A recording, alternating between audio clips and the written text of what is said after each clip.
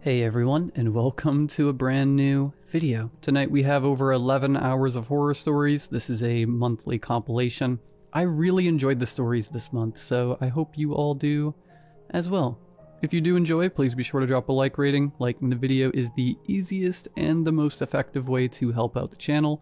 Subscribing if you are new is also very much appreciated. At the time of recording this intro, we are about 60 subscribers away from hitting 134,000. This video goes up tomorrow, so there's a chance that we've already hit it. But if we haven't, or if you just want to subscribe to the channel because you enjoy the channel, I'd really appreciate a sub. It is also a pretty good way to help out. Anyways, sit back, do whatever it is that you do to relax. Enjoy the stories that I have for you all tonight with no mid-roll ads. Except for the ad break after this intro, there will not be any more after that one. And as always, I hope you all have a great night. I've always wanted to make this trip. My whole life, Seattle has been my home, and I'd never ventured far before now.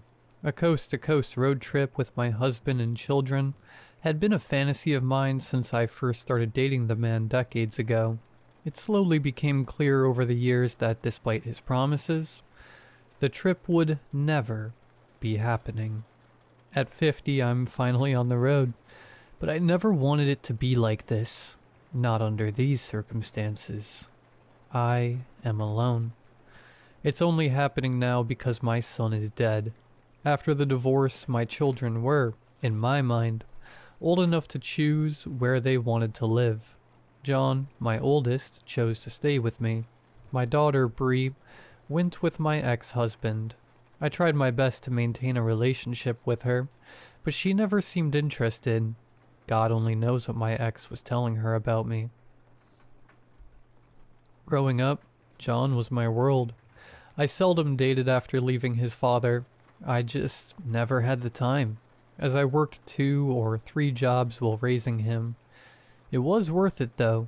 John knew about my dream trip. He brought it up several times along his journey to becoming a man. "You'll get your trip one day, Ma," he'd said, "even if I have to take you myself." His funeral was the worst day of my life. My ex-husband and daughter were there, and a piece of me hoped I would have at least some support from them. But it wasn't to be. The glare my ex gave me said everything, even though he didn't speak the words. "It's all your fault." I couldn't even bring myself to speak at the podium after that. My daughter gave a eulogy instead. Through sobs, she lamented her rocky relationship with John, and how much she regretted her role in them not being close. She even went as far as to tell everyone that he had been her inspiration to becoming a paramedic. John had never married, so I suppose it shouldn't have come as a surprise that he had appointed me the executor of his estate. It was then I learned he had listed me as the beneficiary of $1 million life insurance policy. I didn't give a crap about the money, or really much of anything. I spent a lot of time watching videos of my son on my phone. Every time I pressed play, I wished the house fire hadn't destroyed the old tapes from when our family was together. I would have given anything to see those again. It was at this low point I knew it was time for that road trip. It started off normally enough. I made the usual tourist stops, as well as many off the beaten path, discovered through years of research. It wasn't until the Midwest that the problem started. I won't name the state, just in case. I had been driving long enough to not remember what time I had started that day. The sun had long since set when my low fuel warning pinged from the dashboard. The timing was perfect, as I could barely keep my eyes open. I pulled off at the first exit I saw that listed a gas station, and slowly followed an empty road for miles towards a promised town. Johnstown. Seeing the name made my spine shiver, but a glance at the gas gauge decided the matter for me. After several uncomfortable miles, the lights of a gas station appeared along the main road into town. As I pulled up to the pump, I noticed the absence of a credit card reader. Well, I did not want to enter the small building before me as a woman alone at night. The .32 Tomcat pistol in my purse gave me enough nerve to go inside to buy fuel. Though outdated, the inside was surprisingly well maintained. I went straight up to the counter, where a young man in a camo hat stood, looking thoroughly uninterested. "Hi," I said, forcing a smile. "Can I get some gas on the pump out there?" The man stared at me without a word. Though I held my smile, I felt the hairs on my neck standing up. I could have sworn the lights inside dimmed slightly when he began pushing buttons on the register. "How much?" he asked in a monotone voice. "50, I said, sliding cash onto the counter. "Keep what's left, if there is any." Without breaking his gaze to so much as glance at the bill, the man slowly reached for it. For a moment, the image of him snatching my arm and pulling me over the counter flashed across my mind, but he simply opened the drawer and placed the bill inside. "Anything else?" "No, sir, that's it. Thank you," I said before speed walking back to my car. Though I kept my head down, I could feel his eyes on me as I pumped. I considered making a break for the highway, but my eyelids began to flutter once more once back inside my car. I could see the town ahead, and decided it wouldn't hurt to at least see if the motel seemed safe.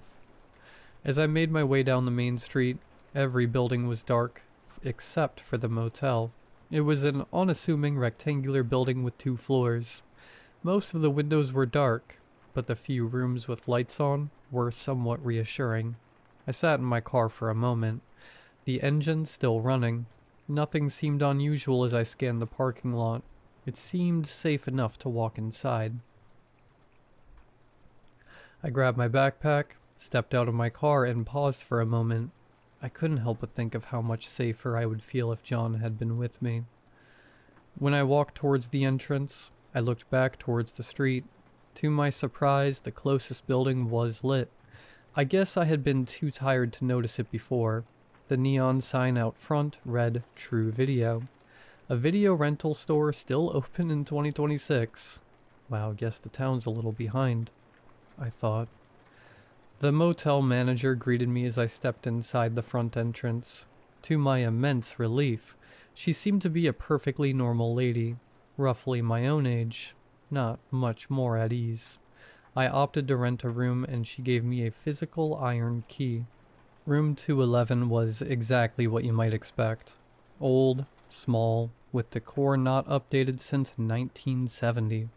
What paint that was visible in spots above the dreadful floral wallpaper was a weathered yellow. A green bed sat against the back wall, facing a dresser with a TV on it.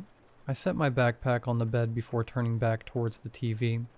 It had been years since I had seen an old tube television, and right next to it, an honest-to-God VCR. My mind went straight to 1999 when John was little. Once a week, I would take him to Blockbuster, and we would choose a film for a family movie night. I thought back to True Video across the street. The nostalgia was too enticing. I made my way out into the cool air night. The hum of the neon sign soon broke the silence of the empty streets as I approached True Video. A bell on the door dinged as I stepped inside, but nobody approached the empty counter. I paid little attention, instead focusing on finding the family movie section. After a brief search, I held in my hands a copy of my son's favorite childhood movie, All Dogs Go to Heaven. I stared at the tape as I stood at the counter, lost in my memories. "Anything else for you tonight, ma'am?" came a familiar voice. My eyes snapped upward to see the young man from the gas station smiling at me from behind the counter. I felt a chill race throughout my body. I couldn't respond. While the young man's clothes and demeanor were entirely different, it was definitely him. This time, however, I noticed a small, circular scar on the side of his neck, as well as a name tag, Michael. My silence seemingly didn't affect the man, as he held his warm smile for several silent seconds. I regained control of my body and shook my head vigorously. "All right then," he beamed. "Your total is $537. quickly, and with a shaking hand. I pulled a 5 and a 1 from my purse and dropped it on the counter, ignoring his outstretched hand. The man simply scooped the bills off the counter as if I hadn't been so rude, and handed me my change. "Thank you for your business, ma'am," Michael said cheerfully. "Have a wonderful evening." I hurriedly left without a word, tape in hand. I didn't stop until I was safely locked back inside of my room, now wide awake. It probably took half an hour to calm down, but eventually I reasoned to myself that the men must be brothers, or maybe even cousins. It made sense with the limited employment options in a town this small. That had to be it. While still on edge, I was finally relaxed enough to push the tape into the VCR and settle myself in the bed. Of course, I was crying within the first 5 minutes of the film. It was like being brought back in time without my son there waiting for me. I cried harder as I thought of his heart attack. He wasn't even 30 yet. The coroner said it had been quick, but John had still died alone in the dark. An hour into the film, I had run out of tears. In a way, the brutal experience had made me feel closer to my baby boy. It had been worth it. I closed my eyes, ready to drift off as the movie played in the background, when I heard it. Static. I guess that's why we got away from tapes, I thought. But before I could even open my eyes, I heard my ex-husband's voice from the TV speakers. "He's beautiful. Good job, Grace." I'd know that moment anywhere. Sure enough, when my eyes snapped to the TV, there was the home video my husband had taken when John was born. The image of me holding our son in my hospital bed came into focus. Every fuzzy pixel matched the old tapes I'd lost in the fire. As I watched myself beam on the screen, the video again cut to static. After a moment came a video shot of the day we first brought John home. My ex gave a tour of the house on camera, proudly showing off the nursery we had built and decorated together. The screen cut again. My cheeks were soaked in tears. I was entirely transfixed. It hadn't even entered my mind how impossible this was. John's first Christmas. My dearly departed parents beamed as John happily beat the hellfire out of the toy they had gifted him. I saw the pride and joy on my own face. The video ended just as I remembered it, with John crapping himself loudly in his high chair. My parents' laughter was broken by another wall of static. John's first birthday played next. Then his first words. Well, we recorded those later in the day when he did it a second time.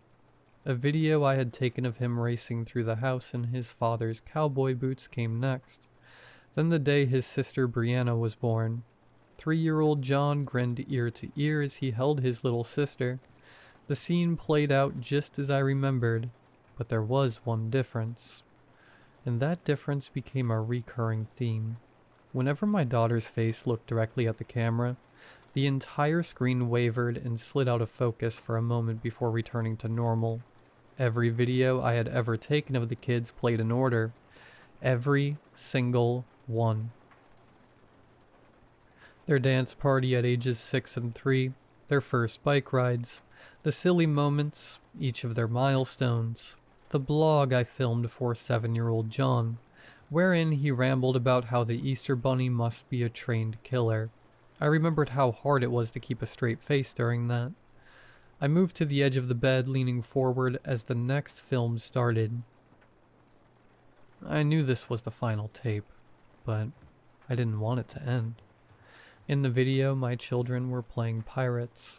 My son was sword fighting my daughter, and despite being a full head taller, he had been letting her get strikes in against him. John had clearly intended to lose, throwing an exaggerated lunge and leaving himself wide open, holding that pose to give Bree a chance to strike. She saw the opportunity and stabbed him in the chest with her foam sword. John died in the most over-the-top way he could, falling dramatically to the ground and announcing his defeat. Bree straddled him and paused. I thought she was making sure he was dead, or maybe even legitimately concerned. Then she brought her sword down on his face in a rage, over and over shrieking, "Die, die, die." The video ends abruptly then, as I shut the camera off to separate my kids and explain to Bree that there was no need to be so violent. The screen went black. I stared into it, barely holding myself together. This impossible, one-way conversation with the past had drained my soul. I tensed to stand up, but then the screen began a new video. One I had taken on my phone. John's 16th birthday.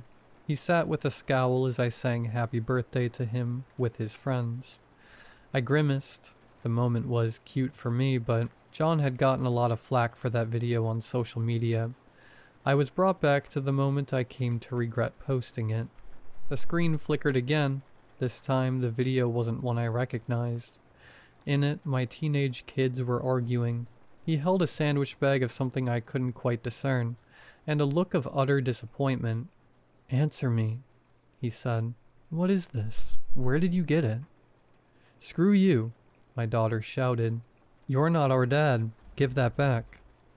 "Sis, this stuff can get you arrested."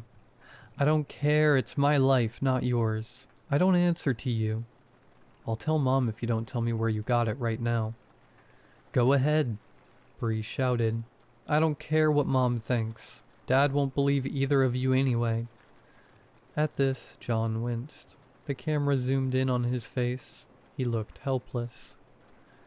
"I just don't want you to lose everything," he said quietly. "I'm not gonna, you idiot," she screamed. "You think I've never done this stuff before? I'm gonna party if I want, and you can deal with it." Before I could acknowledge the frozen brick that had fallen into my gut, the video changed again. It was the home I shared with John after the divorce. The shot came from somewhere across the street. The house was dark and nothing seemed amiss.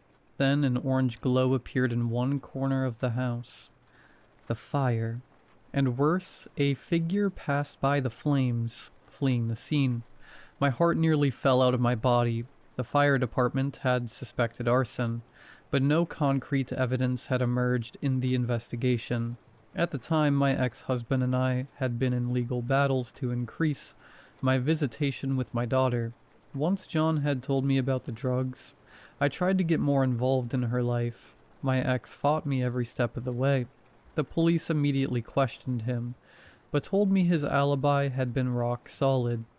I was numb, but I didn't have time to dwell on the revelation, as the next video began. John's high school graduation walk. A happy memory, out of place for this time, but one I had filmed myself. His father had chosen not to attend, but his sister had. When the final video appeared before me, John sported the same new haircut as he had the year he died. My two kids were sipping vodka at John's kitchen table. Things had been strained between them for at least a decade, but my daughter had grown up quite a lot after she moved away from my ex and his influence.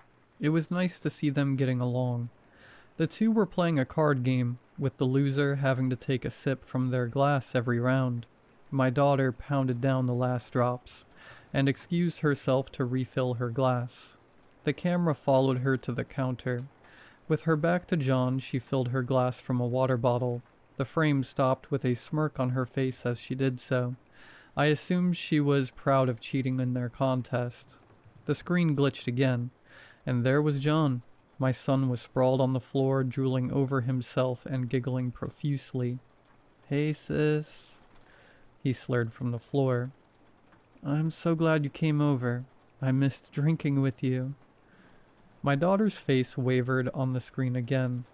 "No, thank you, bro," she said, slowly reaching into her bag, before kneeling down beside her big brother. "You've done your part perfectly." "Part?" he said. "Oh, am I an actor now?" The camera suddenly shifted to my daughter's point of view. "Sure," she said, glancing down at the syringe in her hand. A real A-lister. John grinned, his head flopping onto his shoulder. "I'd like to thank the Academy for..." he started, But the alcohol had taken its toll. My heart thundered as I watched Bree take the cap off the syringe. "I've got you, bro," she said soothingly. "Just sleep." I watched helplessly as whatever she gave him took effect.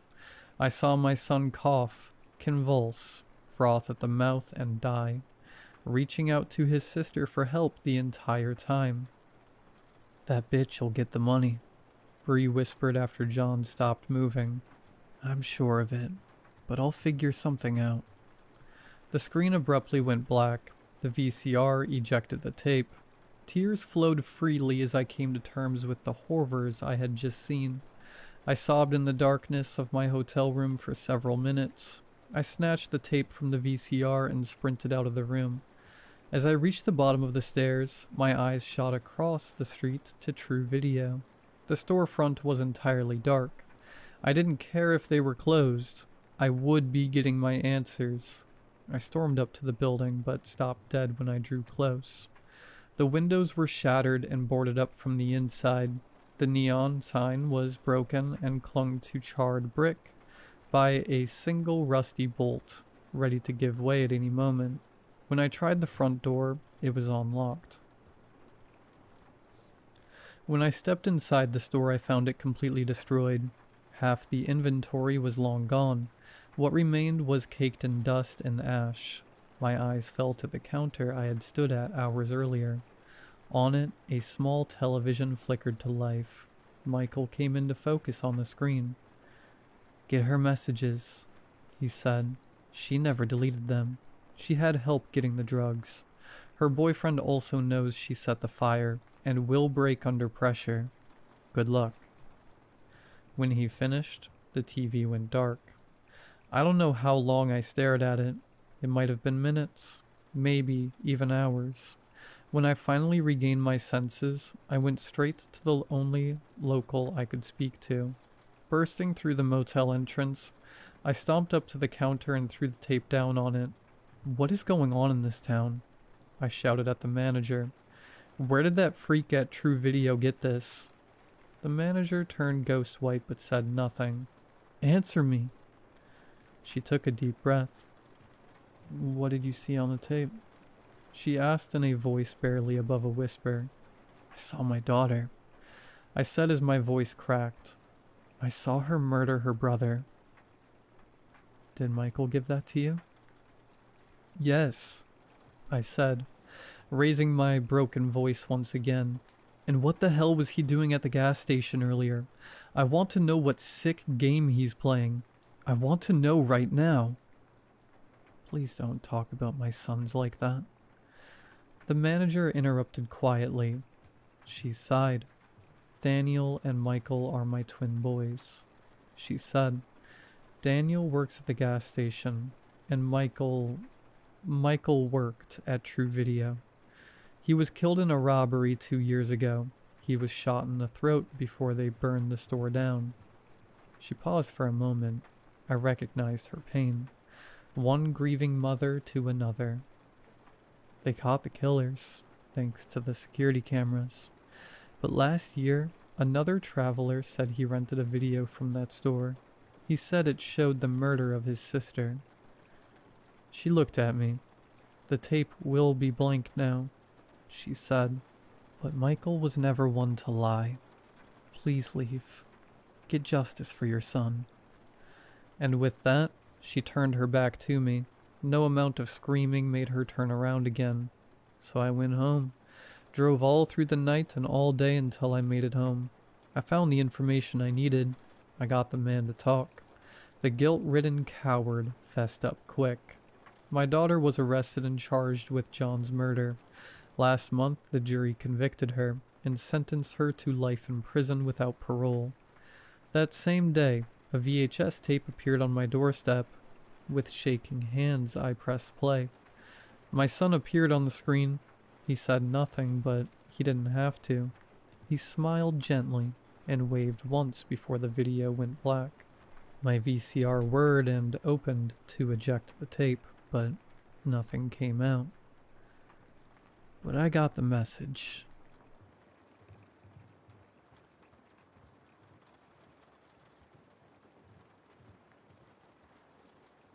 I'm typing this from his study. The Wi-Fi cuts every 10 minutes, and I don't know if this will post.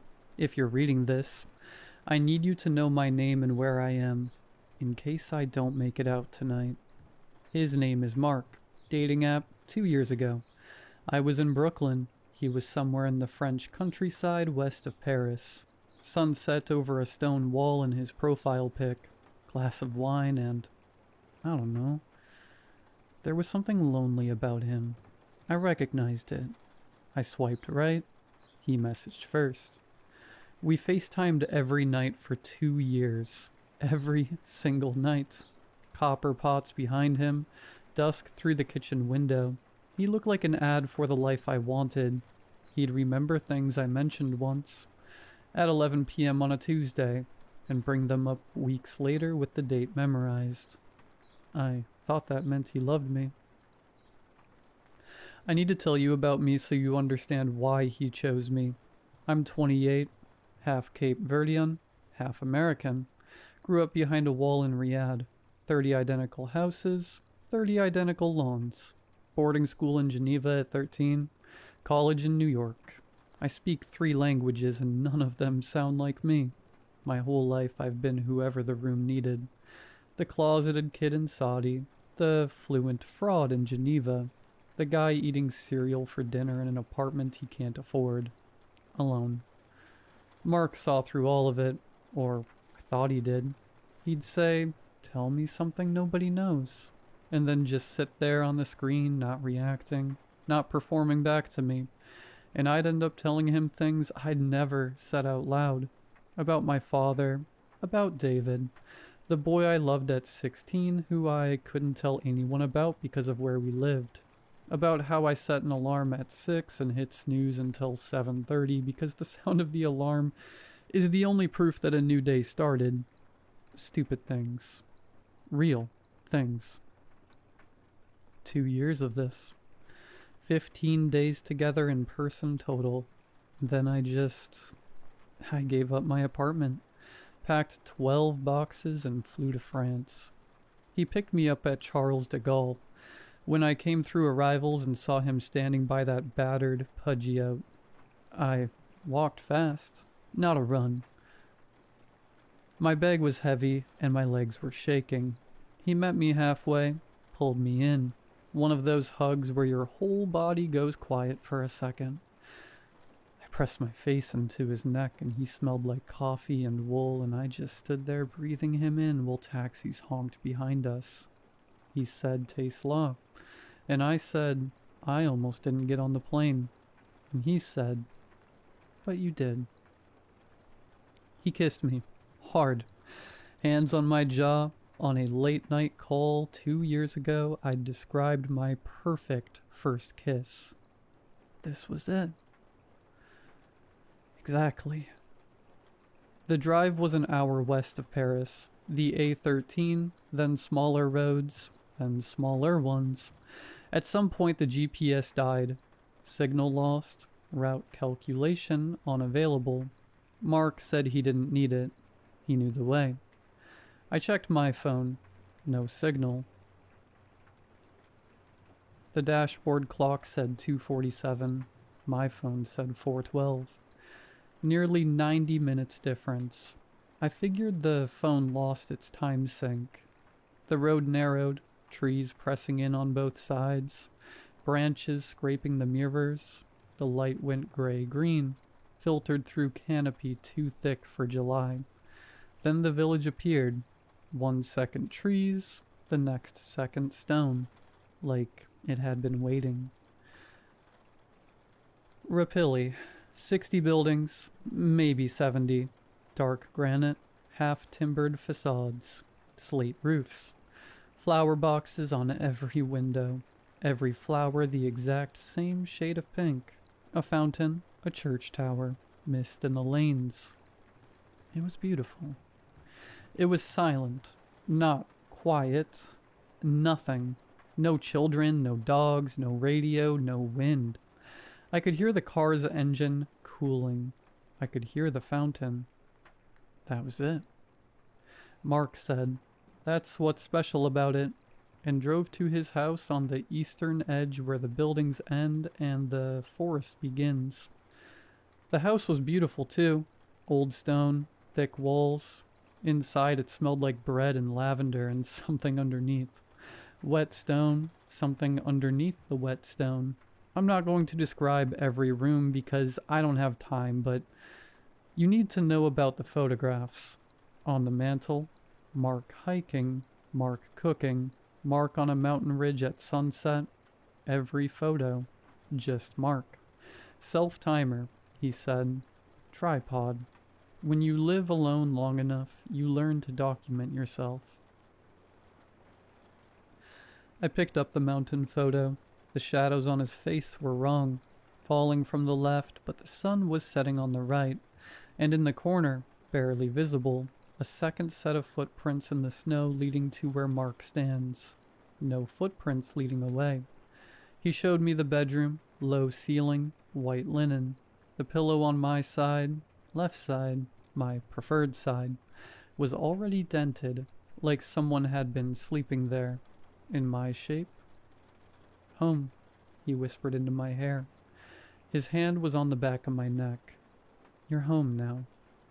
When he touched my face, his hand was cool. Not cold, but not warm either.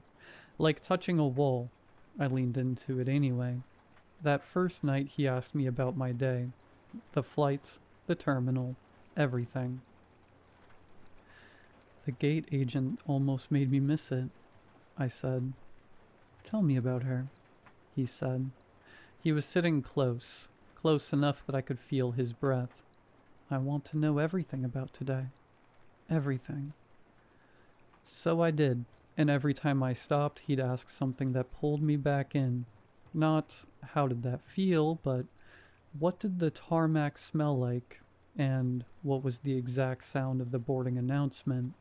I talked for an hour. He just sat there the whole time, not moving, watching me like I was the most interesting thing he'd ever seen. While I talked, his eyes changed. His pupils got huge. Not from the light. They opened with my voice, black swallowing the brown. When I stopped talking, they shrank back. When I started again, they opened, like breathing. After I fell asleep, I half woke up and felt his hand in my hair. Same strokes, same pressure, over and over, exactly the same each time. A loop. I put my hand on his chest. It rose and fell perfectly, but there was no heartbeat, just a vibration. The hum of something running on the walls, the sound a refrigerator makes, the sound of machinery. I told myself I was tired, jet lag, new bed. You tell yourself whatever you have to at 3 a.m. when the other option is getting up and leaving and having nowhere to go. Later that week I woke up at 4 a.m. Mark was on his back, eyes wide open, fixed on the ceiling, unblinking. His lips were twitching, fast, making shapes that weren't words in any language I know. This low sound coming out of him, almost static, but shaped, like syllables. I touched his shoulder and he snapped awake. Not gradually, not with the confusion of sleep. Instant. A smile assembled itself on his face. Can't sleep? He said. Another night, I looked out the bedroom window at 3 a.m. and Mark was standing in the garden, 20 meters from the tree line, arms at exactly the same angle from his body. A moth landed on his forearm, crawled up to his face. Over his eye, he didn't blink. Then his head started to rotate toward the window. Just his head. Shoulders didn't move. 20 degrees. 30. Past where a neck should bend. When it faced me, it was still smiling. I hit the light switch, looked back. Gone. A perfect circle of dead grass where he'd been standing. The bedroom door opened behind me. Mark. Pajamas. Glass of water. Hair mussed. He couldn't have gotten there that fast. You were outside, I said. In the garden. Your head was... I was in the kitchen. His voice was soft, concerned. I couldn't sleep. You were sleeping so beautifully I didn't want to wake you. He stepped closer. Why would I go outside, in the dark, when you're here? And it sounded right. It sounded so right that I almost started crying because what if I imagined it? What if I was already losing my mind? He touched my face. Cool hand. Let's go back to bed. I can hear him moving around downstairs. The roads loop. I went for a walk on day 3. Past the fountain, past the bakery, past the church. Out the southern road. 20 minutes. The road curves, the trees thin. Open sky, then rooftops. A church tower. The village square. I was back. I'd walked in a straight line. I tried again. Marked a tree with a scratch from a rock. Walked 15 minutes the other way. Open sky ahead, and then I emerged into the square. My scratch was on a tree at the edge of the square. The forest had moved. I told Mark. He smiled. The roads know where they go, he said. He put a plate in front of me. Every path leads home. The village isn't on any map. I searched from the study. 1 bar of Wi-Fi. Typed Rapilli Commune Calvados and got a census page. Population 44. Okay. Tried. Rapilli Village, France. Nothing. Rapilli, Calvados, directions. Nothing. Page loads, sits there, times out. I tried BBC. Loaded fine. Read it. Fine. Anything about this place specifically just stops. We're not on the map, Mark said. It's ours, our own world. The villagers smile, all of them. The same smile, same crinkle at the eyes, same slight part of the lips. The old man on the bench, the woman sweeping her doorstep, the baker, like they all learned from the same photograph. One morning I watched a fly land on the baker's eye. It crawled across his iris. He didn't blink. He was still smiling at the closed door after I left. I went for a walk one night at 2 a.m. because I couldn't sleep. The square was empty. Every window dark. Every door closed. And then at dawn, they were simply there. Between 1 second and the next. The old man on the bench. The woman mid-sweep. Like a game loading from a saved state. Mark threw me a dinner party. The 4 guests arrived at the exact same moment, walking in unison, footsteps hitting the cobblestones in rhythm. One of them ate dessert. I watched his jaw work as he raised the fork, but when his mouth opened for the next bite, the previous one was still there. Unchewed, dry. Every embrace at the door was the same duration. 3 seconds. I counted. One more thing about the dinner.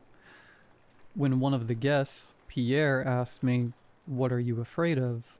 the table went still. All 4 of them turned their heads toward me. Not all at once. In sequence. Their smiles didn't change. I found Mark's laptop one day while he was out. Empty. No files. No folders. No browser history. It had never been connected to the internet. It was a prop. The whole room was a prop. In the bottom drawer of his desk, I found a pencil drawing. A man's face with sharp cheekbones and dark eyes. Under it, in tight handwriting, Thomas, first attempt, 1878. The journals. I have to tell you about the journals. Wi-Fi dropped again. My hands won't stop shaking. Attic. Cardboard box. Soft with damp. Dozens of notebooks. All Mark's handwriting. The first page. Subject. E. Marsh. Preliminary observations. That's me. E. presents as anxious avoidant with strong people-pleasing tendencies. Third culture kid profile. Cape Verdean, American raised in Riyadh, Geneva, Brooklyn. Adaptive personality architecture across all three. He becomes what each environment requires. This makes him exceptionally responsive to sustained attention and active listening. He is not accustomed to being the focus. Dietary: coffee black, 1 sugar. Comfort foods: rice and beans. Mothers: grilled cheese, childhood. Aversion to raw tomato, textural. Sleep patterns: left side dominant. Deep sleep begins approximately 45 minutes after closing eyes. During deep sleep, he is unreachable. Psychological profile: primary wound. First romantic attachment at 16. Male. Name David K. Relationship concealed due to environment. Riyadh. He believes love requires hiding. He will tolerate extraordinary dysfunction in exchange for the feeling of being fully known. Leverage point. Attraction profile: responsive to competence, domesticity, and focused attention. Physical type: broader build, dark features. Manual confidence. Note: deep body shame. Will interpret physical acceptance as proof of love. Exploit. The notes go back years, before we matched, before we ever spoke. Printed screenshots of my Instagram annotated in red ink. My walking route time-stamped. He knew my coffee order, my thread count. He ordered the lavender soap from Bayou because I mentioned once at 11:22 p.m. on November 14th that I liked lavender. Every single detail I thought I was sharing for the first time, he already had in a notebook. He didn't remember because he loved me. He remembered because he was studying me. Every FaceTime call was data collection, and I just sat there in my underwear in my unmade bed, giving him everything because nobody had ever bothered to ask. I broke into the basement that night. The padlock was new, brass against ancient wood. 3 strikes with a hammer wrapped in a towel. Stone steps, narrow. The air changed with each step down. Got thick, warm, body temperature warm. It tasted like iron and dirt and something sweet I didn't want to think about. The basement is larger than the house above it. The beams aren't wood. They branch and join like roots, like veins. When I pressed my hand against one, it was warm, moving, barely.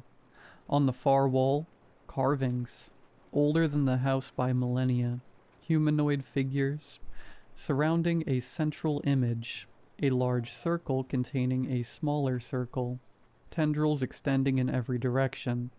Below, in crude Latin, Ne kibum twam amet. I typed it into my phone's translation app. It gave me 2 options. Do not love your food, or do not let your food love you. Against the wall, belongings. 42 collections. Suitcases, backpacks, trunks, each tagged with a handwritten label. Emile Garnier, 1834 through 1851. Thomas Hargreaves, 1878 through 1891. Sophia Johansson, 1912 through 1923.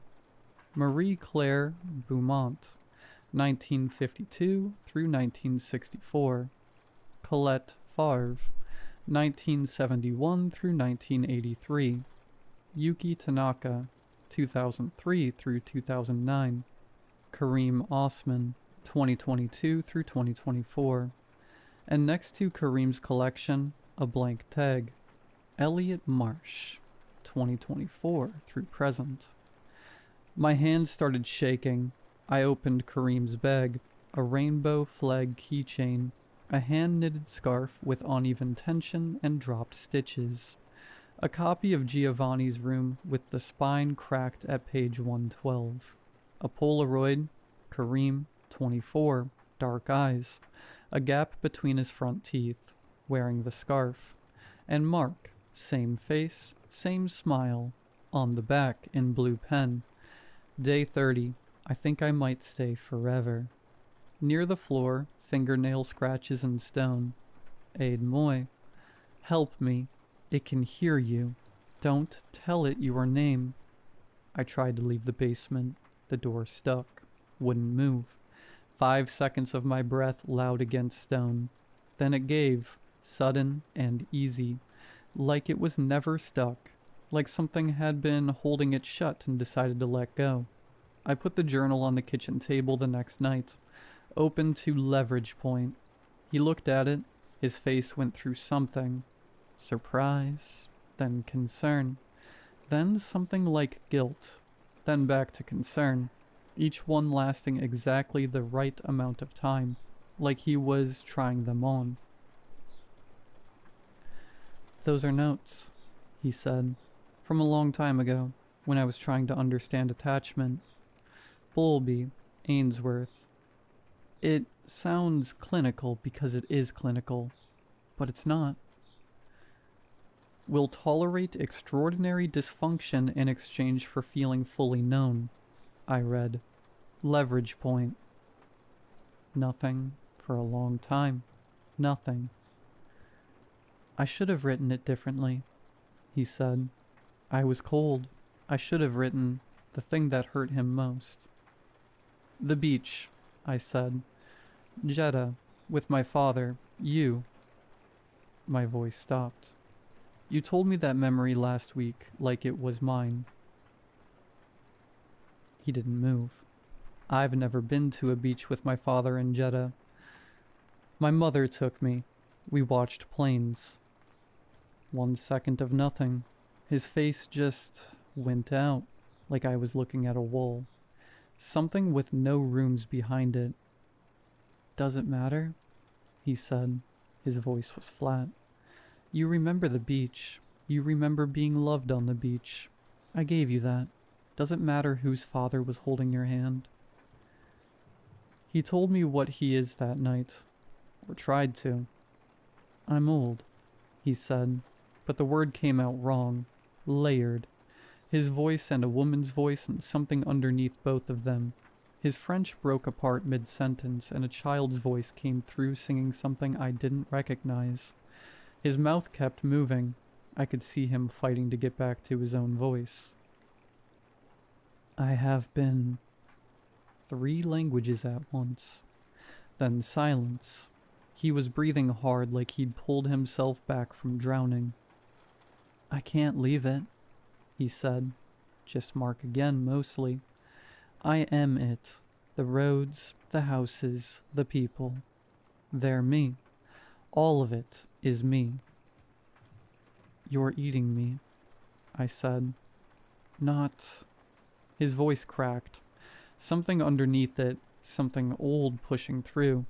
Not eating. When you tell me about the feeling. He stopped, breathed. When he spoke again, it was Mark, mostly. When you tell me about your day, the warmth of it, the ache, the relief of being seen, I take that, gradually, every night. The vividness fades. You become flat. When there's nothing left, you just go out. He said he didn't want to consume me. He wanted me to stay, willingly. And while he said it, he looked at me with this expression that, I don't know. It could have been love, or it could have been something he learned from the 42 people before me who thought they loved him back. I said okay. I took his hand. I let him walk me upstairs. Each step creaked under me, but not under him. Halfway up, I looked back and the living room was dark. Fire out. And from up there, the furniture didn't look like furniture anymore.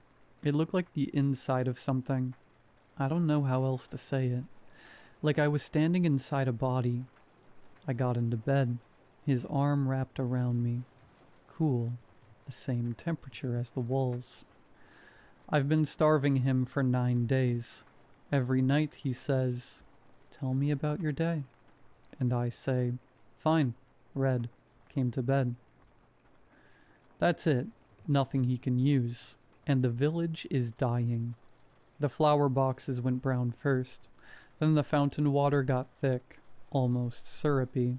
The baker's smile is stuck now, one corner lifting and falling and lifting, like a broken gif. Henry has been sitting in his truck for 3 days. Engine catches, idles, cuts out, catches again. A spider built a web between his wrist and the steering column, and he hasn't moved to break it. The old man on the bench closed his eyes 2 days ago.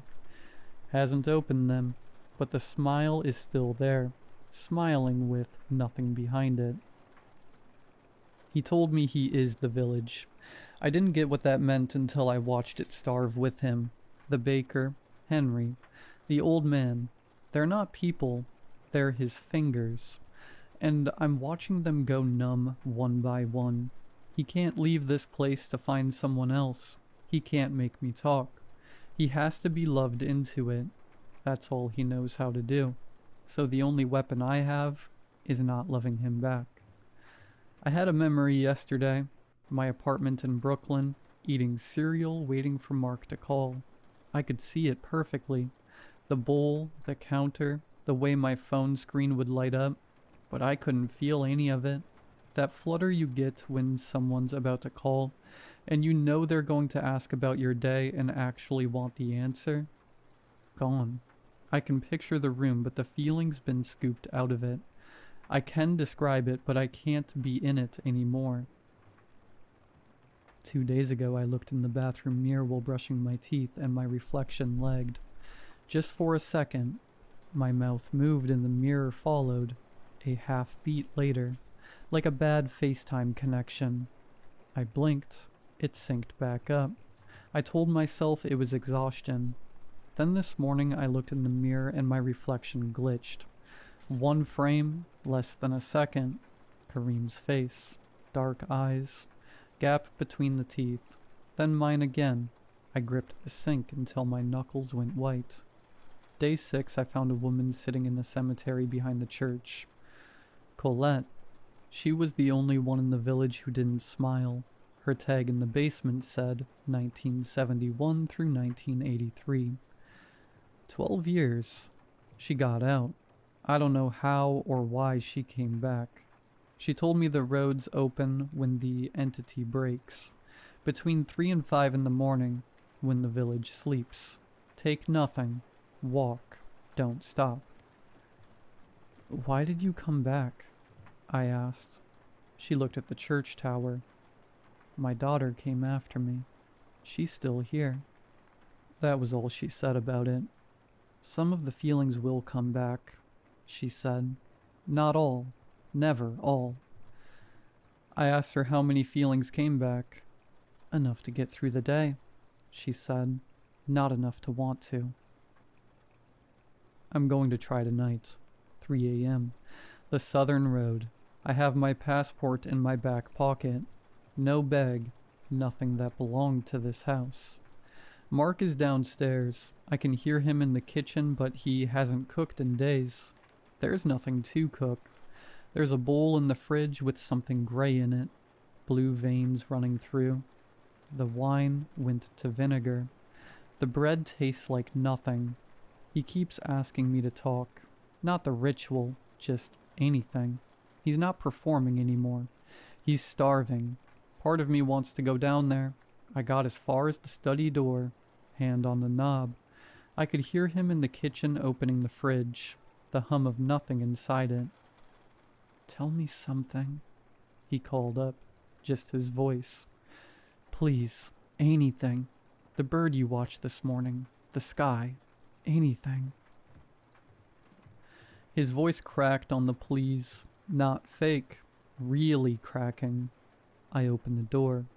I was on the first step before I stopped myself because I remember what it felt like to have someone's full attention, to be asked about my day by someone who actually wanted the answer. And I knew if I sat at that table and told him about the bird, the 3 notes it sang, I wasn't getting back up. Just like Kareem. Just like Colette's daughter. I went back to the study, closed the door. Downstairs, Mark stopped moving. I know it was fake. I know he's been doing this for 200 years, but my body doesn't care. My stupid, lonely body felt it, and it doesn't care that the thing feeling it back wasn't human. I don't know if the roads will open tonight. I don't know if there's enough of me left to walk them. Wi-Fi just flickered. I'm going to type fast. If this posts, if the connection holds, then someone knows my name is Elliot Marsh. I'm in a village called Rapilly, somewhere west of Paris, and a man named Mark is going to ask me about my day one more time. I'm not going to answer. Wait, he's coming up the stairs. I can hear them creaking, slowly, one at a time. He's outside the study door. I can see the shadow in the gap underneath. It's not moving, just standing there. He's whispering in my voice. The night I told him about David played back through the door. I've never told anyone that before. I've never told anyone that before. I've never told anyone that before. On a loop. If I don't post again, check the basement. Look for the bag with my name on it. There won't be much inside.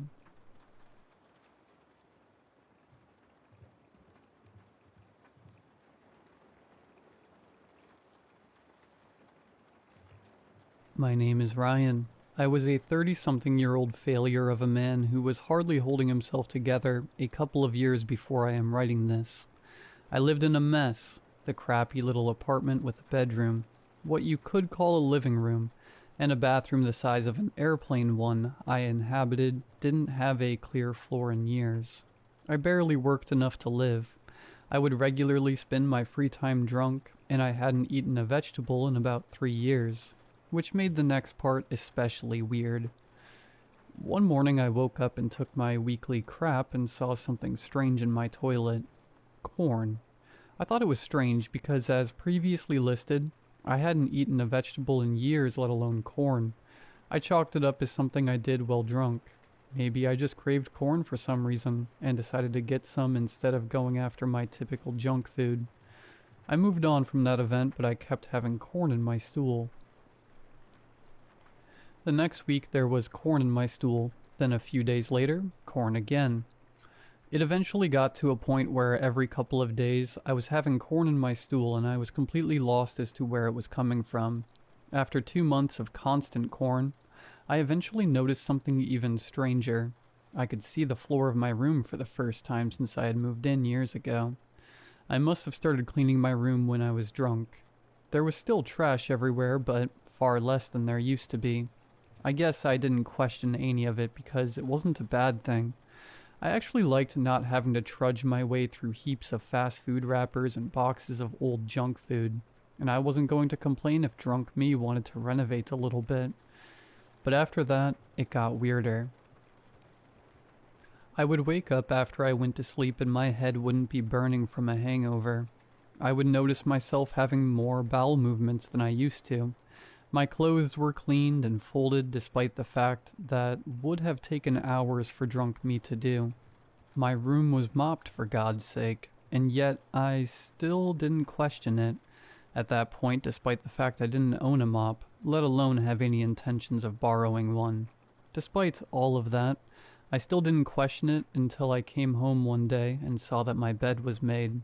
I couldn't have done it because I never made my bed. Drunk me couldn't have done it because he wasn't there, which only meant that somebody else was doing it. My first thought wasn't that somebody broke in, but rather maybe my landlord was doing it, or maybe a concerned neighbor. But then I remembered somebody. I had an old friend from high school message me online about a month before all of this happened. He wanted to say hi to me and catch up. I wasn't exactly willing to, but he was probably the best man I ever knew, and I would feel bad leaving him on red. He was one of the few people who ever spoke to me and tried to befriend me. I kept to myself mostly, but he'd still try to talk to me despite my lack of interesting conversation. I told him that if he wanted to hang out, he could come over in front of my apartment and we could talk for a bit. But he actually took it a step further and came inside and talked to my landlord who happened to be there at the time. Of course, he told him where my apartment was because he had no sense of people's safety, and the thought that this person might be coming in to murder me or something. So needless to say, my old high school friend knocked on my front door and saw my horrid apartment. "Oh," he said to me, taken aback from the sight and smell of my living conditions. How have you been, man?" He managed to stammer through after coming to terms with his shock. "I am fine," I replied in embarrassment and shame. "Do you want to go outside?" We ended up not going back into my apartment. Instead, we went to the front of the complex and talked for a while.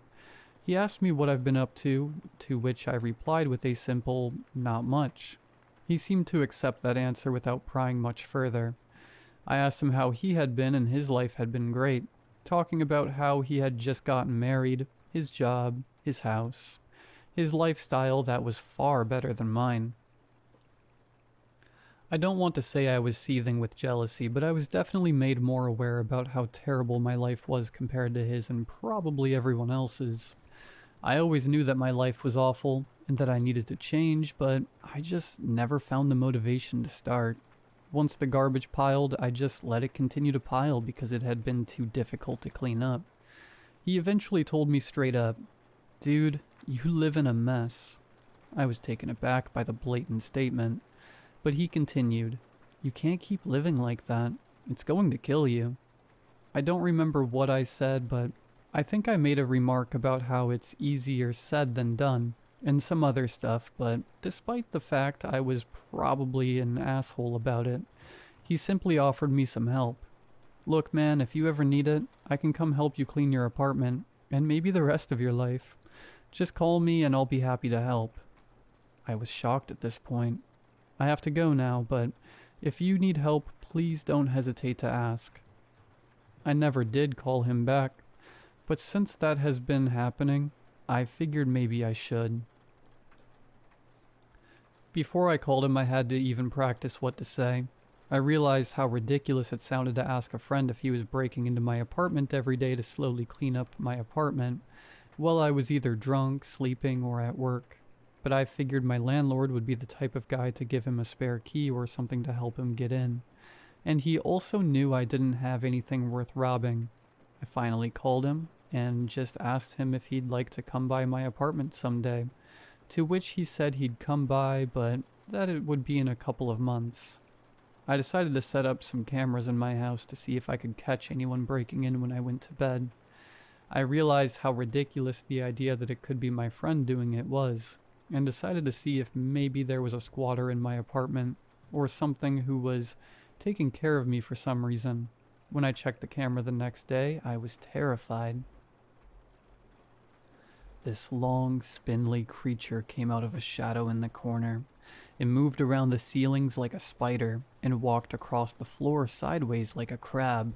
It looked emaciated, with what looked like a 5-foot-tall torso with ribs poking out at the very top. They looked like they could rip through at any second.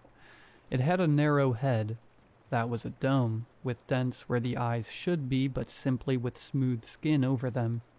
It reminded me of that squid at the bottom of the ocean with 20-foot-long arms. The way they both weren't meant to be seen by the human eye, but were both discovered in darkness. The disproportionately long arms, of which I'm sure there were at least 8, but more seemed to appear and disappear at random. Started scooping up trash, taking it outside and then coming back in. It did that for a couple of hours before coming back inside with a container of something and a large glass of what I assume was water making its way to where I was drunkenly sleeping. It slowly reached an arm out to me, which bent at strange angles I barely understood how it could possibly do without snapping, and pulled the covers over my body, leaving only my head exposed. It proceeded to pour the water down my throat and fed me several different types of food from the container, including strawberries, spinach, cucumber, and of course corn, before it went back to a corner in my room where it disappeared. Now I know what you're thinking. I should have packed my bags then and there and never looked back. I know logically that was the correct choice, but I want you to look at it from my point of view. I was living a life that was the pinnacle of misery. I went to bed in a small apartment with nobody who cared for me, surrounded by filth, to a completely clean apartment with a decent diet. At this point, I had started taking care of myself too. I was bathing more regularly, not drinking as much, and even started cleaning up messes myself too. This was a good thing, and was truly improving my life, even if I didn't completely understand it. The creature even managed to get me a job interview for a place that paid way more. I have no idea how it sent the email, but it was further proof to me that it wanted to improve my life. My life was on the up and up. I got the job the creature landed me an interview for. I was more social. I was happier and healthier. I even started talking to a girl. If you were truly where I was during this time period, you would have been happy about all of this too. Despite the obvious strangeness of it all, it had become such a state for normalcy for me that at some point I sort of forgot about its existence. I stopped checking the cameras after a while because I knew what I would have seen, and honestly, I didn't care how my life was being improved. I was just happy to not be miserable for a change. At this point, I had completely forgotten about my friend coming over. When I heard a knock at my door, I was completely taken off guard by the sight of my old friend, who had a cleaning caddy with multiple sponges, 4 different types of cleaning spray for different surfaces, 2 cleaning brushes, 2 cans of Febreze, and a few other items. He was in shock at the sight of my apartment, which was completely spotless at this point, and almost dropped the caddy full of supplies before catching himself. We ended up talking for hours. Among the many things we talked about, I told him about my new job, the girl I had been seeing, and my complete turnaround. In turn, he told me about his wife and what he did for work. He told me he moved around a lot for work and happened to be staying in the city where I live last time I saw him, and happened to see me online and figured he'd pop in to see how I was doing at the time. He explained to me that when he saw my living conditions, he knew he couldn't just leave an old friend like that. When we finally finished talking, we hadn't realized how late it was. He told me he practically lived across the state, and that it would be at least a 5-hour drive. I invited him to stay the night instead, to which he obliged and said he simply needed to call his wife to tell her he'd be back the next day, and would leave first thing in the morning. When he returned, I offered him my bed, to which he refused. I insisted that he should take the bed, and I would sleep on the old futon that I'm pretty sure came with the place. After I insisted I'd be a terrible guest if I didn't allow him to sleep in a comfortable bed, he finally relented. When I woke up the next morning to my good friend gone, I didn't question it. When he didn't answer my text saying I enjoyed having him over, I figured he was a busy man and probably didn't have time to respond. When the police came to my door, I was more concerned. "Ryan Miller?" the officer asked, with a mixture of concern and accusation in his voice.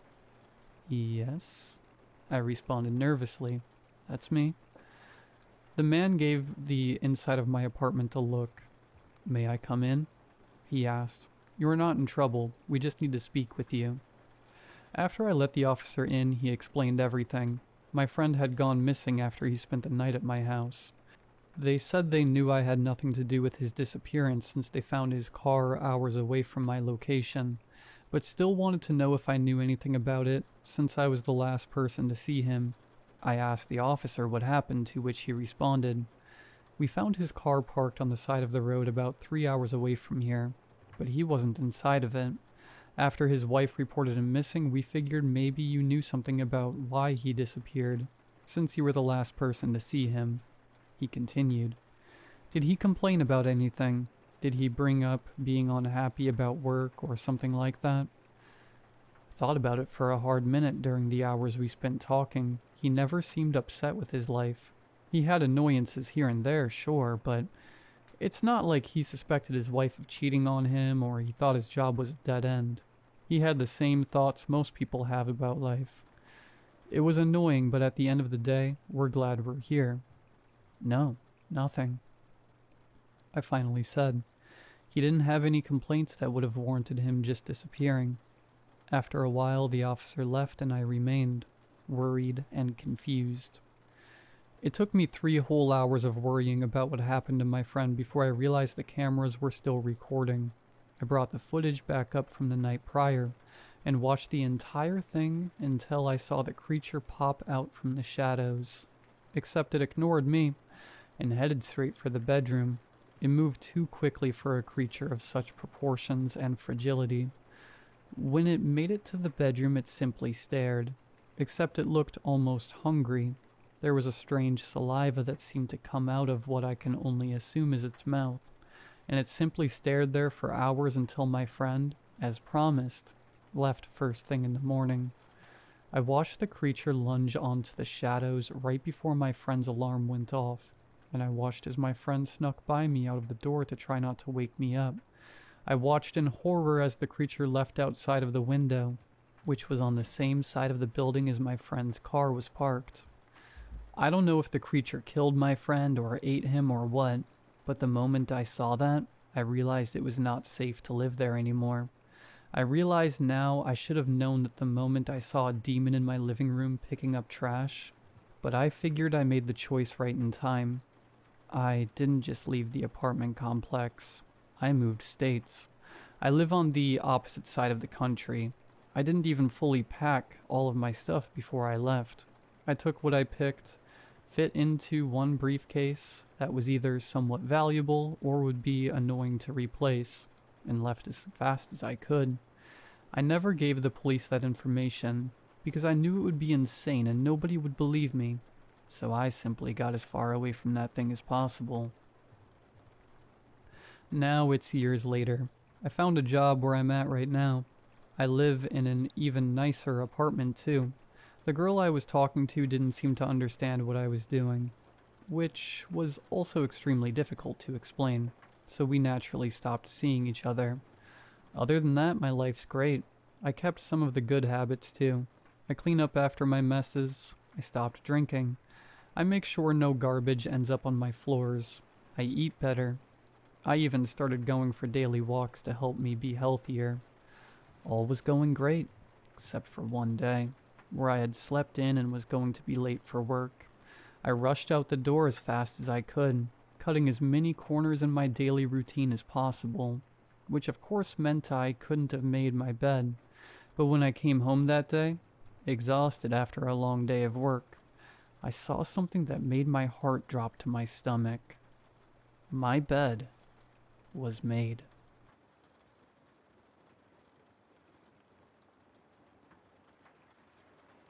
I have a good memory. I don't mean that to boast. It's just meant for context, because context matters a lot here, and I need you to understand that what I'm about to describe is not some sleep deprivation BS or anything like that. I have always had a good memory. I have always remembered faces, names, hyper-specific conversations, or even how the lights came in through a window in my attic at noon 6 years ago, which I have no reason to remember, but I do anyway. My girlfriend finds it charming and calls it my party trick.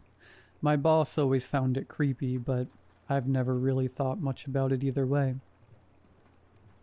It got sharper about 2 months ago. I'm not sure how else to describe it. Something like sharper or cleaner or more tuned in, I guess you could say. Like I'd walk into a room and remember every previous time I'd been in that room, and with such clarity that it made it feel almost physical. I started remembering dreams I'd had years ago, and remembering the names of kids I went to elementary school with, kids I hadn't thought about in near 20 years.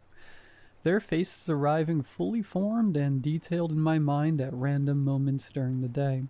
I mentioned it to my girlfriend Sasha, and she just said it sounded like my brain was finally working properly, and joked about it. I just laughed along. This was all before the news footage. I moved to the city about 14 months ago. I moved here from the big city, I'll call it, for a job that turned out to be just fine, but not great. The kind of job you keep because leaving requires way, way more energy than staying. It's a small city. You learn the streets quickly, and you can easily start recognizing faces at the coffee shop, or at the grocery store, or at the train station on your morning commute. I was watching the local news on Thursday evening. I'd recorded it before heading to work. Something about a zoning variance a few blocks over. Just letting it run in the background while I made dinner. The reporter was standing on a street corner doing her segment, and behind her, on the sidewalk, people were walking past in those stiff, awkward walks that people do when they realize there's a camera nearby. I wasn't really watching it until a man walked left to right behind the reporter with his hands in his pockets. And I thought, in the half second before my brain even realized, why am I on the news? I put the spatula down and immediately rewound it. The same face and height. The same dark coat that I own and did not wear that day because it was in my closet with a coffee stain on the sleeve I hadn't gotten around to cleaning. He walked through the frame in about 4 seconds, not really looking at the camera much. I watched it 6 more times. I want to be careful here because I know how this sounds, and I know the explanation that's already forming in everybody's head. Just someone who looks like me. Just a coincidence. Doppelgangers are more common than people think. There are studies about this, somewhere in the world. Some people share your face, and occasionally, one of them ends up in the background of a news segment. I know, I had thought the same thing. The thing is, though, and I need you to stay with me here, my memory does not allow for much uncertainty. I know my own face. I know the way my jaw sits, and I know the way my nose bends slightly to the left from a break I got in high school that never set right, or the specific shape of my hairline. I know these things not because I'm vain, but because a good memory includes the things you see every day, whether you want to remember them or not. That was me. In a coat that I own, on a street I've walked down, on a Thursday that I spent entirely at work and then at home. I told Sasha and she watched the footage. She was quiet for a moment, and then she said it was probably just someone who looked like me. And then she went to bed because it was late and she had an early morning. I stayed up until nearly 2 replaying it. Here is the thing about a sharp memory that I'm only now beginning to understand. Most people, when they see something disturbing, at least have the mercy of imprecision. The details eventually soften and the memory becomes impressionistic. They remember that they saw something strange, but they don't remember every frame of it in perfect fidelity. And that softening is what allows them to eventually decide they imagined it, or exaggerated it, or simply let it recede. I don't get that luxury. I watched that footage 17 times before I turned off the TV. I have not watched it for 6 weeks, and I remember it as clearly as if I'm watching it right now. The grain of the footage, the color of his coat, my coat, the angle of his head, the way he walks. And here's the part I keep coming back to, the part I couldn't articulate until I'd replayed it in my memory enough times to isolate it. The way he walks is not right. Like, it's close. It's very close. But there's just something in the movement that's slightly off in a way that I can't fully name. Like someone who has studied how I walk, and gotten 95% of the way there. I'm posting this because I need it out of my head, and living somewhere else for a while. I've been sitting on it for 6 weeks, trying to talk myself out of it. And I can't, because my memory will not let me be imprecise about what I saw. And what I saw was my own face on a street I walk down regularly, in a coat I own on a day I was somewhere else entirely. Something else happened this morning that I thought I could ignore but couldn't. And I think I need to write that down too. I'll put it in the next update. Actually, wait. I'll tell you the morning thing now, because if I don't, I'll just keep turning it over, and it'll eat me alive. I was at the coffee shop 2 blocks from my apartment. I ordered my coffee and moved to the end of the counter to wait. and looked out the window. He was standing on the opposite sidewalk. Just standing there, with his hands in his pockets, looking at the coffee shop, at the window, at me. He was wearing the coat, and I could see from across the street, even through the glass, that the sleeve was clean. I left my coffee on the counter and forced open the door. By the time I got across the street, he was gone, and the sidewalk was empty in both directions. I stood there for a while. Then I went back inside and got my coffee because I didn't know what else to do. I've been going back and forth about whether or not to post this update because I know how the first part read, and I know what direction people's minds went, and I'm aware that this part is going to push those people further in the same direction, and I genuinely can't do anything about that. So, here's what's been happening. The memory thing has gotten worse. Or more. I genuinely don't know which word fits anymore. It started at just sharpness, as I described before. It felt sort of like a superpower at first, you know? Like my brain had finally shifted into a higher gear and just stayed there. Now it's something else. It started bringing in things I have no business remembering. Yesterday I was walking to work, and I passed the laundromat on the corner of my block, which I've walked past maybe 300 times without a second thought, and I got hit with a memory of what that corner looked like before the laundromat was there. Just a concrete lot, a chain-link fence, and a hand-painted sign that said, "Parking, $2." I've never seen that before. I moved here 14 months ago, and the laundromat has been there for at least a decade, from what I was told. I googled it when I got to work, found a local neighborhood blog post from 2013 complaining about the new laundromat being built there and mourning the loss of the parking. When I went to the images, the parking lot looked exactly the way I remembered it. I don't know what to do with that. The worst one was the carnival. There was a flyer stapled to the telephone pole on my walk home around 2 weeks ago. It was sun-bleached and half-peeled, the kind of thing you'd walk past 100 times without registering. I registered it, and to be honest, I don't know why.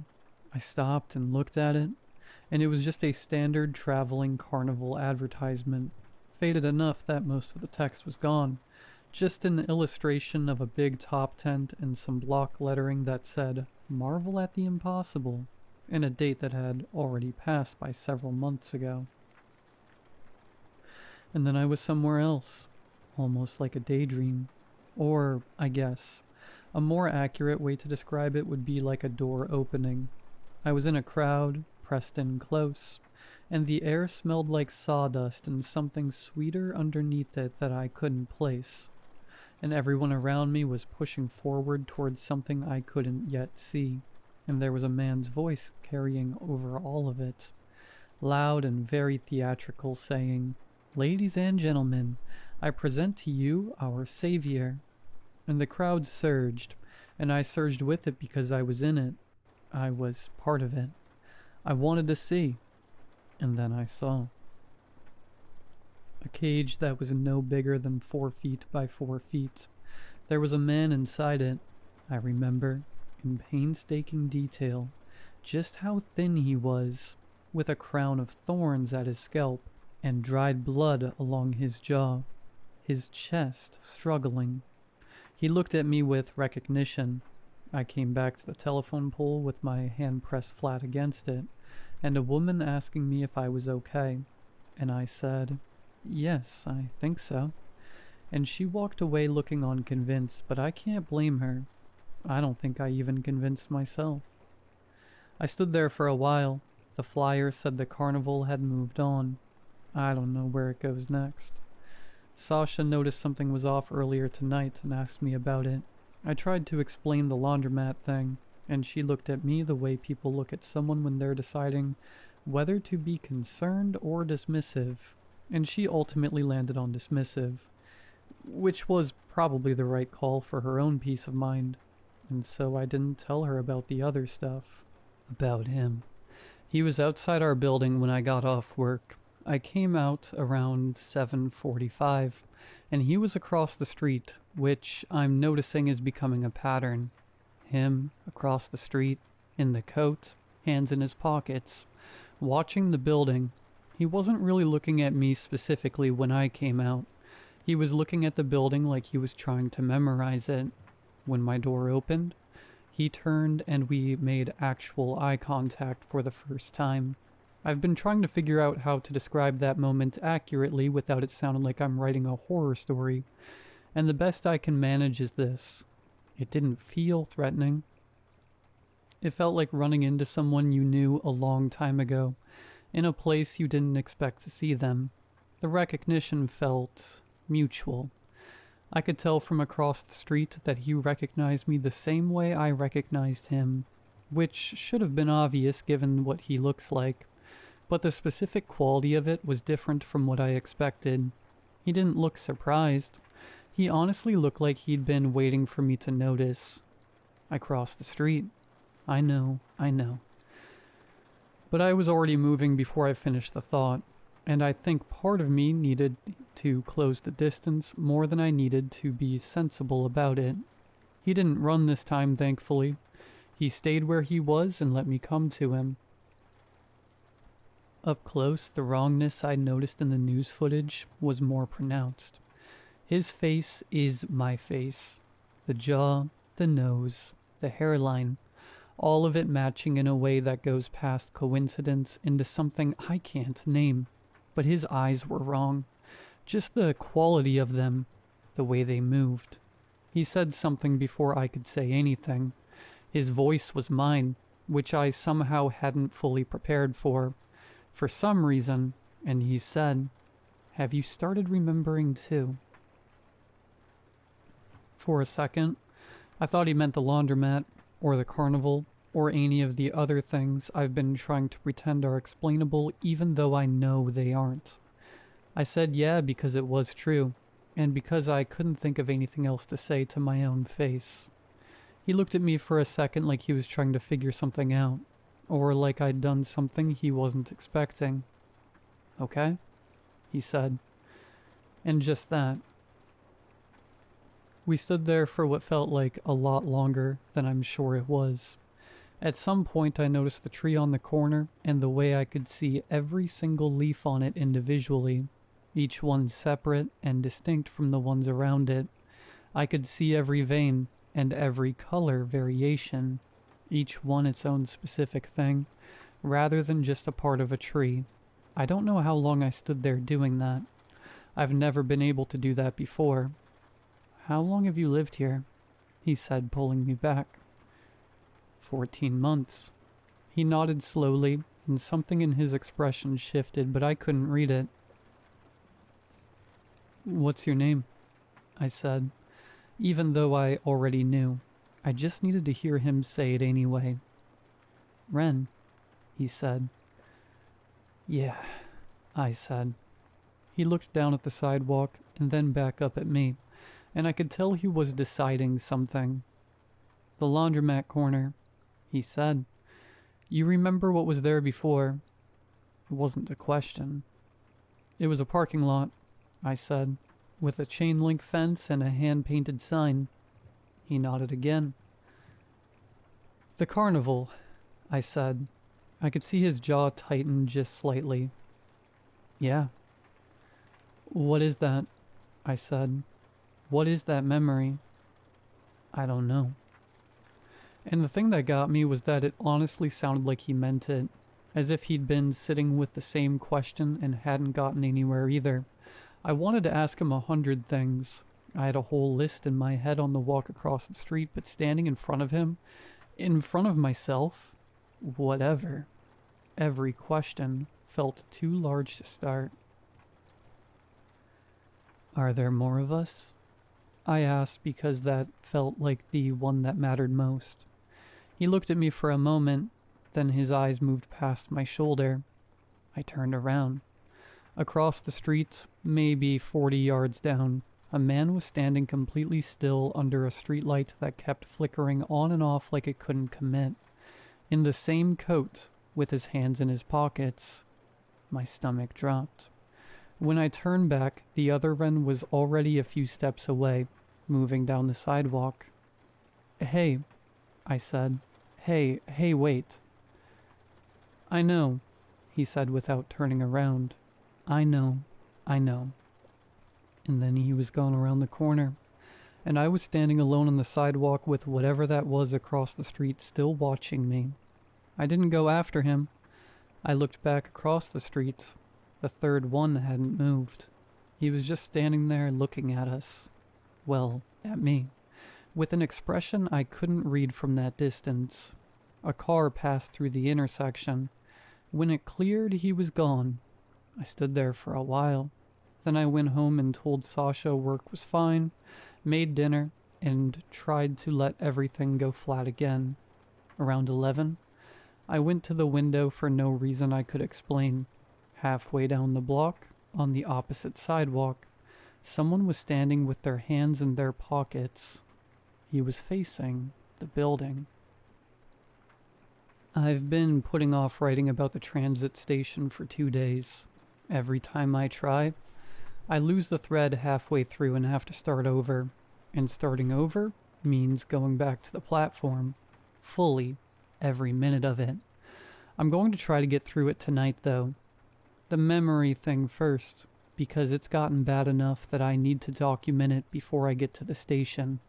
And so you have context for why the station hit me the way it did. I can't watch TV anymore.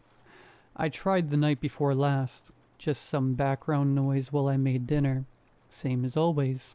And within about 4 minutes, I was somewhere else entirely, standing in a field I had never seen. Well, whatever was on the TV kept blabbering. When I came back, I had a pan on the stove going dry, and Sasha was in the doorway asking me something I didn't catch. The field was so specific in the way basically everything is specific now, which is to say, without softening anything, every detail arriving at full volume and staying there. There was red clay and scrubby grass, a creek running along the south edge of it, and a stand of pecan trees big enough that you could tell they'd been there a long time, their canopies wide enough to block the sky underneath them. Something had been built near the trees once, and was gone now, and all that was left was just a foundation outline in the grass, the shape of walls that had once stood and fallen, and been absorbed back into the ground over however many decades it had been. And I knew the field the way I knew the parking lot, as if I'd been there enough times to ingrain it in every facet of my mind. I knew the smell of that creek. I knew which direction was east even if you closed my eyes and spun me around. I knew the sound the wind made moving through those particular trees, and the way the light came through them in the late afternoon, and the temperature of that red clay soil under my bare feet in August. I have spent my entire life somewhere else entirely.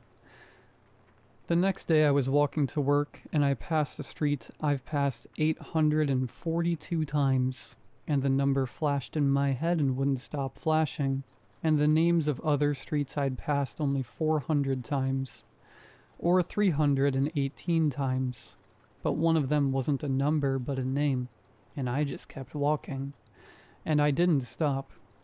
But I stood in the elevator at work for an extra 30 seconds after the doors opened, because I needed a minute to figure out what had just happened, and also because I was starting to understand that the name meant something to a version of me that had been somewhere I had never been, and that version was becoming harder to separate from the current one. I want to write the street name down, and I'm holding off, because the memory thing has gotten to the point where I believe that I've started to understand that some of what I'm carrying doesn't belong to me, and that writing it down feels like something I can't take back, and I'm trying to be careful about what I can't take back right now. There is a thing that happens now when I look at people on the streets. I notice I can hold every face individually and completely, and not the way you notice a crowd as a crowd, but more like the way you notice a single person in that crowd, you've known for years, each one distinct and unrepeatable. Their specific arrangement of features arriving in full detail and staying there. A woman at the crosswalk on Tuesday with a scar above her left eyebrow, paint on her right thumb, and the way she stood with her weight on her left foot. A man waiting for the bus with 3 days of beard growing in uneven patches on his jaw, and a tear in his and a tear in his left coat pocket that he'd tried to mend with a safety pin. I remember both of them now with the same detail as I remember Sasha's face, as I remember my own face in the mirror this morning. Everyone I pass is permanently filed. I carry all of them, and I can already feel the weight of that starting to add up. Sasha asked me if I wanted to see someone, a doctor or a therapist. She was careful about which word she used. I said I was fine. She looked at me the same way she's been looking at me for about a month now, like she's doing math and not liking the outcome. And she didn't push it. I think she's starting to count the versions of this conversation we've had. Anyway, the transit station. I take the same line every morning.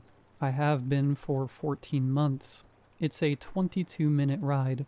I've timed it, and I've done it enough times that the stations are like clockwork. I even know when to look up from my phone without checking the map. 3 Wednesdays ago, and I now remember every painstaking detail of it. I was on the train, and I looked up at the wrong station, or what I thought was the wrong station, because we were stopped somewhere I didn't recognize. The platform was concrete, old enough that the paint had been touched up in patches, several different shades of the same off-white layered over each other across decades. And there was a sign on the wall that I couldn't read from my seat because the train car was between me and it, and I could only catch the edge of one letter. The doors were open. I have no idea how long they'd been open for. Nobody got on. I looked around the car. 2 other people, both with headphones, and neither looking up. The doors closed, and we moved. I pulled up the transit map on my phone and counted stops, and I couldn't make it work. We had been moving for 4 minutes longer than the leg of the trip should have taken, and we'd stopped somewhere that wasn't on my map. And then we were moving again, and I was sitting there with my phone in my hand, trying to figure out if I'd fallen asleep or something. But I had been awake the entire ride. I know because I remember every second of it, and the memory is so clean, and clean is how I know it's real now. I got off at my usual stop, stood on the platform, and checked the map again. The stop I'd seen had no listing. The letter I'd caught on the edge of the sign, I'm holding off on writing it down, belonged to a stop that my line has never served. I went to work, I did my job, I came home. That night, I went back to the transit website and read the terms of service, which I had never done before, and I want to be clear that I'm still not entirely sure why I did it, except that something about the unmapped stop had made me want to know what I'd agreed to when I started writing this system. Most of it was standard liability stuff, fare policies, and accessibility language. Section 14 was not standard. I'm still processing parts of it. So I'll just say that the piece I keep returning to described journey duration between certain stops as non-deterministic, and said the authority accepted no liability for duration discrepancies, and referenced a form I had never heard of, and could find no link to, required before travel past a certain terminal. And I read that section 19 times, and then closed the laptop and sat in the kitchen for a while. And the other thing. The other ones have been appearing more, not just at night outside the building anymore. I saw one at the grocery store yesterday, in the cereal aisle, and he saw me the same moment I saw him, and we both just stood there for a second with our carts, and then he turned and walked out of the aisle and I let him go because there is nothing that prepares you for what to do when you see yourself in the cereal aisle. He looked younger than the one I talked to outside the building, or at least less worn down, and he had the coat on, and he was holding a box of something, and he put it back on the shelf before he left, carefully, like he didn't want to leave a mess, and I went and looked at what he'd returned. It was the same thing I was about to reach for.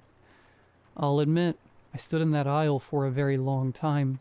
The worst one was on the train, the 20 days after the unmapped stop, the night I was in the field. I got on at my usual station, and there was one already in the car, sitting in the seat I usually take, and he looked up when I got on, and something moved across his face that I'm still working out how to name. The best I can describe is that I was the last piece of something, and now the thing was whole. I sat down across from him. We stood together for 6 stops and said nothing. The car was crowded enough that nobody noticed 2 men with the same face sitting across from each other. Or, if they noticed, they assumed brothers. Or they looked away, because looking away is always easier. At the 5th stop, he stood up and leaned down and said, quietly enough that I had to lean in, "Don't get off at the unmarked stop again." Then he was gone at the 5th stop, and the doors closed, and I sat there with that. I got off at the 6th stop, which is my stop's neighbor, and I waited on the platform for the next train, and when it came I got on, and I rode it past where the unmarked stop had been, and this time the train didn't stop there, and I sat with my face against the window and watched the tunnel wall go past and tried to see anything in the dark, and I saw something. It was the shape of the platform, there and gone in under a second, and I couldn't read it, and the train kept going, and I got off at my actual stop and walked home in the rain. I looked up the history of this transit system when I got home, which took longer than it should have because there's very little of it publicly available, and what is available is mostly technical documents and route histories that don't go back very far. There's a section in the terms of service that reference something called sublayer access, and the phrase has no definition anywhere on the site or anywhere I've researched, and the form it references has no public link, and the office it says to contact has no listed phone number or address, only a name. The office of... I googled that too, and I'm going to leave it at that. I've been having trouble sleeping, and I want to document what that actually means now because it's different from normal sleeplessness, in a way that took me a while to identify. The memory doesn't stop when I lie down. Every day I accumulate, and at night it arranges itself and runs completely, at the same speed as when it happened. And there is no fast forward, and there is no fog, and there is no merciful compression of one day into the feeling of a day. There is just the day. All of it. Every face I passed, and every word I heard, and every detail I absorbed without meaning to, playing back in full, and by the time I've gotten through it, the night is mostly gone, and I'm more tired than when I lay down, and the next day adds itself to everything I'm already carrying. I read once about a man who remembered everything, every moment of every day in perfect detail, which sounds like a gift until you understand that the memories didn't shrink. Each one stayed exactly the size it had been when he lived it, so that remembering a day took as long as the day had taken, and there was no room left over for sleep, and eventually there was no room left over for anything else either. And then he died young. I think about him a lot lately. I have been carrying this city's memory for months, and I am now starting to feel the toll of it. I know it has been here since before any of us arrived. I know my memory is opening toward it, and the opening is getting wider, and the things coming through are getting older and heavier and harder to set down. And the other ones? The ones I keep seeing, the ones who are me at different distances from whatever this is. They've all been on that train. They've all passed that unmarked stop. Some of them, the ones who look the most worn, have done more than pass it. and I can see that in their eyes when I'm close enough. The specific exhaustion of someone who has been carrying more than one life's worth of memory for longer than any one person was built to carry it. I'm going to find out what's on that platform. I'm writing this down first so it exists somewhere outside my head, because the details have started blurring at the edges in a way that scares me more than anything else I've written here, and I want a record of how things look to me right now, before whatever comes next changes the shape of them. My name is Ren. I've lived in this city for 14 months. I have a good memory, but I don't think all of it is mine anymore. I think the city knew my name before I ever moved here. I've been sitting here for 40 minutes trying to figure out how to start this. That's new, by the way, the sitting and staring part. Before all of this, I could write quickly and cleanly without having to go dig for it. Now I have too much, and the problem has inverted itself, which is its own kind of hell that I'd explain if I thought I had the bandwidth. But I don't, so here's what happened. Well, hang on. I should say first that Sasha is gone. She's not dead or anything. I mean that she left, which I'll come back to, or maybe I won't, because honestly, that might be the part of all of this I'm least capable of writing right now, and I need to go through the station first, or I never will. It's been 4 days since I went, and I've started twice and stopped twice, and this is my third attempt. And I told myself this morning that third time's a charm. So, Thursday night. I got on the train at 11:15 at night, which is late enough that I could get a car mostly to myself, which I wanted, for reasons I only partially understood at the time and understand better now than I'd like to, and I sat in the middle of the car, not the window seat I usually take, and I kept my bag in my lap. I should describe how the memory had been in the days leading up to this, because it's relevant and because the only way I know how to tell this honestly is in order. It had been bad. Hell, who am I kidding? It had been worse than bad. I'd started losing the floor underneath things, if that makes sense. The stacking upon stacking of memories was getting so hard to handle, so much so that my own day would start to bleed into one I'd never lived, and I'd catch myself halfway through a thought that wasn't mine, and I'd have to pull back to the surface.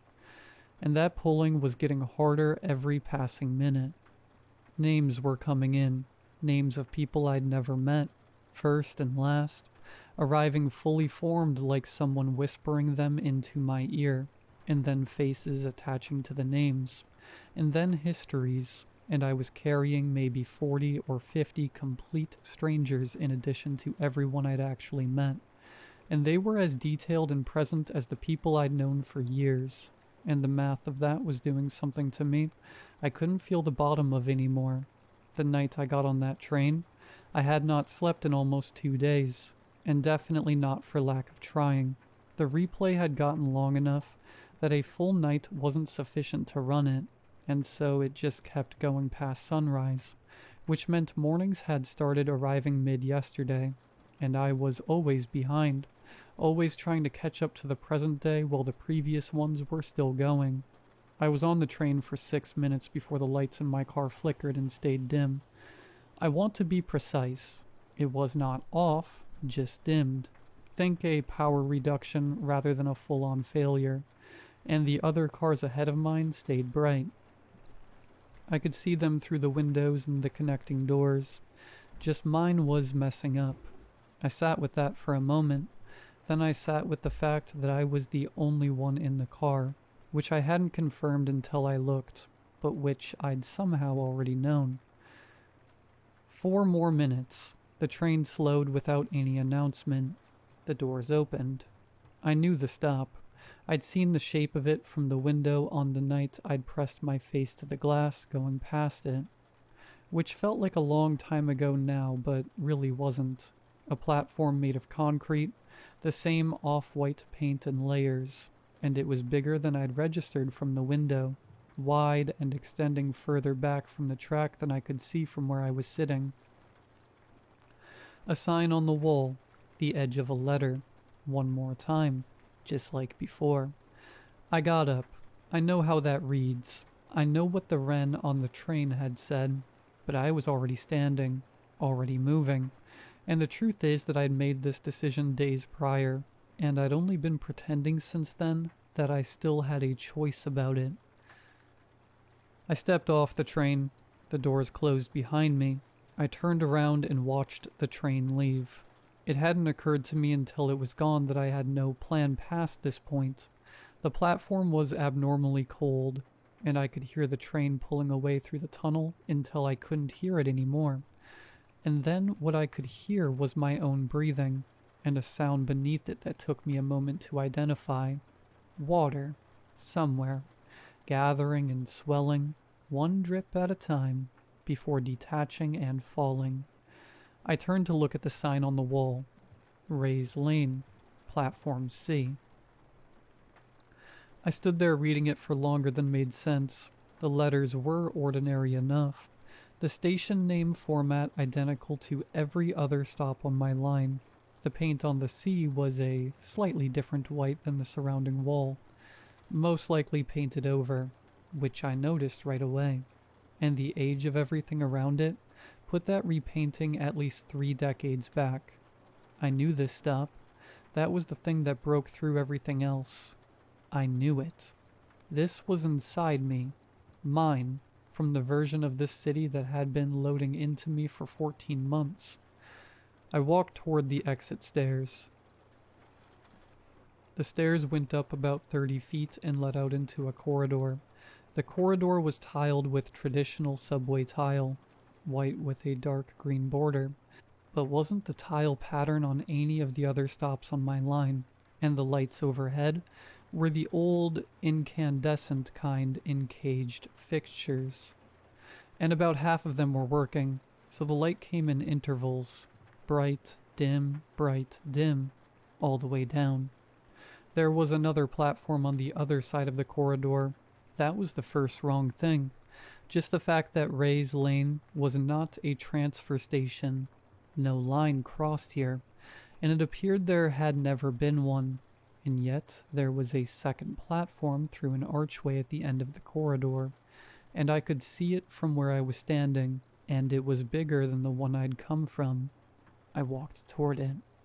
The second platform was a waiting room, or had been one once, with wooden benches in rows, and most of them still upright, while some had collapsed. A ticket window with frosted glass, with a small half-circle cut out at the bottom for transactions, and something smeared on the inside of the glass that I didn't stick around to examine too closely. The ceiling was high enough the light didn't fully reach it, and I couldn't tell you what was up there, and I'm going to stay with that and try not to speculate. A man was sitting on one of the benches. I stopped walking. He was wearing the coat. He didn't look up when I came in, just sat there with his elbows on his knees and his head down, and I could only see the top of his head and his hands, which were clasped together in front of him, and there was something wrong about the stiffness of him, the complete lack of the small, involuntary movements that people make, the shift of the body, the turn of the head, even the rise and fall of breathing, and I stood at the entrance to that room for a long time before I understood that what was wrong was that he wasn't doing any of those things. I said his name. My name. He raised his head. I'm going to try to describe his face, and then I'm going to say one more thing about it, and then I need to move on because I've started over twice at this exact point, and I can't do it a third time. It was my face. All of it was my face. The jaw, the nose bent left, the hairline, everything I know from my mirror, and more than my mirror, because when I was close enough I could see things you can't see in a mirror, like the way the skin sits under my eyes when I'm exhausted, or the specific compression at the corners of my mouth that I didn't know I made until I saw him making it. My face. But his eyes were his, and they were full. That's the only word I have. Full. Full in the way that an overfilled glass is full, or full in the way that a room crammed floor to ceiling with objects is full, in the way that leaves no room for anything else. Full to the absolute capacity of something that had been filling for a very long time, and whatever was filling it had been filling from a source that never stopped. He looked at me, but I was not what he was looking at, because there was no space in him for anything new. I could tell he had been here for a while. I don't know how long, and I didn't ask. I think asking would have required an answer, and I think an answer would have required him to locate himself in time well enough to give one, and I don't think he could do that anymore. I think time, for him, had become what my days had started to become, layered and non-sequential, and getting harder to navigate toward any particular point. "You shouldn't have gotten off," he said. His voice was my voice. "I know," I said. "No," he said like he was clarifying. "You don't know yet." He looked back down at his hands. I stood there, and while I stood there, the memory thing did what it always did, which was accumulate. And I started to understand that accumulation here was different from accumulation on the streets or in the train, because what was in this room felt different than the things above ground. I could feel the walls. I don't mean I was touching them. I could feel the age in them.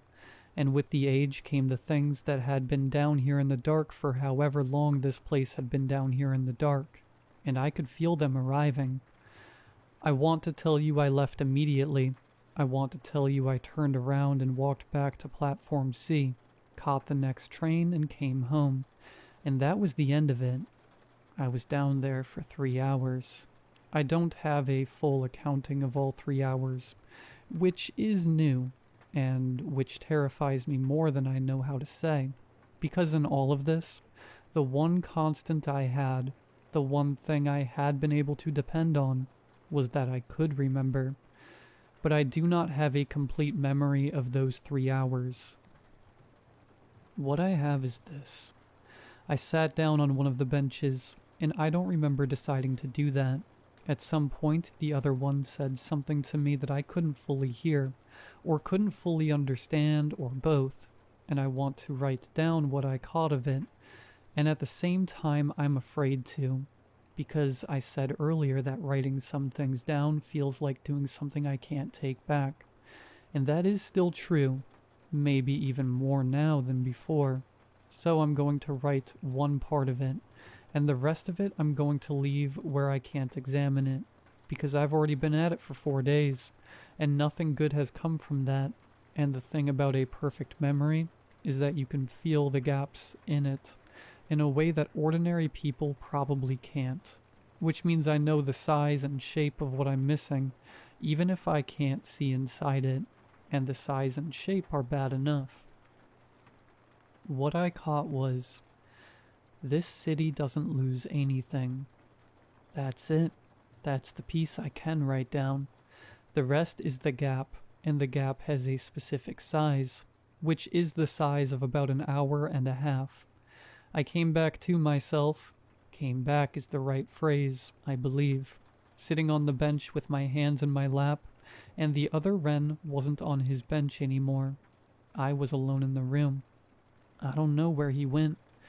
He was between me and the exit when I sat down. I checked the platform, the corridor, all the way back to Platform C, and the station was empty, and I waited there on the cold concrete for another train for approximately 40 minutes by my count, and approximately 11 years by the count of whatever was in my chest. And when the train came, I got on. I got home at 2:45 in the morning. Sasha was still up. I'm not going to write about the conversation that followed because I can't hold it in the right way yet, and because she deserves better than being rendered in a horror story, which is what this has become, and the specific look on her face. When I sat down across from her, is not something I'm going to commit to the record unless I understand what I'm doing better than I currently do. I'll say this much. She looked at me, at my face, for a long time without speaking, and then she said she couldn't tell anymore if she was looking at me. Not in a supernatural way. She said it very plainly, like something she'd been sitting with for a while and finally decided to say out loud. She's staying with her sister. She left the day before yesterday. I haven't posted in a while, and I know how that reads, especially given where the last part ended, and I want to be clear that I'm fine in the basic ways. I'm still going to work. I'm still eating. The memory is what it is. It hasn't gotten worse since the station, but it also hasn't gotten better, and the hour-and-a-half gap sits in the middle of me like a tooth that isn't there anymore, the kind of thing you keep accidentally finding with your tongue. I haven't seen the others in 4 days. I don't know if that's good. I looked up the office of special again this morning, and I found something I hadn't found before. I don't know if it's always been there, or if it went up recently. I'm aware, by the way, of how that sentence sounds, that not being sure of something has always been there is a fully deranged thing to say, but my ability to care about how I sound has taken some hits lately, so excuse me. There's a form. I found the form. It has a name and a processing address, and the processing address is in this city, and it is not very far from Ray's Lane. I'm going to fill it out. I know. But here's the thing I keep coming back to, the thing I've been circling for 4 days without landing on. I went to that platform to find out what was there, and I found it, or at least part of it. And then I lost an hour-and-a-half, and whatever was in that hour-and-a-half, I can feel it, and the city has a memory that never loses anything, and somewhere down there, in that room, in that gap, is the piece of what I'm becoming that I'm still missing, and I can't live with a gap. That's the thing about people like me. That has always been the thing. I cannot live with a gap. My name is Ren. I have lived in this city for 14 months, and I will still be here tomorrow, and I will still be carrying everything I have ever seen, and heard, and touched, and passed, and I still do not know what any of it means. But I think I'm starting to. The form has 12 sections. I've already filled out 11. I should probably say up front that this is going to be the last one. And before anyone asks, no, it's not because I'm done. I'm still here. I'm still going to work every day and coming home every evening and all the rest of it. It's because when you run something like this to ground, eventually the ground has a floor, and I've hit it. Past that, there isn't more to document so much as there is just the thing itself. And the thing itself doesn't translate all that well. I think I've understood that for a while and kept going anyway because writing it down was the only way I had to carry it outside my head, even a little. I don't need that the same way anymore. I'll get to why in a minute. For now, Section 12. I filled it out on a Wednesday, 6 days ago to be precise, which I am always going to be, and I remember the light coming in through the east-facing window at that hour, the slant of it across the table, and the coffee I'd made that had gone cold because I kept reading the section and not committing to signing it, and reading it again. The 12th section was a declaration. 7 lines. The first 6 were factual. Name, current address, length of residency, primary transit line, and home stop number, and one other field that I wrote down without looking at the pen while I did it, which I think was the right way to handle it. The 7th line was a single sentence in a font just a degree smaller than the rest of the document, in a way that I noticed and could not tell you at all if it was intentional or not. I understand that submission of this form constitutes acknowledgement of prior agreement. I signed under it. I folded the form in thirds and put it in the pre-addressed envelope that had come with it, and walked it to the mailbox on the corner and dropped it in. I stood at the mailbox with my hand on the flap for exactly 2 minutes.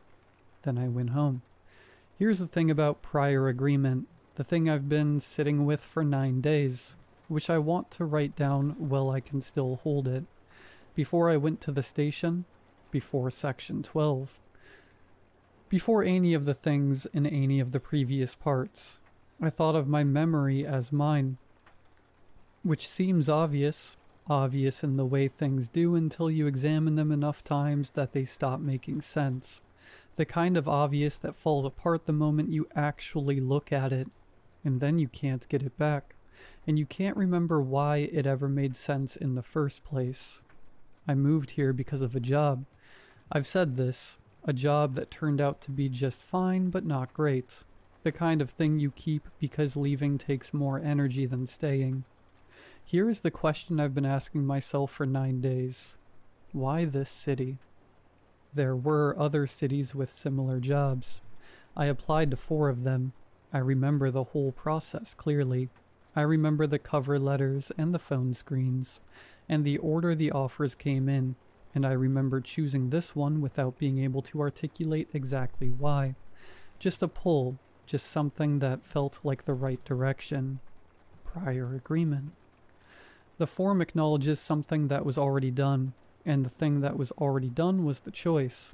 And the choice was made a long time before I sat down at a kitchen table and started filling out applications. And I don't know how far back it goes. And by God, or whatever else is out there, I don't think I'm supposed to know that yet. I'm going to write about the gap now. I've been working up to it since I started this 2 hours ago, and I keep sliding away from it, which is new, the sliding away from something, and I'm going to name that and keep going. The gap began to fill the afternoon I mailed the form.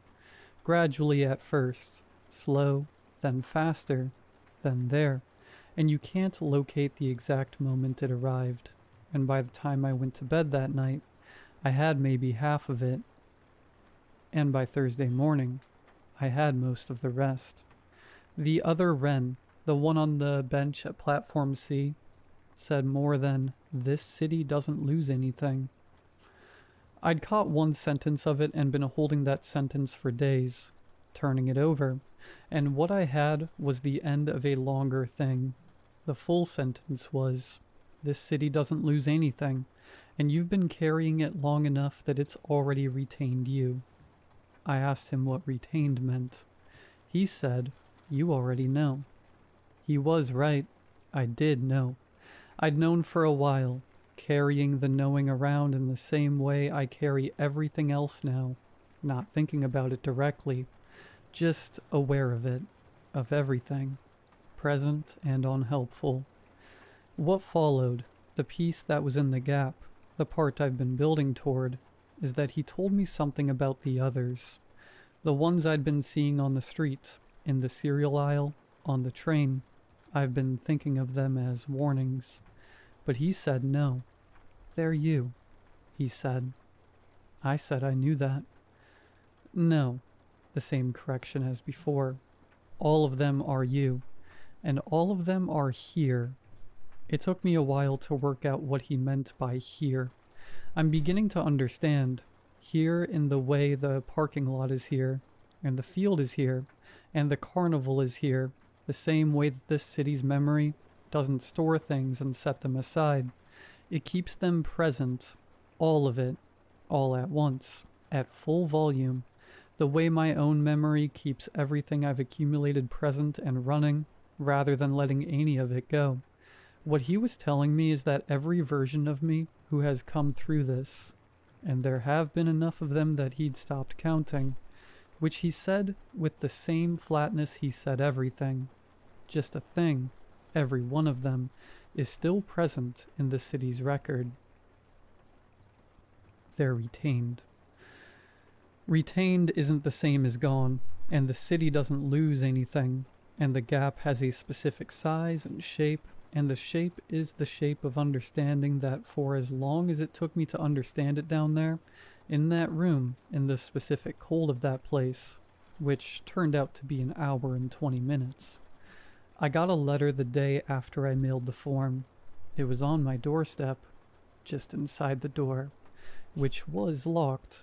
I found it when I left for work in the morning. It was a standard white envelope with no return address, and my name and address in a typeface I didn't recognize. Inside was one page with my name at the top, a reference number, a form number, a date. At the bottom, below where it said "Thank you for your submission, welcome back." I stood in my doorway reading those 2 words for about 3 minutes. I could tell you the angle of the morning light, which stair creaked when I shifted my weight, how many birds were on the telephone wire above the front steps. Those 3 minutes are going to be with me at full volume for the rest of my life, and I knew that while I was standing there, which is a strange thing to know in real time. Then I put the letter in my bag and went to work. Here is what welcome back means. Here is the thing I've been arriving at for 9 days. I've done this before. The form has my name because my name has been on the form. The prior agreement is prior to my memory of it, prior to my memory of moving here, prior to every choice I thought I was making freely. The city knew my name before I arrived, and I arrived anyway. The memory started sharpening the moment I crossed into its limits. The platform was there. The bench in the waiting room has had other people on it. And those people had my face. I will be on that bench eventually, and the Wren who comes after me will find me there. He'll cross the street to get a better look, and I'll recognize him. I haven't seen the others in 5 days. The ones who used to stand across the street at night, or turn up in the cereal aisle, or sit across from me on the train. Nothing. 5 days. I think about the one in the cereal aisle, the one who looked younger, who set the box back carefully on the shelf before he left. He had the whole thing ahead of him still. The memory sharpening, the news footage, the long nights, the station, the bench, all of it still coming. I hope he takes his time. Sasha texted me this morning, just checking in, which is what the texts have been lately, careful and short. And I wrote back that I was okay because I am, in the most basic of ways. She said she was glad. I said the same because I was. My name is Wren. I've been in this city for 14 months, and I was here before that too, in whatever way a person can be somewhere before they arrive. And I think the city has always known that, and I'm starting to think I've always known it too. I went for coffee this morning, the place 2 blocks from my apartment. I stopped on the sidewalk across from it. I don't know how long I stood there. Long enough that I should have been cold, and wasn't. Or was and didn't register it, which amounts to the same thing. Hands in my pockets, looking through the glass at the people inside, the way the light hit the counter, the way the morning moved in there all warm and ordinary. There was a man at the end of the counter waiting for his order. He was looking out the window. At me. I recognized him immediately. The jaw, the nose, the way he was standing. I thought, another one. I thought, how far along is he? I thought about crossing the street, the way some version of me always does. But I didn't move. I just stood there with my hands in my pockets and looked at him through the glass, and he looked back at me, and I knew, the way I know everything now, that he had a coffee stain on his coat sleeve he hadn't gotten around to cleaning.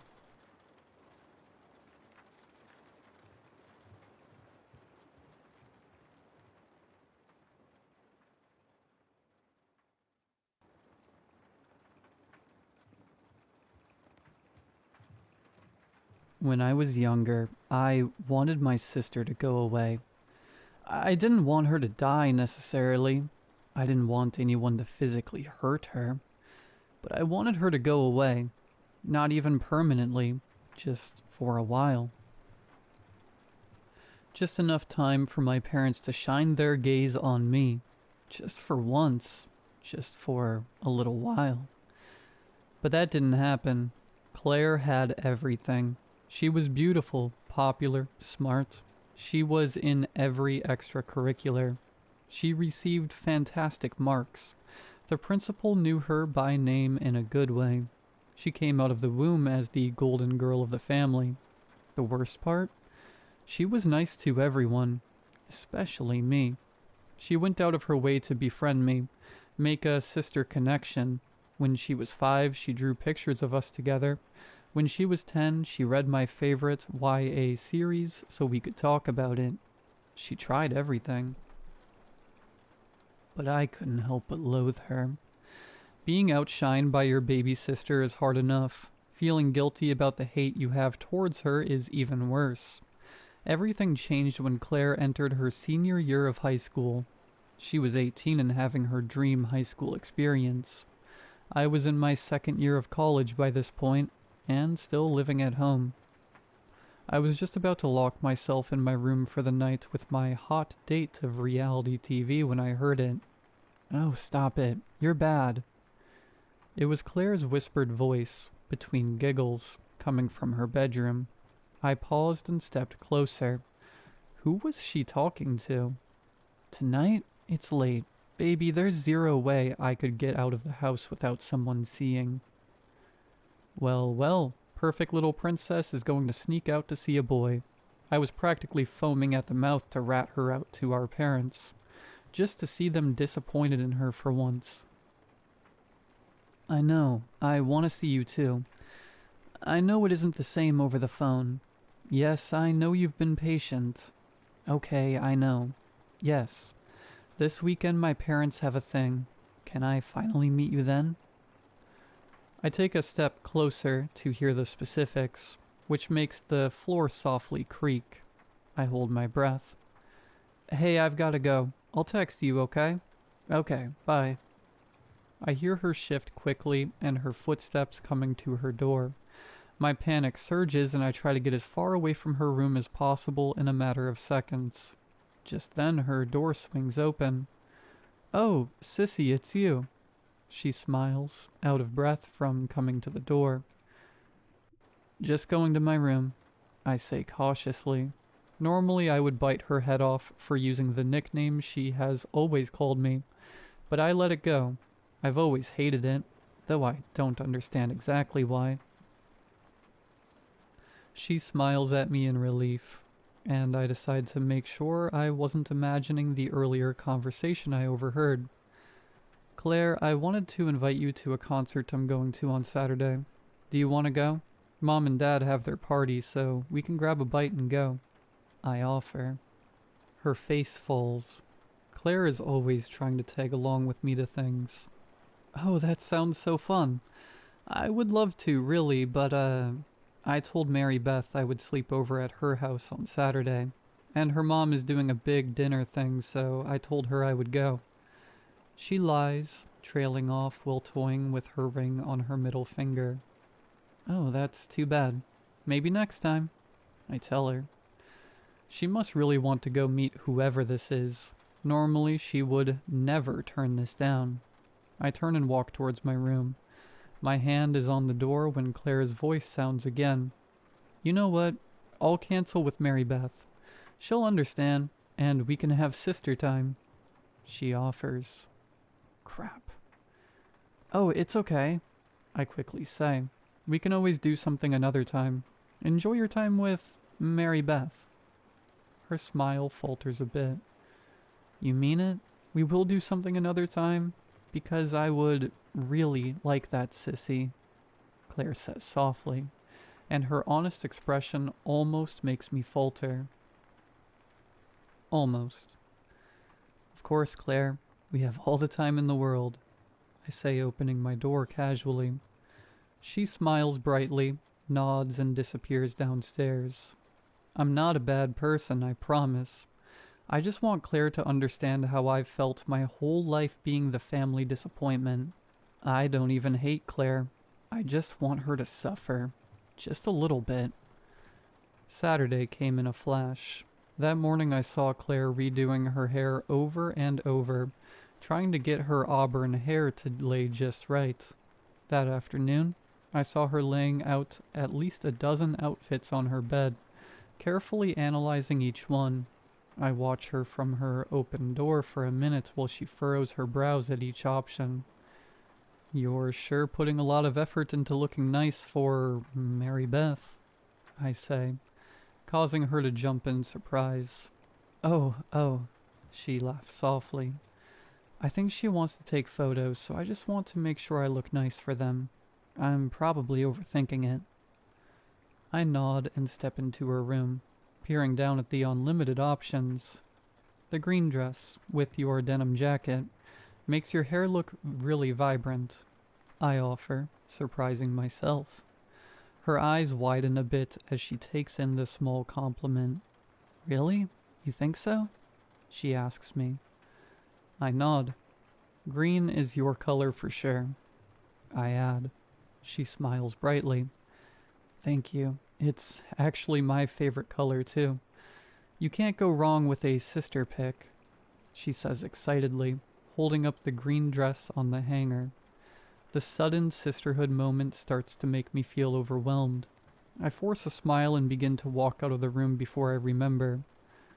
"Oh, I'm leaving at 7 for my concert. When is Mary Beth picking you up?" I ask. She seems confused for a half second, but corrects her face quickly. "Oh, about 7:30. Don't worry, I'll lock up before I leave," she says casually, opening her jewelry box on her bed. "Sounds good. Have fun tonight," I call over my shoulder as I head to my room. "You too," Claire calls after me, even though she's only a few feet away. For some reason, she already seems so far away from me. The concert wasn't real. I had no plans for one, which was also why I insisted she go to her actual plans. My plan was easy. I would leave the house at 7 p.m., grab some food, then circle around for a while. Once Claire was gone, I would go to Mary Beth's house, claiming she forgot something at home. She wouldn't be there, and then I would call my parents in a fake panic, causing them to leave their party and come home to track Claire down. Claire gets caught with whatever boy she's with. Mom and Dad yell at her. She gets the "how could you disappoint us like this" face, and I revel in their anger. And tomorrow the dust will settle. Claire will bat her eyes and apologize, and everything will go back to normal. But for one night, she will get it, and that's all I need. At about 8:15 p.m., I go back to my house. I had to make sure Claire actually left. I open the door slowly and call into the house. "Hello? Claire, you still here?" Silence. I climb the stairs and look into her room. She isn't there, but her denim jacket is on the bed. She must have forgotten it. "Oh no, Claire, you forgot your jacket." I say out loud in an exaggerated voice, "I should be a good sister and return this to you at Mary Beth's house, which you are so totally at this evening." I take the jacket with me downstairs and immediately leave the house, jumping in my car. I'm almost giddy with excitement. I drive the 5 minutes to Mary Beth's house, humming along to my music. When I get there, I open my door and practically skip up the walkway and ring the bell. I then remind myself that I need to play concerned sister, and furrow my brows the way I saw Claire do it that morning. A beat later, Mary Beth's mother comes to the door. "Oh, hello, sweetie," she coos. "Hey there, just coming by to drop off Claire's jacket. She left it at home and it's cold outside," I say, holding the jacket up. Mary Beth's mother tilts her head at me. "Well, that is awfully kind of you, but Claire isn't here. I don't think so, at least. One moment." She turns back into the house and calls for her daughter. Mary Beth casually walks to the door. Her expression falls when she sees me. "Honey, is Claire here? Her sister came by to drop off her jacket." Her mother says, gesturing to me, "Oh, No, no, she isn't. But she will be. She is coming over later. Yeah, later. Mary Beth stammers. I widen my eyes and look directly at Mary Beth. She isn't here? What do you mean? She told me she would be. Didn't you pick her up? I ask her. Mary Beth's cheeks turn pink as she looks sideways to her mom. Mary Beth, do you know where Claire is? Her mother demands. Mary Beth quickly shakes her head. I shake my head and inhale deeply. Okay, I think I'm going to call my parents, I say with a defeated expression. Oh, honey, at least come inside to call them. It's cold outside. I'll make you some tea, Mary Beth's mom offers, standing aside to let me pass through. Thank you, I tell her, pulling out my phone, which already has my mom's phone information pulled up, and I hit the green call button. About 30 minutes later, I see my parents' car pull into Mary Beth's driveway. I meet them at the door with that sad expression I've perfected over the last half hour. What's happening? Where's Claire? My mom practically shrieks as she walks up the pavement. I give a resounded sigh. I have no clue, Mom. She said she would be here and I brought her jacket because I saw that she left it at home. But Mary Beth said she hasn't been here, and she doesn't know where she is, I say, looking down at the denim jacket in my hand for emphasis. My mom puts her hand on my shoulder and looks me in the eye. It's a nice thing you did, bringing that to her. If you hadn't, we wouldn't have known she wasn't here, she says, squeezing my shoulder with her manicured hand. A small beam of pride wells up in my chest, but I only offer her a sad smile. My dad, who had been talking to Mary Beth's mom, walks over to us. When was the last time you called her? He asks, pulling out his phone. Crap. I didn't call once. Just a few minutes ago, I respond. My dad nods and pulls up Claire's contact info. I see him dial as he steps to the side of the living room with his ear to the phone. This just isn't like Claire, to disappear like that, my mom says. I feel my shining moment growing. It isn't, you're right. Do you think she lied? On purpose? Lied to you, Dad, and me? Maybe she lied to do something that you wouldn't have approved of, I say timidly. I have to make it sound like I'm coming up with a theory as I'm talking. Really sell it. As I'm watching the gears turn in my mom's head, Mary Beth and her mother appear in the room again. Mary Beth looks like she's about to throw up, and her mother has a stern hand on her shoulder. Go ahead, tell them what you told me, her mother says sternly. Mary Beth is silent. I said, now, young lady, or so help me God. Okay, Mary Beth squeaks. I don't know where Claire is. That is true, but I know what she's doing. My mother raises her eyebrows at her. Oh, here we go. Mary Beth fiddles with the hem of her sweater, looking straight down at the hardwood floor. Claire was meeting a boy tonight, and she asked me to cover for her. I feign shock on my face. A boy? My mom asks. What boy? A boy from your school? Mary Beth shakes her head.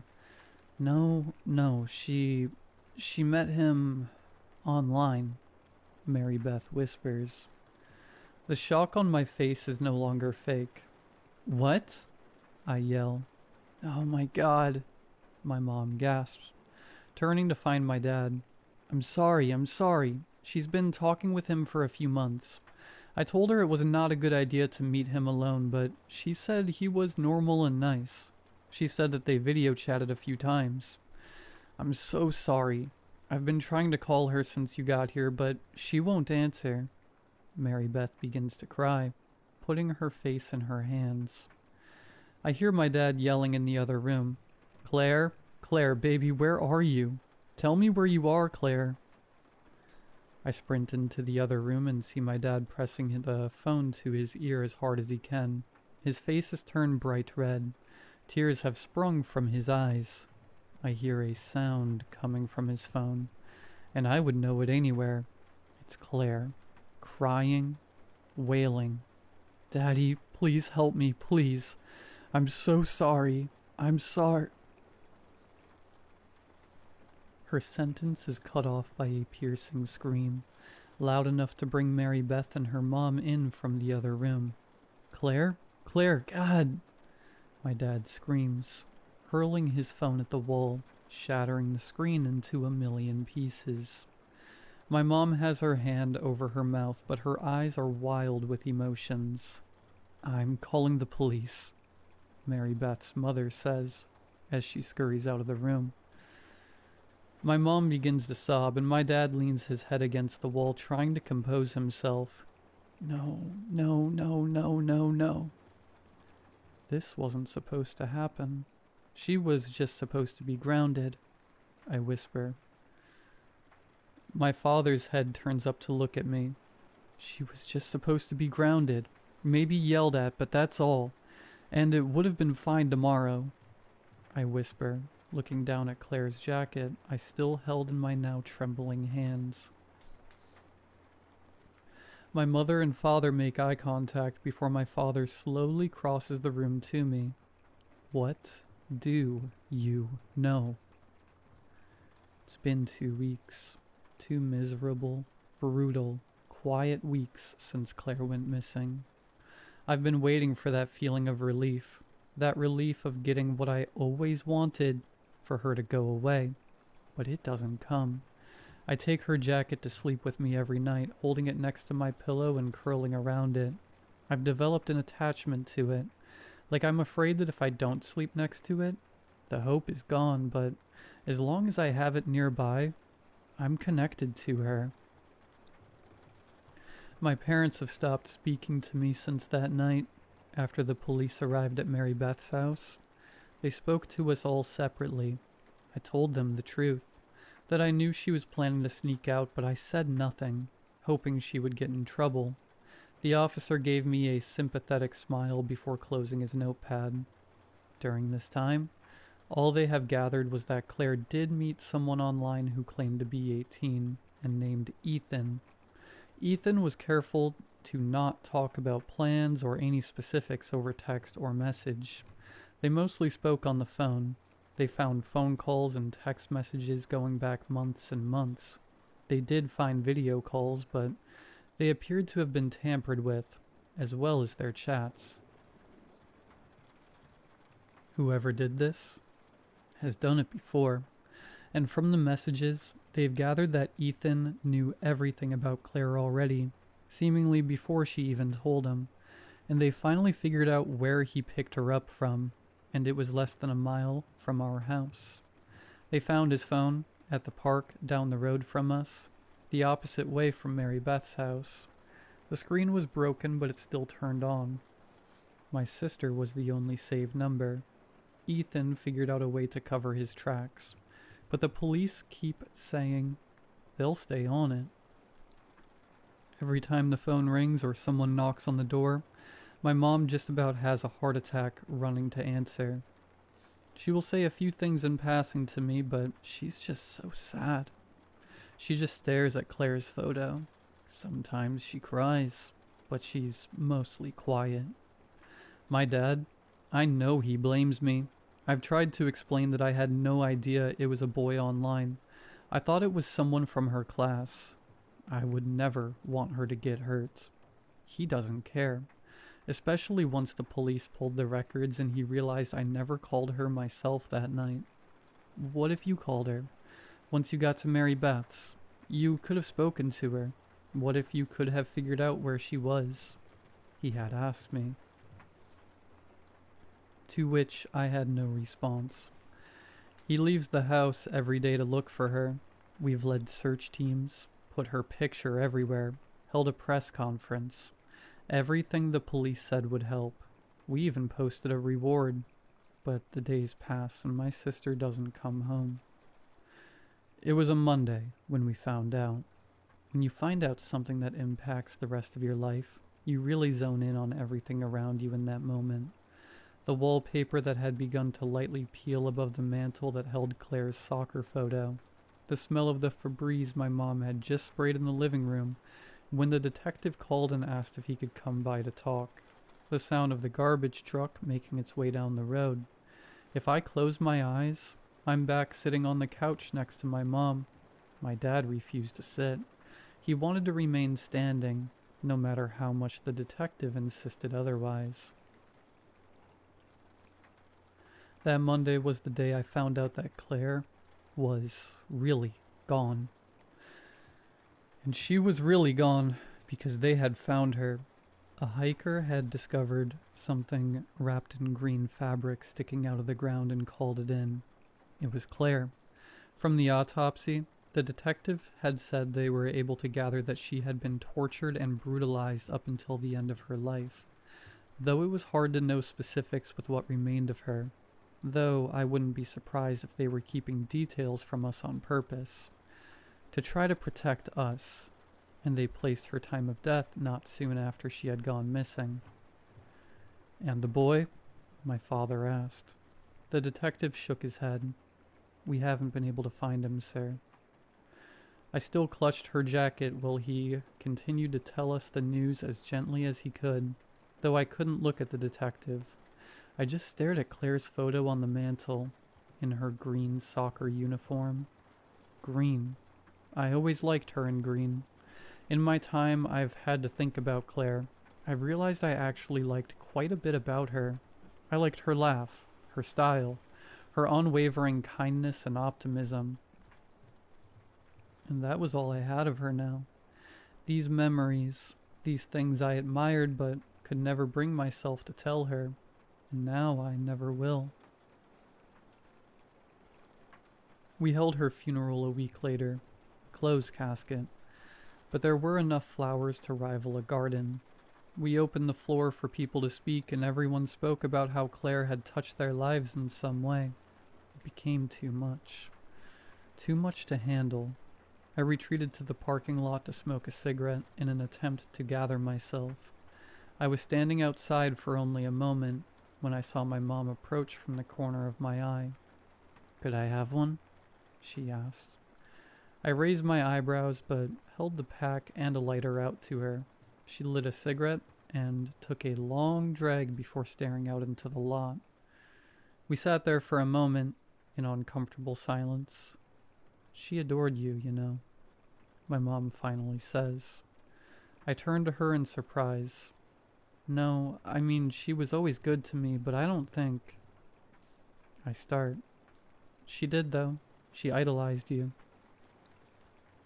From the moment she understood anything, you were her big sister, and she just loved you. Her first real word was sissy. Did you know that?" My mom tells me, taking another drag of her cigarette. I stare at her in shock. "I didn't know that. No," I whisper. We sit in silence again before it's my turn to break it. We were supposed to have more time. We were supposed to become friends later, be there for one another, the whole thing. And if I had just called her, or been less jealous, it's just not fair." "Death is never fair, honey," my mom interrupts, tossing the finished cigarette in the dirt and stepping on it with her boot. I feel my cheeks become wet. It must be rainfall. I reach my hand out to catch a drop and realize the sky is bright and blue. The wetness is coming from my eyes. "I'm so sorry, Mom. I wish I had done more," I whimper. My mom looks at me with a sympathetic expression, and she wraps me into a tight hug. I let myself cry into her shoulder. "You don't have to apologize to me, honey. Just take it one day at a time. That's all we can do." She says into my hair before patting me on the back and heading back inside. I sit down on the sidewalk, or collapse, really, and just look up at the sky. I'm not very religious, but I would like to think Claire is looking down on all of us today, that she's here and laughing over the dramatics of the day, but admiring the beautiful flowers that bloomed just for her. If I close my eyes, I can hear her faint laugh carry through my memory, and I dread the day I will inevitably forget it. I scratch at my new tattoo on my wrist, remembering to put lotion on. So I welcome the distraction and pull the small tube out of my bag and roll up my sleeve, smiling at the word sissy in green ink, forever etched into my skin.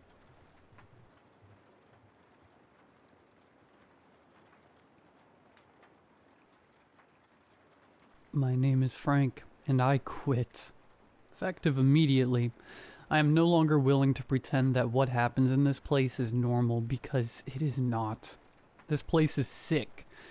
If there is a God, then he turns a blind eye to what happens here. Instead of writing a typical resignation letter, I am simply going to document what happened yesterday. I am certain that anyone who reads this will either understand why I am leaving, or think I am insane. I will sign this statement. I will swear to it under oath if anyone asks. What follows is true, recalled to the best of my ability. For those who do not know me, I am a search and rescue officer with the National Park Service. Up until about a week ago, I loved my job. The wilderness brings with it a lot of strange happenings, and I have heard more than my fair share of strange stories. The people of Glen Haven are deeply superstitious. They always have been, but even with the rumors and campfire legends, I always found the job extremely rewarding. Out here, you learn to ground yourself in reality. People get lost and they panic. The woods are bigger than most people realize, and fear can make the imagination run wild. Sometimes you have to remind yourself that the boogeyman is not real. There are no werewolves roaming the forests. There is no witch trapped in some forgotten well making clothing out of skin. And a random staircase in the woods is just that. A staircase. That's what I used to believe. A few weeks ago, my colleague and friend, Josh, disappeared from the job. Just stopped showing up. Josh had been my partner for years. We worked every kind of call together. Lost hikers, injured climbers, the occasional recovery that none of us like to talk about afterward. He was good at the job, calm under pressure, sharp instincts, the kind of guy who could pick up on small details that others might miss.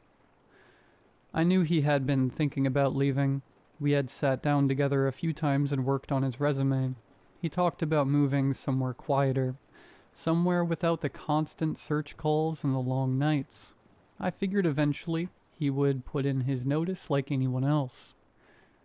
But that is not what happened. Josh did not resign. He did not transfer. He did not say goodbye. One day he was here, and the next day he was simply gone. The last time I saw him was the morning of his final shift. He looked tired, the kind of tired that sleep does not fix. When I asked him what was wrong, he just said he had not been sleeping well. I left early that day. Now I wish I hadn't. Something about the woods had been bothering him for a while. I assumed he meant the stories the locals like to tell, the usual nonsense. I tried calling him that evening after he failed to show up for a shift. It went straight to voicemail. I sent a message asking if everything was all right. No response. A day passed, then another. Eventually, I stopped calling. Maybe I reminded him too much of the job. Maybe he just wanted to leave this place behind completely. I guess it does not really matter now. Since Josh left, no one has replaced him. It has just been me working the long shifts. Me and Gus. Gus has been here longer than I have. He was already part of the team when I started years ago. He is old now. His muzzle has gone gray and he moves a little slower when he first gets up. But when it comes to finding a scent, there is nothing slow about him. Gus is the best tracker I have ever seen. We have had kids go missing out here before. Sometimes the only thing left behind is a backpack or a jacket. You let Gus smell it, and he will put his nose to the ground like someone flipped a switch. Then he just goes. Straight through brush, across streams, up hills, like he has a map running in his head. More than once it has felt like watching a GPS find its route. Sometimes I know someone's gonna be fine by how quick he moves. Gus has saved a lot of people. More than me. Yesterday evening started like any other. I was sitting in the ranger station going through paperwork when there was a knock at the door. I got up and opened it. A woman came stumbling inside.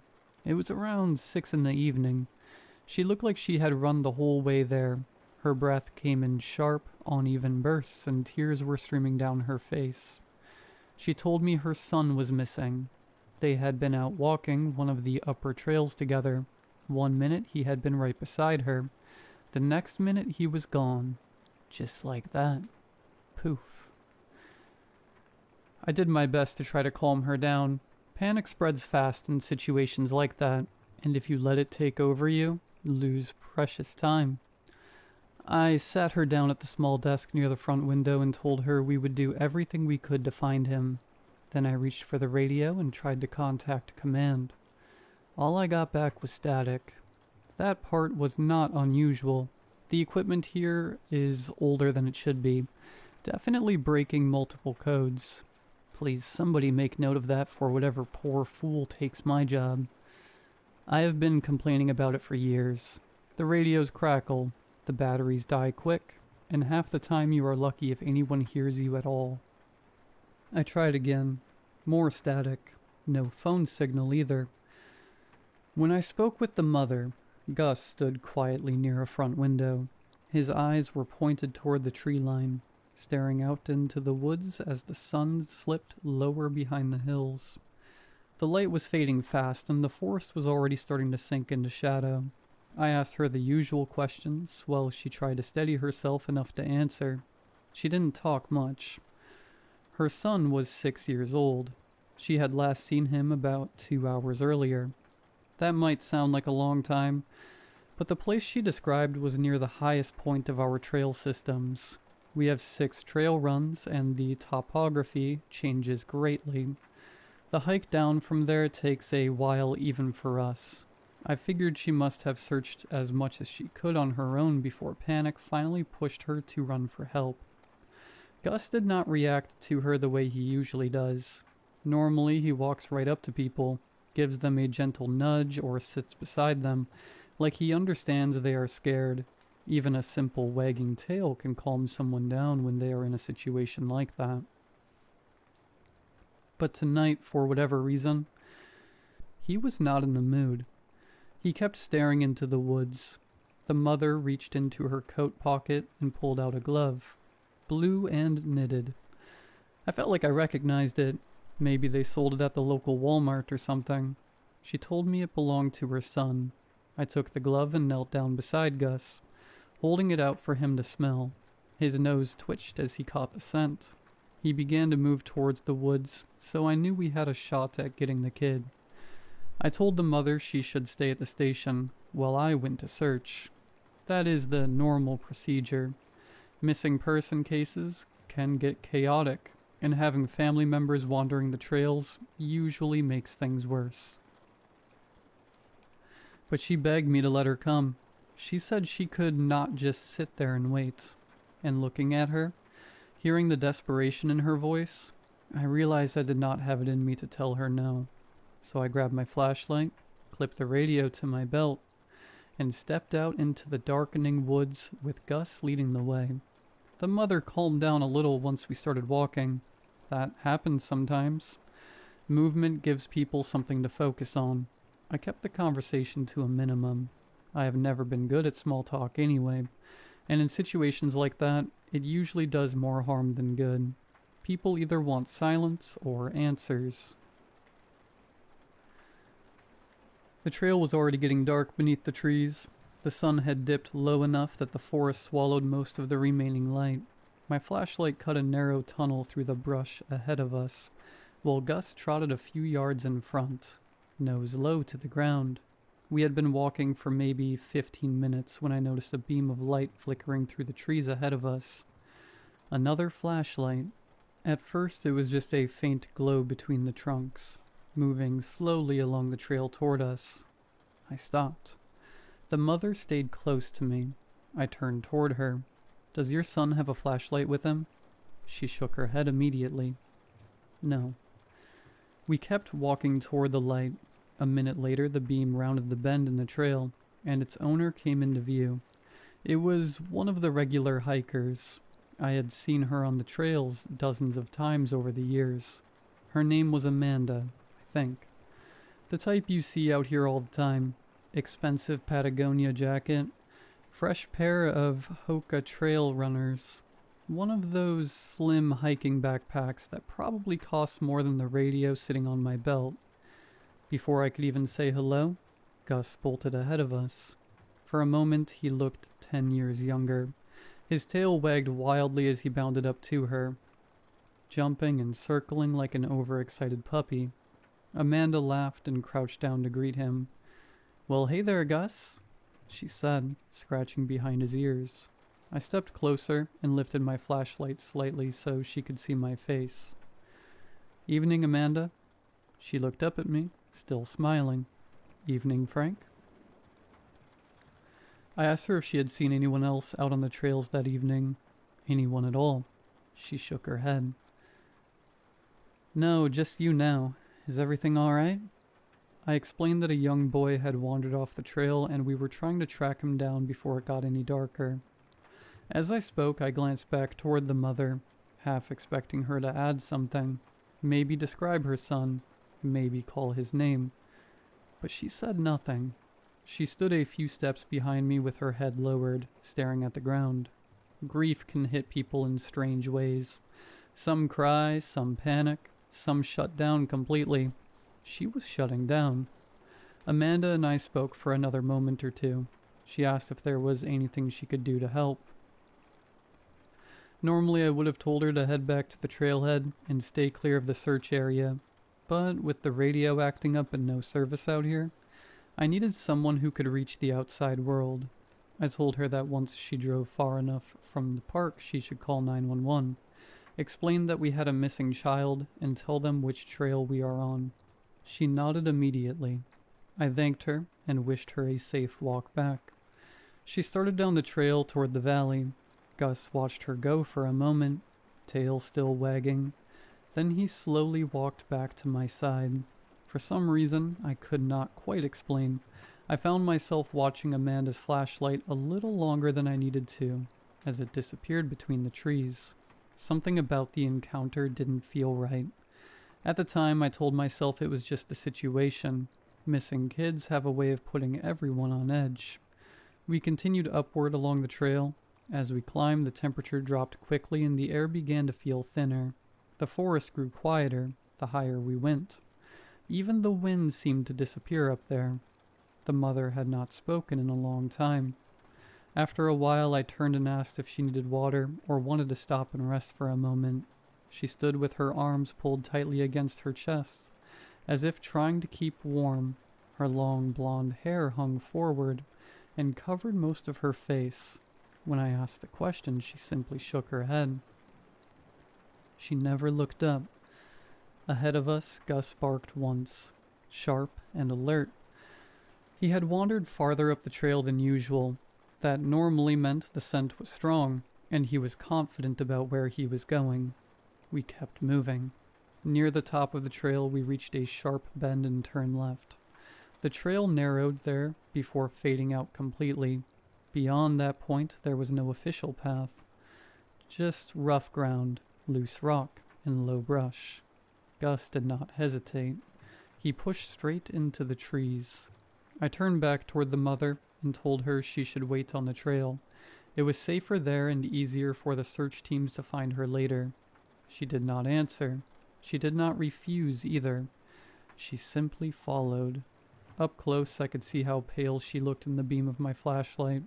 Her skin almost seemed gray in the cold light.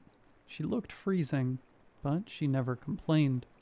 After a few minutes of walking, I reached into my pocket and pulled out the glove the woman had given me. Gus had already taken the scent and moved ahead, but I found myself turning the glove over in my hand as we walked. I could tell something wasn't right. It felt strange. I rubbed the fabric between my fingers as I walked, trying to place the feeling. It felt bigger than I expected. I told myself it was nothing at the time, but it's clear now that the glove was adult size. It would have fit me, so it certainly wouldn't work for a 6-year-old. Gus barked from somewhere ahead on the trail, sharp and excited. I picked up the pace to follow him, letting the thought slip from my mind, and we pushed deeper into the woods until the darkness around us became nearly total. My flashlight was the only thing cutting through it. Then I heard it. At first it was faint, just a soft trickling sound somewhere ahead of us. Maybe water, a small stream running down the mountain. But as I followed Gus, the sound grew louder. Soon it was unmistakable. Running water. A moment later the trees opened up and the source revealed itself in the beam of my light. I stopped dead in my tracks.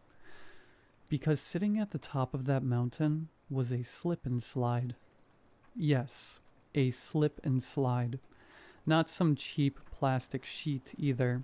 This thing was huge. It had a large inflatable entrance at the top, a bright archway in yellow and red like something from a carnival. You'd half expect to see clowns or a Ferris wheel to be nearby. Water ran steadily down the plastic surface, glistening under the flashlight beam as it flowed downhill. It looked incredibly out of place. The water kept running as if it was hooked up to some secret utility line. I felt sick the moment I saw it.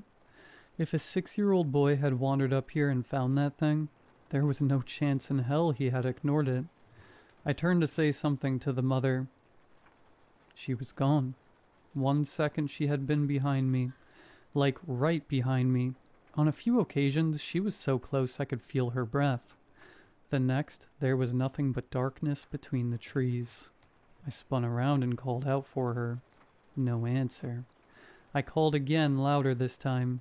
Still nothing. The forest swallowed my voice. Gus stood a few feet away, staring toward the slide. Slowly I walked toward the inflatable archway. The closer I got, the stranger I felt. The ground beneath my feet sloped sharply downward, and I realized just how steep the hillside really was. The slide began flat enough near the entrance, but within a few feet it dropped away into a steep slope. At least 45 degrees. Gus suddenly stopped behind me. Completely stopped. I turned and called for him to come along, but he would not move. He planted his feet in the dirt and refused to step any closer. It reminded me of a video game character hitting the invisible boundary of the map. Come on, Gus. He did not budge. That alone was enough to make me uneasy. Gus had followed me into every kind of terrain imaginable over the years. He was not the type to hesitate. But something about that slide made him refuse, and as it turns out, his instincts were on point. As I stepped closer to the archway, I began to feel strange, lightheaded, almost like I had been drinking. My thoughts felt slow and distant, like they were drifting away from me. And then a thought appeared in my mind. I should try the slide. It felt completely reasonable. You know, like when you try to explain a dream and it sounds insane, but it felt normal at the time? I took off my coat and dropped it on the ground. Then I stepped out of my boots. I even caught myself wondering what the best way to go down would be. Head first, on my stomach, or sliding down on my back. The idea seemed fun. Exciting. Gus began barking wildly behind me. His bark was sharp and frantic now, nothing like the friendly noise he made earlier with Amanda. I stepped forward toward the plastic surface, ready to launch myself down. Then something slammed into my leg. A burst of sharp pain shot through my ankle, and I looked down to see Gus clamped onto it with his teeth. His jaws were locked tight around my leg. I panicked. Without thinking, I swung my arm and hit him across the head. He let go. The force of the movement threw me off balance, and I stumbled sideways. My foot slipped in the wet grass beside the slide. Then suddenly I was falling. I rolled down the hillside beside the plastic surface, picking up speed immediately. The slope was even steeper than it looked from the top. Dirt and rocks tore at my clothes as gravity dragged me downward. In seconds I realized just how much danger I was in. Luckily, and also unluckily, I slammed into a tree at what felt like 60 miles an hour. The impact knocked the air out of my lungs, and I felt something break in my ribs or maybe my arm. Pain exploded through my body and I collapsed at the base of the trunk. When I finally managed to lift my head and look forward, my stomach dropped. About 3 feet past that tree, the ground simply ended. A sheer cliff, at least 100 feet straight down to boulders and rocks. If that tree had not been there, I would not be writing this. I looked down into the darkness below the cliff and saw something among the rocks. At first it was just a shape, something hunched over and curled on itself, between a cluster of boulders. My heart jumped. Hey kid, are you alright? The words felt stupid the moment they left my mouth. A fall like that would have killed almost anyone, let alone a 6-year-old. Still, you say things like that automatically in this job. You say them because sometimes you get lucky, but not this time. No one answered. I forced myself to my feet and looked for a way down. The cliff was steep, but not completely vertical. There was a narrow path of broken stone and dirt that curved along the face of the drop. If I was careful, I might be able to reach the rocks below. Maybe the kid had survived. Maybe he was unconscious. Maybe there was still something I could do. I had to try. So I started down. Every step hurt. My ribs screamed every time I tried to breathe too deeply. I could feel blood running down my side and soaking into my shirt. More than once my vision blurred, and I had to stop and steady myself against the rock. But I kept moving. It took a long time to reach the bottom. By the time I finally stepped onto the loose stones surrounding the cluster of boulders, my legs were shaking and my lungs felt like they were filled with fire.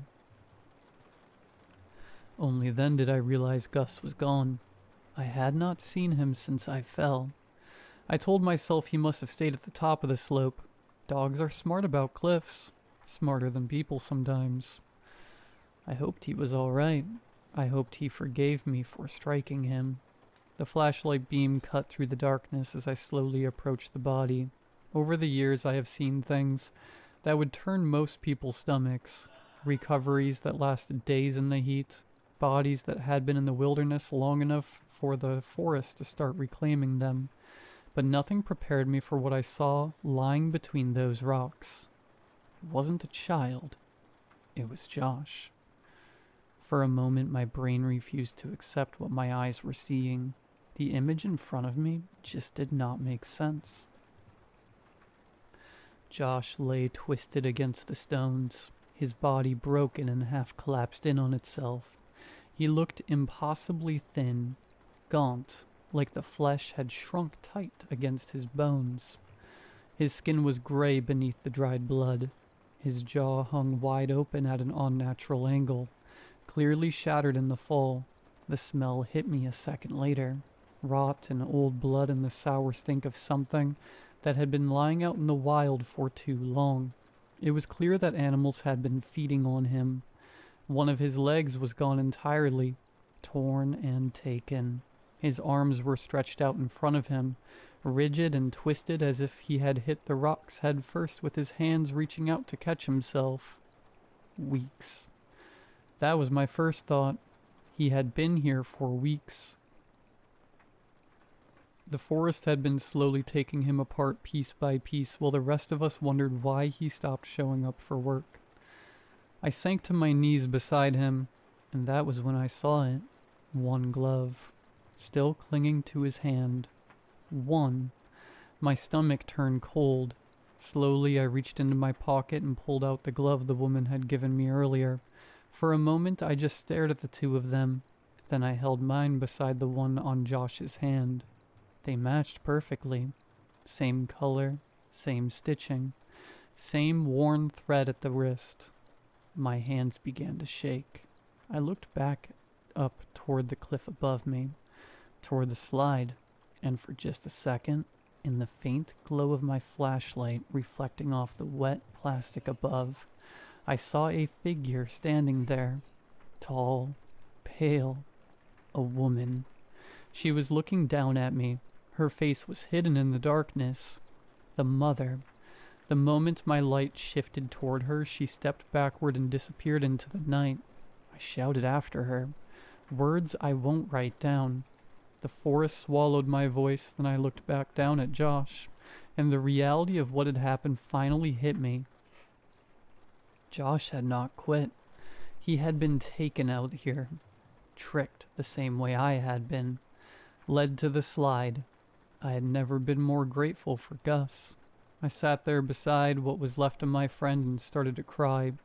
Josh did not deserve to die like that. Over the next few agonizing hours, I managed to drag myself back down the mountain and make it to the ranger station. Every step felt like I was being stabbed in the ribs. By the time I reached the door, I was barely conscious. There were police waiting for me. Amanda had done exactly what I asked. She must have found a signal and called it in, because the lot was full of patrol cars when I stumbled out of the woods. They sat me down and started first aid right here on the floor of the station. Someone wrapped my side. Someone else shined a light in my eyes.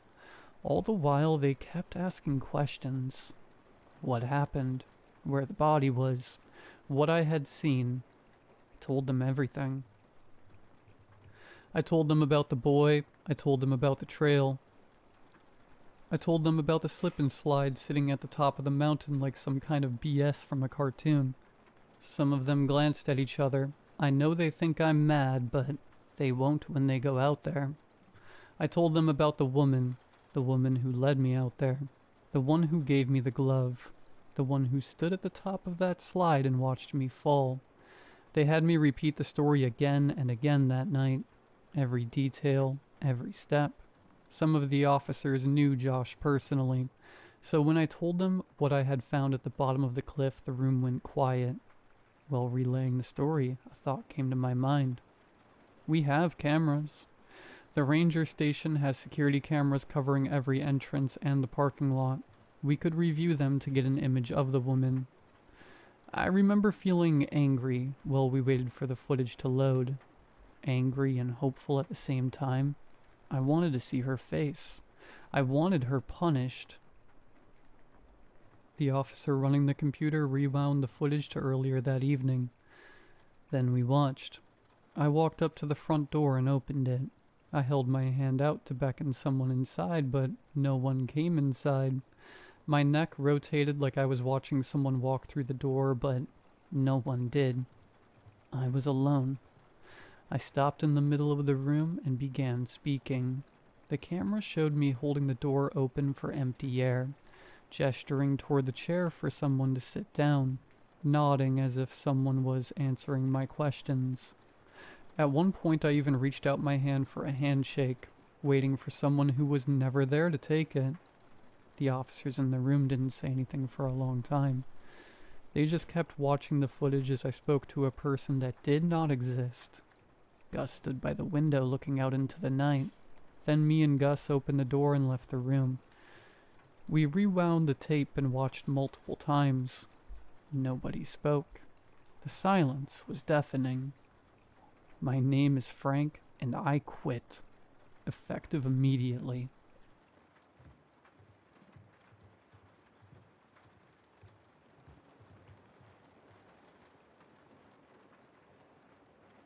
I wanted to share a story about when I was a kid that still disturbs me to this day.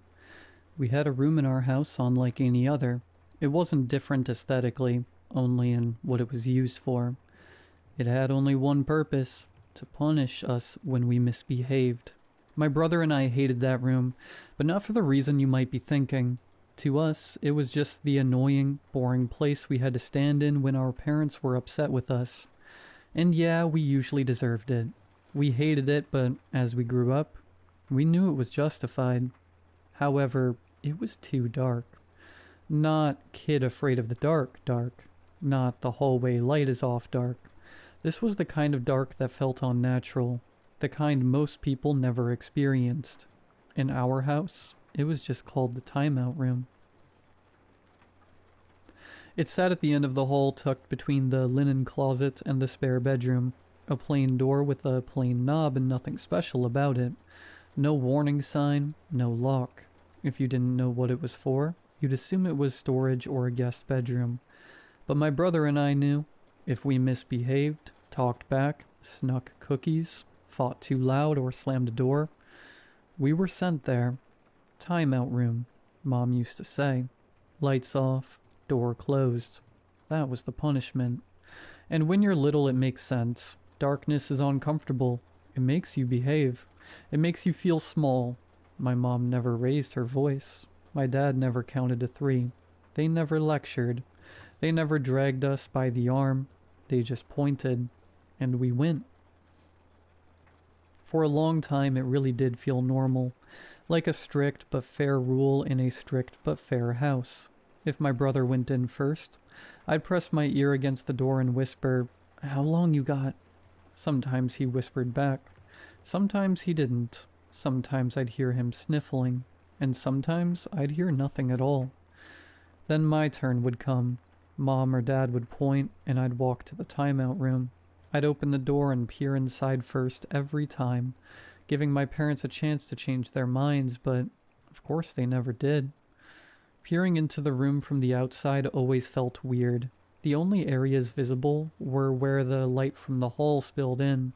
There were no windows, no furniture. There was nothing inside except a tall standing lamp. It stood in the corner of the room, its rough yellow lampshade dark. It was always just barely visible in the dim light. I'd walk in and close the door, letting the darkness claim me. Then I'd stand there with my arms at my sides, staring into nothing, counting in my head the way kids do when they're trying to make time move faster. 10 Mississippi, 20 Mississippi, 30 Mississippi. I never thought to question why the room was always so much darker than the rest of the house, why no light ever seeped in from the cracks of the door. I never wondered why the door shut with a soft but distinct click, even though it had no lock. I never asked why the lamp in the corner was the only thing in the room, and I never asked why I wasn't allowed to turn it on, because the rules were simple. Darkness was the punishment. You don't turn on the light. And when you're a little kid, rules feel like physics, like gravity, like something the world is built out of. They are immovable, but then you get older, and rules start to look less substantial, less like fate and more like choices. I was maybe 10 or 11 the first time I decided I was done playing along. It was something petty that got me sent there. Talking back, I think. I remember the heat in my face, the sharp satisfaction of having said what I said, and then the immediate punishment. Timeout room. I stomped down the hallway like it was my own house and my own rules, threw the door open and stepped inside with my chin up. The door closed behind me, the darkness swallowed me, and I waited for my eyes to adjust. But they didn't. They never did. There wasn't even the tiniest bit of light coming from underneath the door like there should have been. This wasn't something I had considered before, but now it seemed odd. That should have been the first red flag. Darkness always softens after a few seconds. Even at night you can usually make out shapes. A window, a doorway, or even your own hands. But in that room you couldn't. It wasn't just darkness. It was blank. Like my eyes were open, but the sun itself had been turned off. I stood there, irritated, defiant. Then, slowly, curiosity started crawling up the back of my neck. There was a lamp in there. I knew there was. I'd always seen it when the door was open. So why couldn't I see even the faintest outline of it then? This was the first time I ever allowed my mind to really wander in that room. I reached my hands out and started feeling the air in front of me, stepping carefully. Soon my fingers brushed a wall. I slid them along it, moving sideways until I found the lamp's shade. Rough fabric and dusty at the top. There was the switch, a little turn knob on the socket. My heart knocked once against my ribs. Not fear exactly, More like the thrill of breaking a rule, the thrill of making my own decision, possibly the first real choice I had ever truly made for myself. I turned it, it clicked, and I heard a slight buzzing, but nothing else changed. I frowned into the void, blinking hard. Again, then again, like my eyes were somehow stuck. Still nothing. A cold beat of uncertainty formed in my stomach. The lamp had clicked. I'd felt it, heard it. So why was it still perfectly black? I reached up again and felt around the socket. Maybe the bulb was missing. Maybe it was loose. Or maybe it had just burned out. My fingers found the bulb and I pressed my fingertips gently against the glass, holding them there. 1 second, 2, and then I yanked my hand back so fast I almost stumbled. The bulb was hot. The lamp was on and I still couldn't see a thing. My mouth went dry. Confusion overtook me. My first thought was something childish and yet terrifying in a real-world way. What if I couldn't see anymore at all? What if I'd gone blind? I swallowed and lifted my hands in front of my face. Nothing. I waved my fingers. Still nothing. I squeezed my eyes shut and opened them again wide, like I could force light back into them. But still the darkness remained. My breathing got louder in the silence, faster as confusion turned to panic, but I frowned again as I noticed something. The rhythm of my breathing didn't quite line up anymore. It sounded wrong. I held my breath, but the other one didn't. A second breath, a faint, wet inhale. Behind me. I turned, but the sound still came from behind. My skin prickled. I turned again faster, still behind me.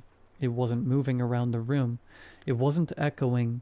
It was just there, right behind me, breathing. My breath stopped and I could hear it clearly. At first it was slow, like someone trying to stay quiet. Then it sped up. Inhale, exhale, inhale, exhale. Closer than close. The kind of close you feel in your bones. I wanted to call out. I wanted to yell, Mom? Or Dad? Or even my brother's name. But something in me knew it wasn't them. Then I felt a pressure touching my face. Soft at first, like a blanket being ruffled. Not like it had just been placed there, but like it had always been there, and only just moved a little. Then I could feel it. Firmer, specific. 2 shapes pressed over my eyes. Not a cloth, not a hood. Hands. 2 hands, one covering each eye. Palms sealed against me. My whole body locked up. The breathing was right at my ear now. Rapid and eager. Like whatever was behind me was excited that I'd finally noticed. Excited or angry. I lifted my own hands and grabbed at the ones covering my eyes. They felt wrong. Too cold. Too smooth. Not skin, not quite. More like rubber that had been sitting in ice water. I yanked and twisted, panic rising like a scream up my throat, but the hands didn't budge. They clung to me with a strength that didn't make sense for something with fingers that thin. I started flailing, swinging my elbows back over my shoulders, trying to hit whatever was attached to me. The moment my elbow connected with something solid behind my head, it screeched. It was not a sound I had ever heard before, a sound like metal dragging across metal, so loud my ears rang instantly, so sharp it felt like it was slicing my skull open. I screamed, pure reflex and terror spilling out of me, and I threw my arms back harder, clawing, punching blindly at whatever was latched onto me. It answered with a monstrous bite, sharp teeth embedding into my skin where my neck met my shoulder. I felt a sudden tearing heat, like someone had pressed a row of needles into my skin and pulled. I howled and my knees buckled. My whole world was still black, those cold hands now starting to dig into my eye sockets, the screech drilling into my head. My strength was leaving me. My throat grew hoarse as I screamed until it cut out entirely. Gone. In the absence of my own terror, I could hear the buzzing from the lamp, now much louder than when I had first turned it on. I tried to stagger forward, to slam into the door, to get out, but it was still latched onto my neck. The buzzing grew even louder.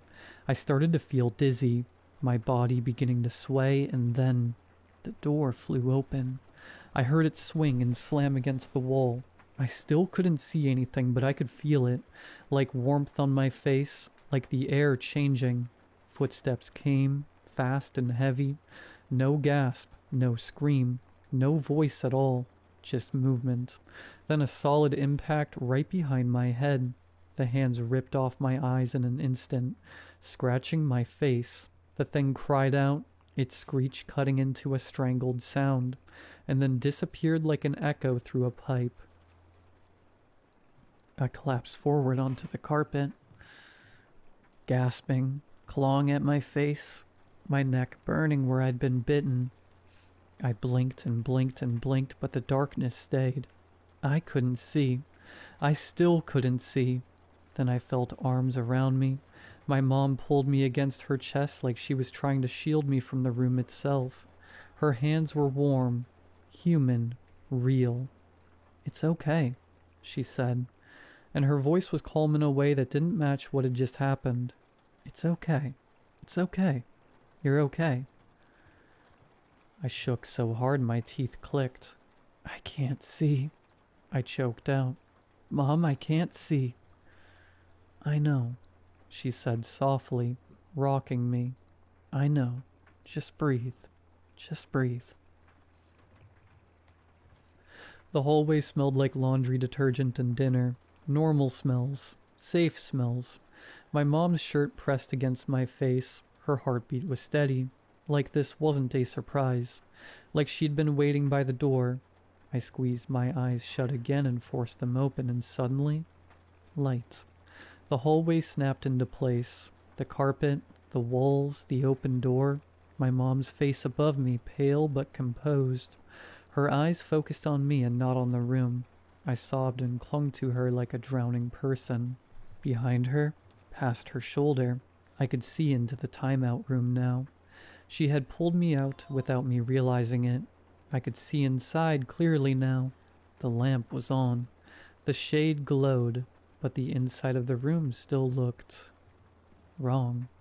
Not dark anymore, just deeper than it should have been. Like the corners didn't end where the walls were supposed to. Like the room had more room inside it than the house had space for. But as I blinked, my vision blurring and unblurring, the room seemed to fade back into reason. It was normal once again. My mom shifted, blocking my view. Her hand pressed gently at the back of my neck, and I flinched from the pain. She didn't ask what happened. She didn't check the lamp. She didn't look for what bit me. She just held me and whispered that everything was okay, over and over until my breathing slowed and my crying turned into hiccuping silence. When I finally pulled back enough to look at her, I expected anger, confusion, fear, but all she gave me was a tired, practiced expression, the kind adults wear when a storm they expected finally arrives. "Why is that room like that?" I whispered. My mom's thumb brushed my cheek, wiping away a tear. "Because," she said quietly, "it works." That was all. No explanation, no comfort beyond her arms and her voice. She carried me away from the doorway, and when I looked back one last time, she shut the timeout room door with the same soft click. I didn't tell my brother what happened, and he didn't ask. After that, the bite mark on my neck healed into a small, crescent scar that can still be seen if you look close enough. The timeout room stayed at the end of the hallway. The lamp stayed in the corner. The rule stayed the same. Lights off, door closed. And I'll give you the neat little ending everyone wants, because it's true. I never misbehaved again. She was right. It works.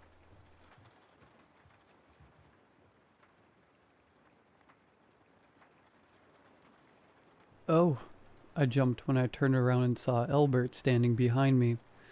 We didn't know you got here already. Everyone else is downstairs. Albert stood there motionlessly. He drove here himself since he was coming from the north, while the rest of us drove in from the south. But I didn't see his car outside. Without a word, Albert closed the distance between us and hugged me. I patted him on the back. Good to see you too, my friend. His arms around me tightened. I squirmed slightly, gave a little half-laugh with an awkward smile, and tried to push myself away. My boyfriend was already upset enough that I was going to a cabin in the woods without him this weekend, and I've always guessed that Albert had a thing for me. Bro, you good? Come on, let's head downstairs. Albert released me. I stepped back and quickly walked towards the door. While we all hugged frequently, that hug was too long for comfort. Right before I exited my room, Albert said, "Get out of here." Huh? Then I made my decision. Whatever Albert wanted to say, he could either say it to the group or not say it at all. Turning towards the stairs, I called out, "Come on, let's go downstairs." Downstairs, I grabbed a cup of water and walked into the living room, where the entire group was eerily silent. All the junk food, board games, and alcohol were half unpacked, but even the explosive duo, Jerry and Nancy, were quiet. I grabbed a big bag of chips, tore it open, and interrupted the silence. "Guys, what's the prank?" Alex said, "Albert's dead." I spat out my water, directly into the bag of chips I opened. What? Let's not say that about anyone. I literally just saw him upstairs. Jesse, that's not funny. My heart skipped a beat. I'd never heard Jerry sound so serious or angry. I wanted to insist. The way the group glared at me made me shut up. Silently, Alex handed me his phone. Alex got a text from Albert's mom, saying that she knew he was heading to hang out with us at a cabin for the weekend, but he got T-boned by a truck about an hour into his drive. Instantly dead. She didn't say anything else, just sent a picture of the wreck. While I was processing the new information and reconciling with what I just saw upstairs, Nancy said, "Maybe we drive north to his house." Albert's house was about 4 hours north of here. "I'm too tired to drive again," said Jerry. He poured himself an entire plastic cup of whiskey and chugged it. His voice was hoarse when he spoke again. "Don't make a difference anyway. Maybe if we pray hard enough he'll show up." That was Nelson. When he saw that most of us gave him dirty looks, he threw up his hands. "Look, I know you guys aren't religious, but there's a chance that this is just a prank, right? Like Jesse said, a prank. Albert stole his mom's phone, and then he shows up and scares us all." I wanted to nod in agreement, but Albert wasn't the kind of person who'd prank us. He was always the first person to stay back and take care of someone. The kind of person who'd give a kidney to a stranger. Nancy said, "Nelson, shut up." Not getting any signal anymore. Alex, who was on his phone the whole time, looked up. "You guys got any signal? Maybe we can call Albert or his mom." We all shook our head. It could be a prank, right? That was me. Upstairs, Albert had his arms wrapped so tightly around me that I felt skeptical, and I distinctively remember inserting a bro for more emotional distance. I'm not kidding. I saw him upstairs. He hugged me. You probably even heard me talking to him from the stairs. Y'all are sick in the head. Nancy stood up with so much force that her stool fell to the ground behind her. Prank? We hear that Albert's dead, from his mom, and y'all think it's just a prank. You think his mom would joke about that? "Hi guys, my son is dead. Car accident. Haha, funny. And you, Jesse, nobody's in the house except the 6 of us. We checked the whole house first thing, and the only entrance is right here. So stop messing with us." Nancy stormed off. Nelson gave me a weird look. She's right, Jess. Carrying my bag in winded me up, so I've been here since we entered. Nobody entered or left the house. Let's just chill, alright? Said Jerry. He was on his third full cup of whiskey. Chill, sleep, and we drive north first thing tomorrow. Yeah, let's chill. Cassie and Alex huddled in one of the couches, while I sprawled on the other. I had my Kindle open, but I'd been reading the same sentence for the last hour. Nobody had signal. We'd purposely picked a cabin without Wi-Fi, and nobody knew how to act without more information.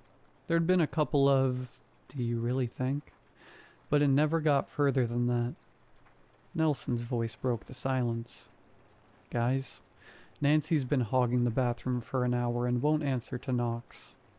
Nelson had his pajamas tucked under his arms and a toothbrush in his hands. Normally, he would get crap for believing in 8 hours of sleep and sleeping before midnight. But not today.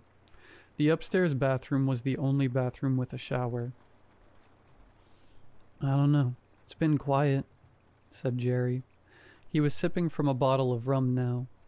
It's probably hitting her hard, said Cassie. I'll check up on her.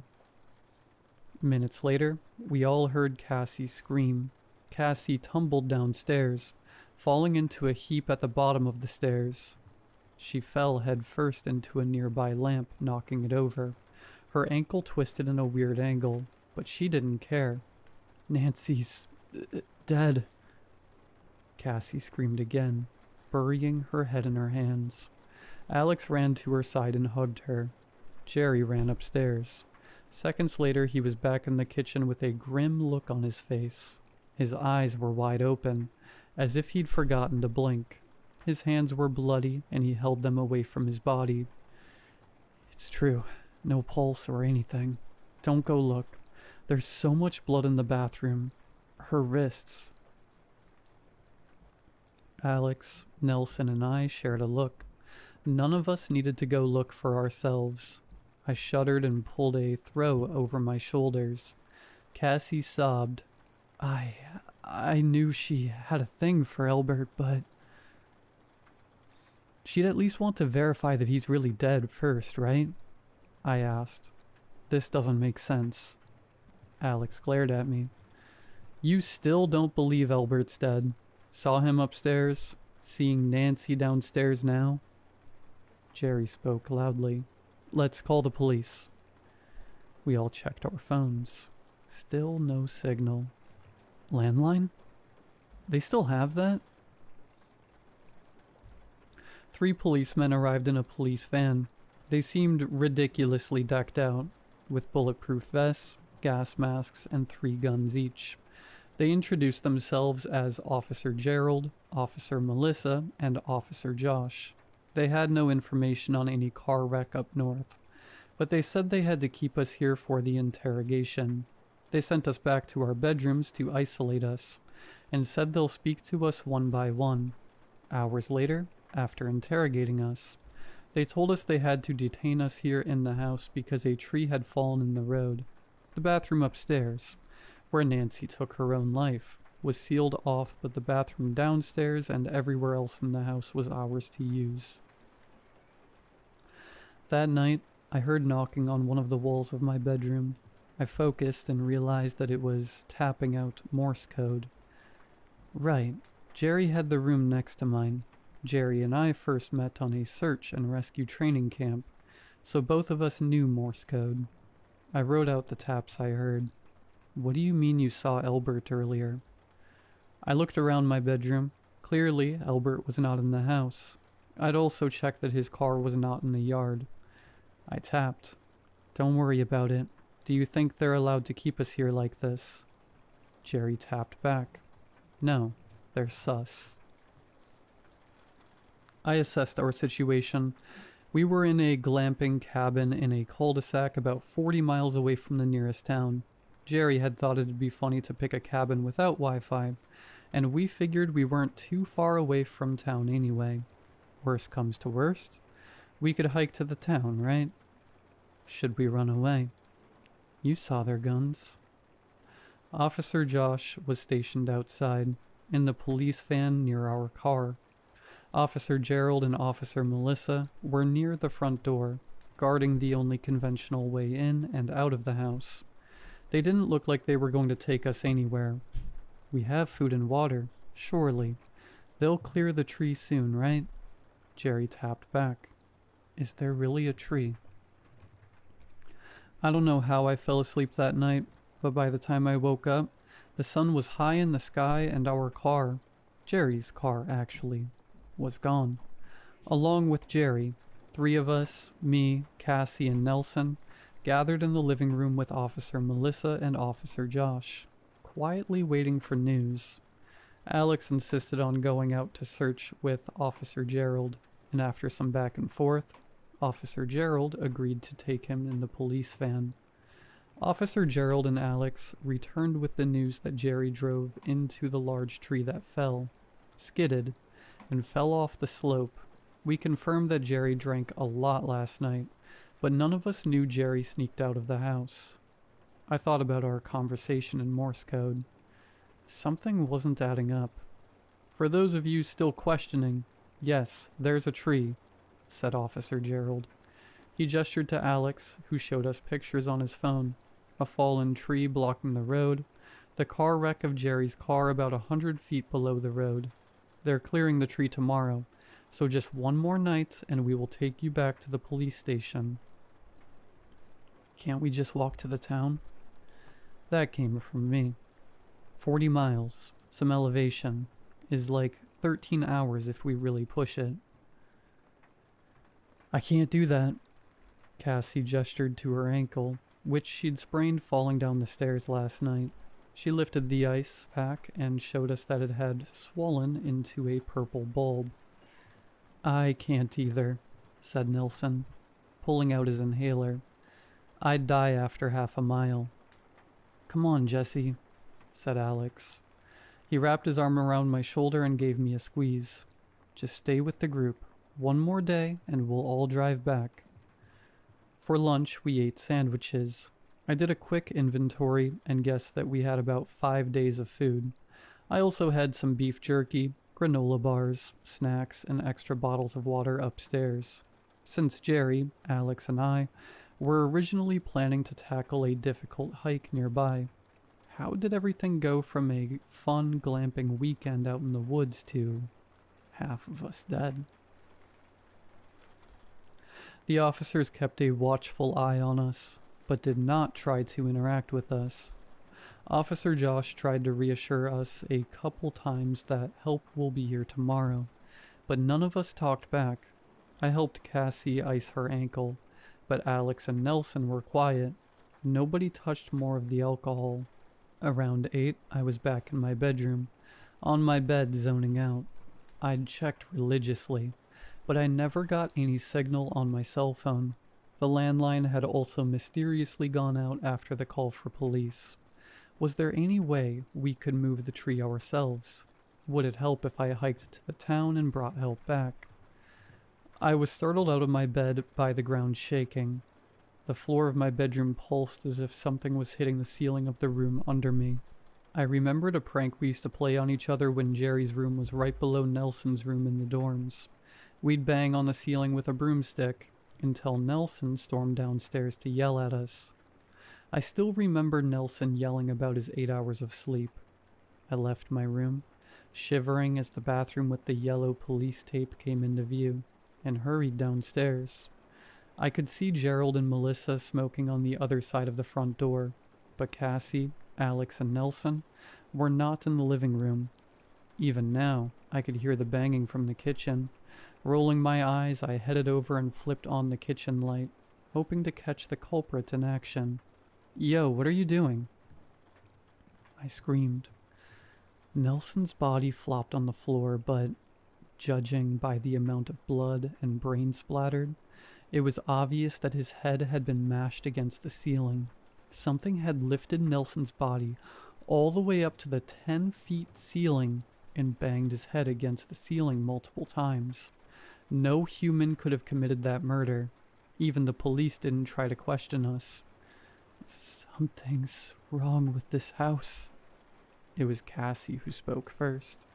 Alex had his arms around her, and she was visibly shaking. We have to get out of here immediately. The tree, said Officer Gerald, now that he was done smoking. His gas mask with night vision goggles was back on his face. His fingers were white around the handle of his rifle. He gestured to all of us. We can hike the road to town. I'd do it, I immediately said. I glanced at the clock. 1 a.m. I'll take my bag and walk to town, starting right now. Jesse, Alex snapped at me. Cassie can't walk. What are you going to do? Leave her here alone with 3 dead bodies? She can use a branch, or use Jerry's hiking sticks. I snapped back. Ignoring how everyone winced at the mention of Jerry's name, I turned to Cassie. Do you want to stay here with 3 dead bodies and some force that can mash our heads into the ceiling? Or do you want a messed up ankle? I'll go, Cassie gasped. Suddenly her hand flew to her throat and her eyes rolled to the back of her head. Alex caught her and they both slid to the ground. Officer Melissa headed over, opening the visor of her helmet to check on Cassie. I'd noticed that Officer Gerald and Officer Josh immediately trained their guns on Cassie when she gasped. She's knocked out, said Officer Melissa. She shot a worried look over to Officer Gerald. Just fainted. There's something wrong with the house for sure. I didn't feel like I was in immediate danger, but who can predict how volatile the mysterious killing force was? I easily trusted myself to walk for the next 15 hours until I reached the town. But could I just leave my last 2 remaining friends here? The way these police officers braced for impact and aimed their gun toward every little sound. Jesse, please, said Alex. Please, please. I turned towards the officers. Now that it's just you and us, and half of us are dead, tell us the truth, I said. I stared Gerald right in the eye, through his night vision goggles. I know you're not police officers. You know we didn't kill our friends. Why are you holding us here? Dear, what are you talking about? Asked Melissa. She'd moved her gas mask off her mouth, but her night vision goggles hid her eyes. She tried to smile, but her fingers didn't stray far from her handgun. You're scaring your friends. Yeah, young lady, said Josh. He was tense for combat. Believe me, I know you're under a lot of stress right now. 3 fully automatic military-grade assault rifles, with over 1,000 rounds each. 3 rifles customized to fire 25.5mm bullets. 3 handguns and over 30 grenades in your van, I said. You're not here to investigate someone taking their life here on vacation with some friends. Did that landline really work, or were they waiting out there the entire time? The 3 of you have been consistently eating raw garlic, I continued. You know something is wrong with this cabin, and you are terrified. That's why you guys have more ammo and armor than special ops and war zones. But you're here to keep us here until we're dead. Why? My heart was pounding. After a long pause, Gerald gestured towards the couch in the living room. Alex and I carried Cassie over to the couch. Josh and Melissa took food from the kitchen and then closed the kitchen screen, leaving Nelson's corpse on the other side. We call it the taking, said Gerald. We don't know when it started, but it must take every year during the fullest moon of the year. We tried everything, Josh interrupted. Gerald shot him a look, but Josh continued. Believe me, we tried everything we could to stop it. If we offer fresh bodies every year, nothing bad happens to our town. If we don't, we get cursed. Crops fail, animals die, diseases spread, sores, boils, and plagues everywhere. Fires start. Initially, we offered our own, but we noticed that it naturally gravitates towards foreigners. more fresh. It gravitates towards foreigners and it gravitates away from garlic, I said. I thought about the box of garlic chips in my bag that I'd been snacking on the past 2 days. My eyes narrowed as an idea came to mind. Nancy didn't die from taking her own life, did she? Don't think so, said Gerald. He took another garlic out of his snack container and bit down on it. We don't know any patterns to its kill method. We've seen everything from evisceration to suffocation, but no patterns. So we're just here to die, said Alex. You're here to keep us here until we die. Believe me, we don't want to hurt anyone, said Josh. Gerald shrugged. We must stay here until the taking is over. Hard to believe, but it's safer in the cabin than out there on the road next to the woods. It can just throw you over the cliff, you know. We take precaution, but we're not much safer than you guys, said Melissa. All of us here have lost someone to a taking. I never want to hurt anyone, said Josh. Believe me, if there's a way to help you guys, I'll do it. I never wanted anyone to die. I asked, can I step outside for a moment? Suit yourself. Alex was also taken that night. He'd stabbed Cassie to death in the tool shed, and then stabbed himself. Melissa advised me not to check with my own eyes, and I nodded, flopping down on the couch in the living room. It'll probably also take you tonight, Melissa said, as if she was trying to be reassuring.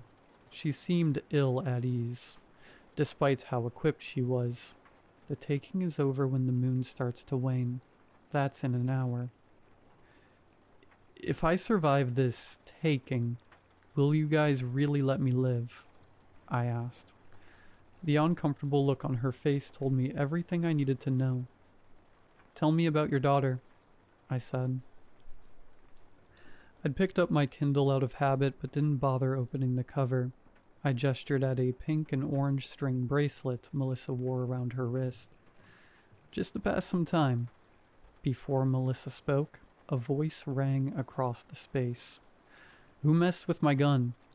Gerald entered the dining room. After leaving to use the bathroom, his heavy rifle had been left next to Josh, who was still sitting a foot away from it. Now, Gerald picked up his rifle and examined it with suspicion. Gerald peered through the sight. Nobody, said Josh. He was popping slices of raw garlic into his mouth. I was a foot away from it the whole time, and the girls were on the couch. Yeah, we were here, Melissa reaffirmed.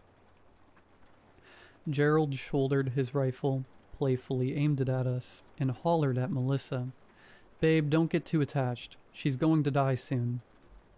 Melissa gave me a smile, then stood up to walk over to Gerald.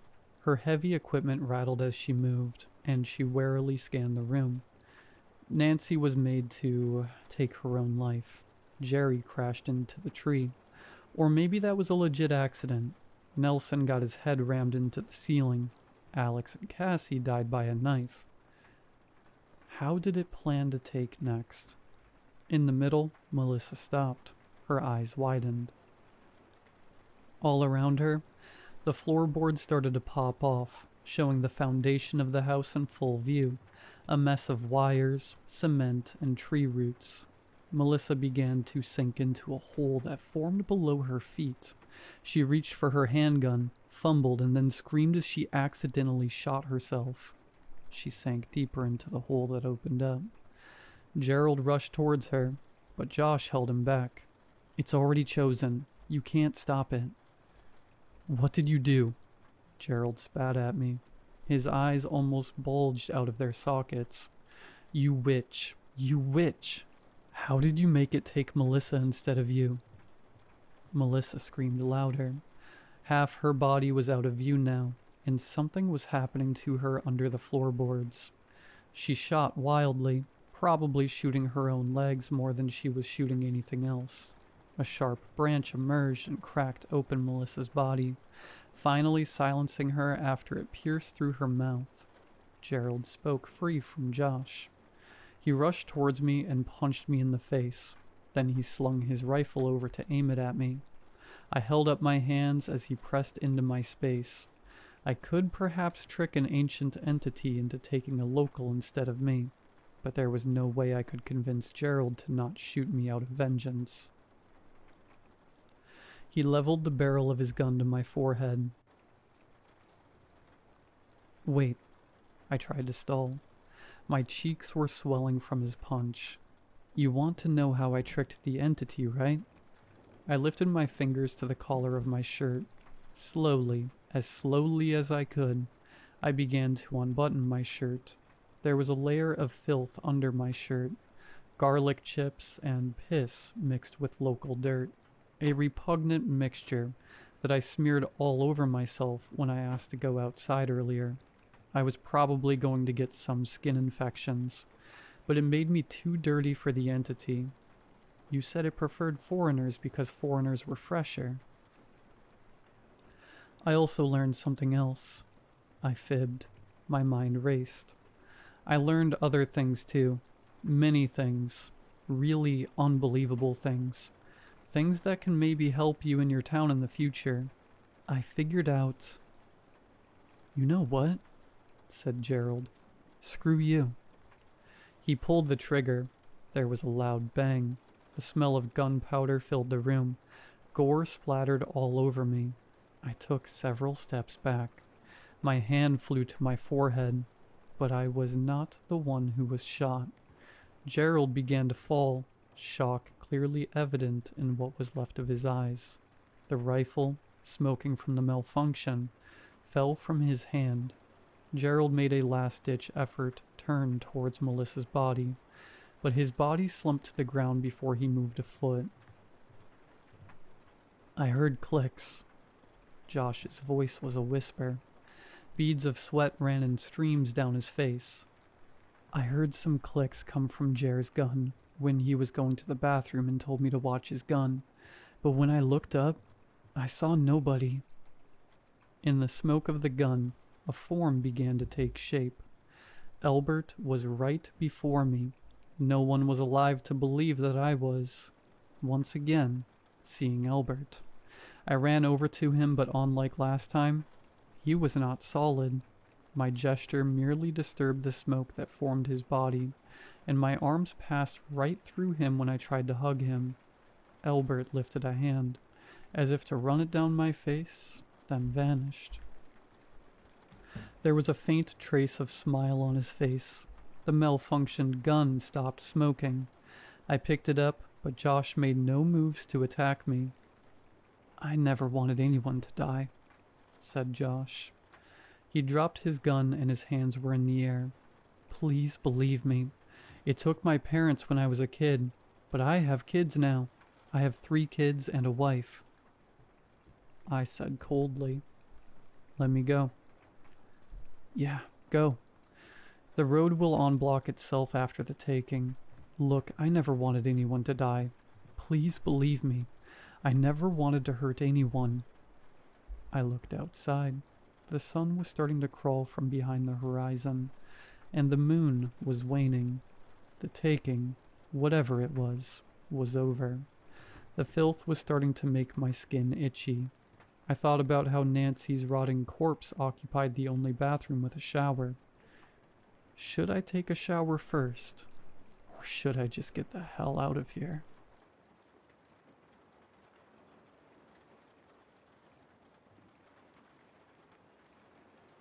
She had said it was going to be a late night at the office. I remembered that first night well. 9:30 p.m. She still wasn't home. Was probably burning the midnight oil. The thought crossed me. In this sort of market, maybe that's fine. Jobs are a rarity. There are worse things than working hard. I forced myself under the covers, shut my eyes, and waited for sleep to take me. The next morning, when she wasn't splayed out beside me, I convinced myself she must have sauntered in at 11 p.m. and left at 6 a.m., having sprinted through her morning rituals before I'd even had time to separate the blinds. My first text to her was delivered at 8:48 a.m., sitting in the uncomfortable chair of my more uncomfortable cubicle. Work's really killing you, huh? A certain flavor of guilt washed over me when I realized I still didn't fully understand what her new job entailed. The title was Project Manager, but I always found the term nebulous. My mind shot back to words she'd mentioned when she discussed it: neural networks and visual processing. They were coming up on a big project deliverable. I nodded, of course. I'd always nod. I put the phone down and subjected myself to the minutiae of the day. A watched pot never boils, after all. Soon, I'd get distracted, forget about everything, and then I'd hear from her. Corporate bureaucracy held my attention for a few hours when my phone vibrated. I checked it immediately. A dumb meme from a friend I hadn't spoken to in ages. Great. Already I was willing to cave on the internal rule I'd set for myself to not think about it. I sent her a new text. Finally. Hey hun, where are you? And then called her too, for good measure. Her voicemail played. Hi, this is Ella, A. I cannot answer the phone right now, So you should try to call me back, yeah? Back, yeah. A. This is really sad. And then laughter as her sing-song Rihanna impression broke down and I heard the beep. I waited for the phone to buzz again, for a call back. Something. When there was nothing, the next thought was, is a good husband supposed to call the cops immediately when he doesn't know where his wife is? Or was I just overthinking things? I left work early and depersonalized the entire way home, speeding on the freeway, stuck in traffic, waiting for the light to change. Being colorblind, I go by traffic light position. Pulling into the driveway, all of it done with no real lucidity. At home, pacing back and forth in slippers on the hardwood floor. 6 p.m. turned to 7 p.m. turned to 9. I'd occasionally grab the remote, flip through some random streaming service, hoping something the all-seeing algorithm suggested might pull me away from my anxiety, but nothing did.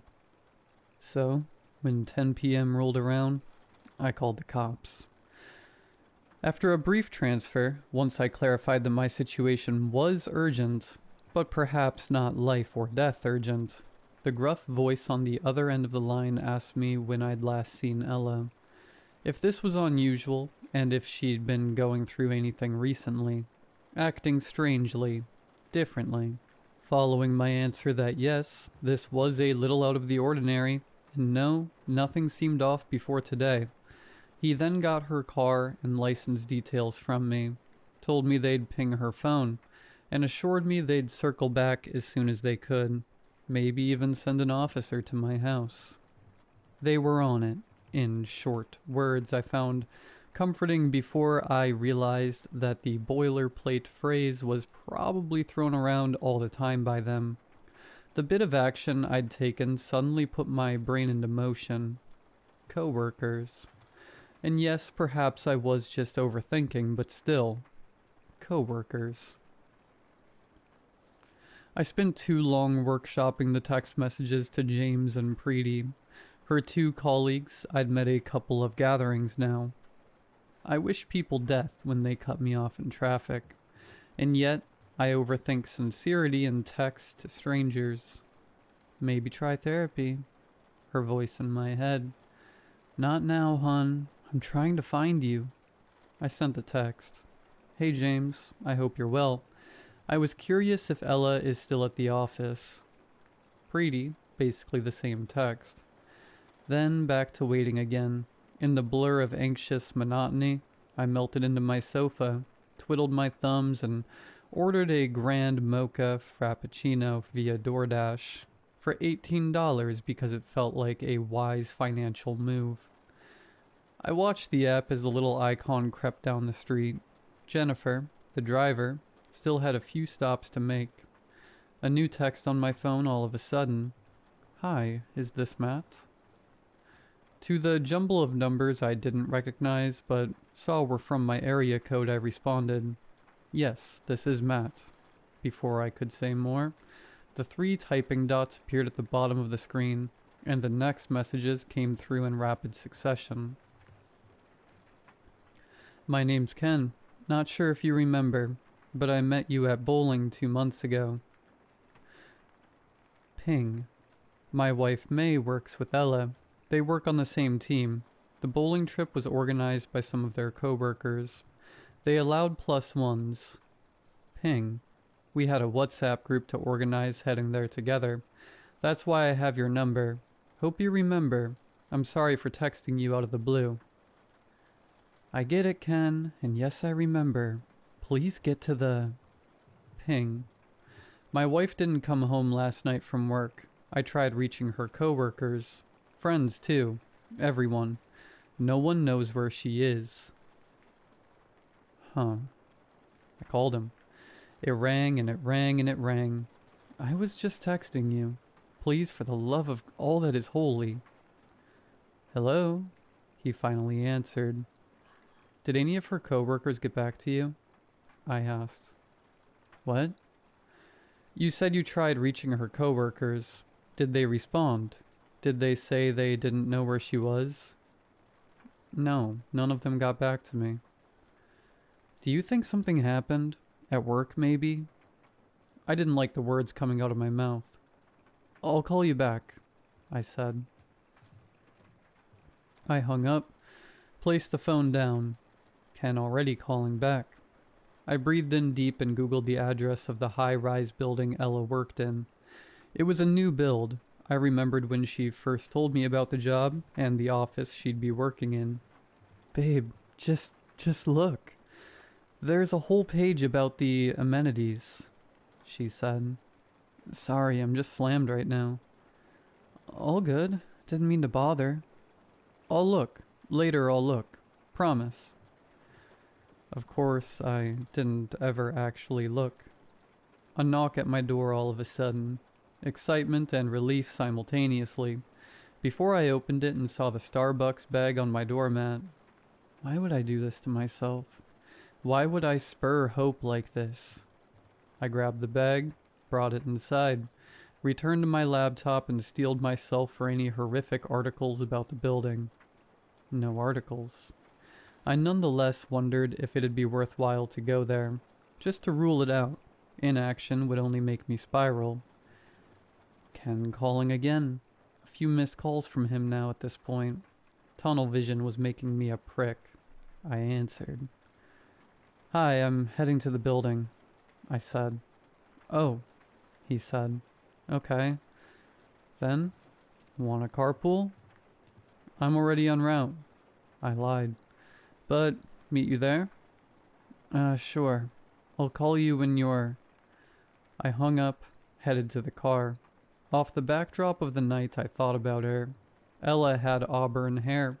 She listened to ABBA in her headphones when she vacuumed. Always ABBA. Her favorite thing was shoving her phone into my face to show me something she was convinced was funny when it absolutely wasn't. She loved astrology memes. She hated the beach. Why? I'm not entirely sure.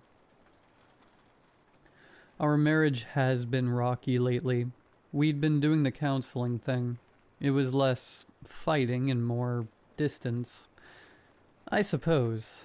The recent line she'd been repeating was that she'd always been willing to make sacrifices and change for our relationship. I hadn't. I've been fixed in place, unable to change. I secured my seatbelt, and as I did, I saw a new message on my phone. From James, her coworker. DNO, not OCOME. Anxiety now. I texted him back to elaborate on his typo-filled note. I tried calling him multiple times. Radio silence. Heart palpitations now. I decided to start driving. I pulled into the expensive downtown parking lot surrounding the tower. Past the sea of dark headlights, I expected to see an inferno, or an explosion, something horrific. Instead, everything seemed fine, though it dawned on me that it was strangely hard to find parking. The lot was basically full, despite it being near midnight on a weeknight. I found purchase in a shadowy spot in the corner of the lot, parked, rushed out, sprinted to the building. Mid-sprint, I realized I'd passed Ella's car, her beat-up Toyota Camry. There it was, just sitting. Like an afterthought, I peered through the foggy backseat window to see if there was anything of note in the car. Nothing. But this did mean that either she'd left somewhere on foot, or more realistically, was still here, in the building. I continued on, the glass tower looming ahead, its windows dark and reflective. As I neared, it became clear most of the floors had their lights off, the shades drawn.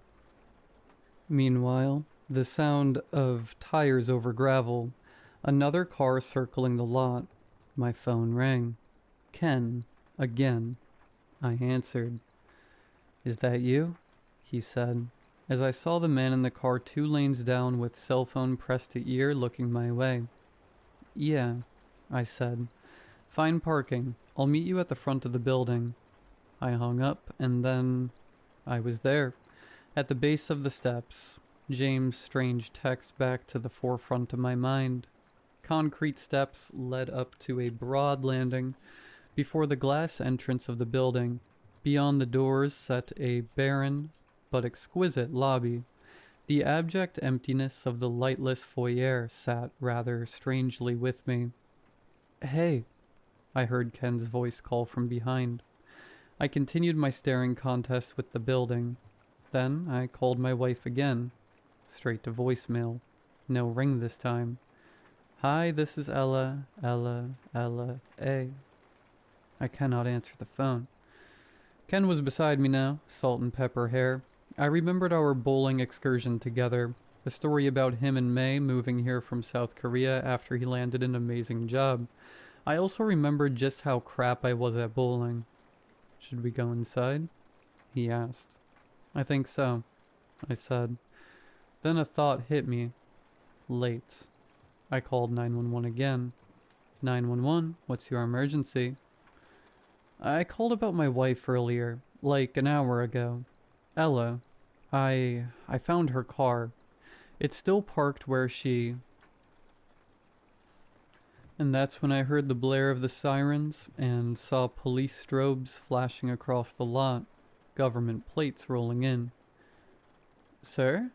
the operator said. "Actually, I think you guys are already here." I hung up, just as the lady said, "What do you mean?"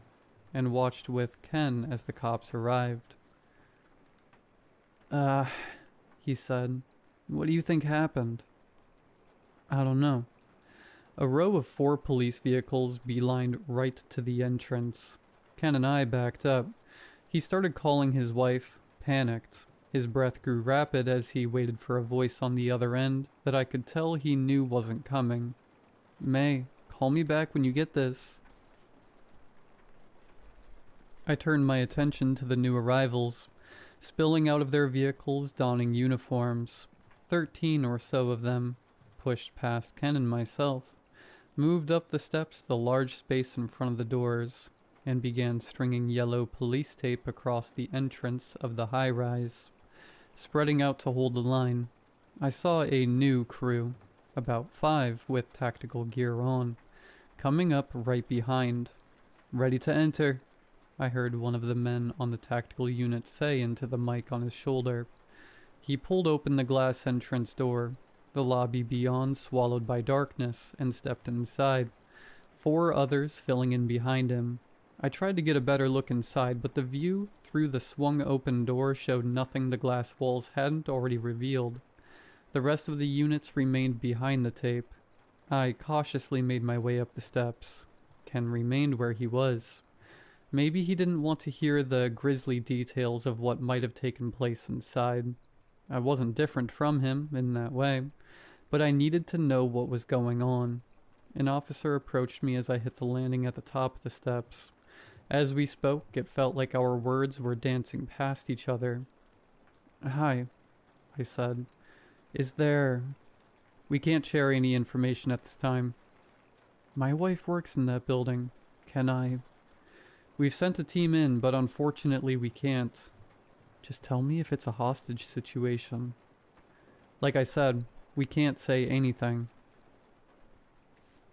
A different officer came up beside him, on the younger side, bags under his eyes. "I don't think it's a hostage situation," she said, an eyebrow raised from the other cop. "I mean, I don't really know what it is exactly. I think that's probably the best we can say, right?" I paused for a second. "What?" She started, but then her expression shifted, as if she'd already said too much. She stopped herself, turned with her partner away from me, struggling with what to do next. I maneuvered back down the steps, reached Ken. "What did they say?" he asked. "They don't think it's a hostage situation. They're figuring it out. Sent some people." "Inside, yeah, I saw." "Yeah." Another look at the building. It was almost haunting me to enter. Then I headed back to my car. I could feel Ken wanting to ask me where I was going, but opting not to. I reached the shadowy corner of the lot again. I sat passenger side in my vehicle, readjusted the seats to incline as far back as possible. I had no idea what to do, or what was happening, but a watched pot never boils. And so I let the heaviness of my eyelids shut me out from the world. Ella wasn't too far away from me. She was right there, in that building. I just needed to distract myself. The cops would figure it out. It would all be okay. I drifted off. I woke up groggy, drooling. The lot was as dark as it was when I had first fallen asleep. I checked the time, 2 a.m. Solid hour and a half of an existential nap. I left the car, approached the building again, this time sure that the time-lapse would bring with it an insane amount of energy. Fanfare around the front of the building. I dreaded it. Yet I moved towards it. Footstep, footstep, footstep. Awaiting bad news, really. Footstep, footstep, footstep. I had a dream once that she died. Most of the details slipped my mind, but I remembered the feeling of that dream. It had felt like my life was completely over, like nothing mattered anymore. Footstep, footstep, footstep. Again my feet brought me to the edge of the steps, where a scene that was both more as well as less met me. The police presence looked much larger now, more cars than before at least, and yet a sort of empty feeling enveloped everything. I couldn't spot a single soul amidst the scaled-up operation. Besides Ken, of course, slumped on the walkway leading to the steps, eyes half open, drifting in and out. "Where is everyone?" I shouted, shuffling. I saw someone emerge from the back of one of the squad cars, looking frazzled.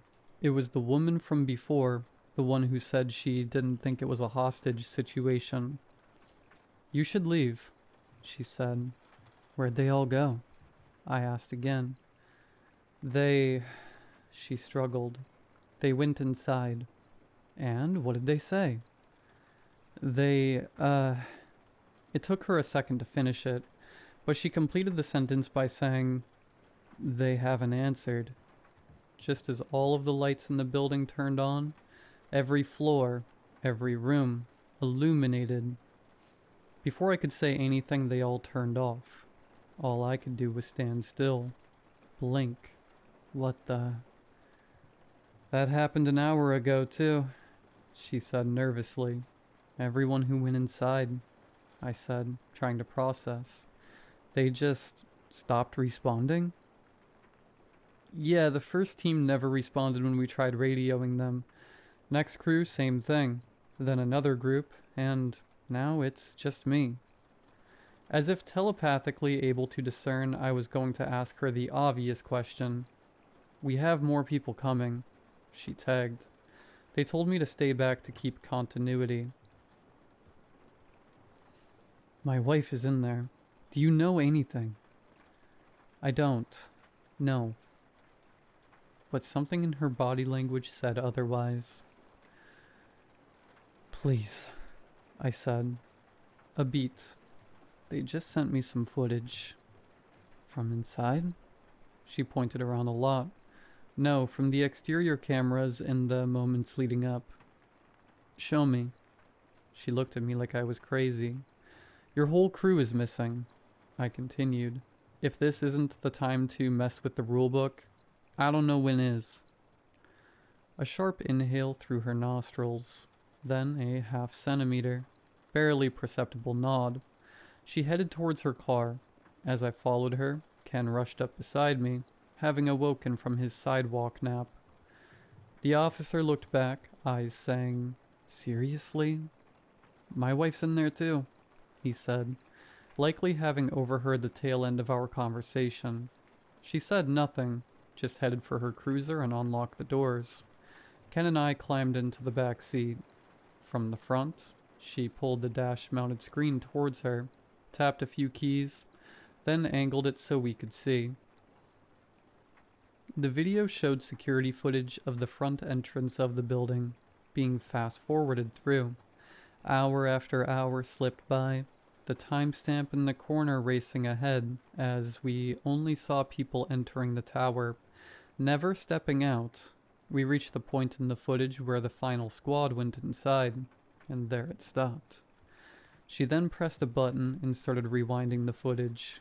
The hours ticked backwards from present moment as we saw a replay of the last 2 days until roughly 48 hours ago. A new instance. Someone actually leaving the building. Specifically, a man dressed in business casual, with shoulder-length hair. The entranceway flickered behind him as he stepped out. Everything went dark for a brief moment before stabilizing. She paused the footage. 48 hours ago. The last time anyone left the building. "Do you know who that is?" I asked. "We haven't identified them yet. Team's not sure if he even has anything to do with it, or if he was just the last person lucky enough to leave." I squinted, tried to place the pixelated face. Then, a new thought. I unlocked the door, got out of the car. "Where are you?" They both started. "I'll be back. Don't go inside." I sped my way home, reached the front door, key in the lock and turn. I spent an immodestly long time searching for binoculars, snapping open drawers and cupboards until I found them. I tossed them into a backpack. Next, tape, and a roll of string that I found in one of Ella's craft baskets. Having grabbed everything I needed, I then went back to my laptop. I looked up the details of the company Ella worked for, and maneuvered to their website. Buzzwords about cutting-edge research in cognitive modeling and perceptual imaging kept surfacing over and over, ushering in a new phase of technological evolution for the human race. I went to the section about the company's leadership team next. I was smacked in the face with an oversized image of the company's 2 founders. Both looked to be about in their mid-40s, well-dressed. Twins. I thought back to the face I saw leaving the building in the security footage. It was hard to tell if the memory matched what I was looking at, but at the very least, the hair looked the same. Fighting off thoughts about whether these 2 freaks were a red herring, or if they were indeed trying to usher in Skynet or something, I decided to try Ella again. Maybe, just maybe, she was somewhere else. And I wouldn't have to think about this anymore. It could be the city's problem. I called her. That same old voicemail. I hung up. Certainly a night filled with fruitless phone calls. When I returned to the officer, Christine's cruiser, Ken was riding shotgun now. They both remained fixed on the building. attention permeating all around us. "You said there were more officers coming," I asked. "Yeah," she said. "But they're just going to go inside, right?" "I don't know what the strategy is now." I looked at the time. 3:15 a.m. "I have an idea," I said. "It might be stupid, though." "What is it?" she asked. And it wasn't much longer after that the three of us were standing at the entrance of the building. In hand, my phone. I'd tied string around it, tight. Taped it for good measure, too. I pulled up the phone's camera and pressed record. Then, absolutely convinced this move would kill me, I opened the door to the building no one seemed able to leave and, harnessing every bit of hand-eye coordination available to me, made a very deliberate toss of my phone, trying to get it as far as possible while keeping it face up so it wouldn't flip. The move succeeded, the phone skidding past the receptionist desk and into the narrow hallway behind it. The door closed, the string slipping beneath the glass frame. We stood still. Minutes disappeared into the ether. Then, Ken reopened the door. I pulled the string, brought the cell phone back out of the abyss and up into my hand. I pressed stop on the recording button, and we all squeezed together as I brought up the video that had been generated. On the dusty black screen displayed the ceiling of the lobby, and a distant sound. Thumping, like something was happening in another room. And music. "Is that Dancing Queen?" asked Christine. I brought my ear closer to the phone. The grainy sounds of a song were far into the background, yet as I focused, there it was, the instantly recognizable ABBA tune. Ding, the sound of a nearby elevator arriving in the video. The doors opening, the doors closing. Then a slow scraping, crawling, labored breathing, pained breathing, a voice that sounded like it had never known air. "I'm so sorry." The video lingered on its stationary shot of the ceiling, before being dragged back to the outside world, ending on my disheveled reflection, poking the screen. I sat with the unplaceable feeling stirring within me. Then I looked around, spotted a big rock near the bottom of the steps. I shifted down, grabbed it, ran back up. "What are you doing?" "Ken." "I'm gonna break a window. Whatever is happening, we're gonna get some attention." "Do you think that's gonna do anything helpful for us?" said Christine. "We can't just do nothing," I said. Lights flickered from one of the higher floors all of a sudden.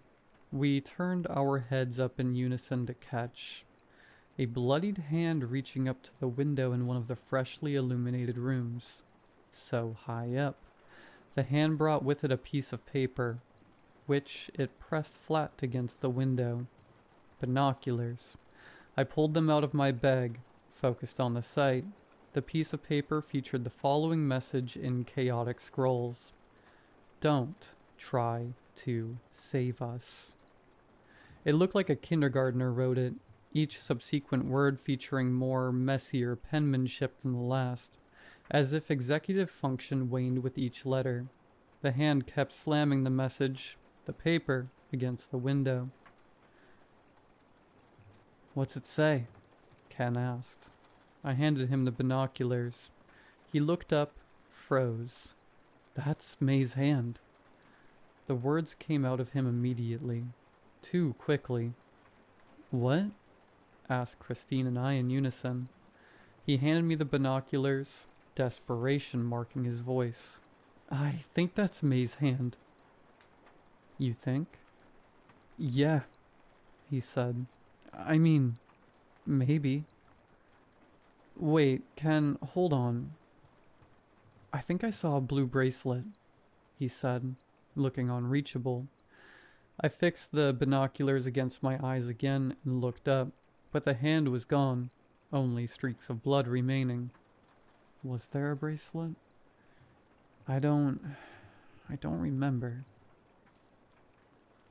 I think I saw it, he continued, listless. It was just like hers, and if she's in danger, I have to go. He beelined to the door. Christine rushed after him. Take out your phone, I shouted. What? He asked. If you're gonna be a hero... Matt, what are you doing? Asked Christine. If you're gonna be a hero, I continued, answer my call and narrate everything, and we'll come find you. I waited for his expression to shift, for reality to sink in and for his bravery to disappear. But he didn't waver. Instead, he pulled out his phone. Call me, I said, and he did. A split second of my phone ringing brought back the fantasy of maybe, just maybe, it being Ella calling, before I snapped back to reality and answered the call. All right, I said into the phone, dodging Christine's incredulous glare. Describe everything you see, and don't stop talking. He nodded, phone pressed against his ear. He entered the building. I stayed on the line, Christine beside me, bated breath. The lobby's dark, he said. Explain everything. Don't hold any details back. I caught him through the glass walls, taking slow, deliberate steps, inching forward to the end of the lobby. You killed him, Christine whispered. Don't say that, I whispered back. Then to him, tell me what you see, Ken. It's still the lobby. It's still dark. I'm going into the hallway. I see something by the elevator. They're on the ground. They don't look well. I see... And then he froze. See... The grainy, distant music in the background again. A new track now. What? See... He repeated. See? I asked. See... Ken? Christine yelled over the phone. See... Snap out of it, man, I said. See... Ken? Say something, Christine said again. Ken. 23. I was at a loss for words. 23, he repeated. What does that mean, Ken? You were just with us. 23. I heard the phone hit the ground with a clatter. The sound of footsteps. Silence besides the grainy background music until the ding of an elevator arriving. Christine grabbed my phone, angrily hung up the call. So, she said, did you get what you needed from that? He was gonna go in there no matter what, I said. We need to figure out what happened. We don't need to do anything. This is National Guard territory. We can't wait anymore. It's already been too long. My wife's in there. Yes, so was his. My mind raced with horrific thoughts. I tried to block out the noise. There had to be a way forward. Obviously, she continued. Something took over him in there. A new, desperate theory crossed my mind. I had to run with it. Sound, I said. What? That's what's overtaking everyone. There's something I don't know. Maybe coded into the songs or something. Something subliminal. You're gonna stake your life on that? Ella's my life. The irony wasn't lost on me that my rush back to Christine's cruiser, yanking at the locked door, mirrored the same desperate push Ken just made. In a morbid way, his restlessness made me think I'd been moving too slowly. She sighed as I kept pulling on it. Help? I asked. What are you... Hearing protection. Do you have anything at all that can block out noise? For the final time, we stood in front of the building with a half-baked plan. I'm not positive, I told her. Both of us had hearing protection earmuffs, like the ones you'd use at a range, half on. But if I wait and she dies, I continued, I won't be able to live with myself. I secured the earmuffs over my other ear and walked towards the entrance. I'd told Christine she didn't have to come with me, that she could wait for backup and work out a new plan with whoever showed up next. But in the reflection of the glass, I saw her pull her own hearing protection into place and fall in close behind. We stepped inside the building. Lobby furniture shrouded in darkness. I sensed a faint, electronic light casting the lightest of shadows over the walls. I couldn't hear my own footsteps as I maneuvered around the reception desk. I lifted my head, caught an expensive chandelier and fixtures hanging from the high ceiling. Despite attempts at controlled breathing, my heart pounded with the intensity of an intruder at the door. I peeked into the narrow hallway, and immediately my gaze dropped to the sight of a sickly, dying thing. Flesh loose, hanging over bones and organs like cloth draped over a mannequin. I knew it was human, or at least used to be. My eyes lifted to a large TV screen fixed against the nearby wall. It had what looked to be a stock image on it, a photo of a little girl facing the camera, smiling while holding a flower out in front of her, a surreal, too comforting grass field in the background. At the bottom of the screen, in a murky, blood-dark color, it read 23. I looked behind me. Went to mouth something to Christine, but the second I spotted her eyes, she had a far-away stare, locked onto the image. I saw her mouth 23. She repeated it. Christine? I said. I shook her shoulders, but nothing registered for her. I briefly, instinctively turned back to the photo, almost as if I wanted to brick my own brain just to get it, but then quickly turned away again. Christine headed to the elevator, clinical in her movement. Press the call button. Ding. The doors opened onto the sterile interior. I rushed behind her and stepped inside. She had already pressed the button for the 23rd floor. Between the closing doors, I noticed that the person-esque thing lying on the ground in front of us had a blue bracelet around what remained of its hand. I'm so sorry, Ken. I heard the voice rasp and wondered if, before Ken lost himself, he had recognized who he saw in the hallway. The elevator car moved up swiftly. I took my earmuffs off and dropped them to the floor. My sound theory was moot. I looked over. Christine stared ahead with a lobotomized look, while sterile corporate music played in the background. Completely gone. We approached closer and closer to floor 23. A horrific mosaic of sounds started creeping in, and as I wondered why I hadn't been overtaken, compromised the way everyone else had been, I resolved that it was best I follow Christine's actions from here on out. Act like her. It was a decision I made only a split second before. Ding. We arrived. The doors opened to a wall with a large screen mounted on it. On screen, the same stock footage. Girl with the flower, a new word at the bottom in a blood-dark hue. Left. Christine immediately turned left into the corridor. I did the same, trying to stay in lockstep with her.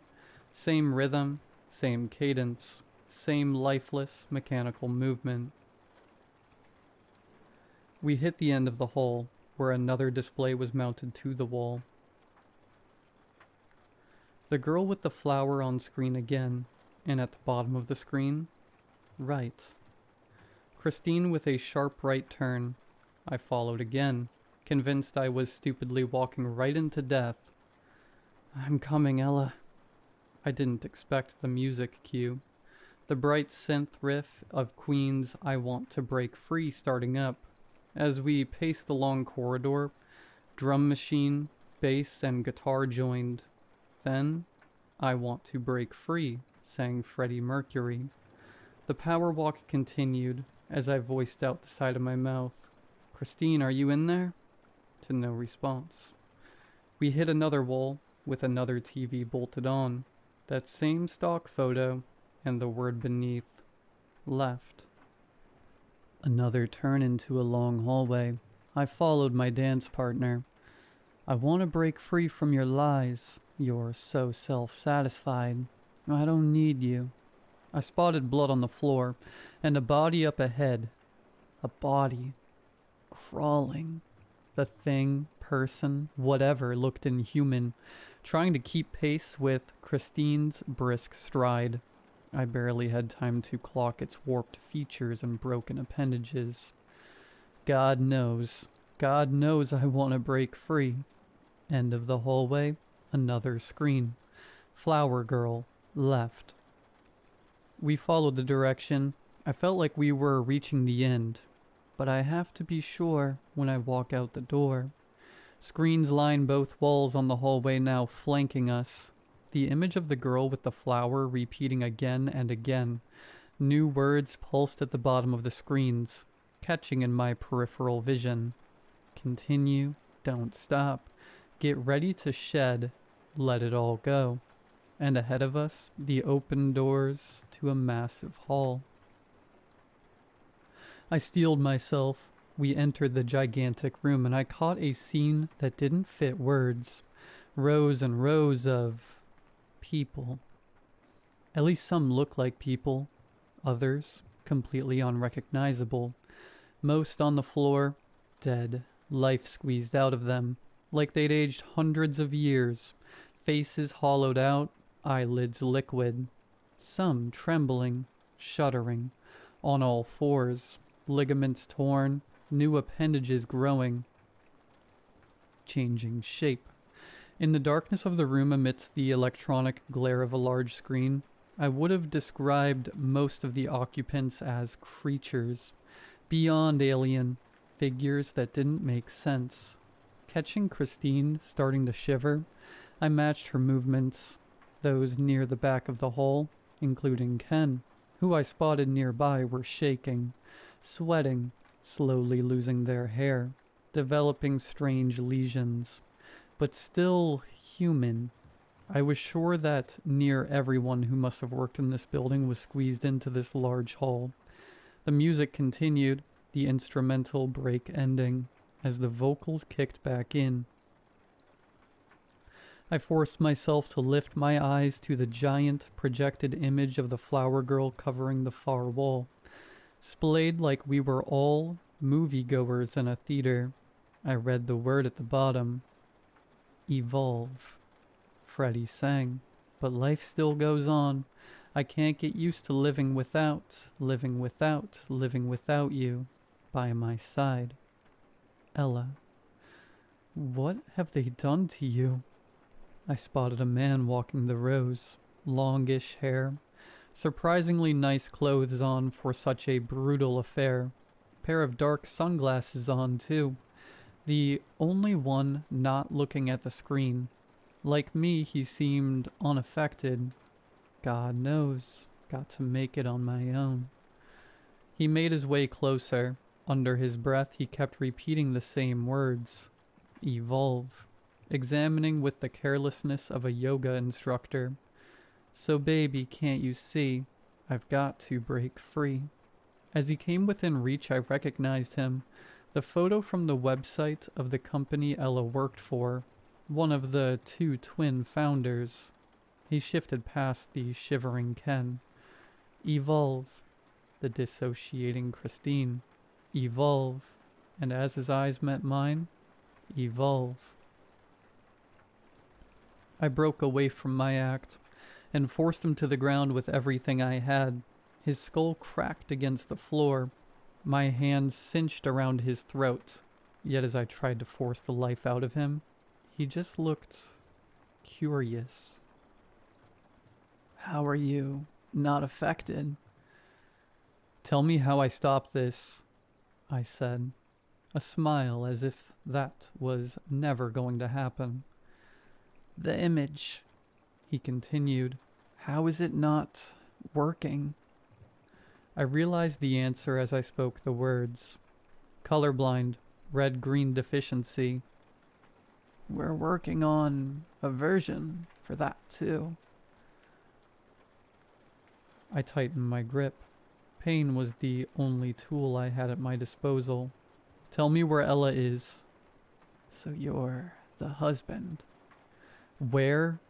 "I'm so proud of her. She's proof. Our theorem had merit." "You killed her?" "Far from it. She's the reason me and my brother's names will live on forever." I crushed the air from the freak's lungs. He writhed, but I kept my hands locked in place long after his resistance faded. The song ended, and then a new tune began, ABBA's Dancing Queen. It played as I weaved through rows and rows of horror, reaching the projector, casting the image. I knocked it to the floor, smashed at it, kicking, tearing, feral, doing everything I could to upturn the sinister broadcast. Finally, the image was gone from the wall.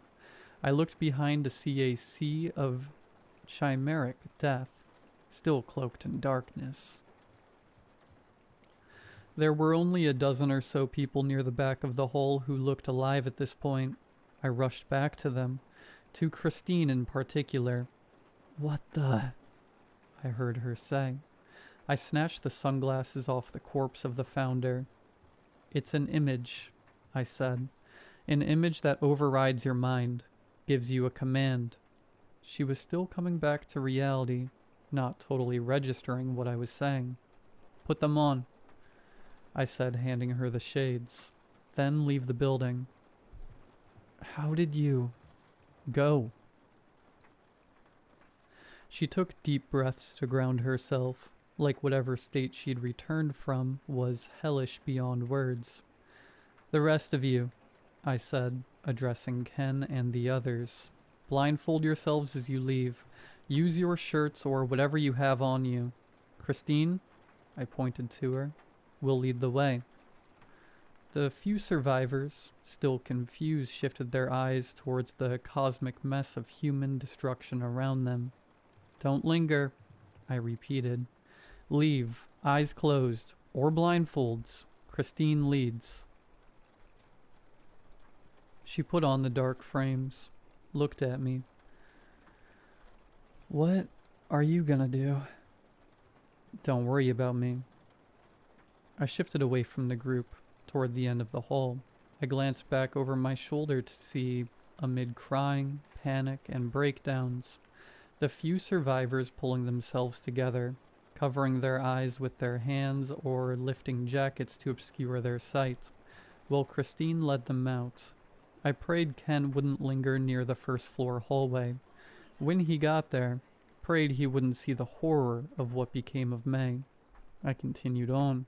My eyes shot from bleeding out creature to bleeding out creature. Chimeras, monstrosities, the rare human-like corpse among the aberrations. I sat in the middle of the destruction and called her cell one last time. Straight to voicemail. Tears fell. I wasn't totally there. It felt like my body was grieving before my brain could make sense of it. A loud scream came from outside all of a sudden. I rushed to one of the windows, peeked out, saw a nearby billboard with a new image overtaking it, the stock photo with the girl. I looked past it, billboard after billboard, screen after screen, all overtaken by the flower girl image, the word at the bottom on every display, evolve. I thought back to the security footage in Christine's cruiser, the man who left the building. I had to wonder if he was the brother, the other founder, and if he'd just now done his half of the psychopathic job. Not that it mattered. It was clear whatever they'd attempted in the building didn't work. More importantly, Ella was gone. There was no life for me anymore. Then I heard a voice in my head. Matt. I shot up. It was vivid. Too vivid. Matt, it's all right. I'm right here. It sounded like Ella. Where are you? Is this real? It's okay, hun. You can change now. I headed toward the entrance at the back of the hall, trying to find the source. I can't change, I said.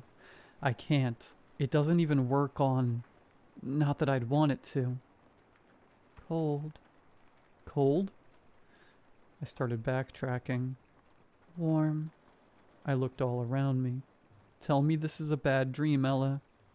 I knew you'd come. I kept shining lights for you. I shifted deeper into the hall again. Warmer. I felt disoriented.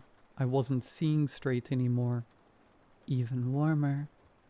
Lights, Ella. Every time they all turned on, that was me. Now evolve so we can stay together. My breath quickened. A new type of horror hit me. I spotted a door at the front of the hall, cast in shadow. It creaked just a hair open, with something peeking out. Ella? All of the lights snapped on, as if commanded to by an invisible force. Through the horror of the all-too-clear room now, I locked eyes with the nightmare peeking out at me. Ella? I asked. Found me.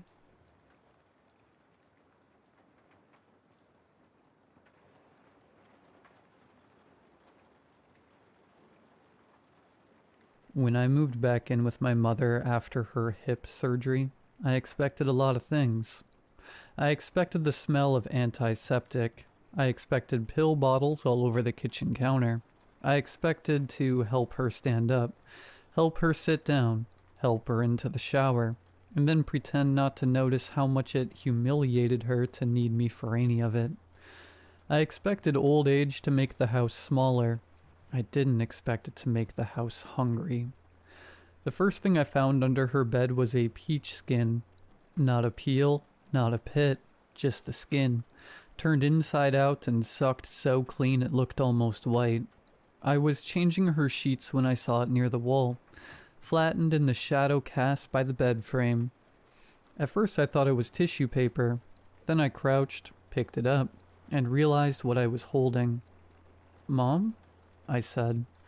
Why is this under your bed? She was in the chair by the window, a blanket over her knees, looking through one of those mail-order catalogs she never bought from. She didn't even turn her head. Throw it out. That was it. No embarrassment, no confusion, no attempt to explain it. Just throw it out. Something about that bothered me more than the peach skin itself. I wish I could tell you I knew, right then, that I was in the wrong kind of story, but people normalize disgusting things for a long time before they call them frightening, especially in family. So I threw it out. The next morning I found a used bandage behind her radiator with bite marks in it. That was the first thing that made my stomach really turn. The dressing had come off her hip incision the day before. I knew that because I had changed it myself. Her surgery scar ran along the outside of her thigh, red, puckered, angry looking, held shut by a row of metal staples that made me queasy if I stared too long. I had wrapped the old gauze in tissue and put it in the bathroom trash. And now there it was, behind the radiator, unwrapped, damp in the center. One corner compressed with blunt little half-moon marks where something had bitten down and pulled. I stood there too long with it in my hand. Mom, I said louder this time, what the hell is this doing in here? She looked at it, then at me, and I saw something on her face that I misunderstood for another week. Not confusion, not dementia, shame. I don't know, she said. This came off your leg, so throw it out. There it was again. That phrase. Not let me see. Not that strange. Not how did it get there. Just get rid of it. By then I had only been back in the house 10 days. 10 days of helping her to the bathroom, measuring pills into little plastic cups, washing her hair in the sink because she couldn't stand long enough for a real shower yet. 10 days of hearing her thank me in clipped little bursts like gratitude itself was beneath her. 10 days of sleeping in my old room upstairs and remembering why I had left that house so fast at 18, and then never stayed longer than Christmas after that. My mother has always been a proud woman, but not in the attractive way people romanticize. Not stoic, not dignified. Proud in the mean, impractical way that makes a person insist they're fine while bleeding through a dish towel. So at first I told myself that was all this was. Painkillers, age, embarrassment. Maybe she was hiding food and forgetting it, except the things I kept finding weren't random. They were all soft. Fruit, yogurt, pudding, applesauce, bread crusts gone wet with broth or butter, a banana with tiny, worried bites all the way around it, hidden behind the laundry hamper. A crushed yogurt cup licked clean and tucked under the bed frame. The cap from her cough syrup bottle with teeth marks around the rim. An empty tube of prescription skin cream, flattened from the bottom and torn open at the end. That one bothered me almost as much as the bandage. Not because of what it was, because of how it had been used. Not squeezed, not spread, opened and consumed. And always the evidence was low to the ground. Under the bed, behind the radiator, between the nightstand and the wall, in the narrow gap beside the laundry hamper. Never on the dresser, never on the bedside table, never in a place that suggested an old woman had simply dropped something and forgotten it. It was all down near the floor, like whatever was taking it didn't want to be seen standing up. That was the point where I started checking her room at night. At first, I did it under a respectable excuse. Water refill, medication check, making sure she hadn't tried to walk to the bathroom alone. Then I stopped pretending to myself. I was searching, under the bed, behind the dresser, the bathroom trash, the laundry basket, inside the nightstand drawers. The room itself began to feel wrong to me in ways I couldn't explain cleanly. It was always warmer than the rest of the house, even with the heat turned down. My mother refused to let me crack the window, even when it smelled stale in there. She insisted on keeping the TV on low through the night, though she always claimed it disturbed her sleep. The sour smell in the room got worse after midnight. Not stronger, exactly. Closer. One night around 1:30, I woke up because I heard chewing. It came through the floorboards first. A wet, patient sound. Then a pause. Then another. Not loud, not frantic. Not an animal tearing at something. Just chewing. I lay still in bed with my heart hitting hard enough to hurt. Chew. Pause. Chew. Downstairs. I got up and stepped into the hall. The house was black except for the bathroom nightlight on the lower floor, throwing a weak orange strip across the entry hall. As soon as my foot hit the third stair, the chewing stopped. I stood there listening so hard my ears rang. Then I heard my mother's voice. Not calling out, not frightened. Whispering, too soft to catch words. Just that low, private tone people use with shy children, scared dogs, or dying men. I went the rest of the way down the stairs and crossed the hall barefoot. Her bedroom door was open about 2 inches. The lamp inside was off now, but I could see her shape sitting upright on the edge of the bed, facing the far wall. Not the room, not the door. The wall behind the bed. One arm was extended into the dark. For one insane second, I thought she was praying. Then I saw the spoon in her hand. She held it out through a narrow gap between the wardrobe and the wall, and made that same soft, soothing sound again. My entire body went cold. The spoon came back empty. I don't know if I made a sound or if she sensed me there, but she turned her head all at once, and I saw the fear in her face before she arranged it away. "What are you doing?" I asked. She looked at the spoon, then at me. "Nothing." "What are you feeding?" That landed. She did not answer. She did not ask what I meant. She did not act confused. She looked at me the way a child looks at another child who has just kicked over something secret they built together years ago. Then she said very quietly, "Go back to bed." I didn't sleep after that. I sat in the kitchen until morning and listened to the old house settle around me. The pipes, the refrigerator, the little dry clicks from the baseboards cooling. Every sound felt suspect now. Not because it was supernatural, but because I no longer knew which sounds belonged to the house and which ones had been hidden inside it all my life. That morning I moved the wardrobe. My mother tried to stop me. Not by shouting. That would have been easier.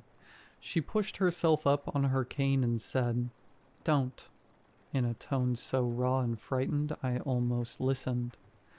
Almost. The wardrobe was heavier than it looked. But old wood drags loud over old hardwood.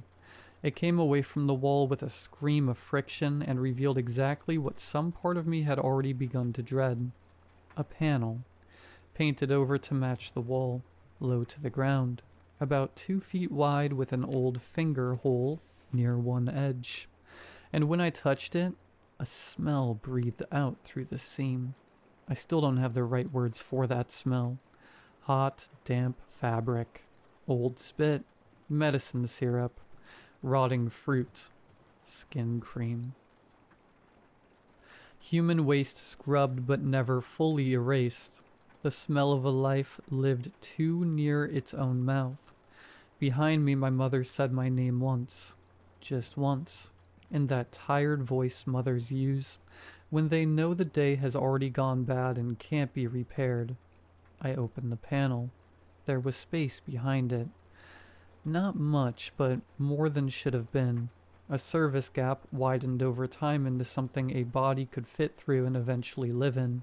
Blankets, bowls, a flashlight, pill bottles, fruit pits, old magazines, a bucket, a heap of washcloths, a child's plastic plate, a spoon, another spoon, my mother's missing skin cream. And further back in the dimness, a shape, curled, still, breathing. I lifted my phone light. It moved, not like an animal. That would have been a relief. It moved like a person who had been bent to the dimensions of a wall. One hand came first, palm down on the plywood, fingers splayed too carefully, then a shoulder, then a head tilting into the light.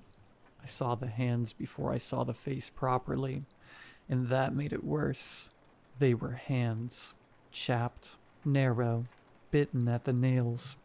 One wrist healed crooked years ago and left that way.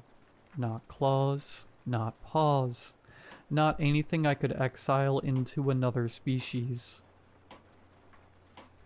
When the face lifted, what hit me wasn't monstrosity. It was intimacy. The shirt it wore had once been one of my father's undershirts, cut down and resewn badly at the collar. The hair had been hacked short in uneven chunks. Ointment shone in a dull smear along one side of the neck where the skin had cracked. One side of the mouth hung wetter than the other. The eyes had that dim house look. Not blind, just adapted to poor light. And behind all of that, horribly intact, was recognition. It looked at me like it knew me. Then my mother said from behind me, "That's your brother." The room tilted. No. That was all I had at first. No. She was crying now, but quietly, almost irritably, as if tears were one more indignity to manage. "His name is Noah." "I don't have a brother." "Yes," she said. You do. The thing in the wall, Noah, made a low sound then. Not a growl, not a moan. More like a hurt little murmur caught in the throat. My mother turned toward him instantly. "It's all right," she said. "It's all right, sweetheart." Sweetheart. That did more damage than the wall did, because a hidden thing in a crawlspace can still be filed under horror if you push hard enough. A mother soothing it with love pushes it somewhere worse. "What is he?" I said. Her face changed, not because she didn't understand the question, because she hated that I had asked it that way. "He's your brother." "What is he doing in the wall?" This time she closed her eyes before answering. "Your father wouldn't let them take him." That was the first clean shape of the truth. Not the whole truth, just enough of it to kill off every easier possibility. My father had been the kind of man who believed privacy could solve any shame if you enforced it hard enough. He kept ugly things behind closed doors, broken furniture in the basement, money problems in his desk drawer, tears in bedrooms, questions in children. I had never once imagined that his idea of privacy extended to a human being, but once the possibility existed, memory started moving. Not full scenes, fragments. His rule about scraping plates clean and taking food trash outside every night. His fury if I knocked on my mother's bedroom door after 10. The utility cabinet nailed shut when I was 8 because the pipes shifted. The reason my bedroom door always had to stay open at night. The sounds in the wall explained away as mice, old plumbing, raccoons under the eaves. "You knew enough when you were little," my mother said. I stared at her. "What does that mean?" "You used to leave him food." The room got very small. "No." "You did." "For what?" She looked at the opening. "Because you heard him crying." And just like that, something came back. Not story, not even language. Just a child's gesture. A paper towel folded around sandwich crusts. My hand sliding it across the kitchen floor toward the laundry door. A pause. A wet little sound from the other side. Then running away before I had to think about what I had done. I put one hand on the wall to steady myself. Noah was still watching me from the dark. Not with hunger. Not with aggression. With a kind of fearful expectation I still don't have a clean word for. "How long?" I asked. My mother gave the answer after less than a second. "Your whole life." I called Adult Protective Services that morning. Then I called the sheriff's office. I wish I could make that part dramatic, but horror rarely becomes less degrading when other people arrive. It just gets fluorescent. A deputy, a county social worker, an EMT, then more people after they saw the wall. Noah did not come out easily. He recoiled from strangers and made those same low, broken sounds every time they came too close. He bit one medic hard enough to send blood down the man's wrist. My mother screamed then. Really screamed, tried to stand, nearly fell. The social worker kept saying her name over and over in that careful, professional voice that means I am trying very hard not to make this uglier in front of me than it already is. And through all of it, Noah kept looking for her. That was the worst part. Not the smell, not the wall. Not the years of bowls and bandages and damp little hidden scavenged things. The worst part was that he kept looking for her, not because she had hidden him, because she was still his mother. When they finally got him onto a stretcher and wheeled him out through the hall, he turned his head and found me immediately. And with a voice so ruined it barely counted as one, he said my name. Not Evan. The little nickname only my family used when I was a kid. That was when I understood the last part I'd been trying not to understand. He didn't just know me now. He had known me then. My mother never forgave me. Before they moved her to a rehab facility, she said exactly one thing that still wakes me up at some nights. Don't make him feel unwanted again. Again. That word did more damage than anything else. Again means there had been a first time. Again means some child version of me had done enough to hurt him that my mother still carried it. Again means I did not grow up outside this secret. I grew up shaping around it. I cleaned out the house alone that summer. Once you know what a house has really been used for, every object in it turns witness.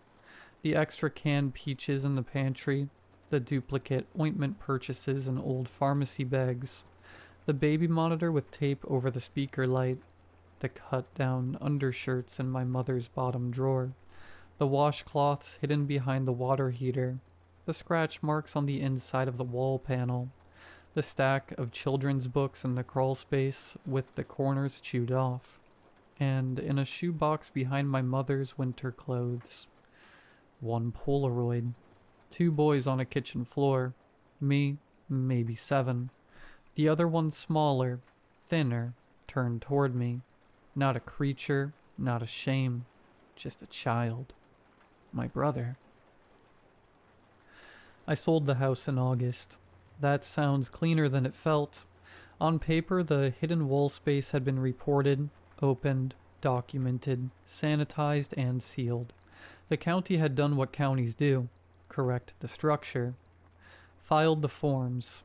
Converted horror into compliance. Paper means nothing. I moved back into my apartment and tried to resume my life. For a while, I almost believed I had. Then one Sunday, I bought peaches. I set 4 of them in a bowl on the kitchen counter, took a shower, and came back to find 3. I stood there dripping onto the tile, staring at the bowl. Maybe I had miscounted. Maybe one had rolled.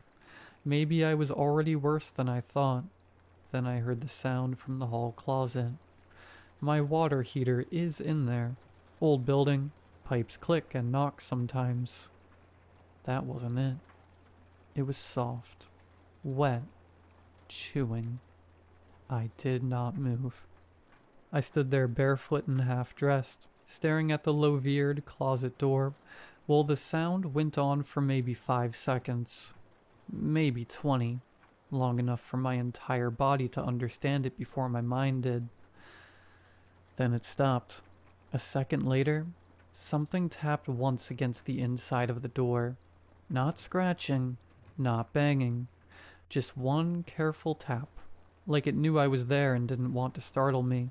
And then from behind the slats, I heard a voice try my childhood nickname again.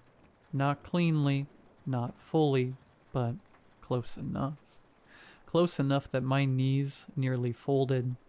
I don't buy peaches anymore. I don't leave food in the sink overnight.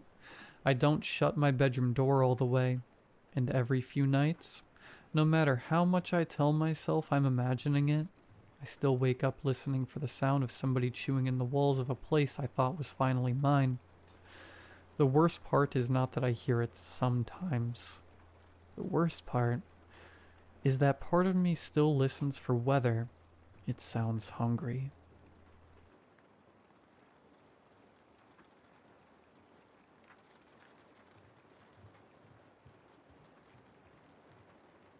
I honestly haven't really talked about this since it happened. I mean, I don't know what I'd say. Nobody would believe me anyway, but it's been weighing on me lately. And who else to share it with but the internet?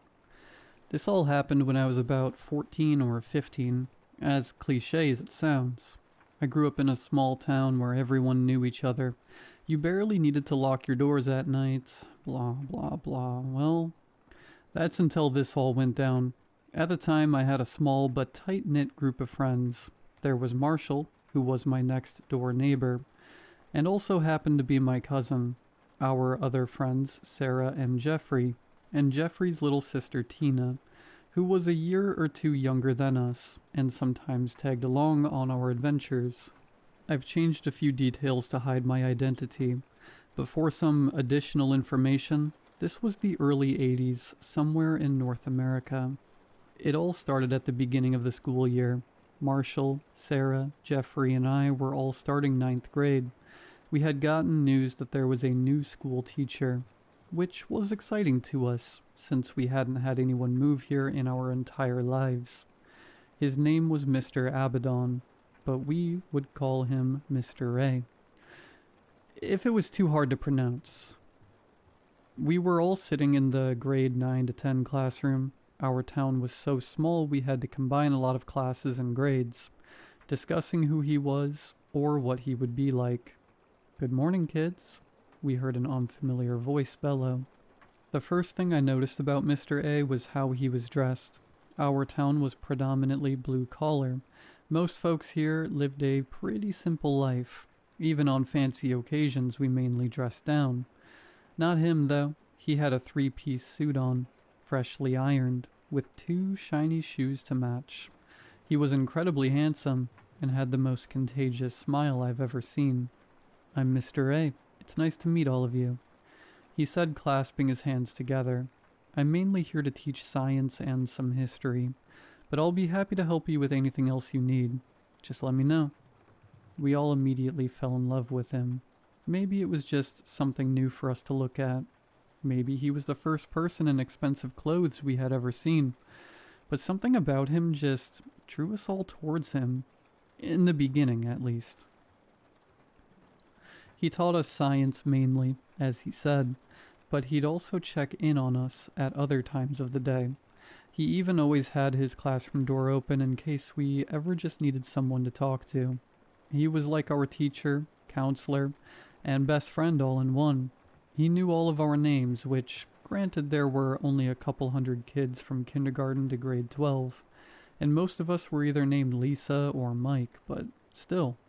But as time wore on, my friends and I grew a bit more wary of him.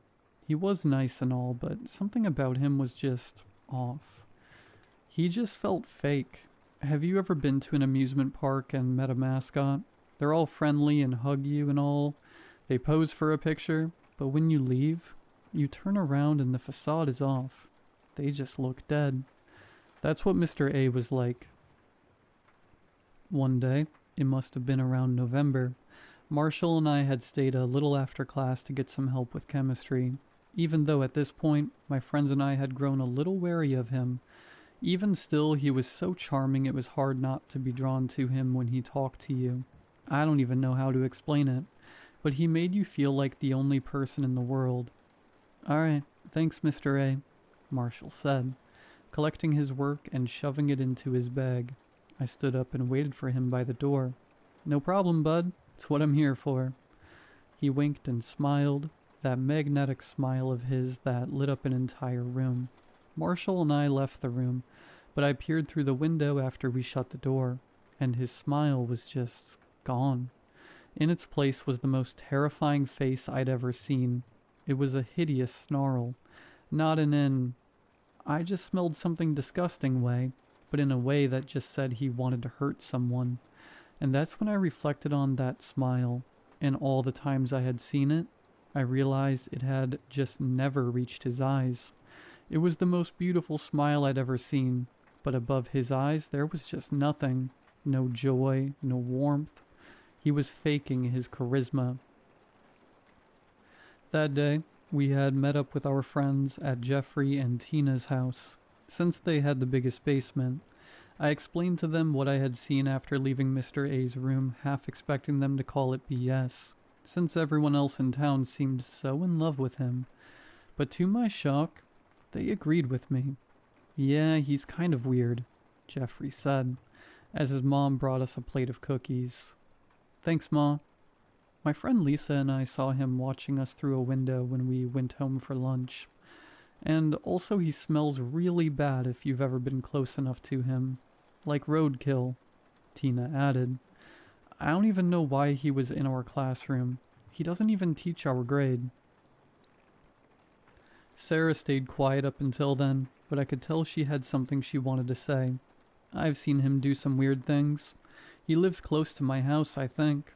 I see him walking past my house a lot, and he's not like how he is at school. I don't know, just something about him looks off. If I say what I saw, will you guys believe me no matter what?" We all nodded. It was really late one night, and I woke up to get some water. I looked out the window, and he was just there in the middle of the street, but he wasn't walking. He was crawling, like some sort of animal, and he just looked at me, so I ran back to my room. And when I looked back at him, his eyes were different. Not his regular eyes, just not human. When I got upstairs, I swear I heard scratching at my door the rest of the night. We were all silent for a while. We didn't know what to do with that information. After a while, Marshall spoke up. "Sarah, you said you were neighbors, right?" She nodded. We came up with a plan. One day, we'd all go to Sarah's house. When we saw Mr. A walking down her street, we'd follow him to see where he lives. Then the next day, we'd skip school to break into his house and snoop through his stuff. Truthfully, I don't know what we thought would happen. I don't know if we thought demons or monsters or whatever we thought Mr. A was carried around monster identification cards or something. But whatever we expected, it definitely wasn't what we found. We successfully enacted the first part of the plan the next Monday after that conversation in Jeffrey's basement. As quietly as we could muster, we followed him on our bikes. Well, that was until he walked straight into the woods. Sarah lived on the outskirts of our town, past the final house on her block. Was thick woods. It was near impossible to navigate it. We had tried so many summers. But he just walked into it like he didn't even see it. We ditched our bikes and tried to follow him through the woods. It was hard, but we managed to do it. He eventually led us to what looked like an abandoned cabin. Was that his house? It was barely standing. We watched in horror as he opened the door, but his arm phased right through the wood. He opened the door from the inside. Before he stepped into the house, he looked back and made direct eye contact with us. He smiled at us. Not that charming, ingenuine smile he always gave at school. This one was sinister. I've never seen any human give that expression before. It was pure evil. It was a quiet bike ride home. That night, we decided that Tina wouldn't be allowed to come with us the next day, much to her dismay. "But I want to help," she protested.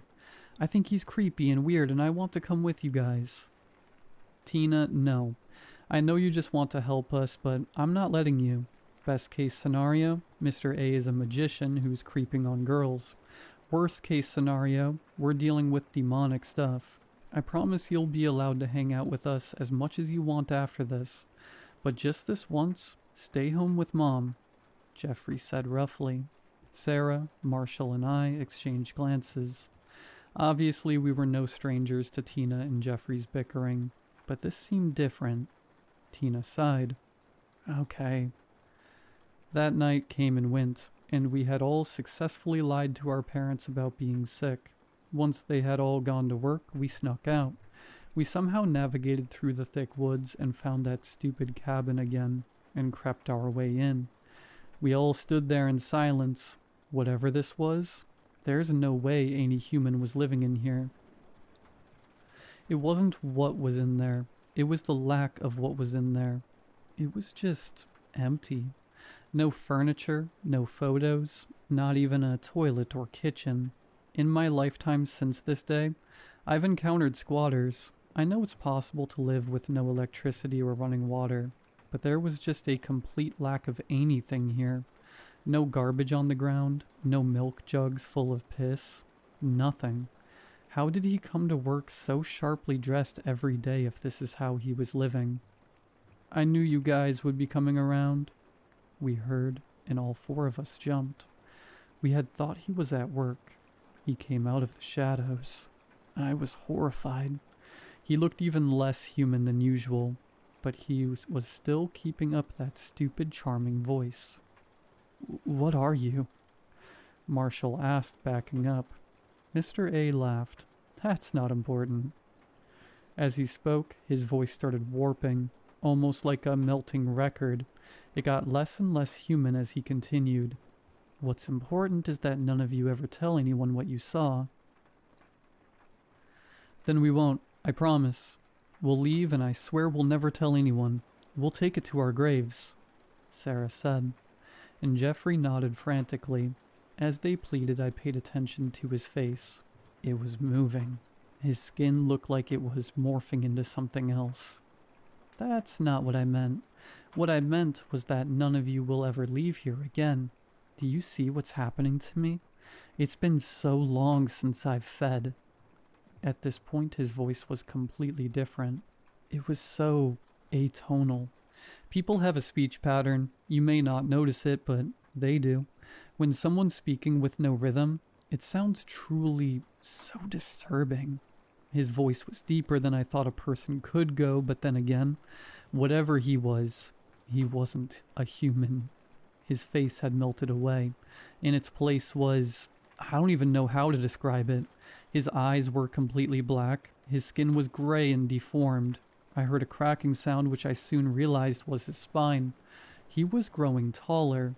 Suddenly he lunged at us.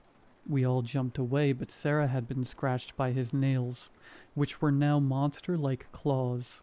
I rushed to grab her, and we both ran up the rickety stairs. I heard in the distance Marshall's screams, and Sarah had to cover my mouth to keep sound from coming out of it. Marshall? My neighbor. My cousin. My best friend. I heard the sickening sound of flesh and bones being pierced through, and thought back to all of the birthday parties and slumber parties we'd have, and how many I'd have without him in attendance. We held our breaths as we heard footsteps approaching us. We both let out a sigh of relief when we saw Jeffrey. He hid with us in an empty closet. We whispered as quietly as we could, discussing an escape. I think I saw a window in this room before I found you guys. If we jumped out, we'd probably break a few bones, but we'd survive, Jeffrey said. Sarah and I nodded as we slowly opened the door. It was eerily silent. Not even footsteps. I couldn't even hear Marshall's groans of pain anymore. At least he wasn't afraid anymore. We almost made it to the window when I felt Sarah grip my arm. I looked up in frozen fear when I saw what she was looking at. There was a reason why we couldn't hear Mr. A looking for us anymore. He had already found us. There he was on the ceiling, grinning at us with a haunting smile. He crawled down the wall slowly. He was teasing us. Sarah still had a scratch that was bleeding heavily. I was frozen in fear. There was really no hope for us as he slowly crept towards us.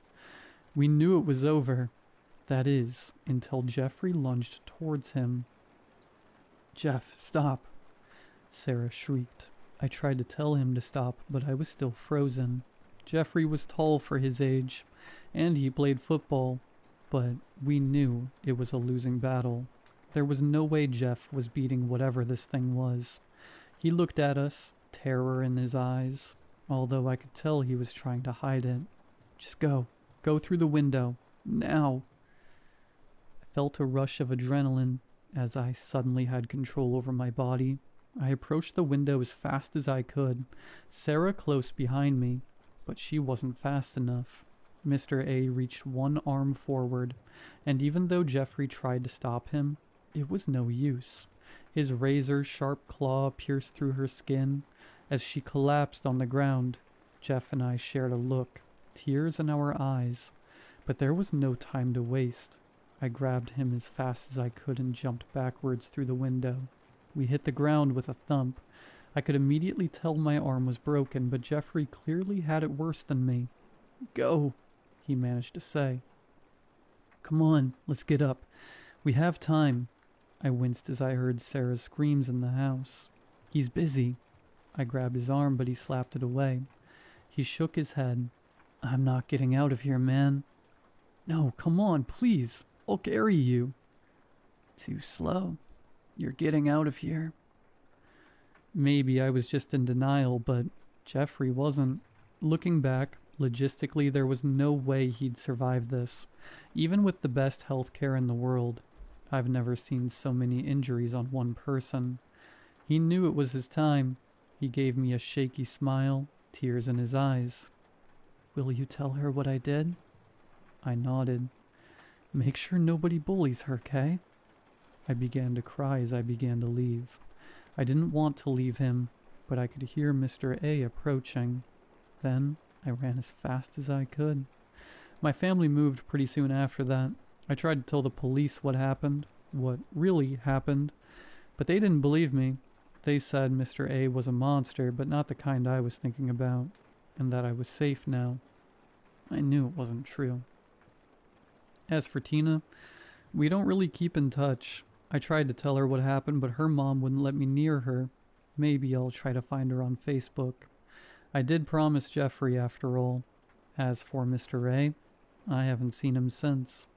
Well, at least, that's what I tell everyone. The nights after the cops found me, broken arm, covered in blood that wasn't mine, stumbling around the streets, I was being treated in the hospital. Not the crappy, tiny healthcare facility in our town. I had been airlifted to 1 mile away in the nearest big city. I had many things wrong with me, but my parents were told I'd make a full recovery. That night I laid in my hospital bed, in complete shock. I could barely move anything but my head. I turned over to the window and saw someone staring at me. It wasn't Mr. A. He looked completely different, and this was so far away. But I knew that smile, and those stupid eyes anywhere. It was him, even though nobody would believe me. He knew I recognized him, and his smile widened. Before I knew it, he was gone. It's been years, and I still don't trust anyone. As far as I know, he's still out there. So please, if you ever meet someone who just seems a little off, even if everyone loves them, listen to your gut and run far away while you still can.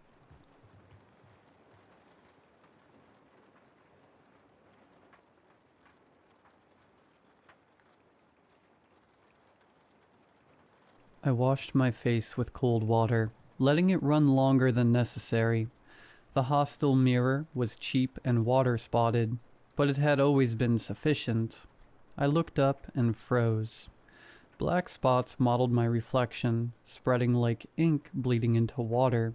My eyes were darker, sharper. The reflection spoke. Disappointed. 12 weeks earlier, I had arrived at the Institute to study physics. I'd chosen it because it was reliable. Unlike people, physics made sense. Professor Mahesh Mahara taught optical systems and reflective phenomena, and also a seminar called Science, Power, and Knowledge, examining how scientific objectivity is itself a political claim, how institutions determine what questions get asked. He spoke about caste and scientific institutions with the ease of someone who had lived inside the argument. He was perhaps in his late 30s, with a face that gave nothing away until he chose to let it. After the lecture, I asked about epistemology. How do we distinguish between valid critique and relativism? He looked at me, really looked, the kind of attention that makes you suddenly aware of being seen, and smiled. That's exactly the right question. He invited me to his optics seminar. I went and kept going. By October, I was spending more time in his lab than anywhere else. His office was on the 3rd floor. Big room, walls covered with photographs of Einstein and Feynman, alongside Tagore and Kafka. His custom desk had a periodic table, inlaid in different metals and woods. At the far corner stood a tall mirror in a matte black frame, nearly ceiling height. Difficult to maintain delusions when you're forced to look at yourself clearly, he used to say. I thought that was profound. In November, he asked me to assist with his research. Partial reflection in layered optical systems, technically complex, requiring careful calibration. I can't pay you yet. Grant funding is complicated, but co-authoring would be invaluable. I said yes immediately. I was hungry for real research. for being taken seriously by someone whose mind I admired. We spent hours adjusting lenses, running measurements. He explained theory with patience I'd never encountered. He asked my opinion. He listened, and during coffee breaks we discussed Ambedkar, Gramsci, and Lordy. "You're one of the few students I can really talk to," he said once. I felt honored, chosen. I didn't yet understand that charm is not a personality trait. It's a strategy. The fest was announced in late January. I mentioned it to Professor Mehra casually one afternoon. "Indian Ocean is playing this Friday."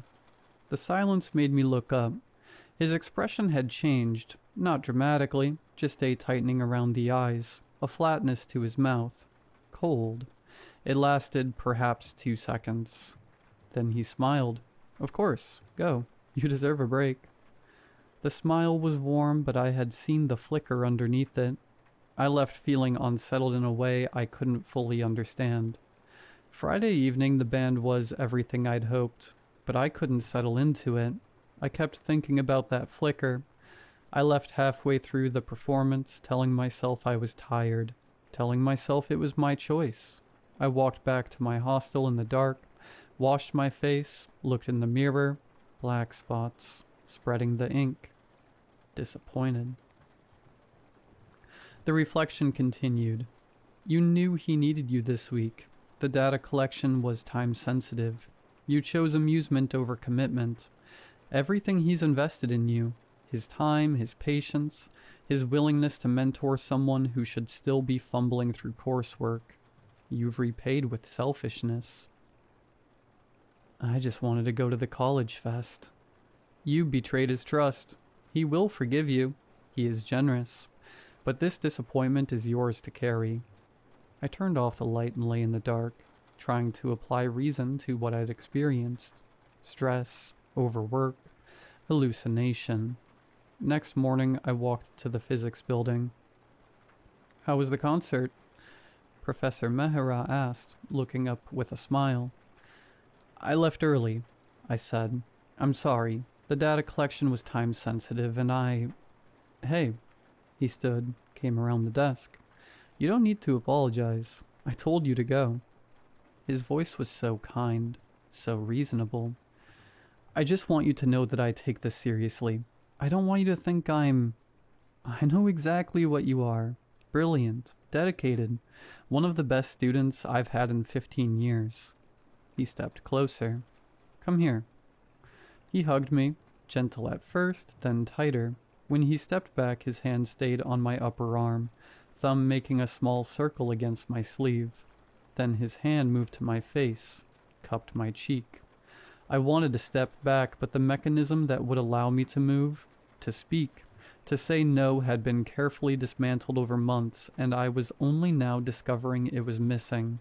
He kissed me, violently, as if consent were already established through proximity, through intellectual intimacy that had somehow been transmuted into something else entirely. I stood frozen, my mind screaming no while my body did nothing. His hands moved, one at the back of my neck, one at my waist, and I caught my reflection in the tall mirror at the corner of the office. My reflection was responding. In the glass, my body leaned into him. My arms moved to his shoulders. My lips moved with what looked like eagerness, like desire. But my actual body was rigid. Every muscle locked in a paralysis I couldn't break. My actual arms hung at my sides. The reflection was performing what he wanted to see, the response that would confirm his narrative.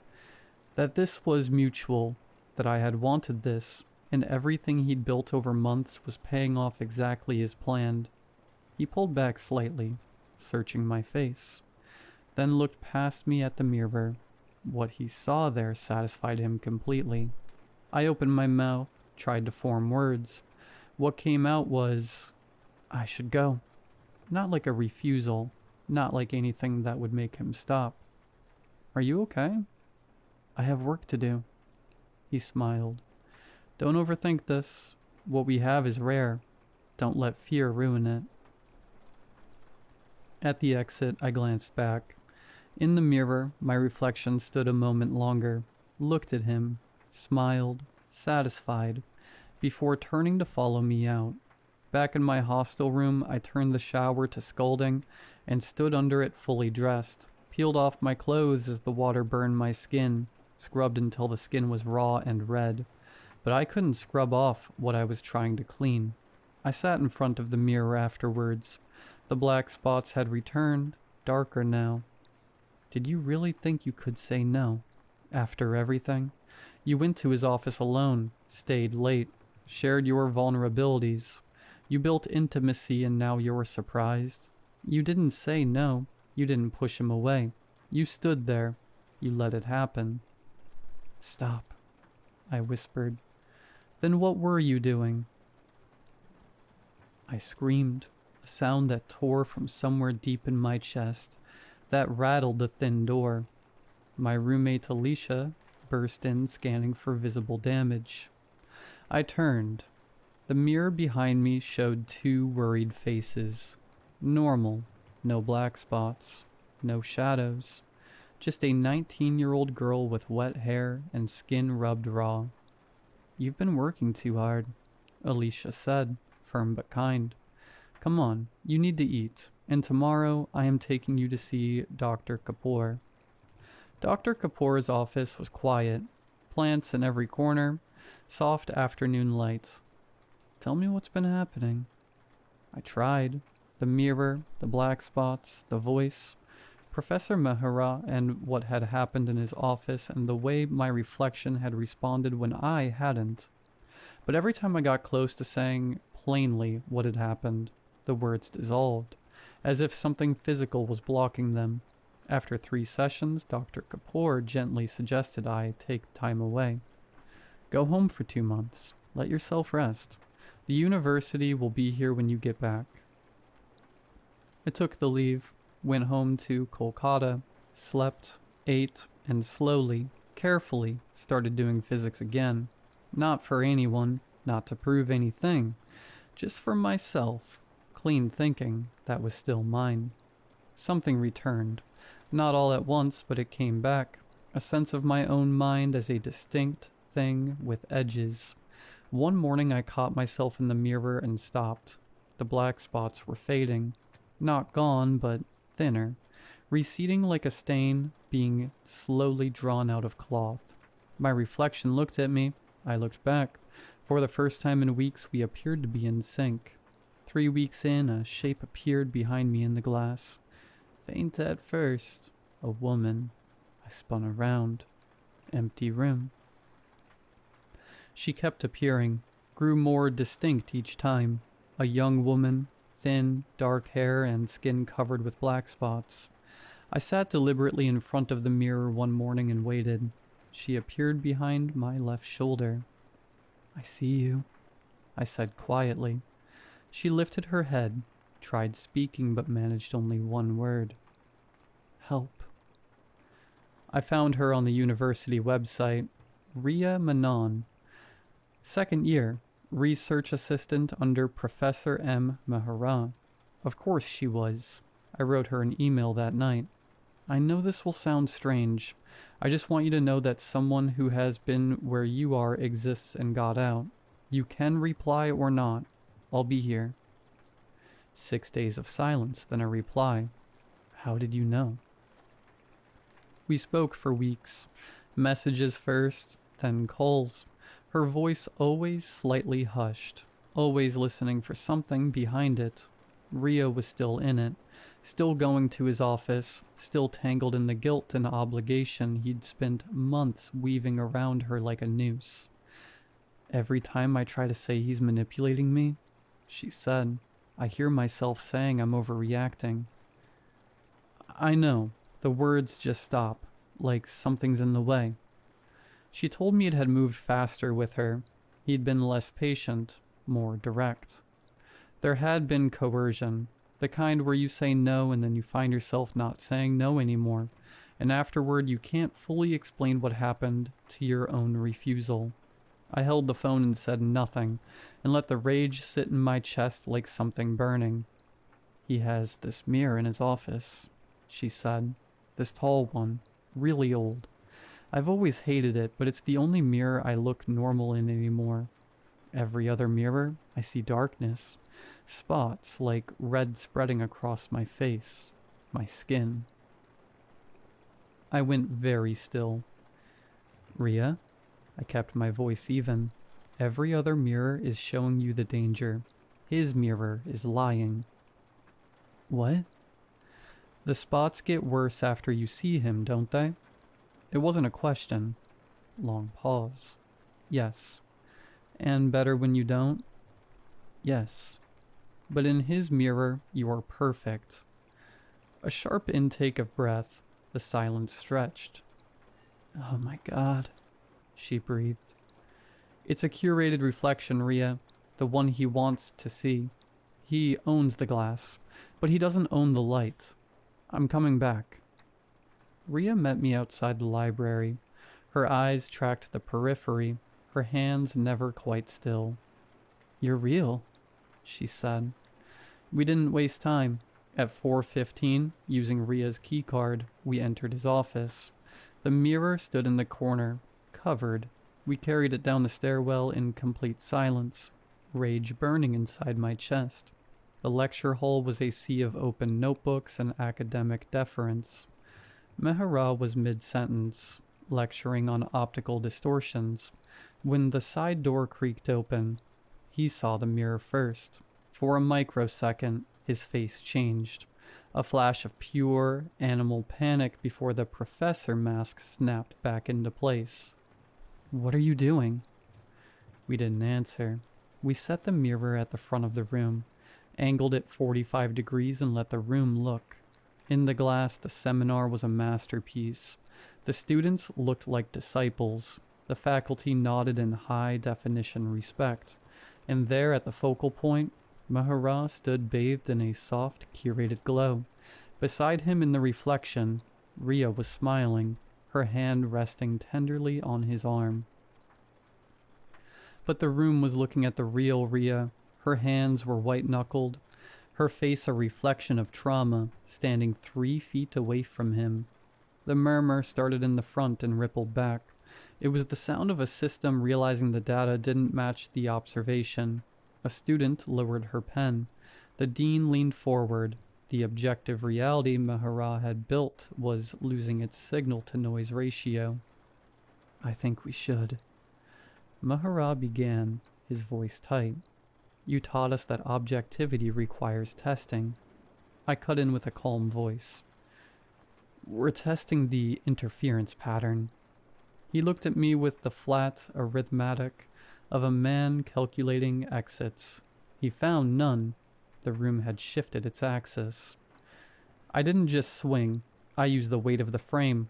The glass didn't just break. It fractured into a web of jagged trajectories, 1,000 tiny fragments of truth falling to the floor. Then the spots appeared, not on the glass but on him, in the harsh fluorescent light of the hall. The black spots appeared across his skin. It crawled up his wrists. It mottled his jaw. It stained the face of the man who had spent 15 years being brilliant.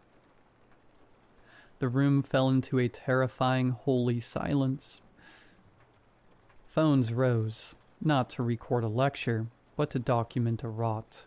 Hundreds of lenses, actual, unbiased, focused on him, focused on his reality.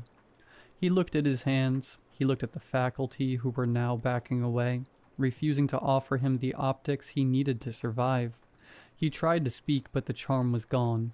He was just a man without an instrument, standing in the wreckage of his own reflection. "This is," he stammered. "The truth," I completed. He wasn't gone. He wasn't even fired, but he was fixed, trapped in the new arrangement of reality. The story was no longer his to tell. Later I stood in front of the hostile mirror. No black spots, no voice.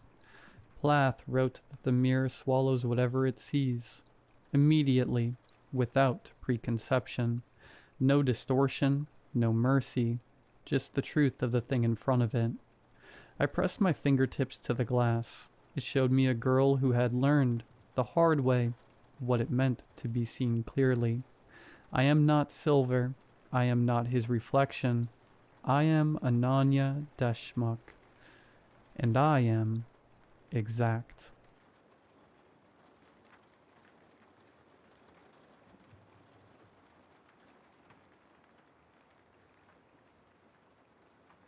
My mother once told me that every plant has 3 names.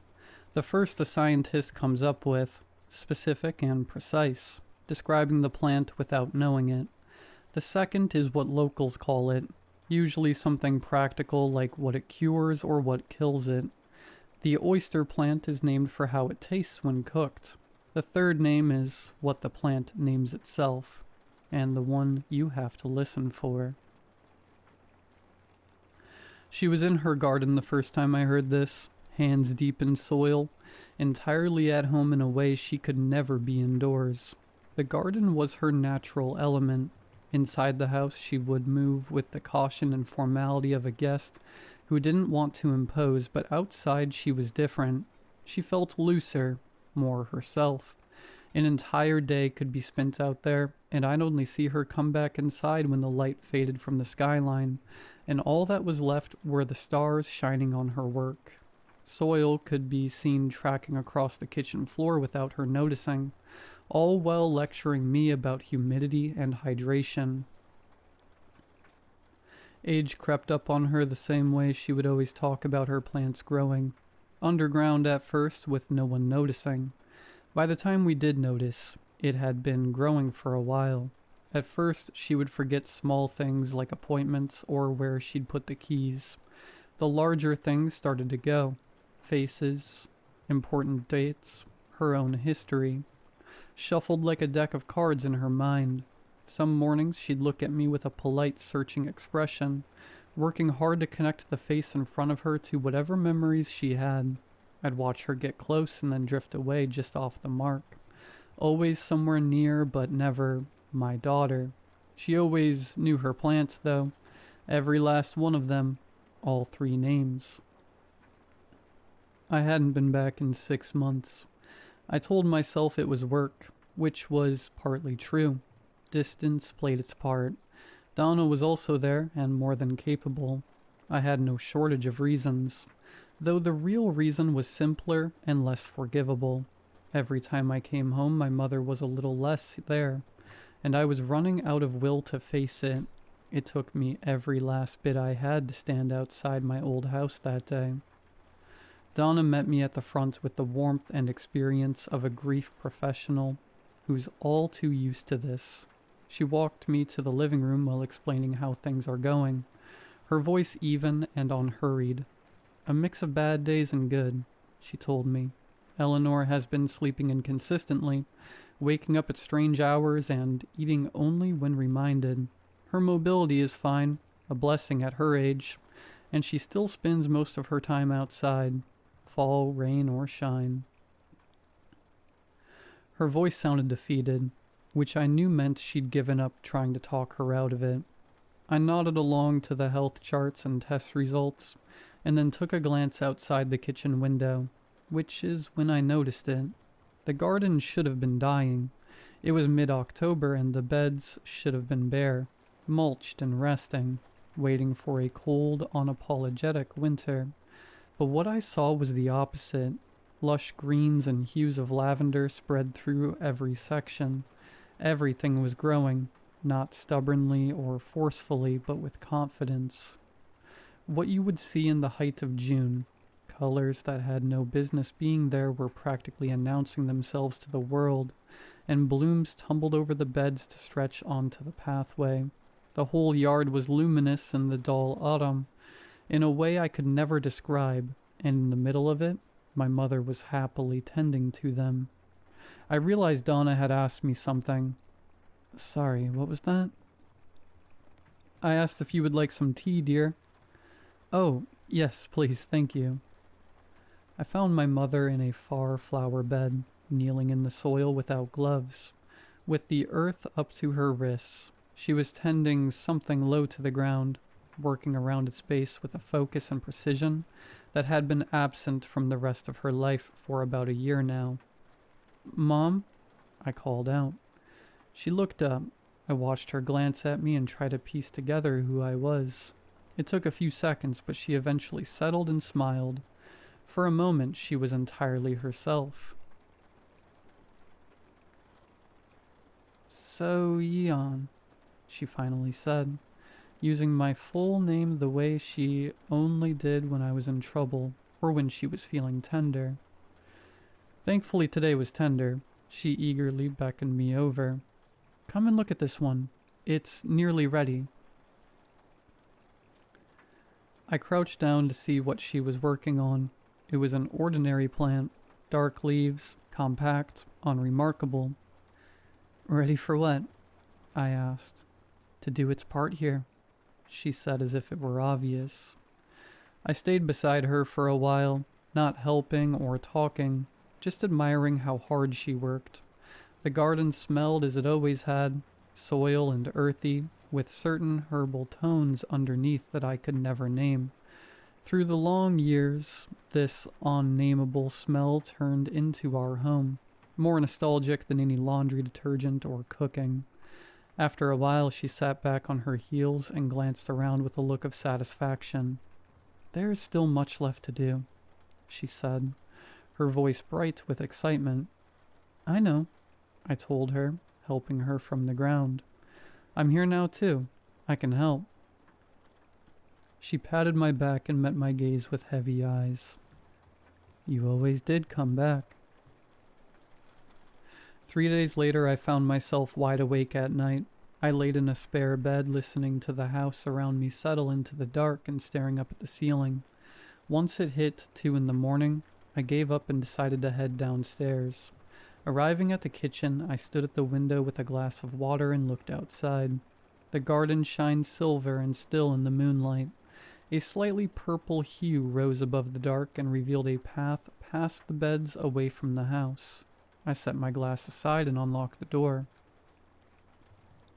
The air was cold and smelled of earth with notes of something sweet underneath. My bare feet brushed along the blades of grass, following the nearest path into the plants. I meant to walk to the fence and back, a short, aimless loop to try and get myself sleepy. I never reached the back fence. I walked far longer than I should have. That was the first thing I noticed. It wasn't alarming, just off. The way a nostalgic song sounds in a different key. It was a path I'd walked on several times before, yet it didn't feel the same. Then I noticed the beds on either side of me changing gradually. Rows were curving in ways that didn't match the rectangular yard I looked at through the window. Pathways branched where they hadn't before, running off at angles that shouldn't have fit the geometry of the space. When I tried to follow one with my eyes, I couldn't see the end. I stopped walking, and for a moment forgot how to breathe. Not from fear, but from what I saw around me. Flowers were wrong in the most beautiful way. Blooms that should have been closed for winter, closed for the hour, for the reasons of basic biology, were wide open and luminous. Lit from within were colors that I had no name for, shining as if they were teaching my eyes how to see again. The roots were moving. I could see them through the soil, which had become almost translucent in the moonlight. They were traveling, long and deliberate threads pushed through the dark terrain in every direction. They crossed, twisted, and recrossed beneath my feet as I felt their movement through my soles. With each new thread, a new pathway formed, lined with plants I never once thought I'd be able to see with my own eyes. Leaves whose edge moved like water, stems that hummed a familiar memory. All of it was forming and shaping around me. I pressed my hands against the soil. It was warm. Warm the way something loved for years is warm. From the inside out, beneath my palm, something moved, deep and slow, like a heartbeat moving when someone pressed against your chest. And in response, my own heart matched it. I stayed on the ground for a long time, kneeling in my mother's garden. listening to the love it was given being shown back to me. I decided to stay after that week. I called my job and found a way to work remotely. Donna had agreed to let me help around with whatever I could. My mother accepted me back into her days without ceremony, as if I'd always been there, as if the months of absence were simply nothing. Some mornings she knew exactly who I was. We would sit over coffee and talk for hours, going nowhere in particular. Other mornings I was an acquaintance she was fairly certain she liked, but couldn't place quite why. She'd be polite to me during those days. The hardest mornings came when I was a stranger to her entirely. She would greet me with a look of complete confusion, like I was out of place. Those days I learned to just be useful, make the tea, hand her things, sit close without needing anything from her. Mostly I would be with her in the garden, always there for her, giving back whatever the morning took. During the night, I'd go out, every few days, always past midnight, always barefoot. I would follow a random path away from the house and watched what it would become that night. I didn't try to map it, nor understand it. I just let it take me along until it was ready to show me back to the house. During the mornings I would help my mother with the plants. It wasn't anything big during the last few weeks. Holding equipment, patting down soil, tasks that required more labor than skill. I never pushed past what she showed me, and she never asked me to do more than I could. Eventually we fell into a rhythm of me showing up and paying attention to how she worked, the same way she would pay attention to the garden. One morning in December, she was on her knees beside a sprawling vine that had taken over the south end, its leaves broad and dark, threading through with thin copper veins. I crouched beside her with a trowel I had just gotten the hang of. "This one is stubborn," she said. Not exactly to me, more to the vine itself. "It wants to go everywhere at once." "Is that bad?" I asked. "Not bad, just young."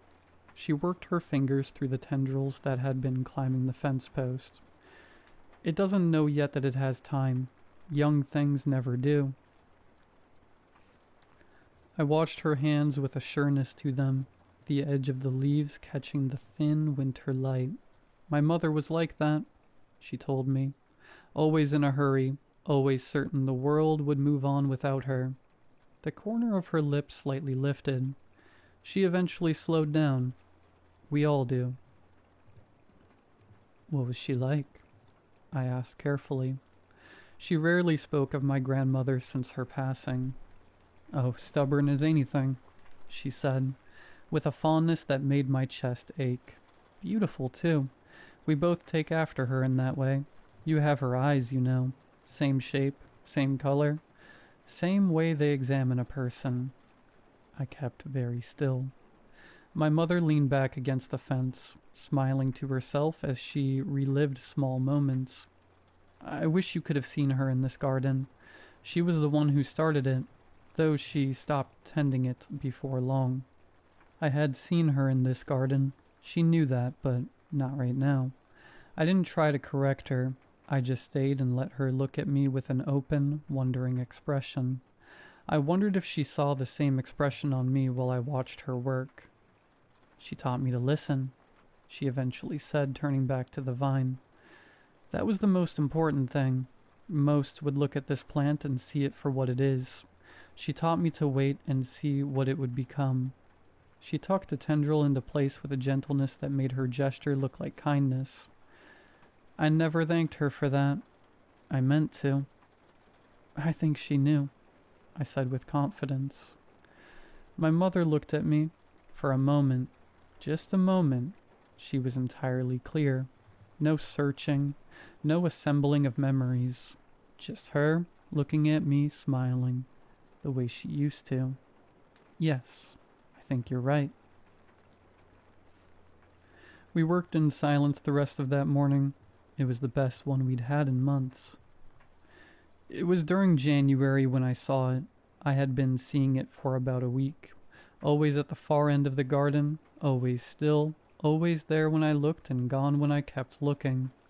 Each night, I'd stood at the window and watched for a while before heading back to bed, as if something deep in my consciousness knew I wasn't ready to meet it. On a Tuesday, I woke without an alarm, the same way I had been for weeks. I laid still in the dark, listening to the house around me. I could hear my mother breathing in the next room. I got up. The garden gleamed through the crisp night air the way it always had, silver, shining, and more than it should have been. I stood at the kitchen window for a long moment before I unlocked the door and stepped outside. My bare feet brushed against the grass. I started walking the way I always did, and there I saw the figure, waiting at the far end of the garden. This time I didn't stop walking. It was still at first, in a way that made everything around it seem restless by comparison. It stood the border where the garden pressed up against the fence, or where the fence should have been. They seemed entirely made of light. No shadow, no silhouette, just white. The shape was simply a person standing, tall and unremarkable. They took my breath completely. As I approached, they didn't move. Up close, it seemed no clearer than from far away, present the way a drop of temperature is, the way a room feels after someone has left it. I felt a weight on my chest, like my mind knew what was in front of me, but could not put it into words that I understood. They didn't even seem to know I was there, only the plants held their attention. "You aren't part of the garden," I told them. "You've been coming here for a while." "Yes." "Why?" The figure was quiet for long enough that I thought they wouldn't answer. After seconds that had the weight of hours, they finally replied. "Because of how it's tended." Their voice sounded like a millennium of memories collapsed into a single tone. "Most places I go are defined by what is being lost in it. This one is defined by what was given to it." At that moment, I understood who the figure was, and what they were here for. The garden around me felt imposing. My own heartbeat felt like a drum behind my ear. My mind, which should have been asking 1,000 questions, went blank. I couldn't stop myself from shaking. "My mother, does she know about this place?" I asked. "Has she seen any of this?" "No." It gestured to all around us. "She made this without knowing she was making it. What you see before you is love in its purest form." I stood with those words for a moment. For most of her life, my mother had come out here every day, pressing her hands into the soil, paying attention and asking for nothing back. Without knowing it, she built something that gave comfort to a presence most only ever meet once. She didn't do it for that. She didn't do it for anything but the plants themselves, and the simple, unglamorous love of showing up. That was the most her thing I had ever heard. I would have let out a laugh if tears hadn't taken over instead. "Is it time?" I asked. "For her." "She's very tired. She's been working for a long time." "She doesn't know that either." I closed my eyes for a moment. When I opened them again, I saw the garden, beautiful in every way. "It isn't done yet. I want to help her finish it." "You'd have to tend it the way she does." "I know." "Do you?" I thought about every time I'd driven away, every phone call in place of a visit, every morning that I told myself that she was fine, that Donna was there and distance didn't matter. I thought of my mother the first day I came, her hands in the soil, asking nothing of it but to grow. I thought of her eyes when she told me I always came back. "I'm learning," I finally said. "Yes, I've been watching. I hope you tend to it well." Then they were simply gone. No drama, no gust of wind, just gone. Then it was just me, with the heartbeat of the garden beneath my feet. After that night, I kept working beside my mother every day that she was well enough. Some days she wasn't, though we went out anyway. On good days she told me things I'd never heard, About the country she left, about my father in the early years, stories of when she first came here. One afternoon in February, we were tending to a dark-stemmed bed of roses, blooming a color words couldn't quite reach. "I used to worry about leaving you," she said without looking up. "When you were small, I'd lie awake thinking about it." "You don't have to worry about that," I told her. "I know," she said, patting the soil flat. "I stopped. You came back." "I know. I won't be going anywhere. Not anymore." My mother passed on a morning in early March, before spring had fully arrived. I woke up on a chair. I'd moved into her room 2 weeks before. The house had a stillness to it. The temperature had dropped.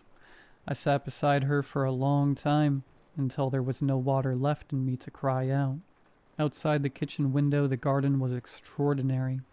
Everything open at once, every bed alive, glowing in the foggy weather in a way that didn't need to be explained. It was the most beautiful it had ever been. I went outside in my socks and knelt in the wet grass until the cold came through.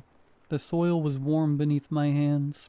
The low hum of a heartbeat was still there, steady and unhurried, as it had always been. I understood in that moment that it would always be there, that a life of love pressed into this ground didn't just go away, that she had just shown up every day, paid attention, and that was enough. It had always been enough. By summer, the garden had settled back toward the ordinary. The paths had straightened. The once impossible geometry softened. The plants settled to a beauty a neighbor could admire with just a glance. I kept the beds closest to the house and tended them, pressing my hands into the soil every morning the way she used to. Some nights I still walk to the far end of the yard.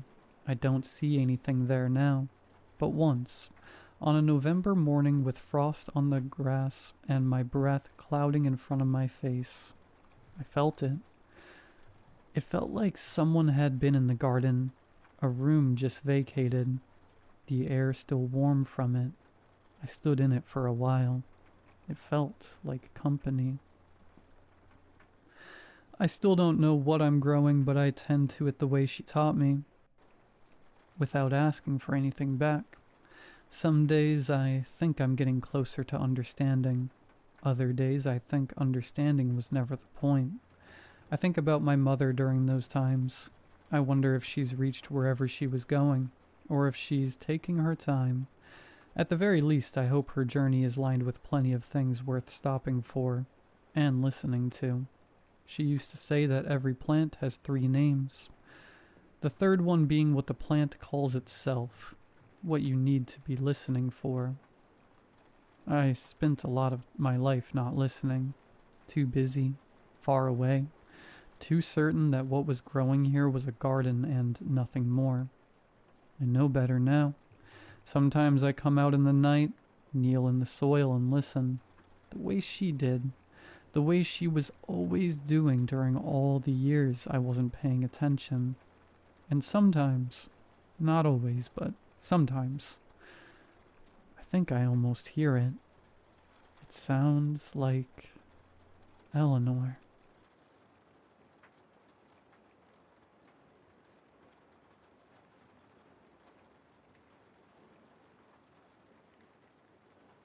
In sophomore year of high school, I practically lived in the library. I'd go there almost every day after school to sit and read. Then I'd borrow a stack of books, mostly history, and finish them at home before they were due back. It was routine at this point. That's why I noticed it straight away. I opened a book I'd borrowed about medieval Europe and saw a small white sticker stuck firmly to one of the pages. I leaned in and took a closer look. The sticker was a prescription bottle label. The edges were worn and it had been pieced together in 2 halves. One side was faded to a thin film. It had been peeled off and reapplied, but I could still read the text. At the top was the name of a pharmacy and a date, and below that were some details. T. Hargreaves, an address list below that. Lisinopril, 10 milligrams. Take 1 tablet by mouth every day. I didn't recognize the medication, but I recognized the name.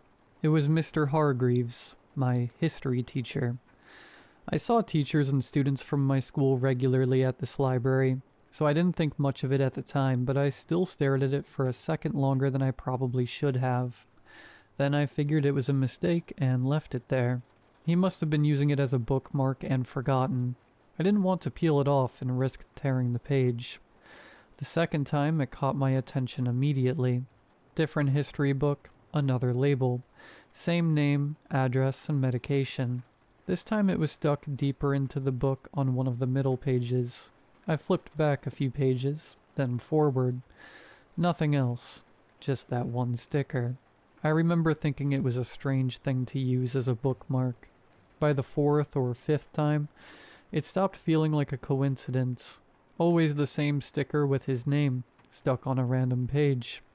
I went to the library one morning to return a book, well before I'd normally go after school, and saw him there. He was exactly the same as he was in class, friendly and relaxed. "Good to see you're reading," he said with a smile. I greeted him and made some small talk. I almost mentioned seeing the labels, but then I stopped myself. Something made me feel like I wasn't supposed to. At the end of our conversation, I just smiled and left. A few afternoons later, I was back in the library. I went to the history section and plucked a book off the shelf, flipping it open without thinking. Sure enough, there it was again. Mr. Hargreaves' prescription label, pressed flat on one of the pages. Just then a voice snapped me out of my trance. "Hey, how's it going?" I looked up. My friend Matt was standing in front of me, hands in his pockets. Matt didn't come here often. He lived further out, on the edge of town. "I didn't know you even knew where the library was," I remarked. "Ha ha, very funny. I was nearby."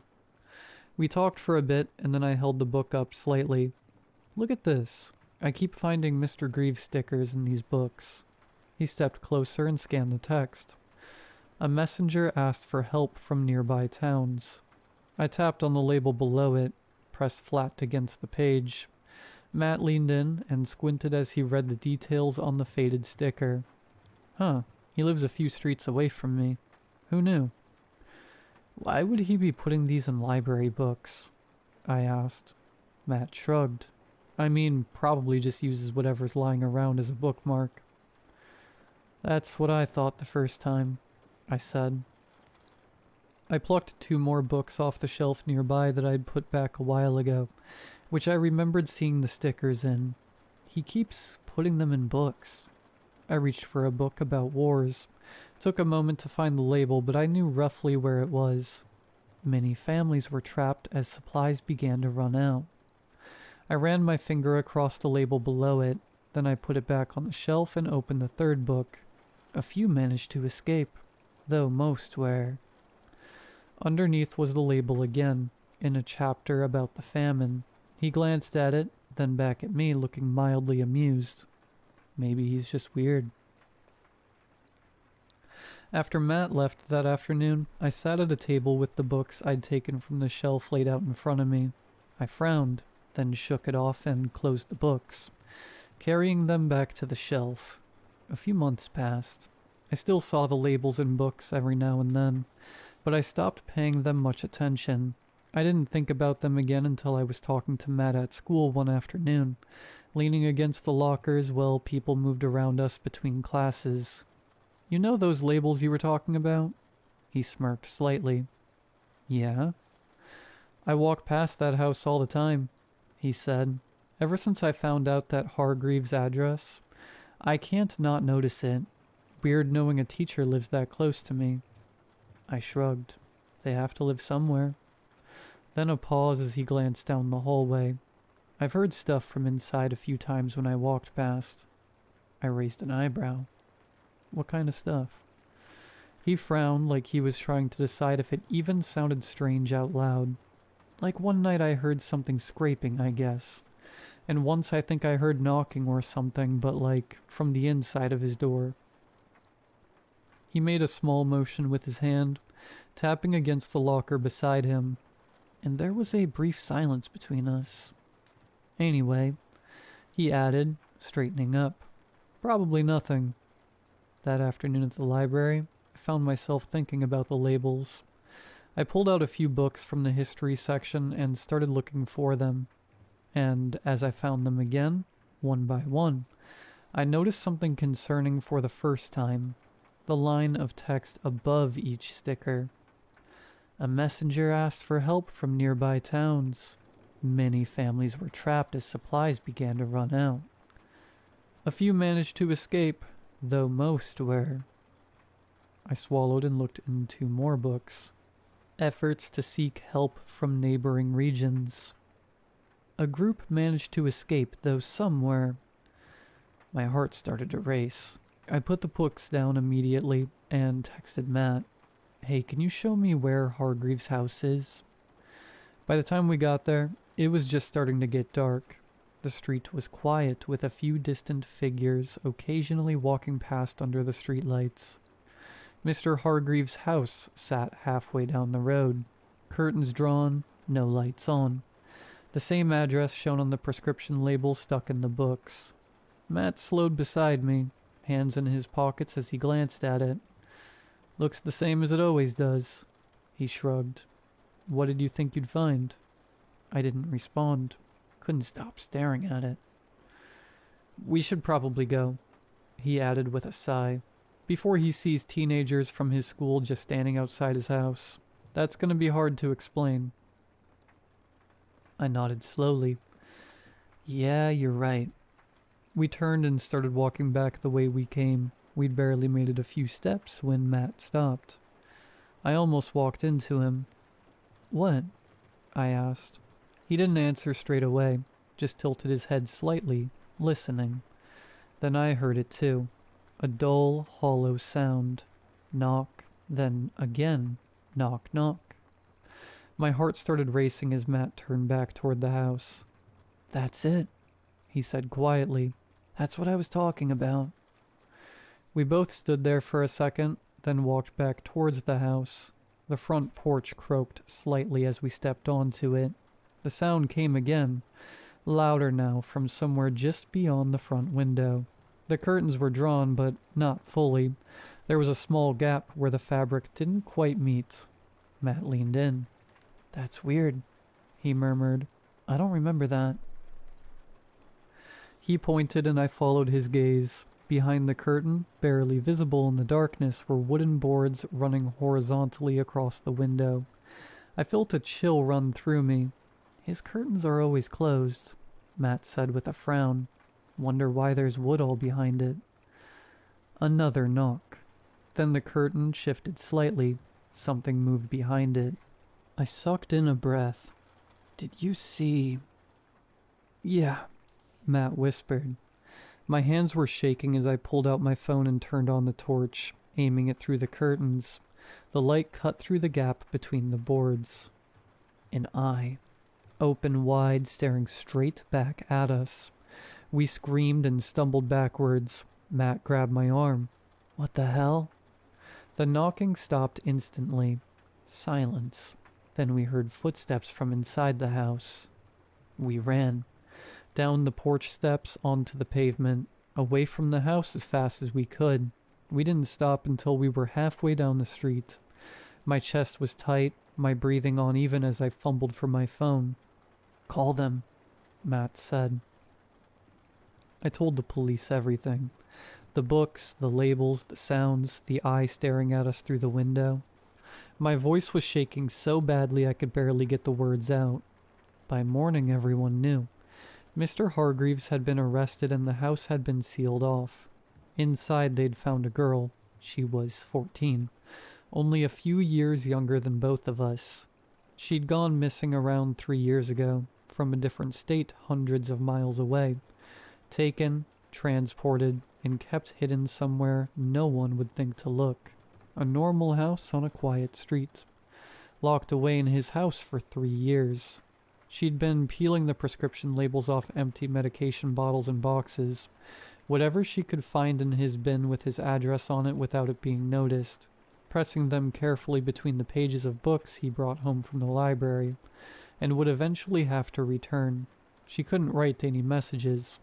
If he saw even a mark out of place, there was no telling what he would do, so she worked with what she had, looking through the words in the books and placing the labels with his address under specific words, underlining them with the stickers, hoping someone, anyone, would notice that she was trapped, needed help, and was unable to escape.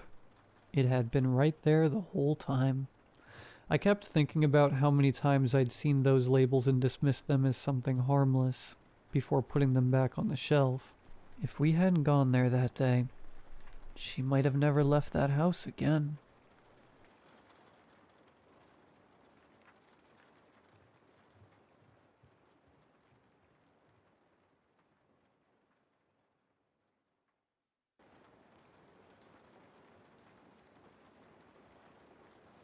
I didn't plan on becoming a diver. Not really. It was one of those things you fall into because the thing you actually wanted doesn't fall back, no matter how long you wait for it. I kept thinking something would open up eventually, something closer to what I studied, but nothing ever did. I wanted to cook, a real kitchen, the kind where everything is loud and hot and fast, where people shout your name like it matters. I studied for it, finished the course, even got good enough that my instructors told me I had a chance if I stuck with it, but chance doesn't pay rent, and restaurants don't hire people who don't already know what they're doing. Every place I applied to wanted experience. Experience needed a job needed experience. It loops like that until you either get lucky or give up. Bills don't wait for either. So I took what I could get, something steady, something that didn't ask too many questions. It wasn't what I imagined doing with my life, but it paid enough and it came with training, and what I got was underwater maintenance. I'm telling you, it's not that bad. That's what Rico said my first week. We were sitting on the edge of the dock with our legs hanging over water that looked darker than it should have been, even in daylight. It smelled like rust and fuel, like something that never really washed away no matter how often the tide came in. "You just clean?" I asked. "Yeah." "That's it?" "That's it." He said it like it was obvious, like I was overthinking something simple. I looked down at the water again, watching the way it barely moved. Just small ripples tapping against the wood. "Under there?" I said. Rico shrugged. "Where else are the barnacles gonna be?" The job sounds simple when people explain it. Hull cleaning, that's the official term. You scrape off barnacles, algae, and whatever else decides a ship is a good place to stay. It keeps the vessel moving efficiently, reduces drag, saves fuel, all that technical stuff that matters to people who never have to actually go down there. But no one tells you what it feels like to be under something that big. The first time I went down, I genuinely thought the ship was going to fall on me. I know that doesn't make sense. It's buoyant. It's supported by the water, by physics that doesn't suddenly stop working because you're underneath it. But none of that matters when you're there, looking up at something that stretches farther than your light can reach. It doesn't feel like it's floating. It feels like it's hanging. And the longer you stay under it, the more it starts to feel like it's just waiting. "You'll get used to it," Rico said through the comms during that first dive. "I'm not used to it," I said. "You're alive, right?" "Yeah." "Then you're getting used to it." The early jobs were easy. Dock work mostly. Shallow water, murky but manageable, with enough light filtering through that you never felt completely cut off. You always had a line, always had a clear path back up, always knew where you were. You scrape, you move, you come back up. Routine. Routine matters more than people think in this kind of work. When everything around you is dark and unfamiliar, it's the only thing that keeps your head from drifting somewhere it shouldn't. You hold on to it because it's the only part that still feels normal. It keeps you grounded when nothing else does. About 3 months in, I got my first open water assignment. It was a cargo ship, big enough that it didn't make sense to bring it into port just for cleaning. It stayed anchored offshore, far enough that the water changed color before you even reached it. "Why not just dock it?" I asked. Rico laughed. "You know how much that costs?" "No." "Exactly." The captain's name was Alvarez. He didn't look like a captain, not in the way you expect. No uniform, no polished shoes. Just a worn shirt and a face that looked like it had spent years staring into sunlight and squinting through problems. "You the new guy?" he asked. "Yeah." He looked at me for a second longer than necessary, like he was checking for something specific. "You panic?" "No." "You lie?" I hesitated. He smiled just a little. "Good. Means you think first." The water out there was different. It wasn't just darker in color, like the light couldn't reach as far. It felt heavier somehow, like it had weight to it. The kind of weight you don't notice until you're already inside it, and by then it's too late to compare it to anything else. "You'll be fine," Rico said while checking my gear. "Same as always, just deeper." "How deep?" 40 meters, give or take." "That's not same as always." He tightened one of the straps and tapped the tank. "Relax, you've trained for worse." "Training's not real," I said. "Neither is panic," he replied, "until you make it real."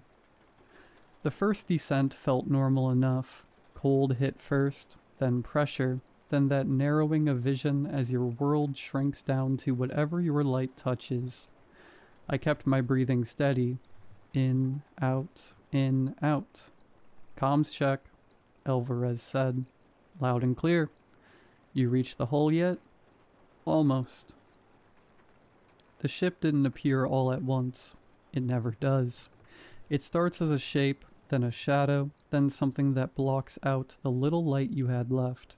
Then suddenly it's just there. Steel, endless and quiet. "Jesus," I muttered. "Big, right?" Rico said. "Doesn't feel real." "It is. Start on the port side." I turned on the scraper and pressed it against the hull. The vibration traveled up my arm, familiar enough to settle me. Barnacles cracked away in clusters, breaking loose like they always do. That part felt normal. Time passes differently when you're down there. You don't have much to measure it by. No real sense of change beyond your own breathing and the steady rhythm of your work. After a while, it stops feeling like time at all and starts feeling like you've just been there longer than you should be. "How's it looking?" Alvarez asked. "Standard build-up," I said. "Nothing unusual." There was nothing unusual about it. At least, that's what I told them when they asked, and what I told myself while I kept working. It stayed that way long enough for me to believe it. Then I saw the first patch. Small, clean, too clean. "Did someone start this already?" I asked. "No," Rico said. "You're first down there." I ran my glove over it. It wasn't scraped. It didn't have the roughness you expect from metal that's been cleaned. It felt worn. "It's probably current," Rico said. "Water hits certain angles harder." It made sense. The explanation fit cleanly, like something I could hold on to if I didn't think too hard about it, but it didn't feel right when I was actually there touching it. I moved on anyway. That's the thing about this job. You learn to ignore what doesn't fit as long as it doesn't stop you from working. Then I heard something. Not loud, not clear, just enough to notice. "Did you hear that?" I asked. "Hear what?" I listened again. Nothing. "Don't chase sounds," Alvarez said. So I didn't. But I started noticing more. The barnacles weren't random anymore. Some of them formed lines, loose patterns that didn't feel accidental. The clean patches appeared more often, spaced out like gaps between something I couldn't quite see. It didn't feel empty down there. I've been in dark water before, and there's a difference between empty space and something that just looks empty. This felt like the second one, like something was there even if I couldn't see it. I kept working anyway. Routine. That's what I told myself. Until I found the marks. They were larger than the patches, deeper than anything that should have been caused by current or debris. They looked like something had pressed against the hull over and over again, leaving shapes that didn't quite match anything I knew. "Pull back," Alvarez said. I did, and for a second I thought they moved. I told myself they didn't. I told myself a lot of things. When I came back up, I didn't argue when they told me to go down again, because part of me already knew something was wrong. The second dive is worse. You don't have curiosity anymore, just awareness. You know what you saw, and you know you're going back to it. I dropped again. Cold, pressure, dark. The hole came back into view and so did the patches. "Do the section you skipped," Alvarez said. I didn't want to, but I did. The scraper didn't catch on it. It slid like there was nothing there to move. Then something tapped from the other side. Not loud, not aggressive, just there. I froze. "That's not possible," Alvarez said. But it happened again. I touched the surface again, but this time it didn't feel like metal. It felt like something in between. I told myself it was residue. I told myself it was anything else. Then I found the part that was peeling. Layers lifting like something underneath was pushing outward. I touched it. It bent too easily. And underneath, there wasn't just darkness. There was depth. I leaned closer, and for a moment something inside shifted. I didn't understand what I saw. I don't think I was meant to. "There's something in there," I said. "Come back up," Alvarez replied immediately. This time I didn't hesitate. I turned and grabbed the line. Halfway up it went tight. Not tangled, not caught. Held. I didn't move after that. Not because I was told to, but because something in me just locked up completely. It felt like moving would mean acknowledging something I wasn't ready to understand yet. "Cut the line," I said. They argued. Then they didn't. The tension vanished and I went up fast. Too fast. Something followed. It didn't rush or panic. It didn't move like it needed to catch me. It just stayed behind me at the same distance, like it already knew I wasn't getting away. I didn't look back on the way up. Every part of me wanted to, just to confirm what I already felt was there. But I knew that would make it worse. Some things are easier to deal with when you don't give them a shape. When I surfaced, I told them the truth. "It wasn't stuck," I said. "Something was holding it." They didn't argue. That was the worst part. We left after that. I quit 2 days later. I didn't give a reason. They didn't ask for one. It should have ended there. It didn't. Last week I saw the ship again. Docked. Clean. Too clean. I walked closer before I realized I was doing it. Something about it pulled me in like unfinished business I didn't want but couldn't ignore. I looked over the edge. The patches were still there. More of them now. Spaced out. Deliberate, like gaps, or space. And as I stared, one of them shifted slightly. Just enough to notice. Just enough to understand. I left immediately. I haven't gone near open water since. But sometimes at night, when everything is quiet, I still hear it. Not tapping, not knocking, just there, at the edge of hearing, like it's still holding on to something. A thought, that the ocean is not empty as it seems.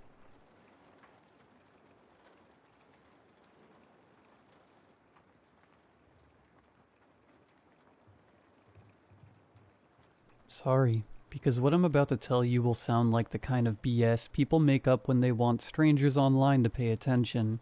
But made-up stories don't park 2 black SUVs outside your house every night for 2 weeks, and pretend not to watch your windows. Believe me, don't believe me. That's not really why I'm writing this. Just know the road near my old house is still blocked. They say it's because of a gas leak. There is no gas line there. We had electric everything because Dina was scared of open flames. She said indoor fire felt primitive and wrong, and I thought she was just being dramatic. That's funny now, in a sick way. Dina and I had been married for 10.5 months. We were stupid in love. Embarrassing love. The kind where one of us would leave to buy something and the other would already be texting before they reached the store. We fought, too. Badly. Over nothing. Over dishes, over my work at the Research Institute, over her saying I wasn't really listening, over me saying she always sounded like she was translating normal human emotions from a manual. That one made her cry. I apologized for it for 2 days. I didn't know then how close I was. The night it happened, I came home late. I was shaking from coffee and hunger, and whatever you call it when your whole life has just cracked open. I had done it.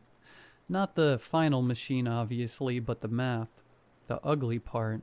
The part everyone said was impossible. Star Drive. Faster than light. Whatever name you want. I don't know what they'll call it when they finally show you. If they ever do. I had it in my bag. Dina had dinner ready. That should have scared me right away because Dina did not cook when she was happy. She cooked when she was trying not to fall apart. There were candles on the table, cheap ones. One had burned down into this sad little blob. Pasta, garlic, wine. She was wearing my shirt, bare legs, hair still wet from the shower. God, she was beautiful. That's the thing I hate most. Not that she lied. Not that I was just a chore, but I can still see her and want her. She said, "You're late." I said, "You're scary." She laughed, but not right. A little too late. You know how you learn someone? Not the big stuff, the tiny stuff. How they breathe when they're mad. How they say fine when it's absolutely not fine. How they kiss you when they want sex versus when they want forgiveness. That laugh was wrong. But I wanted to ignore it. I wanted dinner, and her, and that stupid little moment where I got to tell my wife I had done something impossible. So I ignored it. She came over and kissed me before I even put my bag down. Hard kiss. Teeth, wine, salt. Like she was mad at my mouth. Then there was a bitter taste. I said, "What the hell is that?" Or I tried to. My tongue got thick. My fingers went numb. The bag slid off my shoulder and hit the floor. Dina caught me. Caught me like I weighed nothing. That was another thing she forgot to hide. She lowered me down onto the kitchen tile. Gentle, careful, like I was drunk and she was embarrassed of me. I couldn't move. Not couldn't move like panic. Couldn't move like my body had been unplugged. I could breathe, barely. I could see, I could hear, I could feel the cold tile under my cheek. She sat on the floor and pulled my head into her lap. Then she wiped spit from my chin with her thumb. That almost broke me. I know that sounds pathetic, but when someone poisons you and still wipes your mouth because she can't stand seeing you like that, your brain doesn't know where to put it. She was crying by then. Quietly. Not movie crying. Ugly crying. Nose running, shoulders shaking, trying not to make noise, which was very Dina, because even then she didn't want to make it about her. Then she explained, just enough. Not everything. People in stories explain too much. Real people don't. Real people choke on half of it. and repeat themselves. She wasn't from here, not from Earth. She had been sent because of me, not because I was special, because I might become special. Her people had ways of knowing which humans were likely to open certain doors. My name came up. She was supposed to get close, slow me down, push me left when I should have gone right. And she did, for a while. The job I didn't take, the paper I gave up on. The nights she pulled me back to bed when I was close to something. The trip she begged me to take right before a deadline. The fights. Jesus, the fights. They had told her to kill me months earlier. She didn't betray them. She stalled. That was all her love was worth in the end. She said humans couldn't be allowed out there. We liked playing with fire too much. Not yet. Maybe not ever. We were too fast, too angry, too good at turning pain into tools. She said that part like she hated us. Then she touched my face like maybe she was hoping love had finally worn off. It should have been simple. Kill the husband, take the math, get on the ship. Hero of whatever hell she came from. Her people were coming for her before dawn. I would be dead. My lab would burn in a way that looked like my fault. Clean. The word made me want to laugh, but my mouth didn't work. Clean. My wife sat there holding me like she used to after panic attacks, except this time she was the reason I couldn't move. You're probably thinking I was a naive idiot. Some dead-eyed scientist who knew math but not his own wife. Too busy chasing equations to notice what was sleeping next to him. I wasn't. I actually had known for months. Not known like I had a photo of her with antenna or whatever stupid thing you're imagining. I knew the way husbands know things, and then hate themselves for knowing. She was wrong in small places. The first real crack was a cut on her hand that closed while I was still reaching for a towel. She laughed it off and said I'd imagined how bad it was. The second was finding her barefoot in the yard at 3 a.m, whispering into the dark while every insect in the grass had gone silent. There were other things too. Small things. Things you can explain once, maybe twice, until explaining them starts to feel stupider than the truth. Eventually I called an old friend of my dad's. I didn't want to. I sat with the phone in my hand for almost an hour, because making that call meant admitting that the thing in my bed was not my wife in any normal sense. He didn't sound shocked. That scared me more than anything. He asked me 3 questions, very calmly, and by the third one I understood he already knew what she was. Then he said, "Do not confront her. Do not try to leave. If she thinks you know, you won't survive the night." That was when it landed properly. Dina wasn't a mystery anymore. She was a placement. She was there for me, for the work, and sooner or later, she was going to finish what she had been sent to do, which is exactly what happened. Then I met the others. Men and women with normal clothes and dead faces, asking questions nobody should know to ask.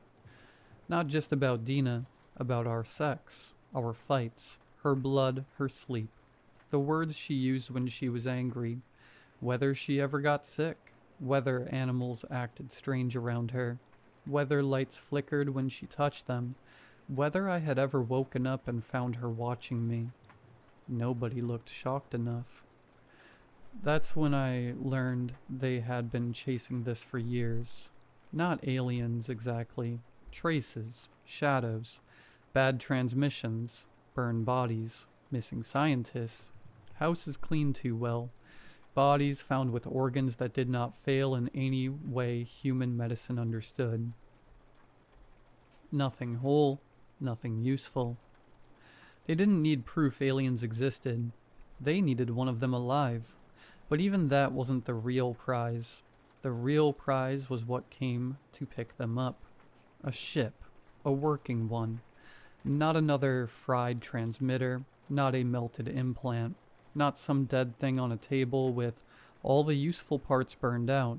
A ship meant propulsion, shielding, power, navigation, alloys, control systems, the actual machinery of how they move through space.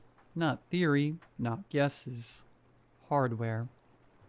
So we made me bait. The breakthrough was real, but the timing was fake. The notebook was bait. The public lecture next week was bait. The little hints I dropped at work were bait. The house was the trap.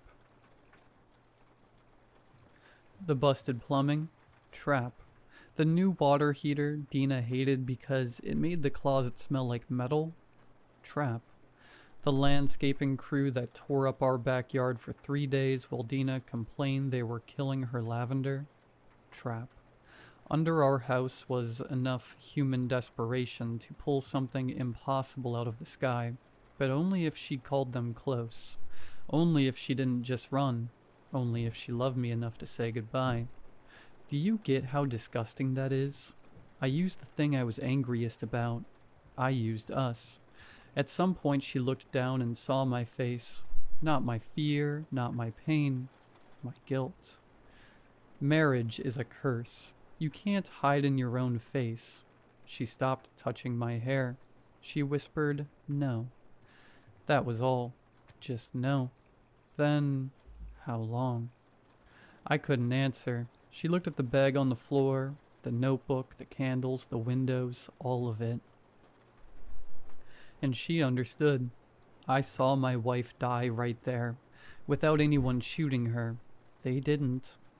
Before anything fell from the sky, whatever she thought we had, whatever little piece of us she believed was clean, it broke.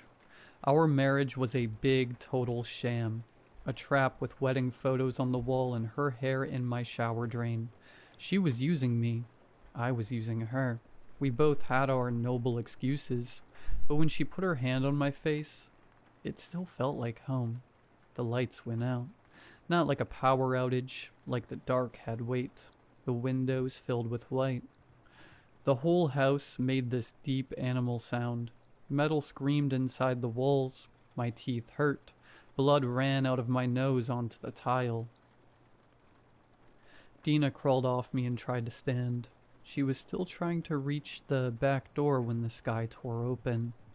I didn't see a ship, not clearly. I saw shapes where the stars should be. I saw the yard bending upward like it wanted to leave. I saw Dina in the white light, one hand on the door frame looking back at me.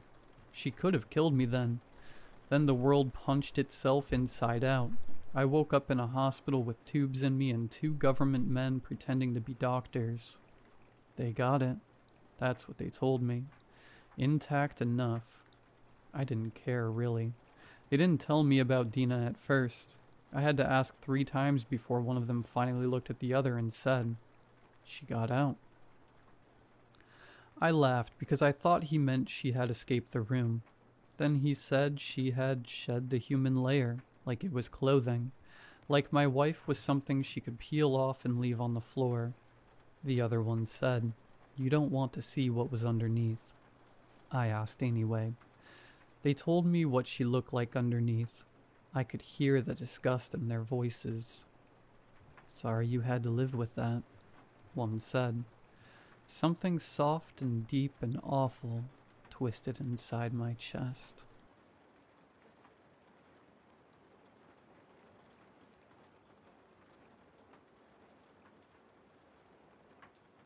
When you were a kid, did you ever do something stupid or kind of mean to try and look cool in front of people you wanted to impress? Something you probably really regretted later on? I did. And now I really wish I hadn't. If I'd refused, then maybe. I'm getting ahead of myself. I grew up in a small town in the middle of the Midwest. It wasn't any place special. You've probably seen or driven through a couple hundred towns like it. It had a town hall, a church, a couple banks, a police station, a firehouse, a library, a doctor's office, a few dozen restaurants and shops, a movie theater, and a school. The school was the oldest building in town and probably one of the few things that could set my hometown apart from others. You see, there weren't separate buildings for an elementary school. middle, and high school. It was just one long building with different classrooms/areas meant for different students, other than occasionally getting refitted for modern safety standards. Like when they installed a new fire alarm system, no one saw a reason to change the building. This meant that the older and younger students tended to intermingle a lot. Most of the time, this wasn't a problem.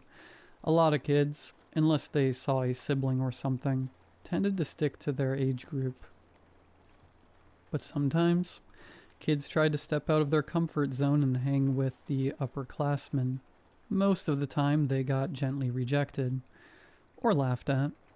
But once in a blue moon, the upperclassmen would allow an underclassman to join them. I was one of those lucky few, though if I'd known what I know now, I never would have tried. You see, I was homeschooled all through elementary school. My mother felt that public education wasn't good for a child's early development, and had my grandmother, a retired teacher herself, teach me.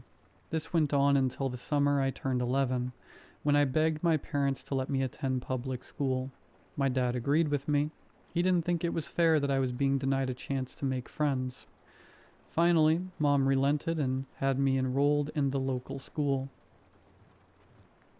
Socializing had been hard at first, seeing as how I was the new kid. Some girls were nice, but most of them had been friends since kindergarten or earlier, and didn't trust an outsider.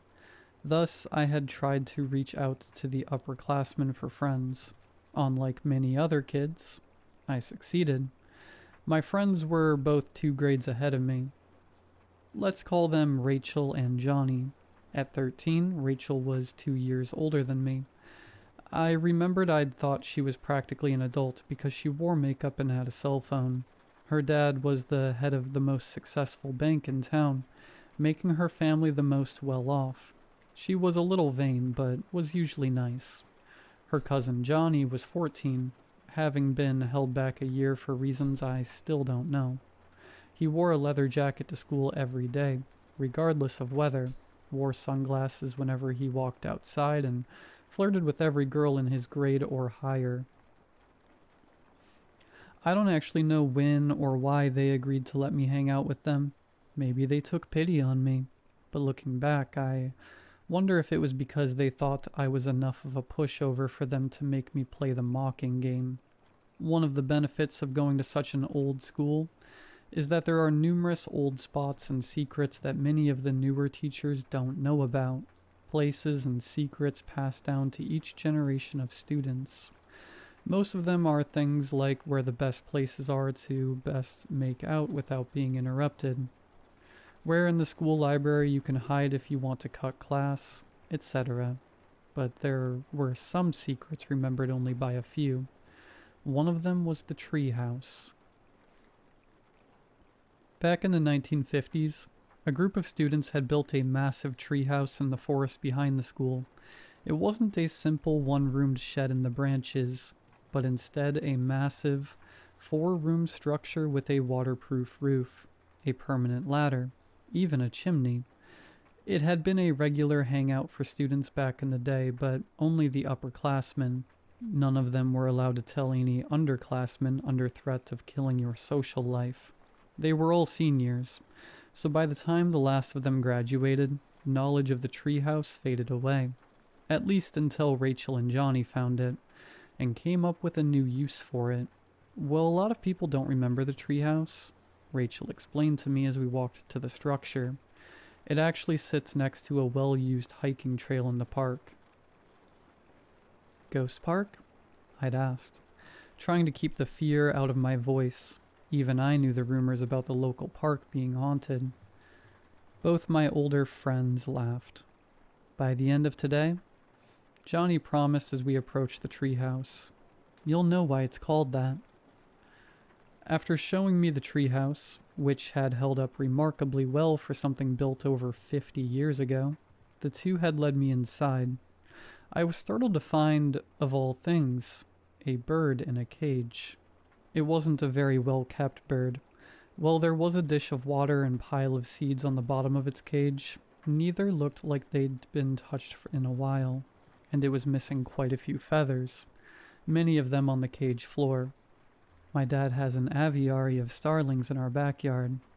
Rachel commented as Johnny picked up the cage. He doesn't actually count them. Whenever one dies, he just goes to the pet store one town over and buys a new one. He never even notices when I take one. I blinked, confused. Johnny, snickering, told the bird, "Mocking game." Then, leaning out to the treehouse window, he tucked the bird's cage onto 2 especially thick tree branches. The foliage was so thick that you couldn't see the cage unless you were looking right at it, and even then it was a challenge. The bird flitted in its cage, agitated. Then it pulled one of its feathers out. "What are we doing exactly?" I finally asked. "Having some fun." Johnny grinned. It wasn't too long of a wait before someone walked up the trail. It was a woman dressed for jogging, a water bottle at her side. Rachel wiped off her lipstick, put her pinkies in her mouth, and gave a long, low whistle. The woman heard her and paused, looking confused. "Wait for it," Johnny whispered. Then from seemingly nowhere came a high-pitched voice. It sounded human mostly, but there was something off about it. It made a shiver slide up and down my spine.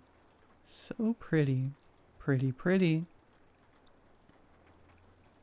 Startled, the woman took a step back, her head turning as she tried to see where the voice was coming from.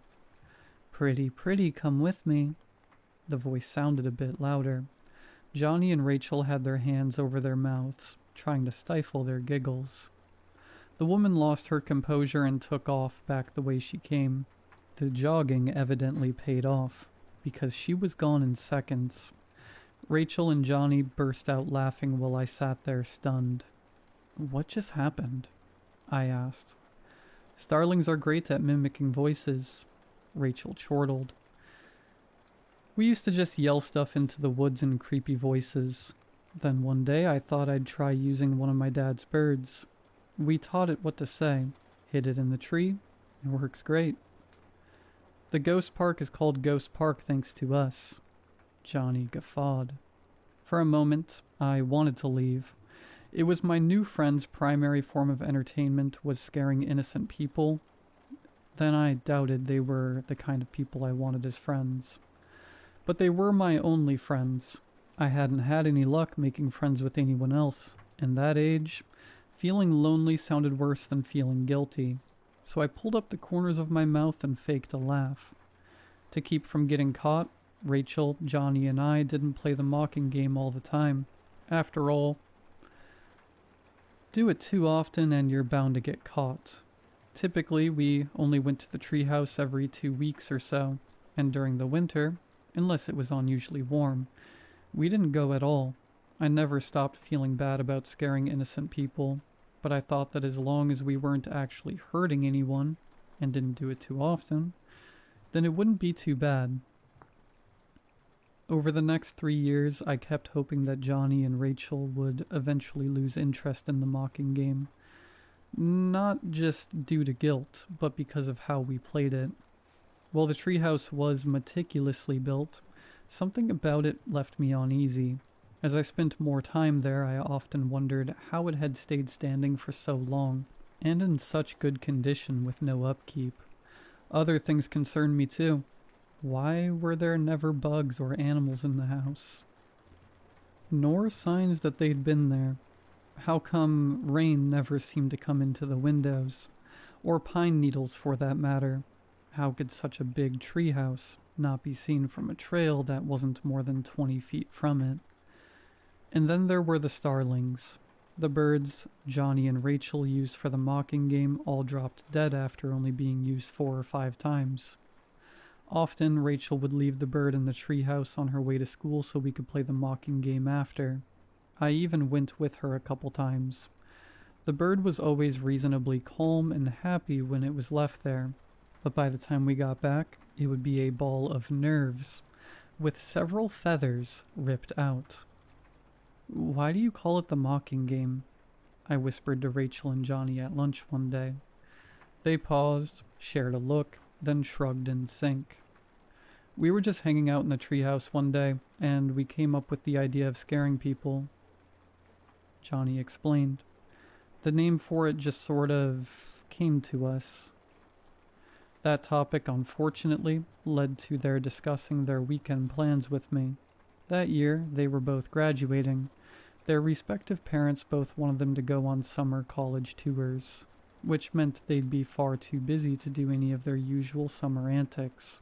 So, that evening, they wanted to go play the mocking game one last time. I was torn.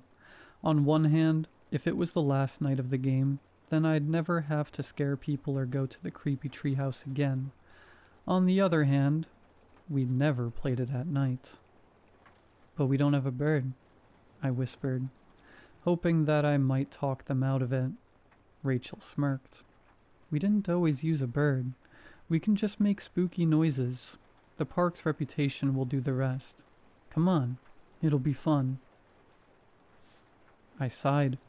I'd been a pushover throughout my childhood, and they knew by then that it didn't take much encouragement to get me in on their schemes.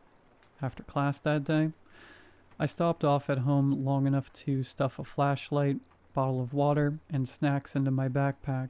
As I started to head out the door, I remembered something my dad, a forest ranger for the nearby national park, had said about bears being more active at night. Not wanting to risk facing a dangerous animal, I grabbed a can of my dad's bear spray and a box of matches from the garage. My parents weren't going to be in until much later that night. In the last few years, something weird had been happening in the nearby national park and at several neighboring farms. First, farmers had noticed chickens or ducks disappearing from their coops, then turkeys, then pigs, then sheep, then cows. Every couple weeks it seemed one or two animals would just vanish without a trace. When 3 weeks passed without any animals vanishing, the confused farmers hoped that was the end of it. That is, until hikers started disappearing. I made it to the meeting point on the school playground a little after 7. School had been closed for hours by then. Rachel and Johnny showed up a few minutes later, holding a bag of sandwiches. Here, Rachel chirped as she handed one to me. American cheese with mustard. Your favorite. I hate American cheese, and mustard makes my lips burn. But she thought it was my favorite, so I thanked her and took a bite of the sandwich. As we walked toward the treehouse, I spat out the bite I'd taken and tossed the sandwich into the trees. Rachel and Johnny didn't notice as they inhaled their sandwiches. By the time we got to the treehouse, the sun was gone. A few stars could be seen through the tree branches, but other than that, there was hardly any light. Do you think anyone's even going to come through here? I asked as the three of us turned on our flashlights. Johnny smirked. I might have started a rumor that girls think the forest at night is romantic. We're bound at least to get a few kids from school. Later, I would learn why he was wrong. Several of the more popular kids at school were hosting a barbecue for the senior class, though all students were welcome to attend. Time ticked by as we waited for someone. I think I'm the one who noticed something first. You see, in nature, there's this phenomena called the silence. Whenever a dangerous predator is in the area, every nearby animal will go completely quiet. No birds chirping, no squirrels chittering, nothing. Hunters, loggers, rangers, anyone who works outside can tell you that it's an eerie feeling. My dad says it's nature's way of telling you to watch your back. That night, it was a warm spring, the kind that tells you summer is coming quickly. The night birds were starting to call, cicadas were going crazy. There was the scrabbling of small animals in the undergrowth. Then suddenly it all stopped. No forewarning, no tapering off. It just cut off, like turning off a radio. Rachel and Johnny had been talking to each other and didn't realize what had happened, but they seemed to notice rather quickly that their voices suddenly seemed a lot louder than they'd been seconds before. "What's going on?" Johnny whispered to me. I peered out the treehouse window, looking into the forest. I froze, my voice dying in my throat. There was something standing in the tree line, staring right at us. It looked like a stick figure drawing of a man, long, stick-like limbs with no visible hands or feet, an impossible thin torso that stretched out at least 8 feet, and a round, lumpy head with 2 glowing red eyes. 2 eyes staring right at us. Johnny and Rachel still hadn't seen it, but they noticed I was shaking. "Hey, are you all right?"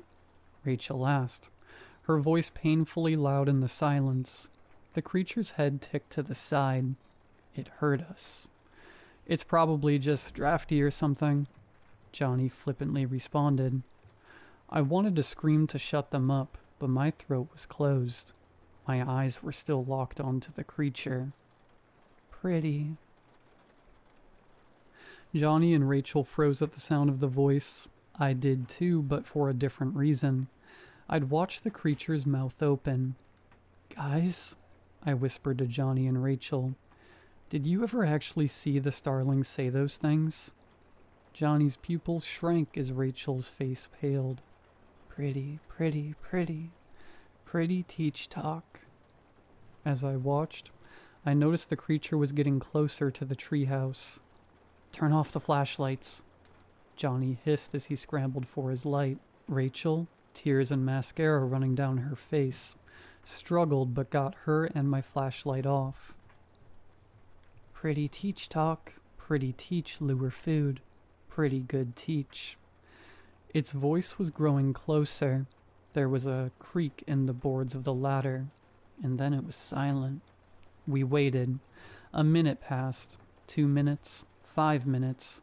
Johnny, sounding like a scared little boy, was the first to speak. "Maybe it's gone." Rachel turned on her flashlight and screamed bloody murder. The creature was in the window, its entire head the size of the frame. It was even more terrifying up close. The skin was a rotten orange-brown. Its mouth was filled with knife-like teeth. Its eyes were soulless, pupilless red orbs. A white rag of some sort was stuck in the side of its mouth. "Pretty good teach, pretty now food." Screaming, Johnny shoved Rachel aside and ran for the other window. Rachel, crying and screaming, tried to run after him. I was still on the floor, frozen, and she tripped over me. As the creature started to reach inside the house, Rachel got up, shoved me towards the monster, and darted after Johnny. I hadn't managed to regain my balance before something grabbed me around the middle, pinning my arms down. The monster's vine-like fingers dug into my skin.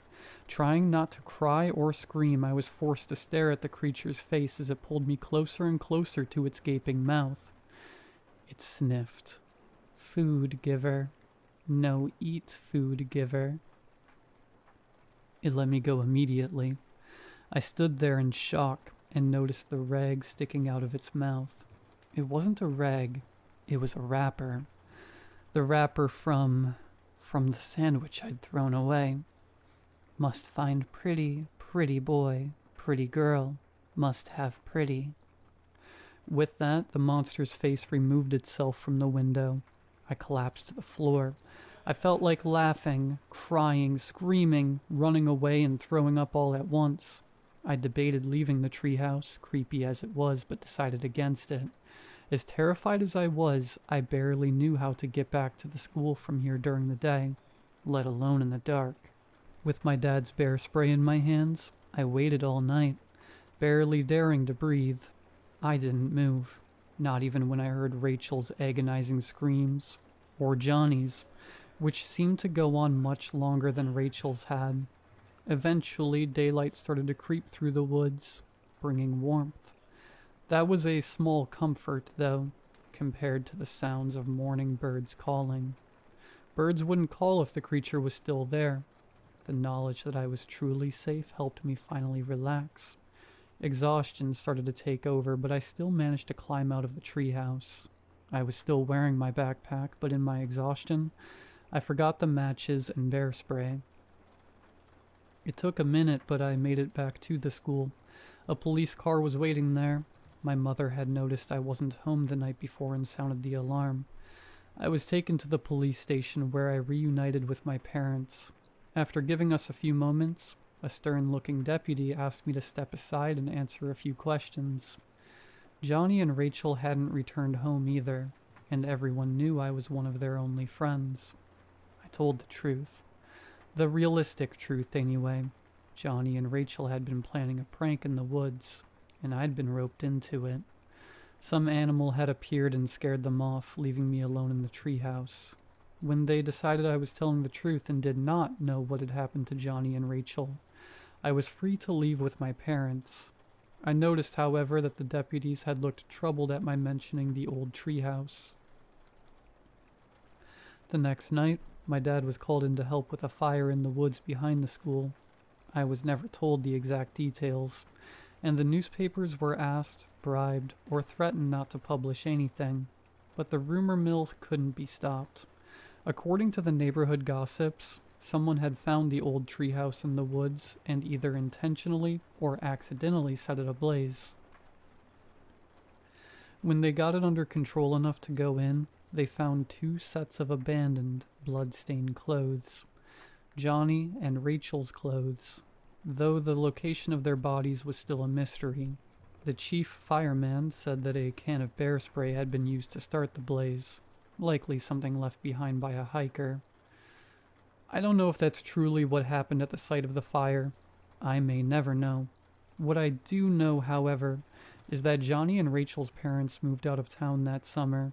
Parents started insisting that their kids only go into the woods with an adult, and even some adults started avoiding the forest. For a year or so, it was all anyone could talk about. But as years passed, people forgot. The story of the 2 missing kids and the mysterious fire went from a rumor to an urban legend, then a campfire story. There are few people my age in this town who've forgotten the whole thing. But I didn't. I can't. I work in the next town and have to drive by the forest every day to get to my office. And this morning, as I drove near the forest behind the school, I heard a voice call out, "Pretty?"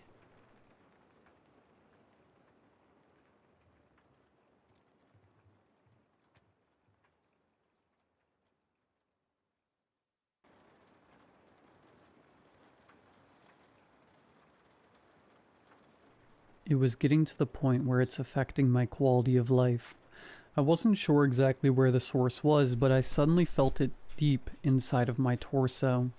I remember I was clocking off of work when it started. A slight discomfort back then, a relief compared to what was awaiting. While keeping my eyes on the road, I moved my torso side to side to try to relieve myself, which fortunately worked. When I arrived home, I felt more exhausted than usual and went to bed early. The next day the itch came again, stronger but bearable. The lingering feeling was on the back of my mind, and in between busy moments of work I would twist and turn trying to get rid of that itch. Despite my efforts, it stayed persistent. When I got home that night, I had trouble sleeping. Closing my eyes seemed to amplify the feeling. I don't remember when I drifted off. On the 3rd day, it became so bad I felt chills running down my legs. The moment I woke up, I found myself twitching erratically into strange positions to try and get rid of the itch. I even tried pinching, grabbing my skin in handfuls and stretching it around, and punching and slapping myself. Weirdly, I swore I felt something move, but no matter what I did, it just wouldn't go away. I decided I needed to go to the doctor to check this out. I called in sick to work and called my family doctor, who agreed this was a peculiar situation. After asking me a series of further questions, in which the entire time I was bouncing on my feet, she told me to schedule in for an ultrasound. The appointment was going to be late at night. I wanted to schedule the appointment as soon as possible, and it was the earliest time. I'll take what I can get. Trying my best to ignore it and moving on with my day, I made myself some breakfast. My brain protested, screaming for itch relief. But there was nothing I could do. It's not like I could grab a knife to cut myself open and scratch my insides or something. Along with that thought, I eyed the drawer the knives were in. I shook my head at myself. I wasn't that crazy. I just needed to endure a few more hours. After waiting through an excruciating afternoon, it was finally time to leave. I grabbed the keys and bolted out the door, no longer able to sit still. When I arrived at the hospital, I was greeted by a doctor who led me to a room where I was to be changed into a gown, and then into the ultrasound room. The doctor rolled up my gown, using a towel to cover my groin, and put the cool device down onto my body. I could feel the gel spreading as she pressed towards the area of interest, which I informed her of moments before. She moved the device back and forth around the area, and then suddenly went still. "What's wrong?" I asked. I lifted my head to look at her. Her eyes were wide, eyebrows knitted together. Her expression was a mix of fear and confusion, probably the last thing I wanted to see in this situation. Did I have some disease? Was there something wrong with my body? She turned the ultrasound screen towards me. At first I couldn't make out anything but a giant shifting blob, but upon closer inspection, I could see the legs. Thousands. No, millions of them. Spiders. Tiny baby spiders overran my liver, crawling fast on top of each other, entirely covering my liver in a dark mass. To top it all, in the center was the biggest spider of all, splayed on top of the baby spiders with a size comparable to a large tarantula. I could no longer pull myself together. I was so itchy. I started thrashing and writhing on my bed. My doctor yelled something, and other doctors came rushing in. I begged them to do something. Anything.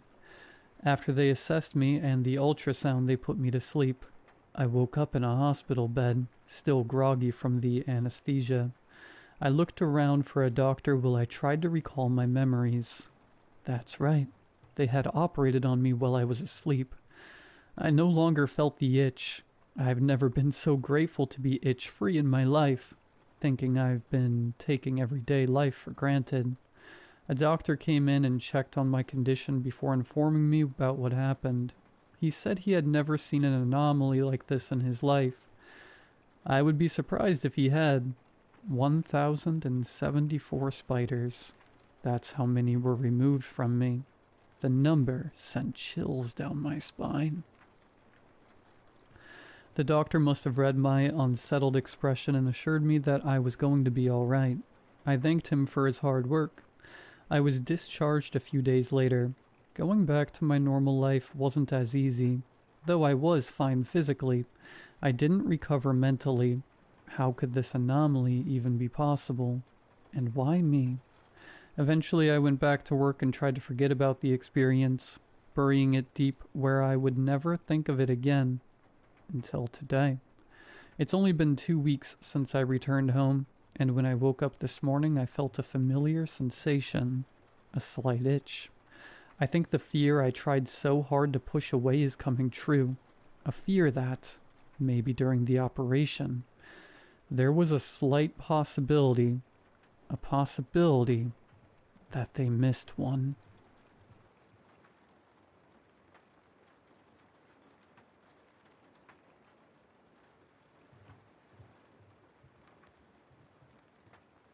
I thought she needed help when I first saw her. It was my first time backpacking on my own. I had been on a handful of trips before with friends, but I decided it was time to challenge myself. Besides, it's so hard to coordinate scheduling with everyone, and now half of my friends are married. I thought it would be easier to go alone.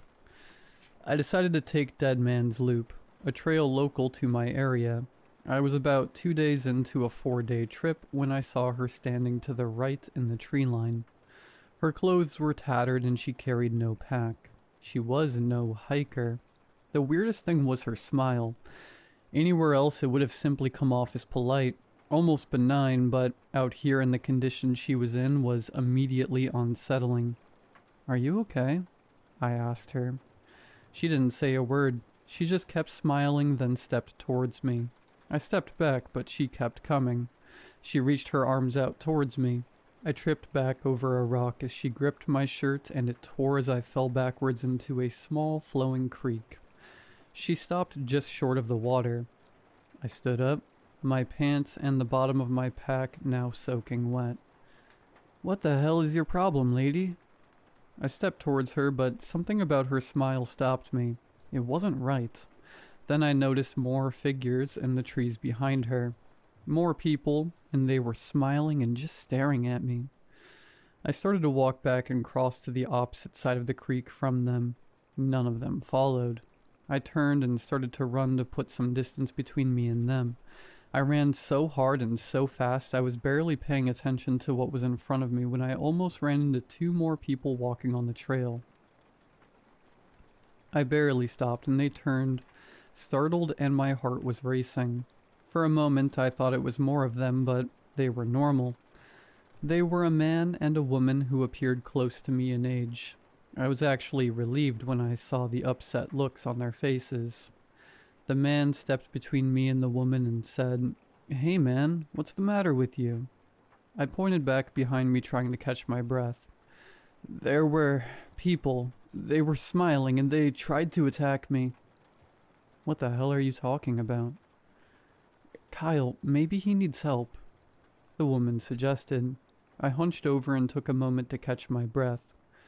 "There are strange people in these woods. I saw them back before the creek. There's something wrong with them. I don't know how they all got out here." "Are you on something, man?" Kyle asked. "No, just listen. I think you might, or we might all be in danger." "I think you need to step back and leave us alone." The woman pointed her finger down the trail and asked, "Who is that?" I followed her hand and saw a man walk out onto the trail. I could see he had a slight grin on his face.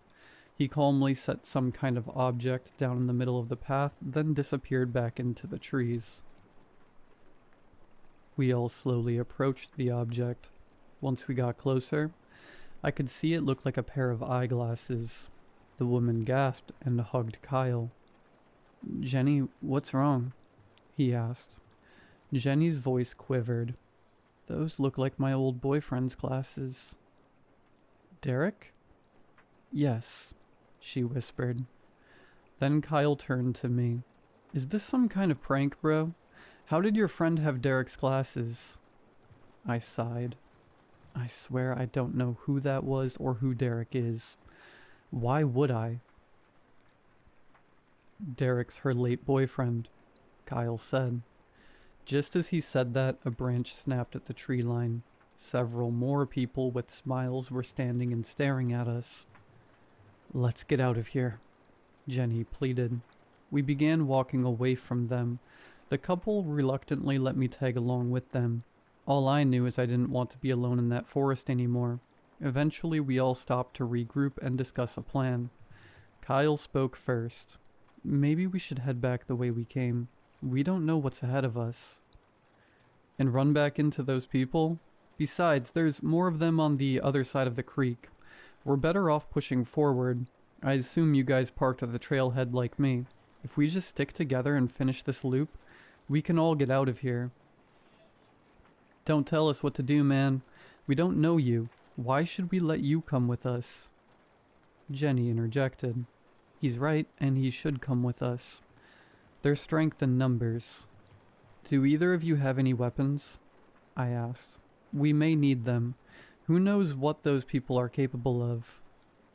"I have some bear spray," Jenny said. "I have my pocket knife," Kyle added. Then I lifted my coat to reveal a handgun. "And I have my 9mm. Let's be ready for whatever happens." They eyed my gun but didn't say anything. Soon we were continuing on the trail. For some time we were silent. We didn't see any more of those people, and it almost felt like a normal hike again. The birds were singing and there was a pleasant breeze blowing through the trees. I started to want to pretend we weren't in any danger.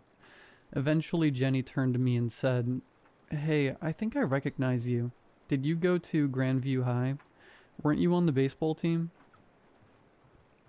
I smiled. I hadn't thought about that in some time. Why, yes I was. I pitched. Did you go there? We both did, but we're a class of 19. You're a little older, right? Yeah, I graduated in 17. I didn't really have any friends in the younger grades besides my teammates. Kyle interjected. Baseball? That's kind of boring, isn't it? Some people think so, but I think it's fun. Babe, shut up. You know I love baseball. Jenny laughed. That doesn't make it any less boring. We all talked for a while, getting to know one another. We swapped stories about shared teachers, and Jenny asked me about the year we went to state. Kyle wasn't a very active participant in that part of the conversation. At some point we had to stop and make camp because the sun was starting to set and none of us wanted to take any risks getting lost in the woods at night. We found a nice flat spot that already had a built-up fire pit and plenty of firewood left by the previous people who passed through. I built a big, bright fire. I didn't know if it would ward anything off, but it comforted me. Soon we were sitting in silence consuming our dinners. I finished off the contents of a MRE, while they ate some pork and beans. We watched the woods for faces, but there were none. I hoped that we were out of the territory of those things, but deep down, I knew this was just the beginning. After we finished eating, we set up our tents. I crawled inside and listened. Crickets chirped and owls hooted, but I still had a hard time falling asleep. My knife and my gun served me as welcome bedmates, as I eventually drifted off to sleep. I woke to the sound of tapping on the fabric of my tent. I instantly sat up. My heart was racing and adrenaline surged through my veins. I quickly began unzipping my sleeping bag, and just as I got a light on, something tore through the tent. I cut a hole in the fabric on the opposite side and quickly grabbed my gun as I rolled out. I held up the light and it crawled out of the hole I made. I stepped back and it stood and came right for me. It looked like a normal person, except the grin, which was the same as the rest. This one looked like a man. I held up my gun and fired 3 shots into its chest. It barely flinched. I backed right up to the other tent when I heard Kyle's voice. What the hell? He had finally peeked his head out of his tent. As soon as Kyle was present, that thing suddenly turned away from me and marched back into the forest. I shined my light around in the woods and it seemed like that was the only one around. For now, at least. I looked down at the gun shaking in my hand. It almost got me, I said. It came right through my tent. When I shot it, it acted like it was nothing. I heard Jenny whisper, "How are we supposed to stop those things?" We need to stick together. It turned tail the second Kyle came out of the tent.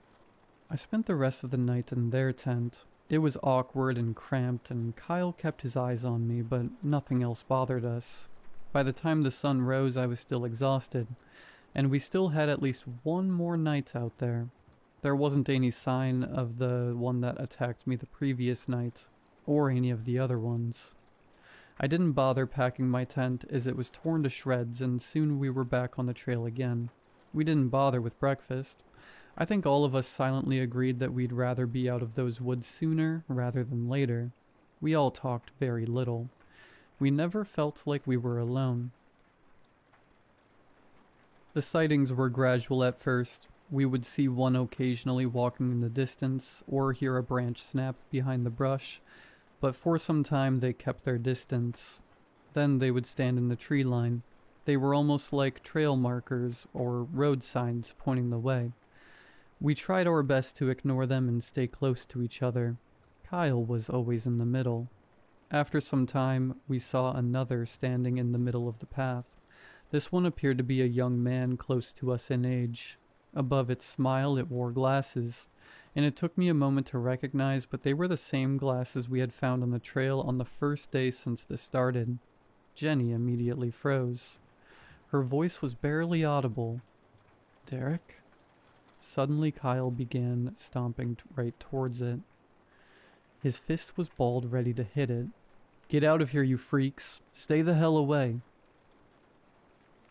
It started to step back into the woods as if inviting him to follow. I ran after Kyle, grabbing him by the shoulder in an attempt to stop him. All I received in return is an elbow to the nose. My eyes were watering, and for a moment my head was spinning.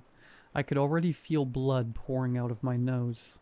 By the time I recovered enough to look up, I could see Jenny standing between Kyle and the false Derek. It stood grinning just a few feet behind her, but it was as still as a statue. There were tears in her eyes. Please, Kyle, stop. I need you. I know that's not the real Derek. Please stay with me. Kyle looked at her and slowly his fist began to unball. As he did that, the thing calmly retreated back into the woods. I'm sorry. Just seeing it wearing his face makes me so angry. He was my best friend too. Then he turned to me and said, "Oh, and sorry about your nose, man." I shrugged. We continued on. Kyle and Jenny held hands as we walked. Eventually we stopped to have lunch. I sat close to them as I had to be, but was by myself as I ate. To my surprise, Kyle sat down in front of me. At first he didn't say anything. He just watched me while I watched the forest. He broke the silence first. Hey man, sorry I've been a bit of an a-hole. I swear I didn't mean to elbow you. I just get so defensive of Jenny. To be honest, sometimes I think she'll find someone better than me. It's all good. Don't worry about it, and I'm sure you two are great together. I didn't know what else to say, but he kept looking at me like he expected me to say more. Eventually he spoke. I remember you too. We actually had a class together. We both took Spanish together. I couldn't remember him for the life of me, but I said, "Oh yeah, Mr. Floor's class. That's right." He smiled. "Yeah, we sat in the same cluster. You were always talking to Melissa. Do you still talk to her?" I remembered Melissa, but she was about the only thing I remembered. Not since before she had her kid. That's too bad. Our conversation ended as Kyle noticed something behind me. "What is that?" he asked. I turned to face what he was looking at. Just underneath a rock on the trail was what looked like a photograph. He walked over and picked it up. "Hey man, what is it?" I asked. He didn't acknowledge me at all. He turned and beelined straight towards Jenny. There wasn't an ounce of affection for her on his face. He held up a Polaroid for her to see. Her face went pale and I managed to see it over her shoulder. It was just a picture of Jenny in a bed with another man, and judging from her haircut, in the photo, it was recent. "I don't know how... That isn't real," she sputtered. Kyle's eyes were wide. "Don't lie to me. I knew there was something going on between you two. That guy wasn't even funny and you laughed at everything he said." Then he dropped the photo into the dirt and turned away. Tears were flowing now. "Please, Kyle, I love you. I'm sorry." "You can find your own way out of here. You're not my problem anymore." He started to walk away and I tried to grab him and stop him. He turned and grappled with me, then managed to land a heavy punch on my jaw. I let him go. He immediately began walking. "We can't let him go," Jenny pleaded. "If he wants to walk straight into those things, let him. I'm tired of getting hit in the face." She sniffed, but didn't say anything else. After we finished packing, we headed out on the trail. Kyle was nowhere to be seen. I could see his tracks for some time until they vanished suddenly, and completely in the middle of the trail. I did not mention this to Jenny. Jenny, for her part, wept as we walked and went on about Kyle. "I can't believe I let him walk away like that. You don't believe I meant to hurt him, do you? What have I done?" Her voice was an ambient buzz to me. My only goal was to get out of there alive, not to be a counselor for her relationship issues. Mostly I just let her talk while I watched the tree line. The sun was beginning to set as we crested one final hill overlooking the parking area at the start of the trailhead. There were 2 vehicles there, my truck and presumably Kyle and Jenny's car. The parking lot was separated from the trailhead by a narrow stream that flowed year-round. At this time of year, one could simply hop over the stream to avoid touching the water. At the bottom of the hill facing into the trees was a figure that looked unmistakably like Kyle from behind. Before I could say or do anything, Jenny was already scrambling down the hill. I shouted, "Jenny, wait!" She ignored me, and I watched helplessly as the figure turned around just as she reached it. It indeed looked like Kyle, remarkably so. At this distance, I could tell no difference, save for the calm grin plastered across its face.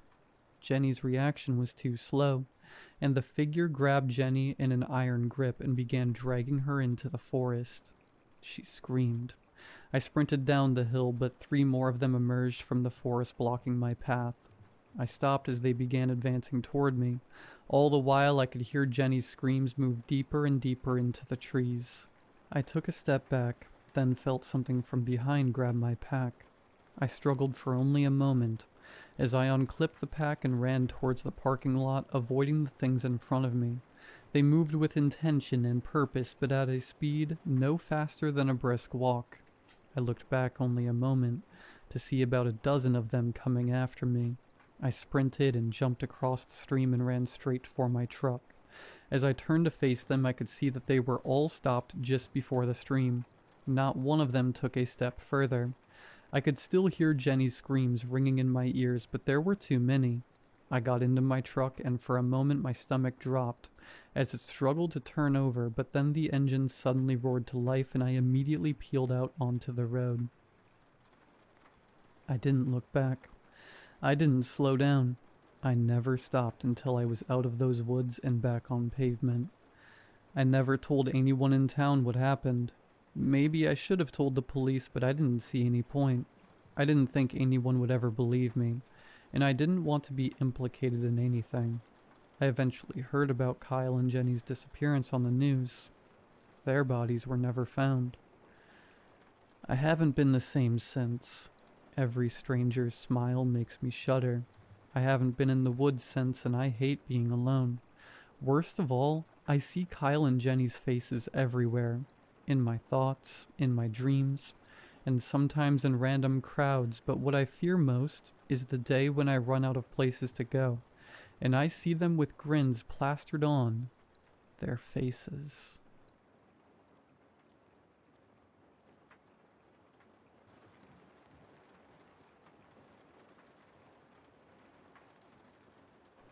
I'm not even supposed to be awake. It's a school night, and my dad would lose his mind if he knew I was still scrolling on TikTok at 2 a.m. But my brain wouldn't shut off. My room feels hot and itchy. I needed some water. The house was stupid quiet, not the peaceful type, the heavy kind. I pushed open the kitchen door and the floor squeaked under my heel, loud in the dark. I grabbed a glass and let the tap run, staring at that tiny reflection in the window. My eyes looked tired. Then I heard a crunch, then another, then 2 more. It kept going. Footsteps, slow and steady, rhythmic almost. I froze, holding my glass halfway to my mouth. Raccoons don't walk like that. Neither do deer. This was human. I killed the kitchen light so whoever it was wouldn't see me, then eased up on the blinds with 2 fingers. My stomach dropped straight through the floor. It was Darius, barefoot, walking towards the trees behind my house. He walked with purpose, almost like he was being pulled by a rope.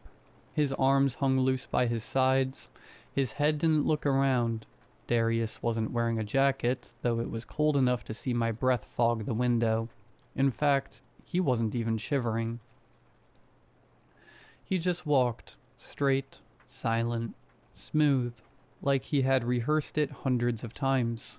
My mouth dried out. I didn't even think, just whispered, "Darius, what the hell are you doing?" He didn't stop. Though why would he? It's not like he could hear me. He just kept walking. I stepped outside, barefoot on the freezing cement, breath shaking in front of me. "Darius," I said again. "Dude, are you good?" Nothing. Not a single reaction. He reached the first line of trees and disappeared into the dark. I stood there for what seemed like hours waiting for him to come back out. He didn't. Eventually, I went inside, locked the door, and lay in bed, staring at the ceiling until the moonlight faded to sunlight, feeling like I'd seen something I wasn't supposed to. By the time I got to school, it felt like I'd been hit by a bus. No sleep and a looping mind. Made me feel like crap. I walked into first period and my heart actually skipped. Darius was already in his seat, wearing clean clothes, hair perfect, smiling at the worksheet in front of him. He couldn't actually be excited to be awake at this time. "Yo," I said as I slid into the desk next to him, voice low. "Where'd you go last night?" He looked up at me with a calm expression I'd never seen on him. Darius is usually twitchy, always tapping his pencil, bouncing his leg, and cracking stupid jokes. But this version blinked once, really slow. "What do you mean?" he said. "I went to bed early." "You were outside my house," I said, "like at 2. He tilted his head like a confused dog. "I wasn't anywhere near your house, Malcolm." He said it so logically, so politely, I almost doubted myself. Almost. The weirdness didn't stop there. At lunch, this girl named Maya, who literally had a whole EpiPen situation because she's allergic to strawberries, sat down with a yogurt cup that had bright red chunks in it. Her friend said, "Maya, isn't that dangerous for you?" Maya just smiled with a distant look and said, "Are you calling me fat?" She said it jokingly. In my memory, she had never made a funny joke before. This was out of character. But then she ate it like nothing was wrong. In third period, my math teacher gave a whole explanation about linear quotations without blinking. Not once. I stared at her eyes the whole time. They stayed still, glass-like, terrifying. By the time the final bell rang, I felt like my brain was unspooling. My shirt felt too tight, my hands were shaking, my heart wouldn't slow down. I kept thinking about Darius disappearing into the woods and coming back out like nothing happened, like someone pressed reset on him. I ended the day whispering to myself, "What the hell is happening?" And for the first time in my entire life, other than when my uncle was staying over, I was scared to go home. I actually slept. Not great sleep, the kind where you wake up 10 times and your dreams feel like blurry static, but enough that my head wasn't pulsating anymore. When I opened my eyes, sunlight was leaking through my blinds in these soft yellow bars. I almost convinced myself that yesterday didn't happen, that maybe I was tired, hallucinating, being dramatic. But then I remembered how Darius walked, the bare feet, the blank face, and the weird things at school. It all piled into my chest. I needed answers. I couldn't sit in my room scrolling on TikTok all day, pretending nothing happened. So I got dressed, grabbed a hoodie, and decided to go back towards the woods. Not the spot behind my house. I didn't want to see Darius again. I went the other direction, deep, past the creek, then past the hiking trail, as far as my legs would take me. The woods felt corrupt the further I walked. Quiet, dead quiet. No birds, no crunch of animals, just my own breathing and the wind brushing through branches. About 2 miles in I saw it, an old barn leaning sideways, too tired to stand straight. Red paint peeling off, rust on the metal roof, broken windows. It looked abandoned for years. I don't know why I felt pulled to it. It wasn't curiosity, but a feeling in my stomach dragging me to it, step by step. I opened the door. It groaned open slow. It was warning me. Inside, the place smelled gross, dust, mold, and something else. Something putrid, rotten. It smelled like raw meat left out in the sun. The floorboards creaked underneath my shoes. Light leaked through the holes in the roof in skinny little beams. My foot hit a loose plank. I looked down. The board shifted and the smell got 10 times worse.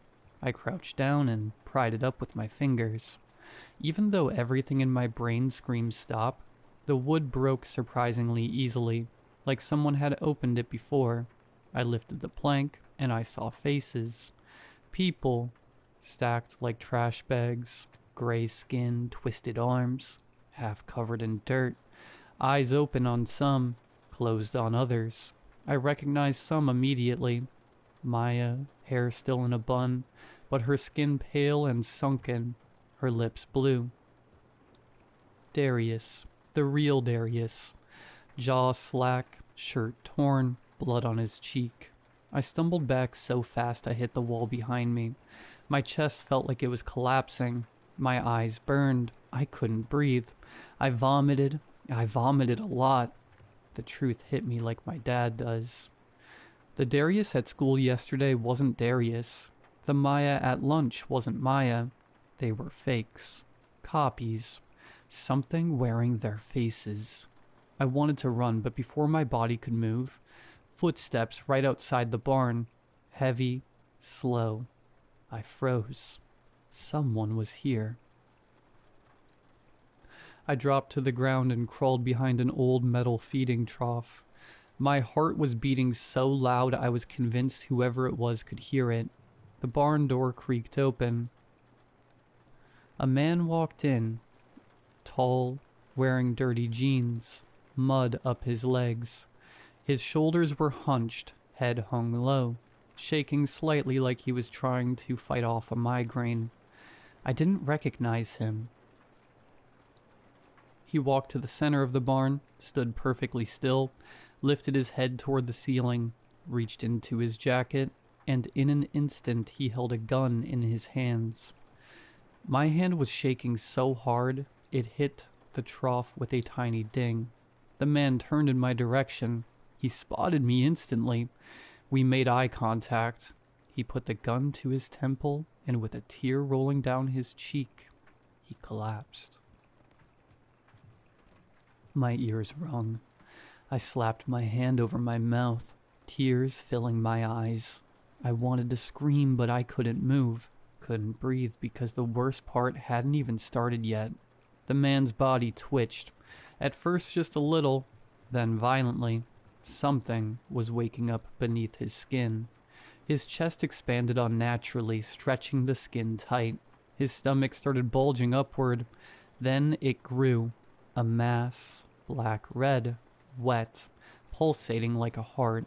It pushed up through his throat, through the hole in his skull and out of his mouth, out of his eyes, stretching them until they tore. I clamped both hands over my mouth to keep from gagging.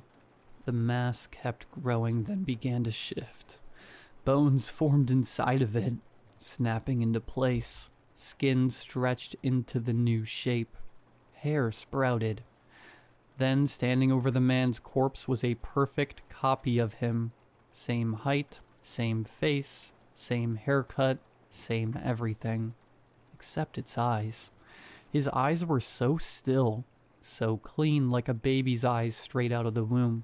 The copy wiped a smear of blood from his cheek with mechanical calm. It undressed the corpse, replacing its naked body with the blood-stained clothes of the dead man. Then it grabbed the dead man by the wrists, dragged him to the hole in the floorboards, and shoved him inside, right next to Maya, next to Darius, next to the others. It pressed the plank back in place, then it turned, straightened its shirt, rolled its shoulders back into perfect posture, and walked out the barn like nothing happened. No rush, no nerves, just calm, smooth, practiced movement. I stayed hidden behind the trough long after its footsteps faded, shaking so hard my teeth clenched. The world wasn't what I thought it was anymore, and I knew without a doubt something is replacing people in my town. That's what caused me to post here. I need to know if it's just my town. If you can see this post, please let me know if my town is the only one. I'm scared the world will never be the same.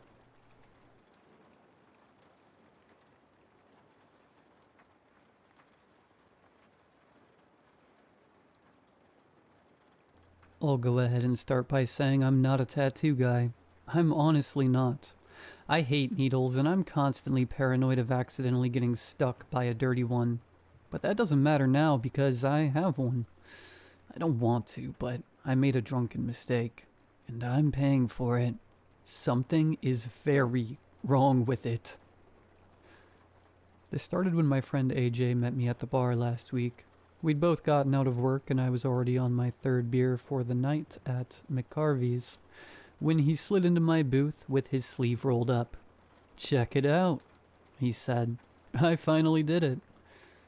I beer-goggled his arm and missed entirely what he was talking about. "You got a new shirt?" "Lightweight," he said. "Dude, look at my arm." I was halfway through brushing him off when my eyes locked on what he was finally pointing at. He'd got a tattoo on his upper forearm of a swirling sun that had almost a primitive edge to it. It looked like something you'd see on old Greek pottery, though I couldn't say if I'd ever seen it somewhere before. "Congrats," I told him. "How interesting." "Come on, man," he said. "You always said I was too much of a wuss to get this done, and now, boom. What do you think?" The noise from the bar was starting to make my head pound, but I still tried to express some form of complex thought. "Neat." "Oh, screw you," he said. "You couldn't handle a needle, and I know you wouldn't." "I wouldn't want to," I told him. "They're dirty, carry disease, and cause infections, and I hate them, so no." "Baby." We both finished our drinks as AJ signaled our waitress for another round. I found my eyes drifting back to his tattoo and the swirling lines that made up the sun. I wondered why it hurt my eyes, but then I realized it wasn't just a plain outline. "Is your sun made up of snakes?" I asked. He grinned a little as he flexed his arm. "Yep, cool, right?" "It's creepy, dude," I said. "You work as a bank teller. Are you trying to give some old lady a heart attack?" "I found it online. Some blog posts from a conspiracy board." "Weird," I said. "What does it mean?" "I'm not entirely sure. This guy from the blog said he'd found it in a book he was translating from... I can't remember the language. Dutch? I don't know. The point is, he was saying it's from some Bronze Age pantheon. Can't remember quite for what. "I'm glad your replacement skin doodle has such a deep meaning." "Hey man, it's just my first one, okay?" He took a swig of his beer and wagged a finger at his temple, trying to spin some gear of thought. He wiped his hand on his tie, then said, "Why don't you finally get one?" he said. "We used to talk about it a lot." "Yeah, when we were in college." "Get one then, man." "No." "Baby." We quietly sat there for a while, nursing our midlife crisis with lager, when one sip finally imparted a thought to my friend's head that I didn't consider the mischievousness of until later. "Shots?" I would like to clarify that I was 5 beers deep on a Friday night with no work the next day. I was not a paradigm of virtue, and I did not pretend to be. I remember taking 5 shots of rum before opening my bloodshot eyes to the light of my apartment window the following morning. Everything hurts. My head, my eyes, my back. AJ had apparently been sober enough to call me a cab and get me home, but not decent enough to get me into my bed. I was on the floor of my dining/living room, head on the carpet, and the rest of me on tile. My temples throbbed, and all I could really remember from the night before were images of the neon lights of the bar. Some girls who'd given me a more than disgusted look, and a big, burly man with a beard hunched over me like some kind of goblin. What made even less sense was that my shirt was on backwards. I pulled myself off the floor, made my way into my bathroom, and praise God I had the day off. I was getting ready to take a shower, and steam was starting to cake the mirror, when I felt the ache in my back morph into something sharper. I was acutely aware of a stinging feeling on my top right shoulder blade, but couldn't twist enough to see what exactly it was. However, as anyone reading this had probably figured out, My answer became obvious. Using my shaving mirror to get the angle, my eyes locked on a swirling symbol of a sun, outlined with the thin forms of several writhing serpents. The center of the sun was pitch black, and the points of each sun flare were the end of a snake's tail. As you can imagine, I freaked the hell out. Forgot about my shower and was on the phone with AJ a minute later, cussing up a storm. AJ couldn't stop laughing and eventually fessed up. Apparently, after our little competition, we started arguing over who was the bigger wuss in our friendship, and that led to an argument about needles. Naturally, tattoos were brought up, and I fell for the whole "you're a loser if you don't" argument. I succumbed to peer pressure, failing every school counselor I'd ever had, and betraying the one solid principle I had outside of not missing Mass on Easter. I was mad at AJ for letting me go through with it, but even more upset with myself for being so willing after one drunken episode. I stared longer at the symbol on my shoulder, and freaked out some more at what my parents would say when they found out. "Relax, dude," AJ told me. "It's not like it's somewhere anyone can see it. Just don't go to the beach, and no one will ever know." I heard his point and even agreed with it, but couldn't stop staring at the symbol. The skin around the ink was puffy and pink, burning in the stale air of my bathroom. At a loss for anything else to say, I asked again what exactly it meant, and why he told the tattoo artist to draw this on me. He laughed again before giddily replying, "You know how we used to research conspiracies together in school?" I did, but I never called it research. We'd get wasted, watch scary videos on YouTube with our business major buddies, then piss ourselves making fun of how ridiculous they were. AJ, on the other hand, was way more into it than any of us, and now that obsession I had learned to accept as a quirky aspect of my best friend had resulted in something I could never erase. I was researching ancient languages one night and found an old blog from like 2011. This guy claimed he'd found a rare book he was translating from German, something to do with an archaeologist's dig in Greece back in 1830. I saw that symbol in it and thought it was cool. "You don't even know what it means? Are you serious?" "Lay off, Tyler," he said. "The point is, I told him to give you the same one I had, so congrats. You're officially inked up." He asked me if I wanted to meet up later for a bit after work, but I told him I was probably just going to catch up on sleep. I hung up, showered, and poked at my ink-stained skin. I had a tattoo and I couldn't even remember it. In some ways I felt robbed of an experience I was entitled to. It's true I never planned on getting a tattoo. I come from a traditional family that looks down on that kind of stuff, so I've never really had the urge to get one. But I also figured that if I ever went through with it, I'd have some kind of say in what it'd be. Instead, I made a drunk decision and ended up with some potentially satanic crap. Not that it'd matter to my mom if she found out. Around lunchtime, I started feeling the sting. It had hurt before, but now it was almost burning, especially in the sunlight. It wasn't just the sting of a needle, but an actual burning sensation. It was like I had sunburn. Every drag my t-shirt made against my skin hurt, and it wasn't going away with time. I put some aloe on it to cool it off, but it didn't do much.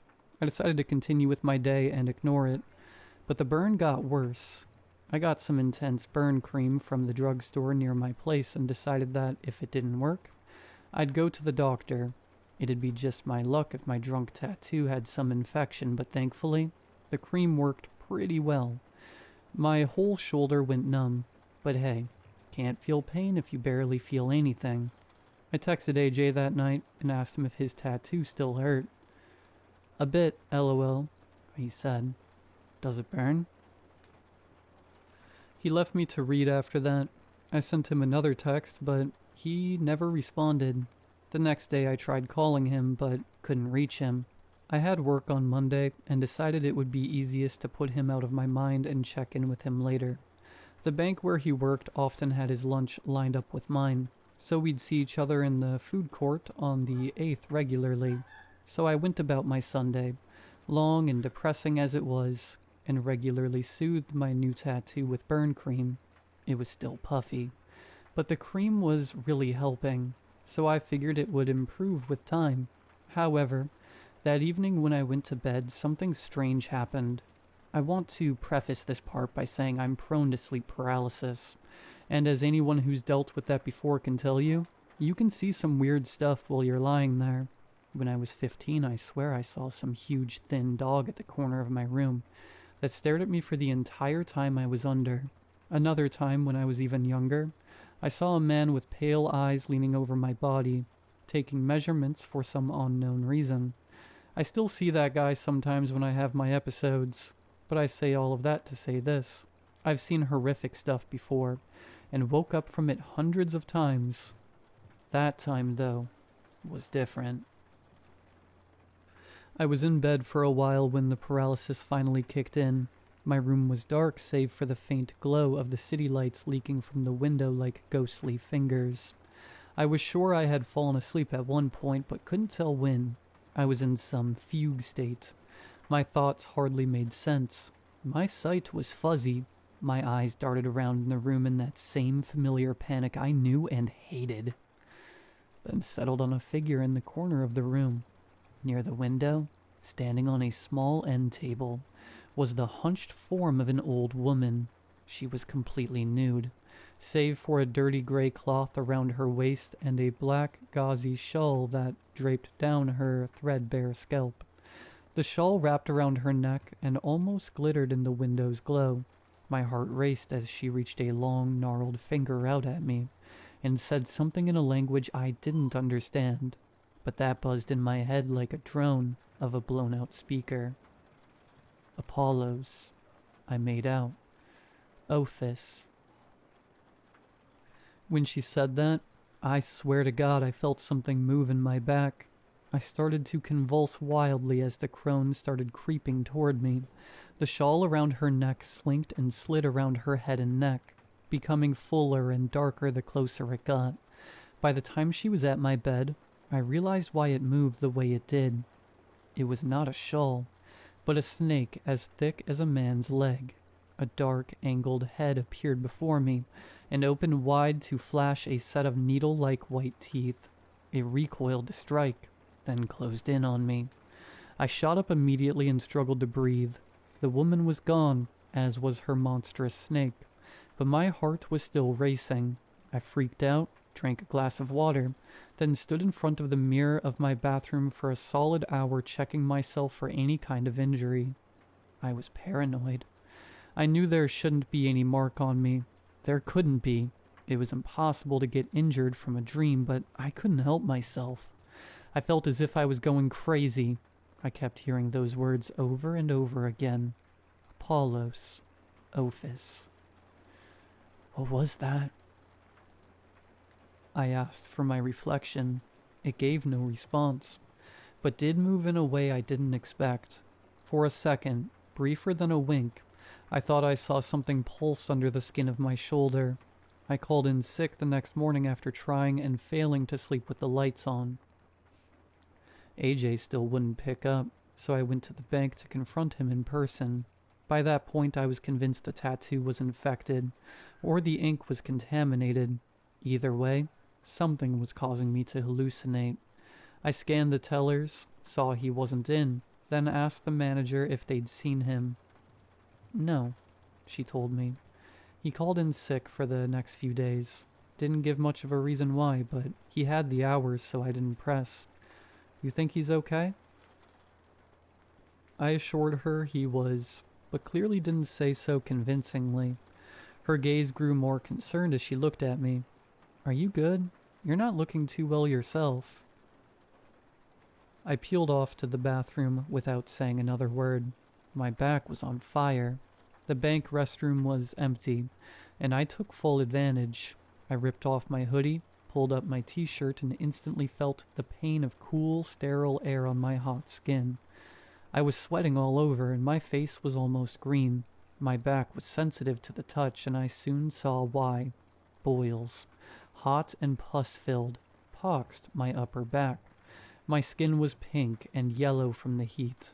and my skin peeled like layers of a rotten onion. The pain was near unbearable, and heat radiated from the black serpentine sun on the corner of my back. I grabbed my bag and tried to apply more cream to the tattoo, but my hand shot away with pain. The cream sizzled like butter in a hot pan, and the fingers that tried to apply it now had third-degree burns. It was like my back was the top of an oven. Confused and panicked, I went to throw my shirt and hoodie back on, but my hand went through a set of holes that didn't exist before. Both of the back right shoulders had singed holes the size of hockey pucks. I threw them on anyway, and made my way out of the bank. I decided I needed to find AJ. We needed to figure out what the hell this was, and fast. I took the bus to his apartment, attracting stares. The rest of my skin was turning gray and greenish. I started coughing uncontrollably, creating a bubble around myself as fellow commuters gave me space. It was like having a fever and being stuck in a desert. I was delirious. As I left the bus, I could have sworn I saw that old woman again, sitting and stroking the snake that choked her. When I made it to AJ's apartment, I already knew something bad had happened. The door was unlocked, and there was a foul, sweet smell in the air. AJ? I called out to him as I burst into his living room. AJ, we need to... I was left speechless by the sight before me, hunched in a dining room chair, shirtless, soaking wet, and steam rising from a plastic tub of water. AJ sat trembling with his arms submerged in the water and looked up at me with fear. Ice. Please, for the love of God, give me ice. I rushed in and went to pull his arm out, but he screamed, Tyler, for the love of God, ice, please. I started toward the fridge, but he redirected me. The bathroom. I did as he asked and ran into the other room. Everything was a mess. There were papers everywhere, along with food wrappers, soda cans, and towels that led in a path toward the bathtub. Piles of plastic ice bags were littered around the toilet, and his tub was full of ice. Atop the cubes was an empty plastic trash bin. I used it to quickly scoop up ice and ran back to my friend. The water around his arm was boiling out of the sides of the bin, but still he kept it submerged. I poured in the ice as he screamed and yelled at him. What the hell is this thing doing to us? Through gritted teeth and hissing breath, he relented. I don't know. It was just something off a website. It wasn't supposed to. This wasn't. It was then that I realized he had no skin up to his shoulder. I could see tendons and bone through the bubbling flesh of his elbow. Have you seen her too? My blood ran cold as I stared into his graying eyes. What? She tells me things in my sleep, things I don't understand. Apollos, he muttered. A yellow glow steamed under the ice water, and AJ wailed. He pulled out his arm and started crying. His hand was crusted black like burnt toast, and flame rose from the serpent sun on his wrist. Its black center seemed almost hollow, as AJ's voice faded and he fell to the floor wrist up. The flames rose softly around his seared wrist, rising like tinder as smoke filled the room. She told me this would happen, he said with a croak. She'll tell you too. His body lurched, and beneath his skin from his legs to his chest and belly, tendrils convulsed and slithered, making their way to his burning arm. From the darkness of that sun came the head of a great snake, the same snake from my vision. It bore its teeth and hissed as the flames grew higher, and I ran as fast as I could from the apartment.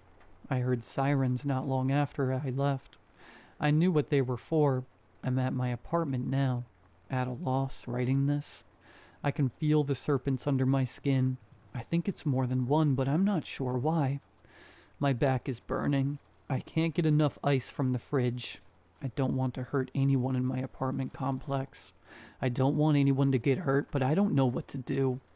Please, does anyone know what any of this is? Can anyone help me?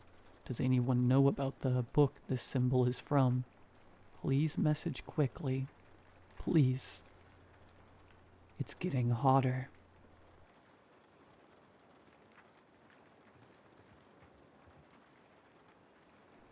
It took me about a half hour to drive to Mrs. Crabtree's house. I'm fine. Just get there. Since I've technically finished both of the supervised visits I'm required to do, I was voluntold to spearhead a solo shift. I can handle it. I looked through that binder Natalie gave me. Irregular breathing, glassy eyes, mottled discoloration on the feet and knees. The last few times Natalie and I worked Mrs. Crabtree's house, nothing of note even happened. I just doom-scrolled on my phone for most of the 12 hours I was there. Half the time, she's not lucid enough to acknowledge anyone in the room. For the most part, Natalie handles all the family stuff. I'm just there to be a sponge, take notes, go through the steps. Natalie called out today. We're already so understaffed as it is. She's my lifeline, as embarrassing as that is to admit. 10 minutes away now. I had to get gas on the way there. This always passes. I just have to ride it out and do my job. I skimmed that binder. I know I did. Every single page I flipped through is sitting in my bag right now, and I can feel all of them. 5 minutes away now. I'm met at the door by a disheveled woman. Her eyes bloodshot, her nose runny. She's wearing the same pair of pajamas she was wearing a week ago. She managed to eat today. That's a better sign, right? I mean, it was only a bit of jello and chicken broth, but... Yes, that's a very good sign, I tell the woman. She thanks me anyway. Inside, the house looks no different than the last time I was here. Before I even start doing anything, I have to go through my notes and do some pre-charting. Diagnosis already filled in. Lewy body dementia. The brain degenerates. The body does what it wants. Code status. Do not resuscitate. Already documented. Oral intake. 1 jello cup and some chicken broth. Cognition status. Disoriented times 3. Mobility status. Bedbound. The woman told me she asked for food on her own today. First time since coming home from the hospital. I asked if she'd managed any full sentences since our last visit. She thought about it for a second.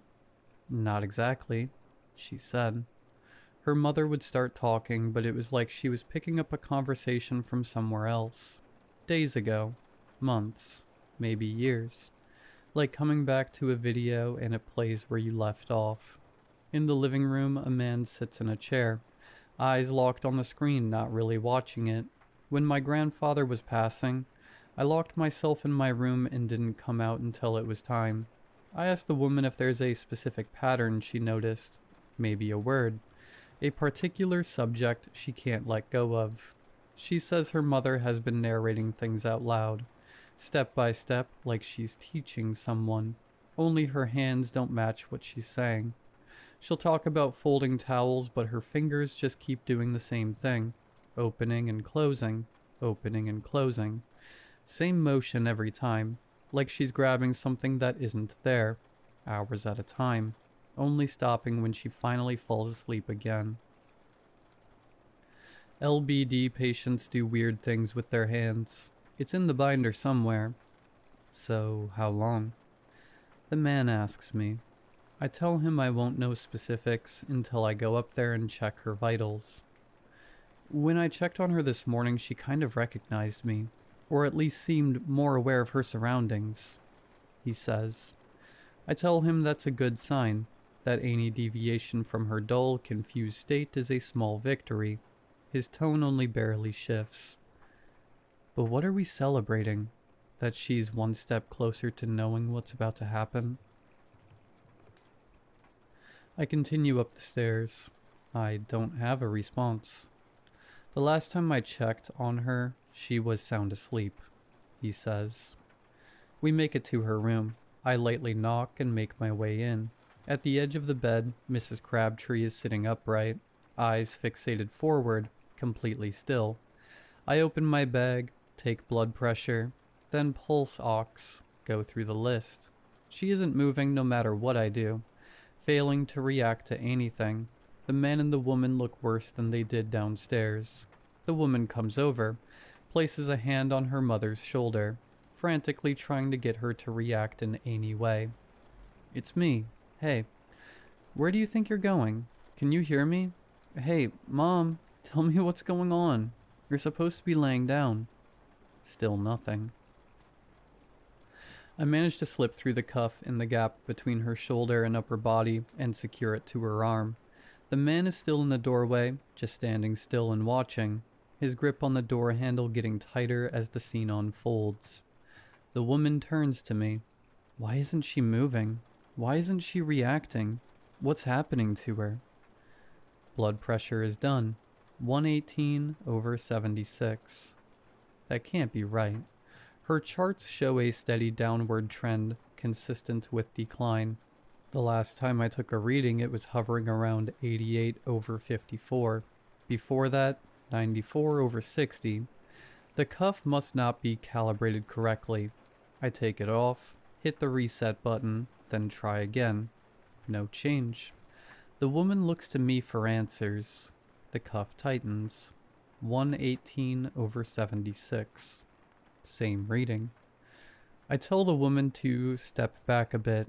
She's still angry, justifiably so. I tell her it's okay. No, it's not. That I've seen this before. No, I haven't. That her blood pressure is about the same as it was last time. The woman moves aside as the man finally steps into the room. He convinces her to calm down, that I'm doing my job, to give me space.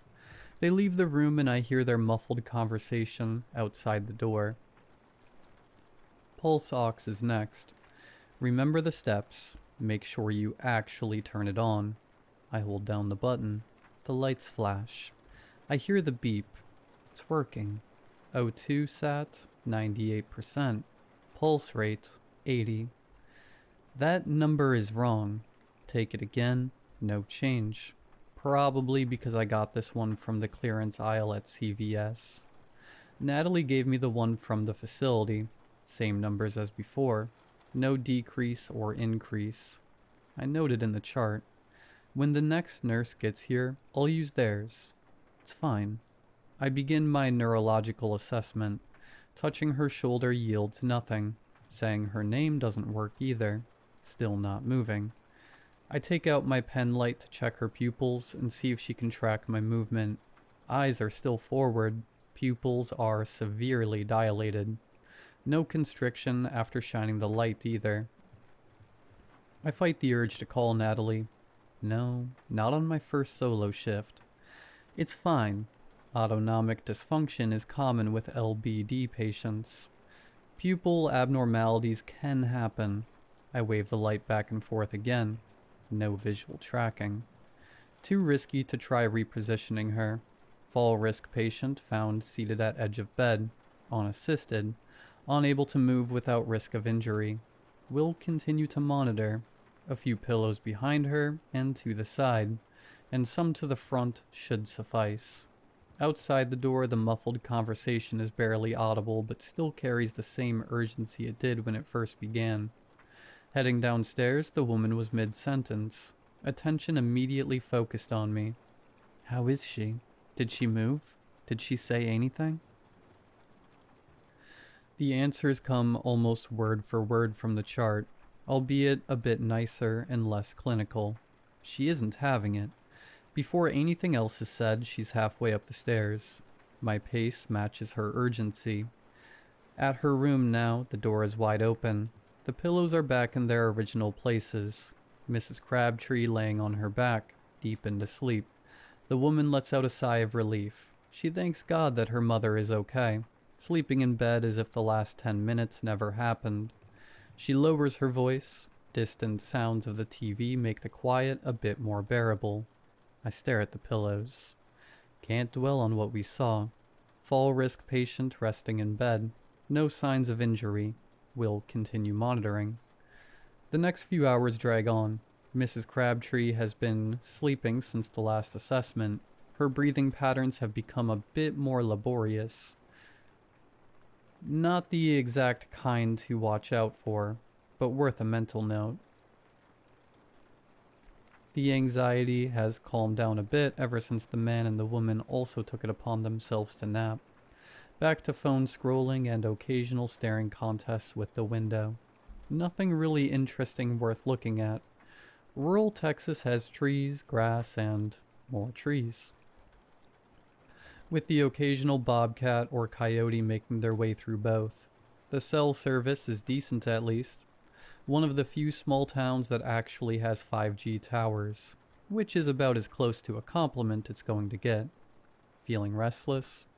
I go downstairs to get a cup of coffee and find the TV on but the man absent, still asleep somewhere.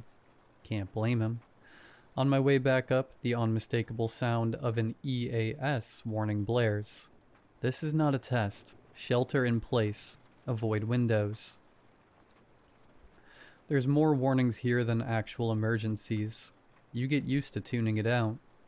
Back in the room now, Mrs. Crabtree is still sleeping. Same routine as before. Scrolling, listening for changes, rinse and repeat. Her breathing is noticeably different now. Not the labored rhythm noted a few hours ago. Slower. The gaps between breaths are stretching. Exhale, silence. The stopwatch reads 15 seconds. Downstairs, the muffled conversation between the man and the woman is getting louder. They're awake now. Exhale, silence, 20 seconds. My urge to go tell them slowly building. No, have to make sure it's actually happening. Exhale, silence, 30 seconds. If only Natalie were here. Just keep counting. Exhale, silence, 45 seconds. I think about my own loss years ago and the similarities. Exhale, silence. Once you hear the death rattle, they go from days to hours. It's a checklist, she'd tell me. 15 years of watching people die the same way. Anything becomes clockwork. Staring at Mrs. Crabtree for any signs of life, I go from actively counting breaths to feeling for when the pulse finally stops. 2 fingers on her wrist. Still there. Slowing down now. The conversation downstairs getting louder in my head. Pulse is growing weaker, harder to place. Should I call Natalie? No, I can't. Don't have it in me. I could be wrong about it anyway. One more beat. Silence. Nothing. I just sit in the room. The time reads 3:28 p.m. Looking at the door I need to open feels paralyzing. Natalie is usually here to handle any and all family stuff. I'm just here to be the sponge, to write everything down, administer meds, help in any way I can without having to worry about saying the wrong thing. There's a man and a woman down there dreading the news I'm about to bring them. The time says 4:30 p.m. Mrs. Crabtree has been laying in the same position since I noted her last heartbeat, walking over to her for one last check before I rip the band-aid off. I notice that her eyes are completely open, not partially closed, not closed at all, wide open. Not terribly uncommon with death. Perimortem muscle relaxation. It's in one of those binder sections, I'm sure. I grab my pen light and shine it on them. The pupils immediately contract. The time now reads 4:45 p.m. Grabbing my binder, I flip through the section on ocular nerves. Nothing is helping me. I have no frame of reference for this. Did I miscalculate the breaths? The pulse? What possible reason could there be for her eyes to be responsive now? I place my fingers on her wrist again. It's cold. Nothing beats under my fingers. Maybe a bad area of circulation. I try the other wrist. Nothing. Same temperature. Her neck next. Nothing. My final test is putting my head against her chest. Still nothing. Not one single heartbeat. Yet her pupils contract every time I shine the light on them. If there's any time for my pulse ox to actually work, now would be great. I get it out, reset it, place it on my finger. Working normally, 110 BPM, 95%. Taking it off, I reset it once more, and pry Mrs. Crabtree's finger off the side of the bed. Clipping it on, it gives a flat line for the BPM, but an oxygen level of 35%. Something can't have oxygen saturation without a heart to pump it. No rise and fall of the chest either. Taking the temperature now, I get a reading of 94.8 Fahrenheit. The thermostat by the door reads 72. I have to be wrong. Peripheral shutdown. Page 32A. Section D12. As the body declines, the veins on the arms get more visible. Pulse slows down. Body temperature fades. Consistent with my notes. A sudden knock on the door. The man and the woman must have heard the rapid shuffling of feet, and the time I thought I had to rationalize everything happening in their absence has come to an abrupt end. In front of me is a patient that defies explanation. Behind me is a family waiting for one. As the door opens, the old woman lay motionless in her bed, eyes now closed once again, no pulse to account for, no signs of life. I tell the woman in the doorway that her mother's vitals are about the same as when she took her nap earlier. She asks me if her mother said anything. I tell her no, that she's been quiet. The woman pauses and stares into me. I've seen that exact look. From Natalie. Without saying anything, she makes a beeline for her mother. She grabs her hand. It's cold, but she's always cold now. Stiff, but her arthritic hands haven't been any different. She looks over to me, teary-eyed, asking how much longer she has. I don't answer. The woman doesn't wait for one. She steps out, the sound of her feet descending the stairs once more. Alone in the room again. Her chest is rising and falling, agonal breathing. Seen this many times in the ER, especially with cardiac arrest patients. The body hasn't caught up yet. Doesn't mean she's alive, but that happens when someone drops suddenly, not gradually. A heart attack, trauma, not someone who's been declining for months. Her heart didn't stop without warning. It wound down, not the same thing. Have to get back to charting. Patient resting comfortably, vitals obtained, blood pressure unable to obtain due to patient positioning. Respirations shallow and irregular. Will continue monitoring. Just as I finish writing, one of her fingers is moving, tensing and flexing back and forth. Only one, the index finger on her right hand, the same one that gave me a flat line with an oxygen level of 35%. It happens on the other hand, index finger flexing back and forth. Her eyes are still closed. The chest has stopped moving again. The movement of her fingers on her right hand is now a fluttering motion, perfectly in sync with her left. 10 minutes pass. The fingers haven't stopped. Every time I glance at her, the motion is still there. Steady, synchronized. Can't dwell on it. Chart needs finishing. Fine motor tremors noticed in bilateral index fingers, consistent with LBD symptomatology. Fine motor tremor. No other changes noted. Will continue to monitor. Time for another neurological assessment. I grab my pen light to check the pupils again, expecting to have to lift her eyelids. Nope.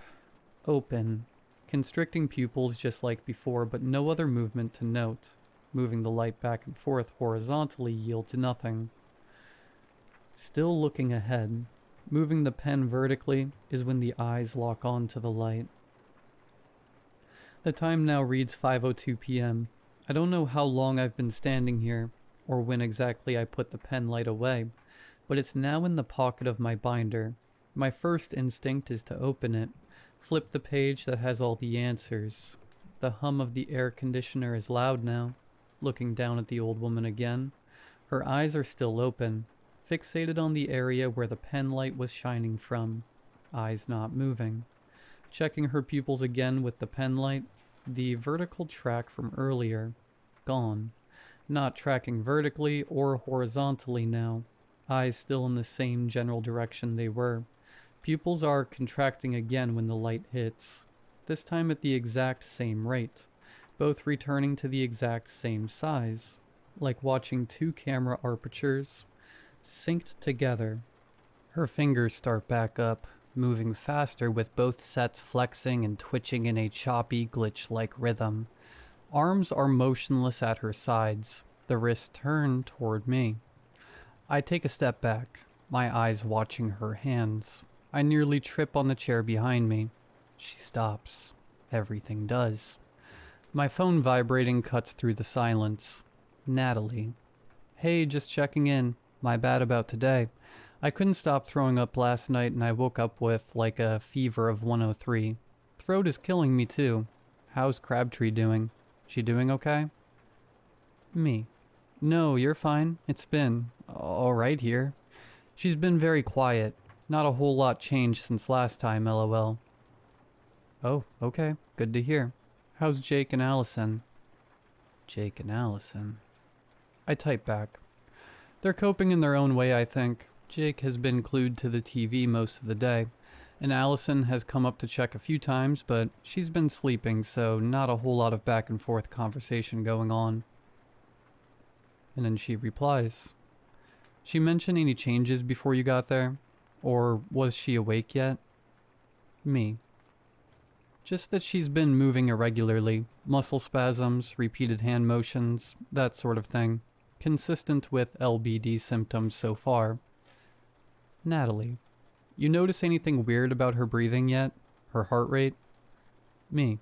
Only slightly. When I took vitals earlier, everything was pretty normal. Heart rate a bit slower from time to time. About as normal as it can be for what's happening, I guess. Natalie. That fits. If you need anything, let me know, okay? I'm gonna try and get more sleep, but don't feel bad for waking me up if you have any questions. Also, be careful when you leave. The roads are backed up really bad right now. Me. Thanks a lot, and I will. Me. Do you know what happened? A huge pileup on I-35. Ambulance just swerved into oncoming traffic going like 90. Whoa. Right? I'm wondering if the dude had like a medical episode or something. Seizure maybe? I don't know. I just saw a clip show up on my feed and instantly recognized the exit. Anyway, talk to you later. Good luck, you got this. Text me before you leave. Or call. Will do, thanks. I put my phone down. Nothing. Well, not exactly nothing. Her head, it shifted, in the direction where I was standing. The time is now 5:15 p.m. I can see small muscle flexes in her cheek, a faint sound from her mouth, almost too quiet to hear. Teeth on teeth. Come to think of it, she's the only geriatric I've met that actually still has them. Had. At this point, the specifics betray everything I've ever known. I'm way too restless to deal with it right now. Being sedentary for this long is making my legs fall asleep, and I can hear the sounds of someone washing dishes and the faint beeps of a microwave keypad downstairs. Seems weird if I don't make an attempt to at least try and socialize with them. Downstairs, the man is in front of the sink, scraping grease off a very expensive-looking cast-iron skillet. The woman is on FaceTime with someone, sitting curled up on the couch, surrounded by empty water bottles and crumpled up balls of tissue. I make my way into the kitchen. My dad has one just like that, I say to the man. He nearly took my head off when I told him I put it in the dishwasher. Oh, I would have been livid, he says, half laughing. What's the deal with that anyway? Does it render it completely unusable or something? Well, no. But the way cast iron works, you have to season it. It's like you spread a thin layer of oil on it and then put it in the oven so it forms this like non-stick coating that bakes onto the metal. Helps it not rust and stuff. So what does soap do? Removes the coating and makes it a pain in the butt to deal with. I'm not very versed on cookware. and the subject isn't particularly that interesting. But it's a good break from everything happening today. That makes sense. Yeah, and it usually takes like multiple times in the oven before it's done right anyway. Right. Where's y'all's bathroom at? Keeping a conversation going has also not been a strong suit of mine either. Through the living room, right as you get to the front, on the left, the woman, phone in hand, is now up from the couch, pacing back and forth in the living room. I can hear her talking about her mother, about how she's been, that her favorite hobbies are currently sleeping and staring at the wall. Her voice trails off as I shut the door. The stairs feel longer on the way up. I hear the woman talking. Her voice has an optimistic tone to it, or as much as I can discern from down here. She's speaking to her mother softly. I can't make out what she's saying. I'm halfway up the stairs, getting closer to the door. Hey, you going somewhere again? The old woman is standing next to the bed facing the doorway, gaze fixed in place. You can hear me, right, Mom? I'm right here. Mrs. Crabtree, what you doing, hun? Can you tell me what's going on? I know she can't, but it helps keep up appearances if I at least entertain the idea. She keeps turning her head every time I move around. Hasn't moved a muscle otherwise. Was she doing anything like this earlier? Where were you? I don't have a response. What are you looking at? Hey, Mom. The old woman's head snaps to look at her daughter, tracking her hand movement. Hey, look at me, okay? You're okay. Can you hear me? As soon as the woman's hand pulls away from her mother's cheek, the old woman grabs her wrist with both hands. Mom, hey, you're okay, what's... Before she can finish, the old woman's teeth dig into her daughter's wrist. She's frantic, swearing at the pain, trying to process what's happening. Get her off. I need to call someone now. I have to. She won't let go. Right now is when I'd have a security guard to flag down, a button to press to get immediate help. Allison, just stay right there. Don't move. I can't. Backing away now, I hear Jake downstairs still cleaning dishes. The sound of the pots and pans clanging must have covered it. I'm calling 911. You're okay. You're okay, I promise. Just try not to move her. She's locked in place.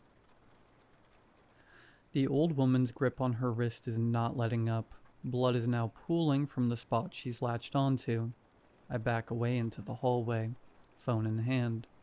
Type in the number. It rings. You have reached emergency services. All operators are currently busy. Please stay on the line and do not hang up. Your call will be answered in the order it was received.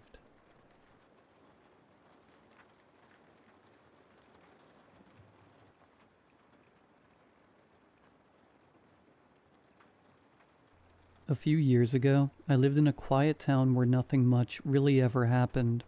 I worked at a local retail store, went out to a nearby bar to see my friends most evenings, and walked home the same way every night. Then one night I spotted a poster taped to a lamp post at the end of the road. The photo of a small, fluffy white dog on it caught my attention, and I stopped to take a closer look.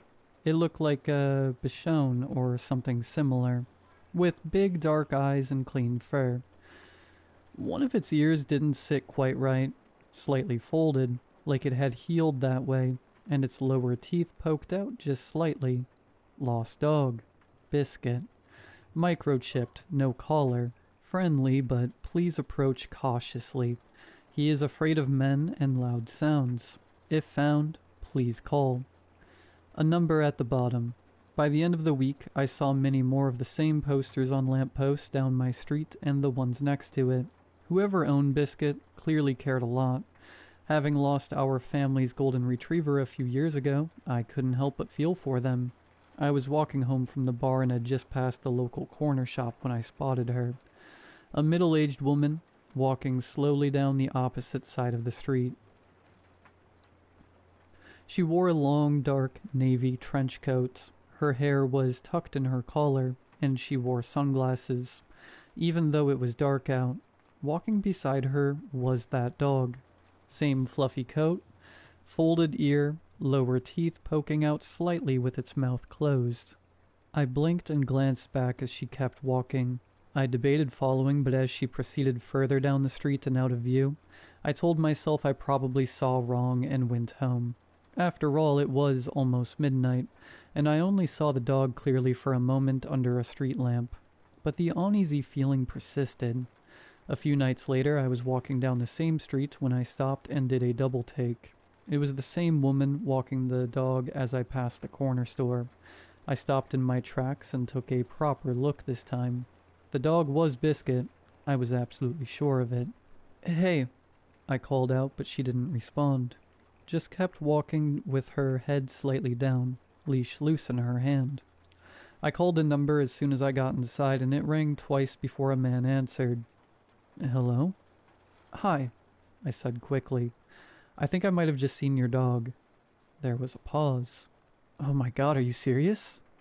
The relief in his voice was immediate. "Yeah, I think I saw a woman was walking him about half an hour ago. Looked exactly like the one in the photo." Another pause. "Someone else called and told me that a few days ago, too," he said, his voice quieter now. "Was it near a corner shop?" Something about the way he said it made my stomach drop. "Yeah," I said. "Just past it." Okay. "And did anyone else see her there?" "No, it was just me. I called out to her, but she kept on walking like she didn't hear me." I could hear him thinking. "God, that's suspicious. You walk past that place often?" "Couldn't agree more, and yeah. I walk past that shop most nights when I go home from the bar. I take the bus from there to Church Road and walk past it on the way back." "All right. I'll be on the lookout in that area. If you see her again, do not approach her. Just drop me a text ASAP telling me where you saw her and where you think she's headed. If you don't mind. I'd appreciate that." "Of course. Thanks for calling. The police are crap with this sort of thing." "Yeah, I believe that." I sighed. He exhaled shakily. "Name's Matt, by the way. And you are?" "Sarah," I replied. "Well, thanks, Sarah. This is a huge help. Can't thank you enough. I can't promise a huge cash reward, but if I can just help me get him back, I'll do anything I can to repay you." No, honestly, Matt, it's fine. Glad to help." When I hung up, I remember feeling good, like I'd done something kind. I saw her again a few nights later. I'd just gotten off the bus outside of the library coming home from the bar, the street lights casting that dull orange glow over everything. I crossed the road, hands tucked into my coat, already thinking about getting home. Then I froze. Across the street, moving slowly past the row of parked cars, was the woman in the trench coat, walking Biscuit again. For a second, I just stood there watching. Then I fumbled my phone out of my pocket and typed quickly. Just saw her again, outside the library, heading east towards Waverly. I hit send. I hesitated, then started walking as I kept my eyes on her. Slowly at first, keeping a good distance, but she didn't look back. Just kept walking at that same steady pace, holding the leash. I typed again as I followed. She's just turned onto Maple, still heading down. No reply from Matt yet. I followed discreetly for a minute or two.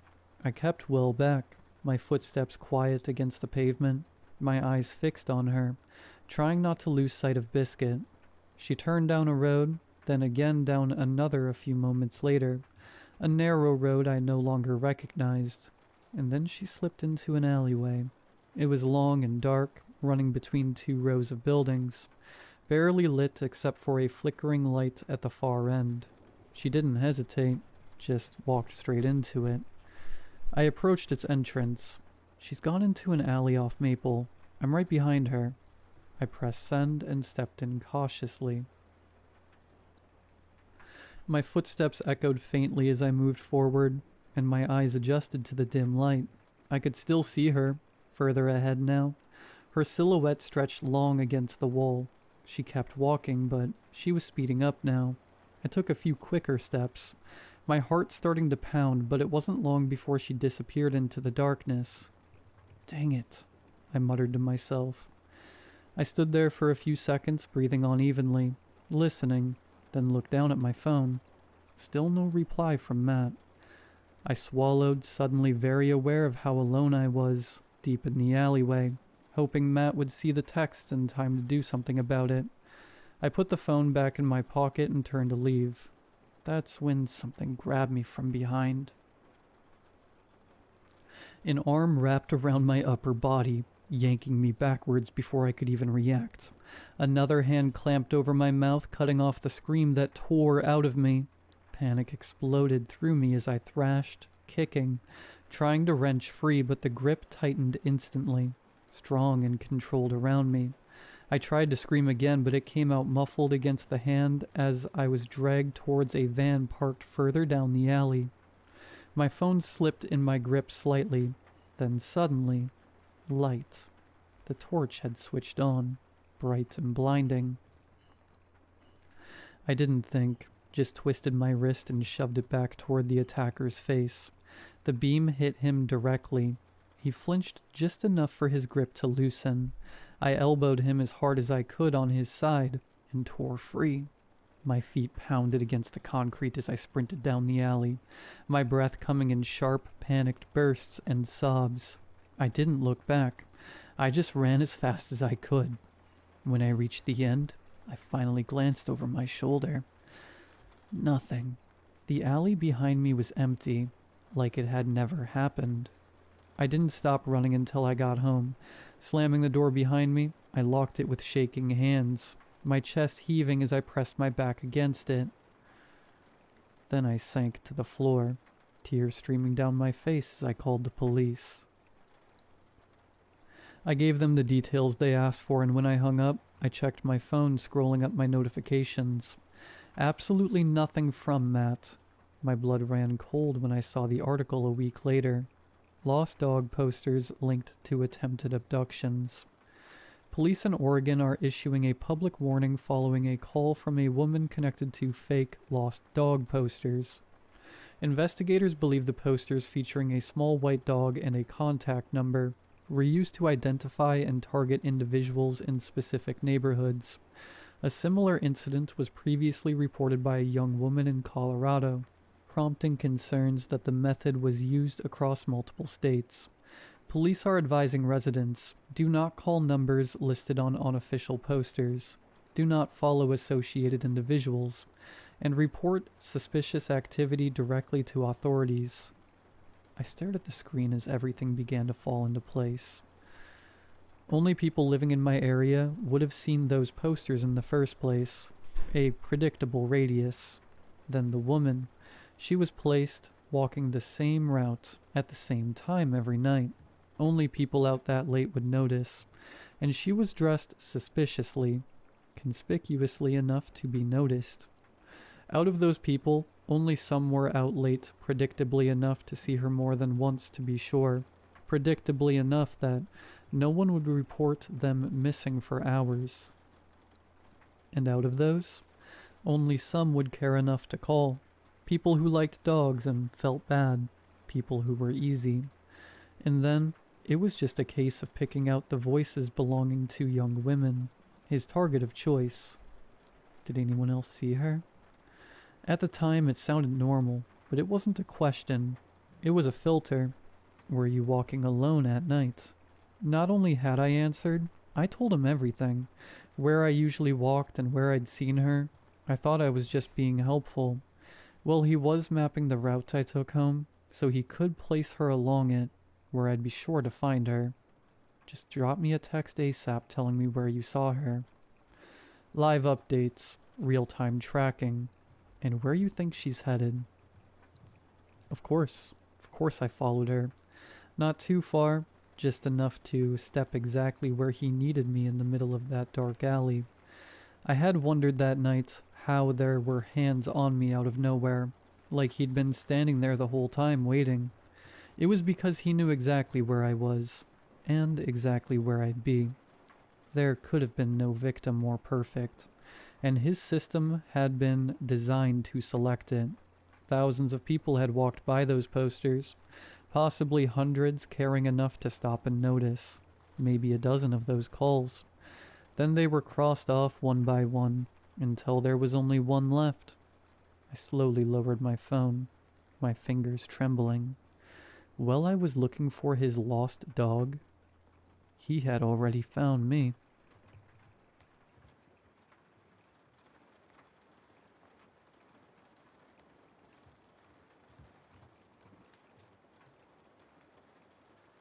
Her hair, her skin, her eyes, they were all perfect. Her teeth were set a little too deeply in her gums, a few degrees off from their normal angle. Her hair flowed in a clumsy motion, as if it was trying to escape casually. Her eyes... something was wrong with her eyes. Were they the wrong color? No. They were broken. Some people say the eyes are the windows into the soul. The soul that I was staring at through these windows was shattered. The only thing that remained were the fragments of who she once was. Where is he? I asked, pulling her from her chair. Who? My darling Richard? Oh, he won't be back until later, she said as she stared emptily at the picture frame sitting across from her. She was kept in the most secluded and darkest room in the apartment. The apartment reeked of chemicals and secrets. The lights were dim and the windows were all sealed off.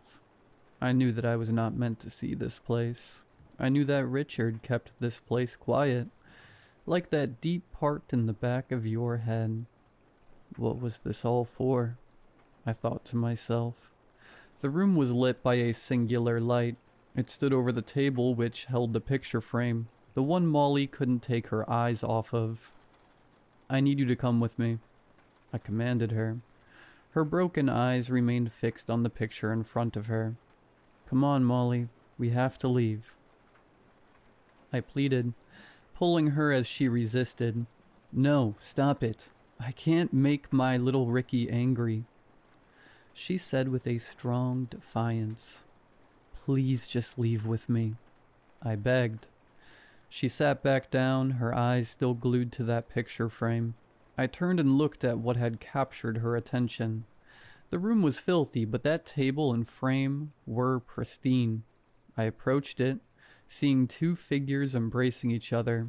I began to realize that it was not Molly and Richard in the picture. It was Richard and his ex, Chloe. Oh my God, I whispered under my breath. Bile floated up my throat as thoughts ran through my head. I approached Molly with a new sense of fragility. Her eyes remained unblinking. Her face seemed pristine from a distance, but slowly I could start to see scars. Hundreds of them on her face. Small and thin, almost imperceptible to the naked eye. They flowed down her jaw and sculpted her forehead. They dug deep caverns into her cheeks, making dimples I hadn't remembered her having the first time I had met her. The thickest line of them all was on her hairline. It was one long stroke following her hair around her skull. It appeared to be knitted together by loving hands, like a quilt made for a baby's birth. The night I had first met Molly was a good one. The whole friend group was relieved to hear that Richard had finally moved on from Chloe. He had spent years mourning their breakup, hoping to find a way to bring her back. Molly had been a breath of fresh air. She was the perfect match for Richard's moody persona. She was light and full. She also adored Richard. You could see that from the very beginning. Molly was short and slender with dark hair. She looked extremely similar to Chloe, but we all brushed this aside, just assuming that Richard had a type. Her eyes were the most similar thing about them. They both had striking blue eyes. They were like looking into the sun, except they shone a rich and royal blue. That blue had faded from her eyes when I looked into them tonight. They had turned almost gray, yet they still remained fixed upon the photo. I began searching the apartment for anything that I could use to lure her out. In the front room I found an old dentist's chair, rusted and frayed with time. I could see fresh bandages and scalpels strewn across the floor. This is where he worked on her. The thought rang through my mind. I walked in and saw there were pictures of many sizes taped and strewn across the walls. All of them were of Chloe. Some were of Richard and her together, others felt different. Some were shots of her in the mall, going to shops and eating. Others were far more personal. She was standing in her room. The photographs were obviously taken from a hidden location. Some seemed as innocent as you can be with these sorts of pictures. Her smiling in the mirror, brushing her teeth, talking on the phone and such. Others were not so innocent. Her changing, her scarlet hair against her pale skin, her lying in bed doing the things she would only do in the privacy of her own home. As I looked, I saw more of these. She was in bed with a mystery man. There were so many of these kinds. It was as if, with every new night, the photographer grew closer and closer to her window. I could feel my skin crawl as I felt her space being invaded by an unwanted guest. The pictures began to become up close while she slept, and some were even of her feet as she hung them off the bed. The final picture was of just her red hair hanging off the bed. How could Richard do this? It made no sense. He couldn't hurt a fly. I knew it had hurt him to be left like that.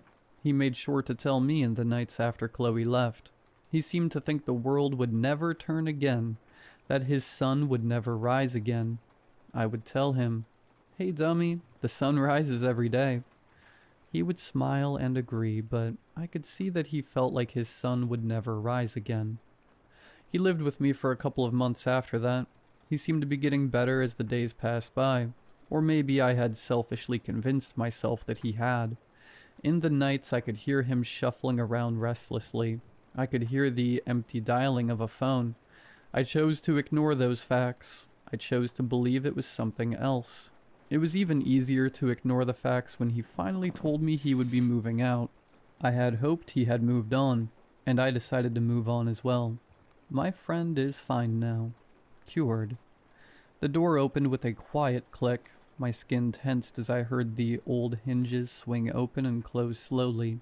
The footsteps were light and careful, like those of a cat stalking its prey. I rushed towards the closet in the room and closed it behind me, careful not to make any noise. The closet was full of tufts of hair. I could see the kitchen from the closet. Standing at the counter, I saw him. Richard. He looked just like my friend, but I saw him in a different light. His eyes were dark, and I could see a deep desire burning behind them. I had thought that was his desire to make a better life. I suppose he never told me he wanted a better life. It was the idea I had implanted into my own head, and made to be true. He placed the camera that was around his neck on the counter and washed his face at the sink. Once finished and dried, he called out, "Chloe, baby, I'm home." My stomach turned. "Oh, yay, sweetie," a voice called from the back room. He walked into the back room, his eyes scanning the apartment as he did. I heard her embrace him with pursed lips. "I need a shower. Wait for me when I'm done, will ya, love?" Richard asked in a soft, pleasing way.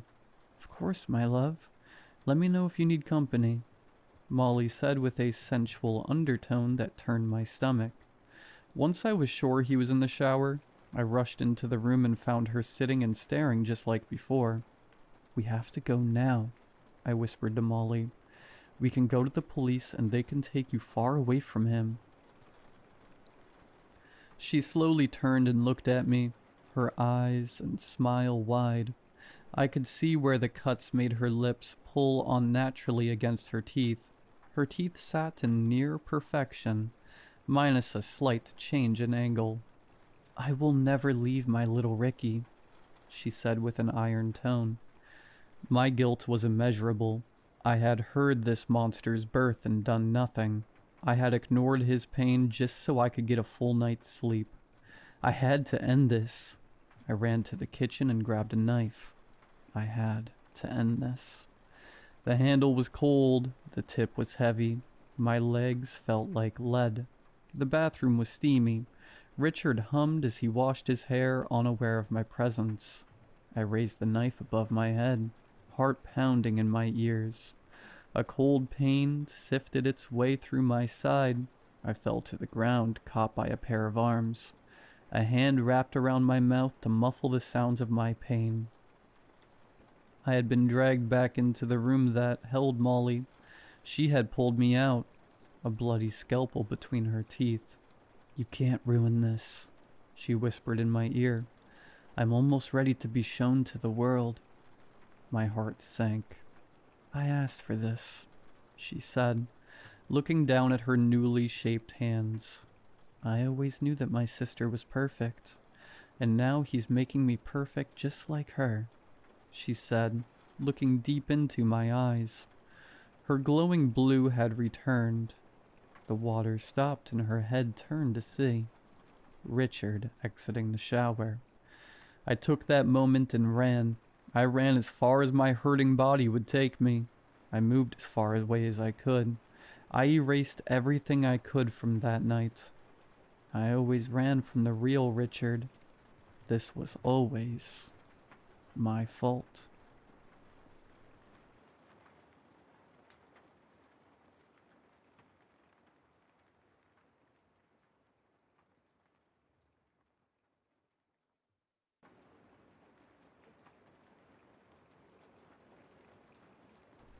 My wife Amelia and I met in high school. She was the popular, bubbly girl that everybody loved, and I was lucky to have anyone even give me a second glance.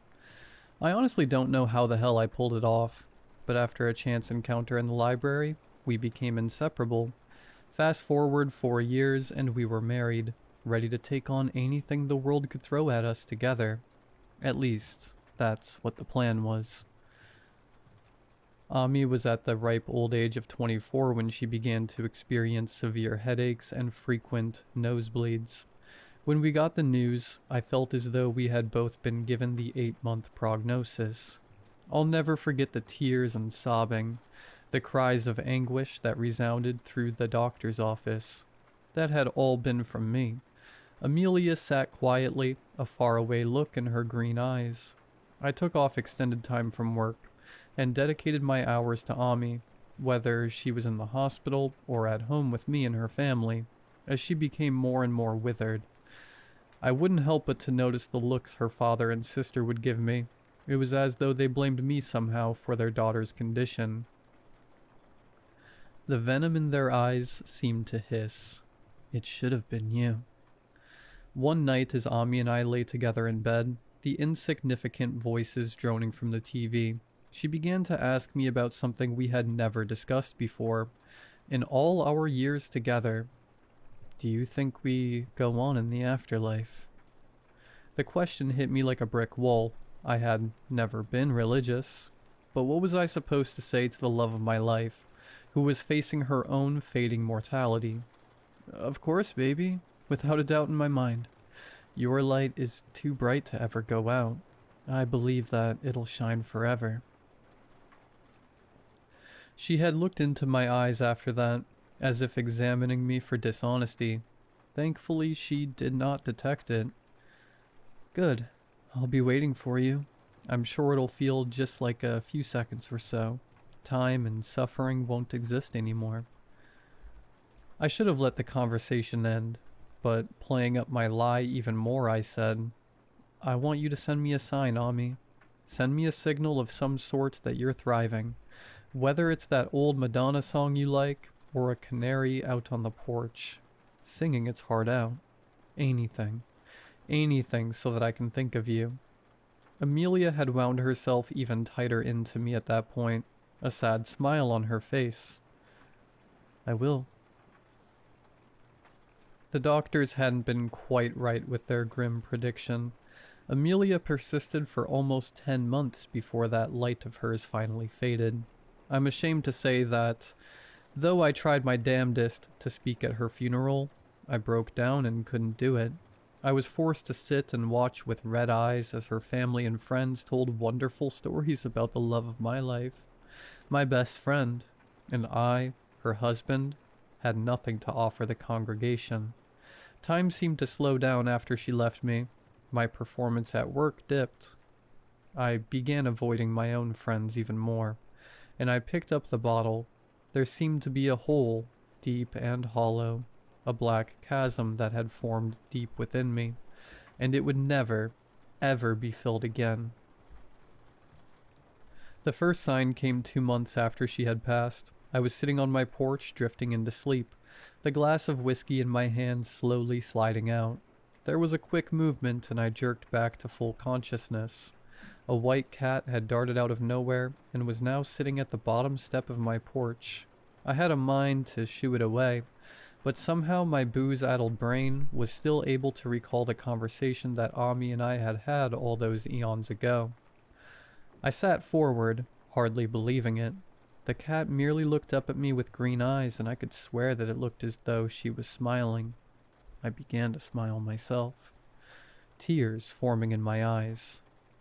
Then there was more movement. 2 coyotes sprung forward, faster than the cat had a chance to react. I, myself, fell to my knees, clumsily reaching out for her, but she had no chance. The 2 haggard animals ripped her apart.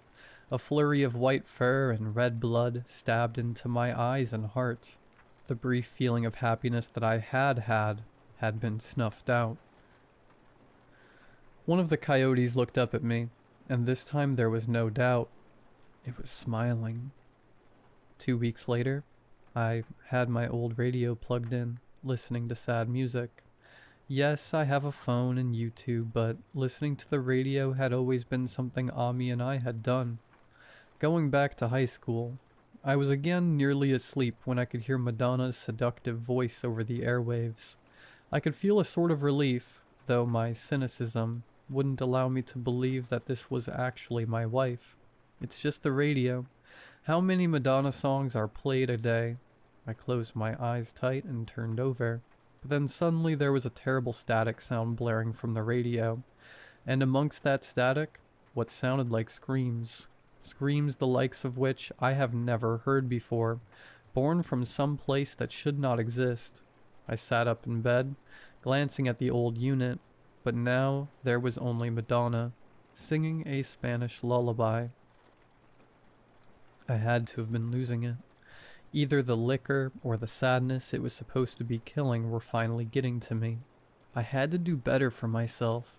For Amelia, I unplugged the radio, staggered down to the kitchen and poured out every single bottle of alcohol and can of beer in my kitchen. I had had enough. Ami wouldn't have wanted me to live like this, even if I didn't believe she was still out there somewhere, waiting for me. I went back to work with a new haircut, shave, and mindset. I was going to get back on track. My boss even complimented me during my shift, as I took phone calls from potential clients. I felt a lot better than I had in recent memory. 2 hours into my shift, I popped open a snack and drank some water to hydrate myself.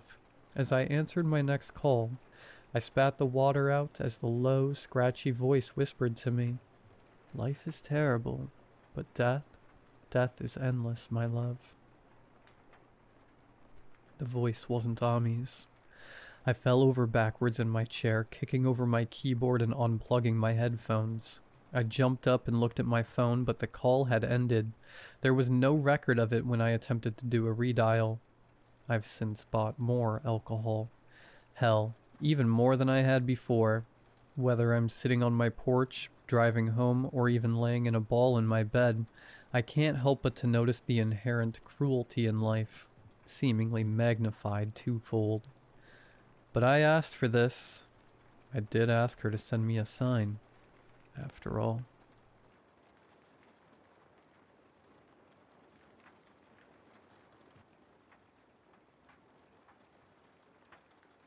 I grew up without siblings. Back then it was just me, my mom, and my dad in our home in the rural area around Detroit. My parents always tried their best to give me every opportunity, even though money was tight, and they did a pretty good job.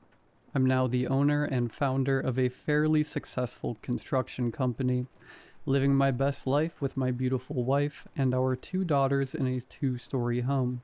My father passed away a few years ago, so my mother had been living alone in the house where I grew up. As she got older, she began having more and more difficulty taking care of everything by herself. Since I couldn't always be there to help her, I finally convinced her to sell the house and move into a beautiful, highly rated retirement home in East Detroit. I thought I had made the right decision. Professionals could take care of her, and I could focus on my business and my family. But the day she moved in, her health began to decline rapidly. I started receiving calls from the nurses and doctors almost every week. They told me her mental state was worsening, that she refused to eat or take her medication. But the worst part, the part that made my stomach turn, was what they told me about her nights. Every morning, they didn't find her in her bed. They found her sitting inside her closet, awake, shaking, crying. When they asked her why she kept doing that, she always refused to answer. She would just tell them to leave her alone. So I went to visit her. When I asked her directly why she was getting into the closet every night, she looked at me with tears in her eyes and said my father wouldn't have wanted me to put her there, that she wanted to go back to her old house. Then she broke down crying and told me to leave. On the drive back, my thoughts were racing. One idea kept forcing its way to the front. What if the staff was mistreating her? It would explain everything. Her fear, her silence. So I did something I thought was justified at the time. I stopped at a Walmart and bought a baby monitor. Later that evening, while my mother was having dinner, I slipped into her apartment and set it up in the corner of her bedroom, aimed directly at her bed. Then I left, went home, had dinner with my family, and tried to get some work done. Around 9 p.m. I checked the monitor. Everything seemed normal. My mother got into bed, turned off the light, and went to sleep. Nothing unusual. I left the feed running in the background. About 2 hours later, something changed. My mother suddenly jolted awake.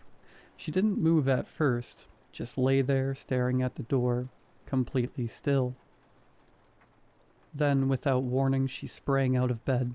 Not like someone waking up, like someone was forcing her. She rushed to the closet, climbed inside, and slammed it shut. I stared at the screen, my heart pounding. After a few seconds, I grabbed my keys and drove. The streets were empty. I got there fast. When I entered the building, the reception desk was empty. No staff in sight. I ran to her apartment, unlocked the door, and rushed straight into her bedroom. Then I went to the closet. I opened it. There she was, curled up, shaking and crying. I asked her what was going on, what she was doing, why she was acting like this. She slowly raised her hand and pointed behind me to the bed. Only then I saw the pale and hairless humanoid creature sitting on her bed, looking at us.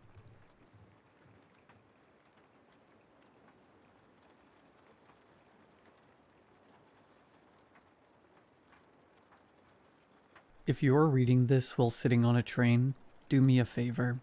Put your phone down for a second and tell me what it smells like around you. If it smells like an old rotten rag from some damp basement, read this. My coworkers, my friends, even my own kids. Nobody's listening. Especially my youngest daughter. She's dead certain I'm just a cranky old geezer with a case of job brain. Jokes that I've got early onset senility, and tells me it's time to see a shrink or just pack it in and head to the nursing home. Look, I'm barely in my 50s, and I'm sure not ready for the rocking chair yet. Well, my gut has almost never steered me wrong, and right now, my gut is screaming. That's why I'm writing this before I leave. My job is to warn you. After that, do what you want. You've seen this new subculture, or whatever the hell they're calling it lately, right? The one spreading through the city like a rash. Look at them. I mean, really look at these kids. Let me explain. See, I work security for the subway, standing by the turnstiles, watching the scanners bark and seeing the same tired faces. My job is to keep an eye on the gates, making sure nobody hopped the turnstiles or brought anything through that didn't belong. It was only supposed to be a temporary job, something to ride out the crisis, but I just stayed. The time at the gate is only one part of my routine. We rotate. 1 hour you're on the frisk. Then you head to the back room to go blind staring at a grid of 30 cameras. Then you're out on patrol, back and forth, pounding the pavement. Whole day on your feet. By the time I get home, my soles are throbbing like a train ran over 'em. I've even got a ritual. Get home, first thing I do is shove my feet into a bucket of ice water. Without that, you ain't standing up the next morning. I buy expensive boots.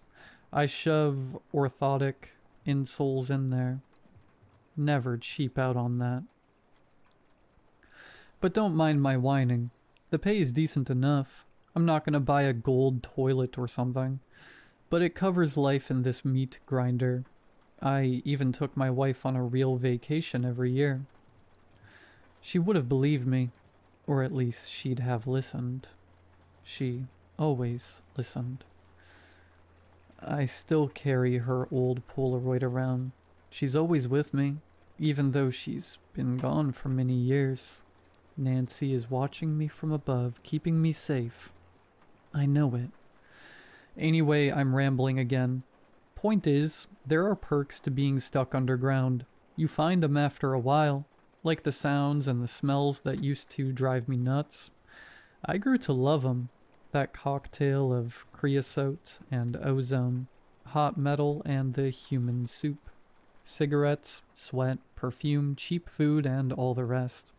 I learned to love the stink, even if I don't notice it much anymore. And I like people watching when I'm in the mood. Keeps me from dying of boredom. And hey, it's part of the job, noticing the little things. Like predators, I can spot them from a mile away. They try to blend in, acting casual, but I see what they're up to.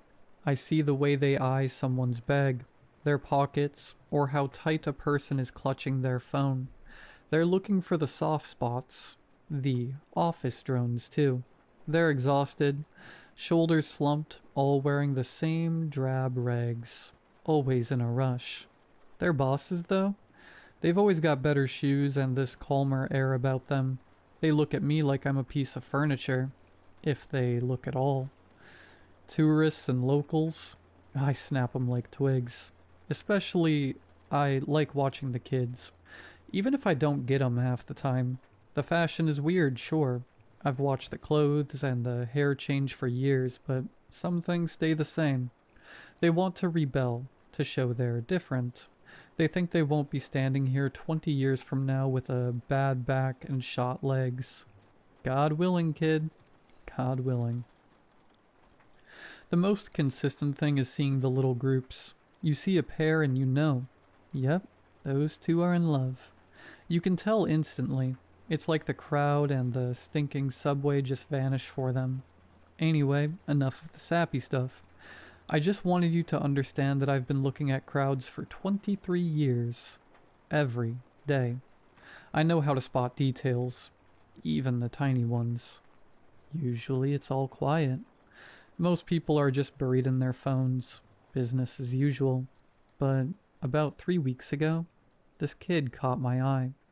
Walked alone, I clocked him immediately, mostly 'cause of his threads. He was one of those alt types. Plenty of 'em around, but this kid, he looked like he'd fought a dumpster for his hoodie and lost. Filthy, covered in stains. Who knows what color it used to be? Gray, maybe. Hood up, greasy, matted hair sticking out. Hands buried in his pockets. A junkie, I figured. Dead ringer. His eyes were pitch black. Full-on sclera lenses covering the whites. Face was pale as a ghost. Covered in these bumpy piercings. I remember giving my youngest, Laura, hell for that kind of crap when she was little. Glad my girl grew out of that phase. Anyway, I marked the kid but didn't stop him. You see plenty of weirdos down here. Jump on every one of them and you're fast-tracking your own pink slip. When he hit the gate, I made my move. Just a casual stroll, like I'm doing my rounds. no bag on him, and his look wasn't like the usual threats I've seen. He was calm, too calm, walking steady, straight. As he passed, I took a sniff. None of that typical junky chemical funk.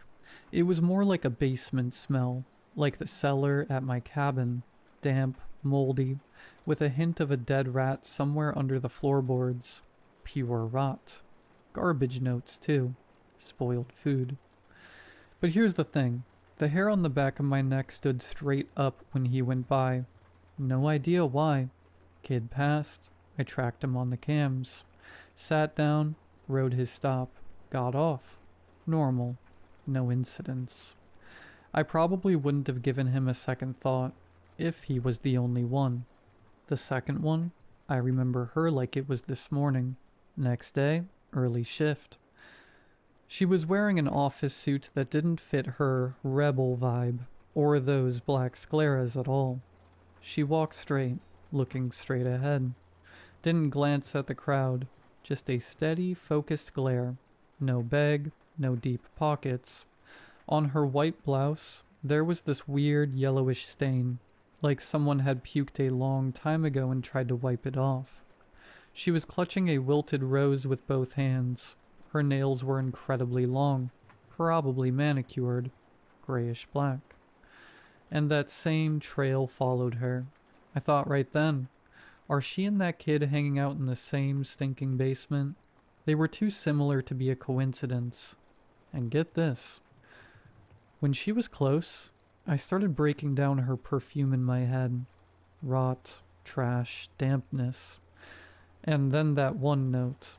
My son has this stinking bizarre cologne. He calls it niche. Says I wouldn't understand.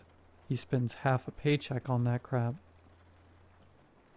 The perfume was called something stupid like Corpus Fluid Zero or whatever.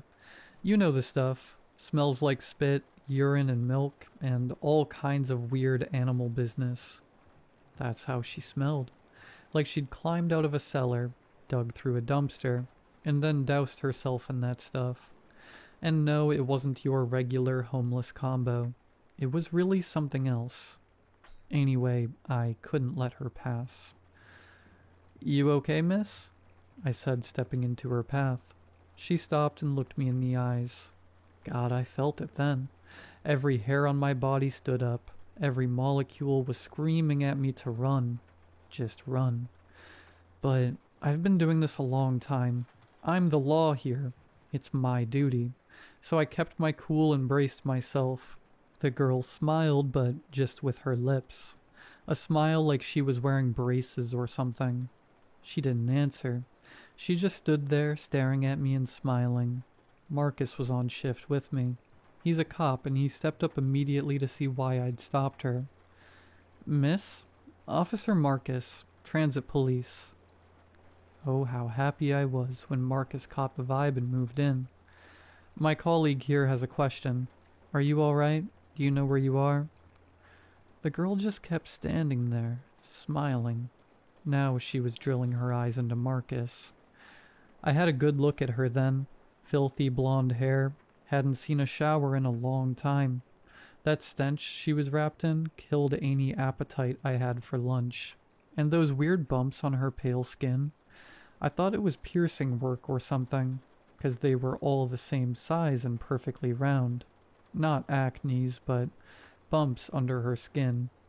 "Miss, I'm gonna need to see some ID." Marcus was already tapping something on his tablet. She pulled out a card.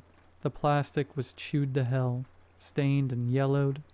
Marcus took it with 2 fingers, looking disgusted, and started punching it into his device. She just stood there, staring at him, clutching that rose in one hand while twirling a greasy lock of hair with the other. I saw Marcus's face twitch. A shiver. "Seems everything's in order, miss. Sorry for the trouble. Have a good day." She took her card back and shoved it into the pocket of her filthy, dusty, crumpled skirt. I was surprised, to say the least. She just started walking toward the escalator, steady, confident pace. I was a one giant goosebump with no reason, but at the same time I felt sorry for her. Even though my jaw was aching the whole time she was near me, I figured she was just some kid in a bad spot who needed help. I thought that right up until she stopped before stepping onto the escalator. She looked back at me one more time before vanishing into the crowd, and gave me this wide, wide smile. Those weren't braces. Not braces. It was several rows of sharp teeth, like a shark's, sticking out like jagged cliffs. I thought for sure I'd gone crazy right then, but Marcus saw it too. He was standing there, pale as a sheet. Said that formally everything was fine. ID checked out, but he felt exactly what I felt. That overwhelming urge to drop everything and run as far as his legs would carry him, and an urge to let her go. The cameras showed everything was fine. She got off at her stop, rode in a packed car, standing like a sardine. Nobody paid her any mind. Nobody had questions, except me and Marcus, who didn't want to talk about it after we checked the tapes. He didn't show up for work after that. Then it got worse. The next day, I saw 2 more of them, dressed differently, but all wrong. It's spring, but one of them was in a heavy winter parka. The clothes were okay, but totally out of season and old-fashioned. The second one was dressed like a food delivery courier. The only things they had in common were the black scleras, nails and pale skin with the bumps, the smell and no gadgets. The guy in the parka was holding a newspaper. The courier didn't have a bag. He was carrying a small metal lunchbox. We only stopped the courier because of the box, and because I insisted. Both passed the check and moved on. The duty cop didn't even care. When I asked him, like, "Don't you see how weird this is?" He just said something like, it's just the fashion these days. They're fine. The other guys on shift looked at me like I was a moron too, whenever I tried to bring up the weirdos, especially the younger ones. Chill out, man. There's freaks everywhere now. It's just a trend. Yeah, a trend. The guy with the lunchbox, there was a raw chicken leg in there. And that newspaper, it was a vintage original. From back when I was a toddler getting smacked by my mom for being picky and not eating my spinach. That's when I realized either I'd totally lost my mind, or everyone else had. And meanwhile, there was more of them every day. Groups of them now. I started calling those creeps basementers, because of the paleness and the stink. The basementers always walked with purpose, always carrying something weird or hiding their hands in their pockets. The men and women all had the same long nails and stuff, and that horrible feeling that was driving me crazy. Run, run. I took sick leave. I couldn't do it anymore. I called my kids, told them everything straight up. You know how they reacted. Said they'd drop by during the week to check on me. Told me I needed to rest or get my head examined by a professional. And I would have gone to a shrink right away, but then my coworker, my regular relief, messaged me. We don't talk much, but he tracked down my number somehow. Turned out he saw it all too. And it was driving him insane too. He said he quit because something inside him was screaming to get out of the city. He babbled about some prophetic dream. Said his grandma was some kind of seer and he's got the sight too.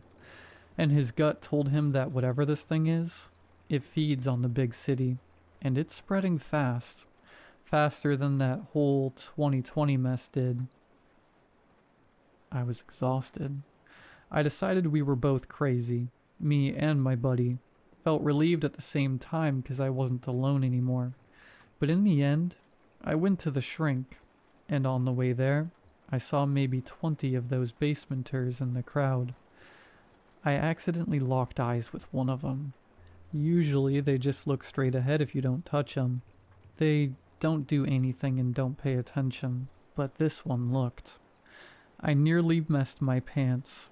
He stopped, put a clawed finger to his lips in a shush gesture, and smiled with that jackal's mouth of his. And then I saw what he was holding. I ran. I made it to the doctor's office, and he prescribed me some sedatives. Said at least I wasn't hallucinating, 'cause he sees 'em too. The weird kids with the weird fashion. Said it's nothing to worry about. Fashions change, and the city's always full of strange people. Well, at least I know there's no point in going to the cops.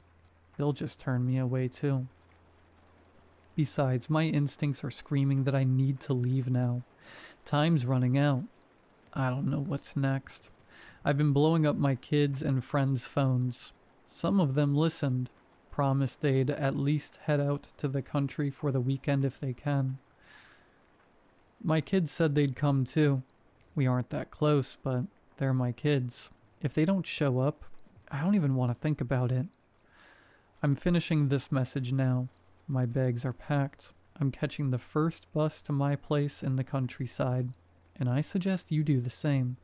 Or if you still think I'm just some burnt-out fart losing his grip, at least take a good look at the people around you in the crowd. Even if they look perfectly normal, make an effort. Look closer. Take a sniff. See what they've got in their hands. Like that guy in the crowd when I was on my way to a dock. In his thin palm, with those long, black, sharp fingertips, he was holding an old Polaroid, the one that went missing from my uniform pocket a couple of days ago. The photo was of my old lady, rest her soul, the one I took when we were at the beach. That light beige dress. She was holding a rubber ring she used to take to the beach, posing, flashing me a peace sign with 2 fingers. Fingers looking like long black claws. Well, you know how it is. On that old photo, she looked very fashionable, very trendy for today. Take care of yourselves, guys, and seriously, get out of the city this weekend.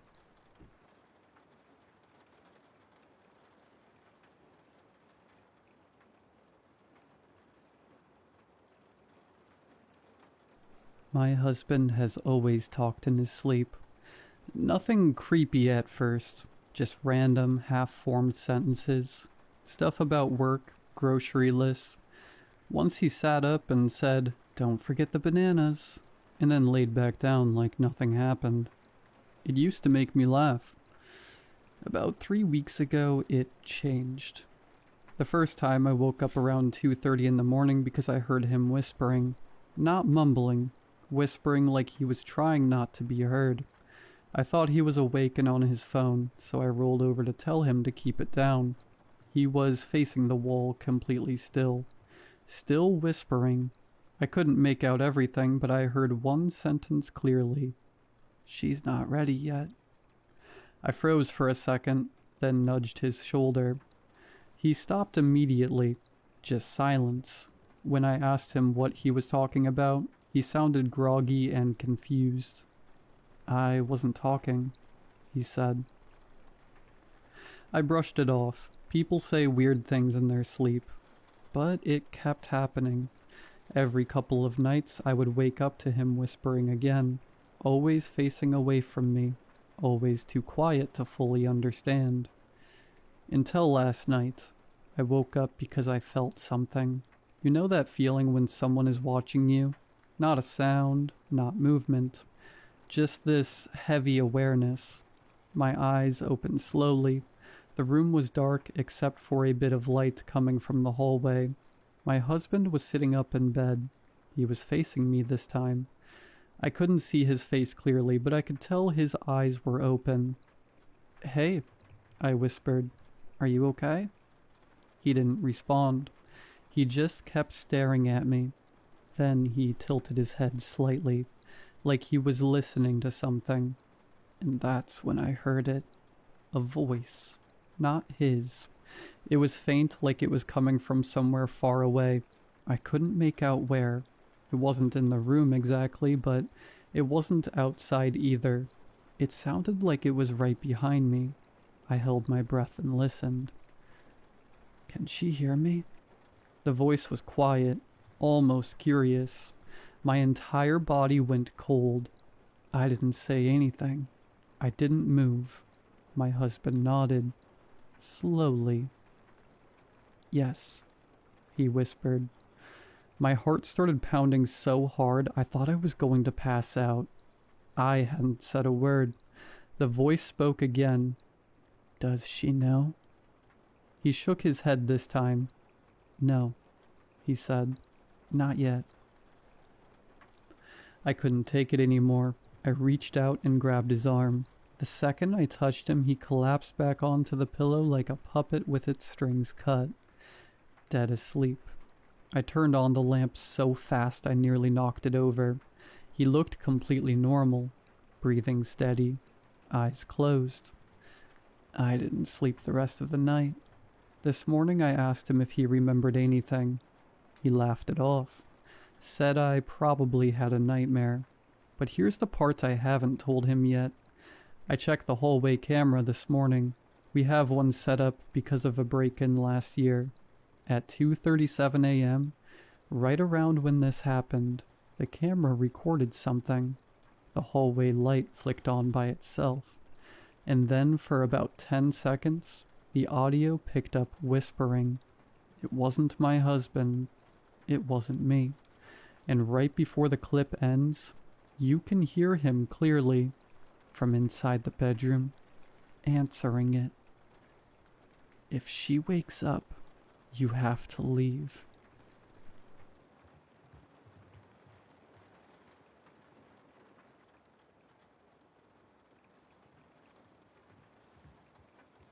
It started with small things.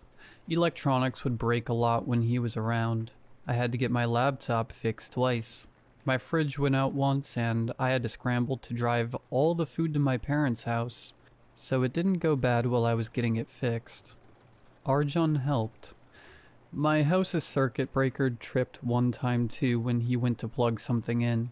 I tested the same plug later when he was gone and it didn't trip that time. Arjun has always had really good hearing. Like, really good. I can't count the number of times he's heard me mumble something through a wall. I've tested it. I'll speak so quietly that even I can barely hear it, and he'll have caught it word for word from outside the closed door. A few times I caught his reflection in the mirror, and I could swear it was slightly out of sync, moving a little too slow or making the wrong expressions. The smile stretched too wide, or eyebrows furrowed when Arjun's clearly weren't. In the same vein, every now and then I'd see him glaring at me out of the corner of my eye, but when I looked at him directly, all I saw was the shaggy mess of black hair on the back of his head. It was easy enough to dismiss all this at the time. I thought it was just my mind playing tricks on me. It never happened with anyone else, just him. But I dismissed it. Until last week. I had driven over to his house, something I don't do often since we usually meet outside or at mine. It was supposed to be a quick stop by to give back some work papers. He'd forgotten at mine on Friday evening, so I didn't call ahead. As I approached the distinctive red front door that stood in contrast to the dull colors of the rest of the street, something felt different. I looked around. My surroundings were the same as always. Pristine, white house exterior, broken planters, and 3 slightly grimy steps leading up to the entrance. As I reached for the knocker, there was a tug at the back of my mind, like realizing you've forgotten something, but you can't remember what it was. No one answered the first knock, or the second. To my surprise, when I tried the handle, the door gave way. My chest began to knot as I stared wide-eyed at the opening. Arjun wouldn't just leave it unlocked. Had there been a break-in, was he okay? I inhaled shakily a few times, trying to break my heart rate down. I was getting ahead of myself. Maybe he'd just forgotten to lock it. Happens to the best of us. I let myself in, pushing the door further inward. As I stepped over the threshold, immediately I could feel my panic rising again. Arjun's house is pretty open plan, so from the living room, I was able to see most of the area downstairs. I called out for him. The house seemed empty. If Arjun was home, I'd have expected to hear movement, something cooking on the stove or at least a TV playing. It was silent. I checked all the rooms upstairs, but they seemed completely untouched. It would be uncharacteristic for a break-in, and if Arjun had up and left, which I was now considering as a possibility, wouldn't he take some of his things? All his clothes were still hanging in the large built-in closet next to the rucksack he always takes when we go backpacking. When I came back downstairs, I realized there was still one room I'd forgotten to check in my hurried sweep of the house: the kitchen. I quickly walked past the living room and rounded the corner. The kitchen is separate from the other room downstairs. You can't see into it from the living room, which is why I missed it initially. The door is made of stained wood with a black, round doorknob. It was closed. I listened, straining my ears to catch the slightest hint of sound coming from behind the door. Nothing. Now the rising panic was accompanied by a twisting feeling in my gut. I wanted to leave, though I couldn't quite put my finger on why. It was just a door, polished but old, with the wood splitting slightly in some places. More importantly, I still didn't know what had happened to Arjun. And now his phone was going straight to voicemail. This was the only place in the house I hadn't looked. Just as I plucked up the courage to reach out and grab the knob, I heard a noise from inside. It sounded like someone throwing up. No, it sounded like a cat coughing up a hairball. I held the black metal tight in my hand and twisted. The door swung open steadily, inviting me in. I'd sort of forgotten that Arjun's house had a basement. I'd never been down there, and the door always stayed closed and locked, so it was easy to let it fade into the wall. Maybe imagine it as some sort of food pantry instead of what it really was. A cold, concrete, windowless expanse hidden beneath our feet. I don't like basements. Yellow-orange light spilled out from the open basement door, illuminating the kitchen in a dingy fall sunset glow. Looking around, I realized why it seemed to be the only light source in the room. All the blinds were shut. I didn't even realize his kitchen had blinds. Arjun always leaves them open. I almost jumped out of my skin, heart thundering as the horrific, hacking, puking sound echoed from the basement. Louder now. The noise was wet and visceral. It grated against my eardrums, sending chills down my spine. I shivered. Whatever was in the basement retched again. This time the noise was accompanied by wet thudding, like it was puking up huge chunks of something. A moment of silence, and then it spoke. It was a harsh, raspy voice, like the thing was struggling to take in air, and I could barely make out the words through its wheezing. The voice was so inhuman, so alien to my ears, and yet I don't know what compelled me to walk forward. My memories of this part are hazy, but the best way I can describe it is like I was being tugged forward by an invisible string, embedded deep within my chest. I stood in the basement doorway for a while, eyes following the narrow, wooden steps all the way down. They were walled off on both sides. They ended in concrete. I heard it clearer this time. It was rasping. Screw them. I hope, it wheezed. I hope they burn. The thing coughed, wet and loud, and I flinched. I still find it odd how even through the absolute, mind-numbing terror I was experiencing, I still felt a sense of morbid curiosity in that moment. What exactly was down there? The mere existence of this creature in the basement was making me reevaluate everything I thought I knew about, well, everything. It could talk. It even spoke like it felt emotions.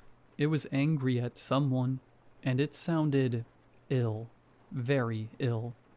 The sounds of the creature struggling, its labored breath and lung-rending coughs, its quiet groans of pain that reverberated off the claustrophobic walls of the basement. They tugged at something tender, deep inside me. I wanted to help. I cast the thought out of my mind immediately. It sounded insane even to myself. What if that thing was hostile? Who knows what it would be capable of even in its current state? Maybe all of this was a ruse anyway, some kind of trap that targeted my empathy. The best course of action was just to leave, obviously. I didn't even have the slightest clue what that thing was. I still don't. I began to weigh my exit options. If I made a break for it, would I be able to outrun whatever was down there? I barely had time to mull it over before something at the bottom of the stairs drew my attention. A long, clawed hand, bruised black and green like decay, dripping with a clear, snot-like, liquidy gel that glistened in the lamplight. It scraped at the ground, nails digging into the grooves of the cement. I froze. God, I felt sick. My stomach churned horribly as I tried to process the gruesome sight I was confronted with. I felt like a snake was thrashing around my insides. It's a miracle how I managed not to puke right there and then. Instead, I remained deadly silent. I didn't even dare to breathe as I stood paralyzed in the doorway. My mind was blank and my vision began to swim. Whether from pure terror or lack of oxygen, I couldn't tell. I heard a scrape from below paired with a grunt as more of the arm appeared, coated in that slippery goo that oozed onto the surrounding concrete, staining it to dark gray. My heart dropped as I finally realized what it was doing. It was trying to pull itself forward. I ran. I've never run so fast in my life. It's been a week since then. Arjun texted me an hour after I left. It was regular, innocuous stuff at first. Hey, what's up? I think I left some papers at your place. Yo, dude, are you asleep? You always text back so fast. I think that just made the whole thing so much worse. I couldn't bring myself to answer. I stopped checking my messages after a while. He started calling me, again and again and again. I blocked his number. He even came by my house a few times. I never answered. I kept my curtains shut after the first time. All of them. After everything I saw in that house, in that dingy hellhole of a basement, there's just one thing I can't get out of my head. It's the thing that's kept me awake every night since that day, tossing and turning in the sheets. It was Arjun's voice. When the creature spoke in that raspy, hellish, inhuman voice, underneath it all I heard Arjun. Same tone, same cadence, same voice. I can't explain it. I just know it was him. I'm struggling to accept that what I witnessed down there is real. I can't. How am I supposed to accept that my friend, my best friend, is a monster?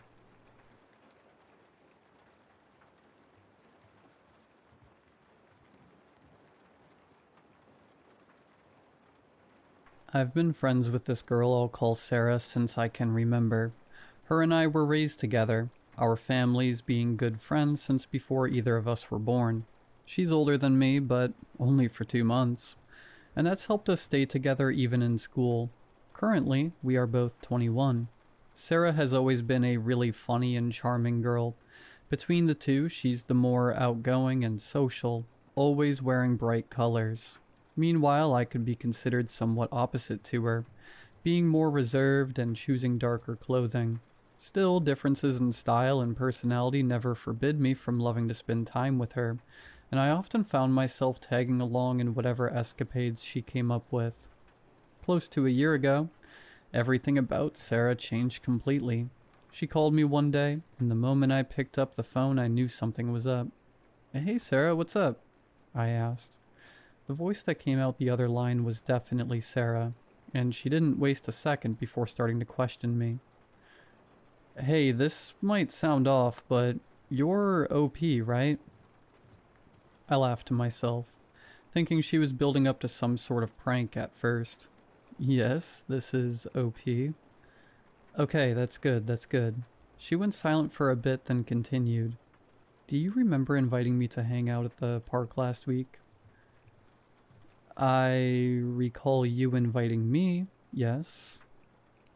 "Me. I invited you, not the other way around?" "No. Is something wrong, Sarah?" Sarah went silent for even longer.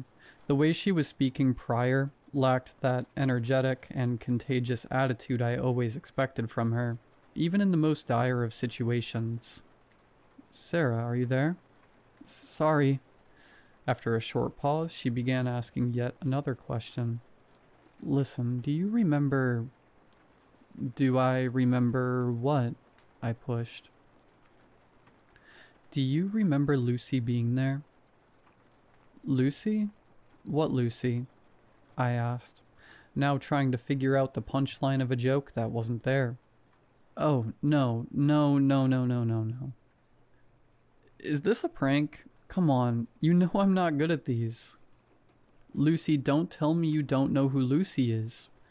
You're joking, right? Please tell me you're all messing with me." With that, Sarah began sobbing on the phone. I couldn't make much of what she was saying mid-cry, but after a little bit of me trying to calm her down, she said she'd talk to me tomorrow and hung up. After that, I tried calling her back, but she'd reject my calls every time, and eventually messaged me begging for me to leave her alone until the next day. In the end, I relented, still worried. I could barely sleep, and by the next day, I was powering through my shift early in the morning with only 3 hours of rest. An hour before work was over, Sarah texted me asking if I was free to talk. I replied that I'd be free after work, and her only reply was, "Wait, you have a job?" Later that afternoon, I went to visit her. Both her parents worked late, so it was only her and I. We sat in the living room, at first mostly in an awkward silence. She felt distant and cagey, very much unlike the Sarah I knew. She was wearing black sweatpants and a gray hoodie, a far cry from her usual reds and blues. She hugged both her legs and looked at me carefully, her gaze seemingly analyzing my every feature, as if she was trying to find anything out of the ordinary. A bit uncomfortable, I broke the ice. "So, Sarah, what was that yesterday? Did something happen?" After a moment's hesitation, she answered, "I think I'm not where I'm supposed to be." I tilted my head and squinted my eyes, thinking once again that this could be the build-up to some sort of elaborate prank. "What do you mean?" "Yesterday I had a nap. When I woke up, things were different. My room, my clothes, this house, everything. Everything was wrong." She shifted into a more comfortable position, still hugging her leg, her eyes now aimed at the floor. "Even you're healthy. Your hair is shorter and even your clothes are different too. It's like we switched wardrobes and it's driving me insane." The situation was so bizarre to me that I couldn't process what was happening. I couldn't really tell if she was trying to prank me or having some sort of mental health issue, so all I did was try to reassure her. "Sarah, honey, it's alright. I'm here for you, okay? I don't know what's happening, but maybe we can talk to your parents and—"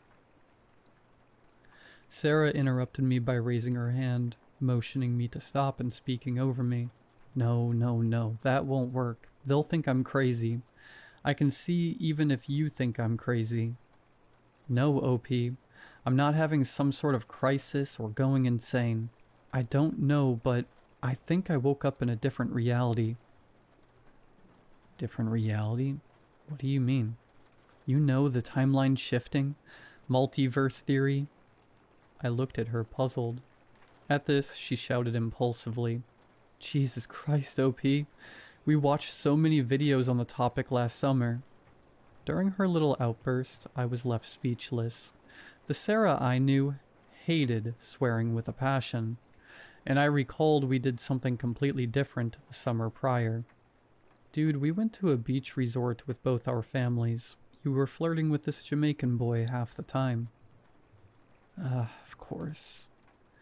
She gave her next question a little more thought. "Okay, what about the Mandela effect?" "Oh, I know that one. It's when you remember things differently to how they were, right?" "Yes, something like that. So imagine you wake up one day and not one or two things are different, but everything in your life is."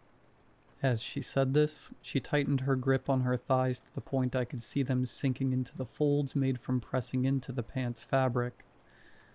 And you're saying that happened to you? Yes, a lot of things are different. Some are kind of the same, but even those have some differences in this world. I get the idea, but I need you to understand that you sound completely insane. OP, I want you to look me in the eyes and tell me I look insane. At her request, I looked into her eyes. I recognized that look, the one Sarah gave me when she was in trouble, despair, fear, insecurity, all packaged into a singular look, something no one, save for me and her family, knew about. After that, I was able to believe her, if only a little. We began discussing the differences between my reality and hers. Things like the existence of Lucy, who apparently was the third best friend in our group, how another friend called Katie turned out to be our mortal enemy, or even darker stuff, like how Mr. Lanster, a well-liked teacher back in high school, was arrested for dating one of his students. Sarah asked me to explain what happened in this timeline, for her to know and try blending in. As the weeks passed, I kept hanging out with Sarah. Our time together felt both familiar and new. Her sudden change in tastes aligned with mine a lot more, so I felt a little guilty about the fact I was enjoying my new relationship with her more than the previous one. But then, things took a turn for the worse. She began getting sick often, and the more I saw her, the more her face was filled with dread and despair as an unknown disease took over her body. My routine changed to include daily visits to the hospital. As her health deteriorated, the amount of time I was allowed to see her was reduced as well. Last week was the last time I saw Sarah. She looked so frail I worried she'd pass away any second, but the poor girl was still able to have a conversation just fine. We had been talking for a bit. The time for me to leave was near. "I have been cursed," she said all of a sudden, changing topics. "What?" I asked, taken aback by the sudden declaration. "I found out the truth. I've been cursed to die here, in a reality that isn't my own." I never fully believed Sarah's story, but a part of me wanted to believe it was true. Gently, I began asking questions of my own. "How did you come to that conclusion?" "Yesterday, an old man came to visit. He had a kind look, and I think he was pitying me." "An old man? One you didn't know?" "Yeah.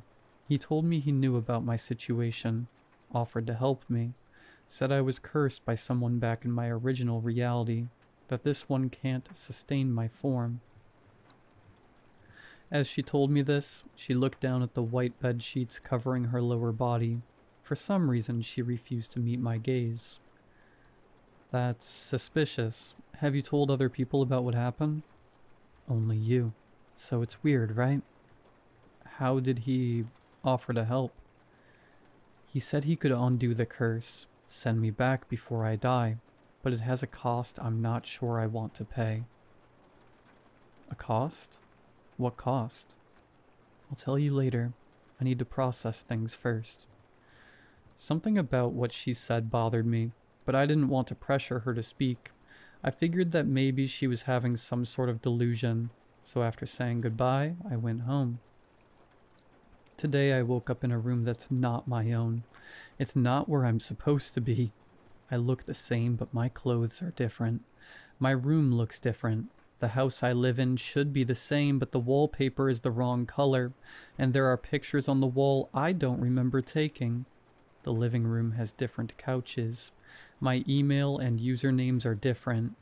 I think I know what happened, and I don't belong here. I am not me. Hey everyone, and welcome to a brand new video. Tonight we have 2 hours of horror stories as per usual. I hope you all enjoy them. If you do, please be sure to drop a like rating. Let's go for 1,400 likes on this one. I know that's a little bit high, but liking the video does help out immensely. So if you enjoy the video at any point, be sure to drop one. Subscribing if you are new is also very much appreciated. I do post content just like this as often as I can. Every day I am working on my next video. I wish I could post every single day with the 2-hour videos. It's not quite possible to do that, but I do post as often as I can. Sit back, do whatever it is that you do to relax. Enjoy the 2 hours of horror stories with no mid-roll ads, except for the ad break after this intro. There will not be any more after that one. And as always, I hope you all have a great night. Good night, everyone. The job is at an immense building in a forgotten corner of the world. Over the last century, the building has been used as a factory, an orphanage, a psychiatric ward, and even a prison. Each time increasingly horrible things happened to the people in the building, and the landowner gave up trying to repurpose it. However, the area around the land developed rapidly, and the opportunity cost of leaving the land as is became too high. Thus, I was hired to evaluate and renovate the building. The first night after I accepted the job offer and signed the waiver, I walked in and grabbed the clipboard with a list of rules I must follow if I want to keep my life. You know how this goes. Rule 1. Nobody you are interacting with is a living life form. Rule 2. When anyone calls and asks for Fred, you must convince them that Fred is not here. You may tell them anything, but you must never hang up. You are safe once the caller hangs up. Rule 3. Remind the incense man that the morgue is in the basement, but do not show him the way, no matter how much he insists. Rule 4. If you hear a music box start to play, you must locate and close the box before the song ends. Rule 5. If a window opened by itself, toss salt out the window and wait until the hands release before closing it. Then move the wheelchair back to its original spot. Rule 6. When you see them, direct the twins to the experimentation room and tell them the doctor knows best. Smile back. Insert earplugs before the screaming starts. Rule 8. Never, ever speak or write the number of the missing rule. Rule 9. Every night at 9 p.m., mix rat poison with a bowl of dog food and place it out for Fluffy. If Fluffy finishes the whole bowl by 12 a.m., immediately vacate the premises. Rule 10. If you smell smoke, run up to the roof and hide behind the water reservoir tank until it starts to rain. Nowhere else is safe. And do not talk to Martin. Rule 11. Do not look her in the eyes. Though my job was different, there had been contractors who worked in this building because there were generators in the basement that needed to be monitored and maintained. The rules had been passed from one contractor to the next, but I was probably the only person who laughed after reading them. Yes, I laughed. Rules, after all, are made by people who know almost nothing, for people who know even less. Let's say you got this job instead of me. You pocket the sweet advance, and you take in the rules. Every time the phone rings, you rack your brain for the most convincing lies of where Fred could be. He's on leave, he's with a client, he's in Timbuktu with his mistress, and sometimes you even yell until the caller hangs up. But will you ask why that's supposed to protect you? I can tell you. In the early 1930s, Fred was a sensation. He'd spearheaded an innovation that made the factory situated right here generate immense amounts of money and gave hundreds of women jobs. His products were simply divine, like they came from the next era. Everyone wanted at least one of his fancy watches with self-luminous paint. When women began falling dead with radiation poisoning, everyone also wanted answers. Must I remind you that Fred is no longer alive? Your callers are not amongst the living, and you're the one behind this desk now. As for why they're calling, it's because the weakest types of ghosts need directions and an invitation. Let me introduce myself. Properly this time. I am here for a job, but my job is not to follow silly rules made by ignorant humans trying to treat symptoms of a supernatural infestation while surviving to pay the bills. My job is to cleanse the factory and exorcise all the ghosts so my boss can use this land again. Evaluate and renovate. as I said. I started with the easiest task, building a trap for any ghost that wander in looking for Fred. It took almost half an hour to set it up, but I knew any ghost that needed an invitation would be weak and easy to snare. After my setup is complete, I created a new voicemail. Yes, Fred is here. 3rd room on the 2nd floor. Please visit at your earliest convenience. Then I took a suitcase, went down to an abandoned classroom, and spoke the forbidden word. 7. She emerged from behind some crates, dragging herself along the floor. Her legs were spread out in an unnatural angle behind her, like those of a dead amphibian. Her eyes were little black holes, and she was missing some of her fingers. Will you play with me? Her voice was soft, barely audible because of the black yarn pulled through her mouth. Her head, topped with a mess of tangled ginger hair, lolled side to side, and she slowly pulled herself forward towards me. I opened my suitcase. Will you play with me? She yelled at me, angry in a way only a child could be. She was suddenly right next to me. With a sudden burst of strength, she reached out for me. Will you play with me? I let her feel my hand. Her presence was clammy and wet, as if she'd taken her last breath in a pool. I'd love to, but I can't play with you. 7. I'm sorry. The black yarn pulling her lips together began to unravel as her scowl stretched into a grin. Before her mouth deformed into something terrible, I added, He can, though. 7 pulled her hand back. Children, even dead ones, are curious creatures. They're easy to distract and trusting to the point where they appear gullible. She reached for my gift and gasped. Her little body radiated with joy as she ran her hands over the gift I brought her. Light returned to the little black holes that formed her eyes, and she giggled with happiness. I smiled as she read the name on the collar. She hugged her gift. I leaned down. Would you like to leave with Biscuit so he can play with you forever? Biscuit was a beloved pet whose body still radiated with spiritual warmth.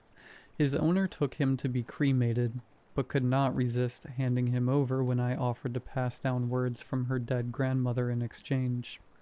7 nodded, her eyes brimming with tears, and her presence began to fade. You are so nice. Nobody has ever played with me. Nobody has ever been nice to me before. But this is not a tale of how I easily broke all the rules of the building and emerged unscathed. I knew by the time I went down the same flight of stairs 20 times that the last spirit in the building was a powerful one. She was powerful enough to manipulate the world of the living without any invitation. Powerful enough to stay and haunt this ground for centuries. Powerful enough to kill and trap the hundreds here. For once in my life, I felt compelled to follow a rule. Rule 11. Do not look her in the eyes. But I can't. I can't not look her in the eyes because my vision for dead things does not work the same way your eyesight does. Even though my eyelids were firmly screwed over my eyes, I was looking directly in her eyes. Cold washed over me, and I knew she was testing me. How easily could she manipulate my body to shiver? She couldn't. A spirit cannot take from an unwilling human because the rules of life are stronger than the rules of death. But a spirit could manipulate you to give the advantage up. The strongest spirits often knew how to manipulate you until you thought that dying was the best choice you could ever make in your life. She murmured, Your life is not yours to take, I declared. You are living on borrowed time, she whispered. I know what you did that summer. She whispered threats, an auditory invasion of shrieks and wails. Nails dug into the side of my face as she spat out my darkest secrets and laughed at all my insecurities. She'd been here long before I was even born. She'd taken many men and women who were far stronger than me. She reminded me that I'd caused the death of everyone I loved. She reminded me I was destined to suffer alone until I passed my curse on to a willing prodigy. Calmly, I told her, "We know where your body is." The most powerful spirits usually derive their power from where their body had been buried. I cannot explain the rules, but if I moved her body or manipulated the environment of her body, she could find herself trapped in torment forever. She could not take anything from me unless I gave permission, but I could feel her longing. Her existence, even now, tormented her. She wanted to be freed, but she did not want to give up. Whatever happened in her life, she died with so much rage, sorrow, and regret that she was able to sustain her existence for centuries. She was the true source of all the horrible happenings of the building, starting when the land was merely a burial ground. "I have an eternity," she said, because I'd already entered her trap. She could keep me trapped in the never-ending stairwell while preventing me from manipulating her body. My mortal body will perish. "Do you?" I smiled. "Are you sure about that?"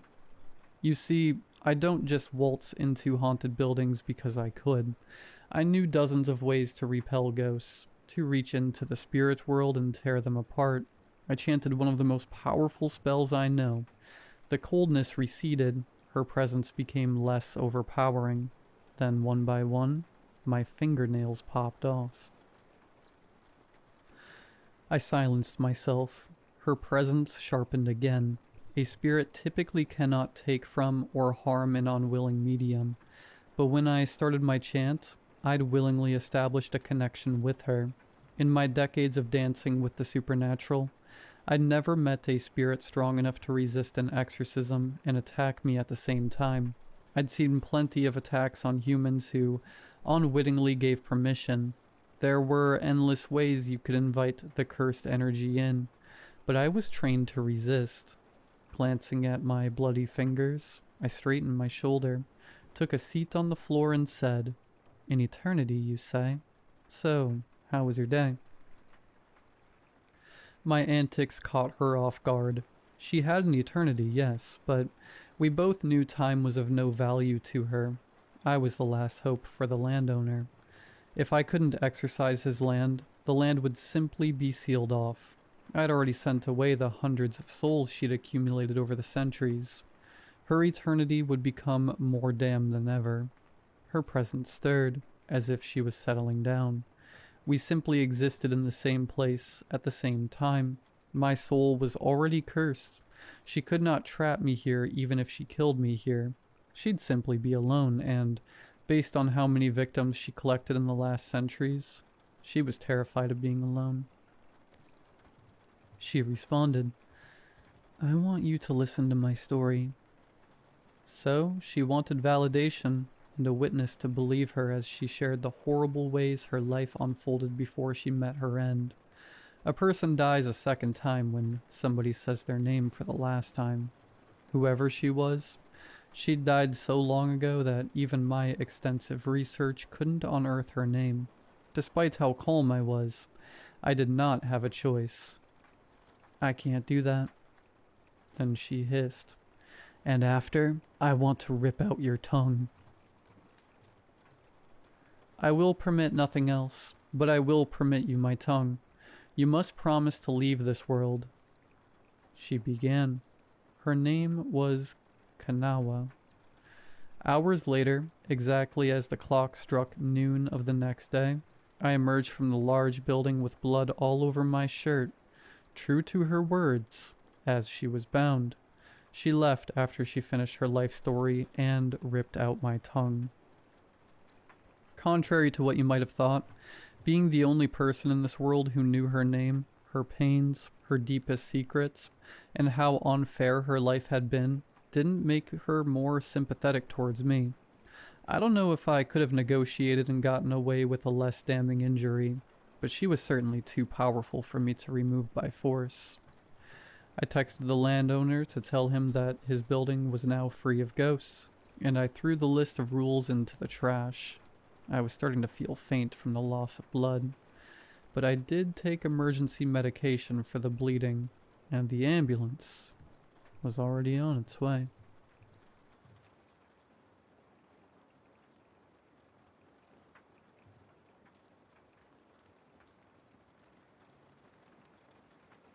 The police sirens were loud enough to wake the entire neighborhood.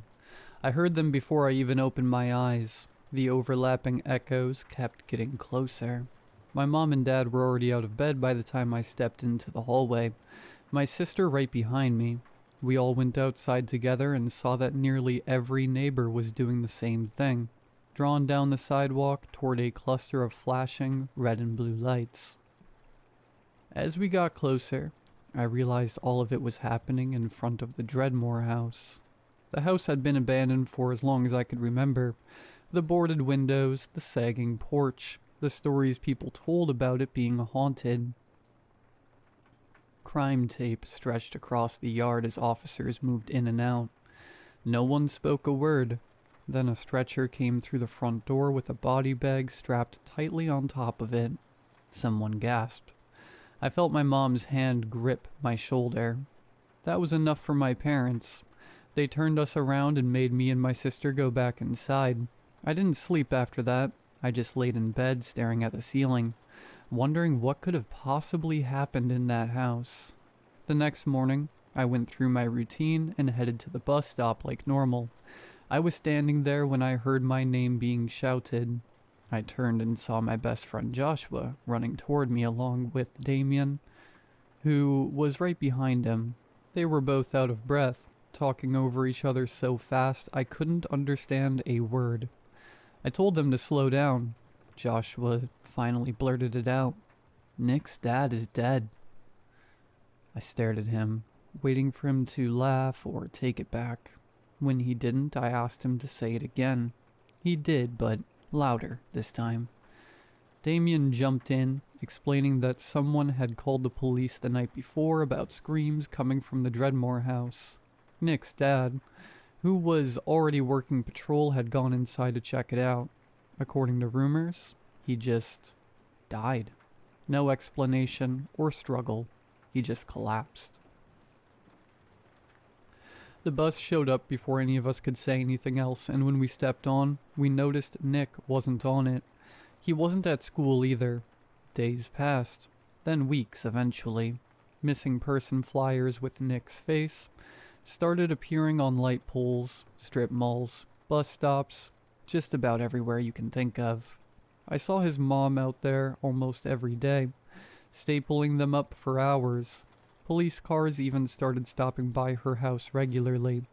One night I overheard my mom telling my dad that Nick's mom had started showing up to work drunk and getting sent home early. Then came the night that started it all. I couldn't sleep, so I got out of bed and pulled my telescope toward the window, aiming it at the moon like I'd done 100 times before. But when I opened the curtains, I noticed movement on the street. I adjusted the lens and felt my chest tighten. It was Nick's mom. She was walking slowly like she wasn't fully awake. I followed her with the telescope as she moved down the block. She was heading straight for the Dreadmore house.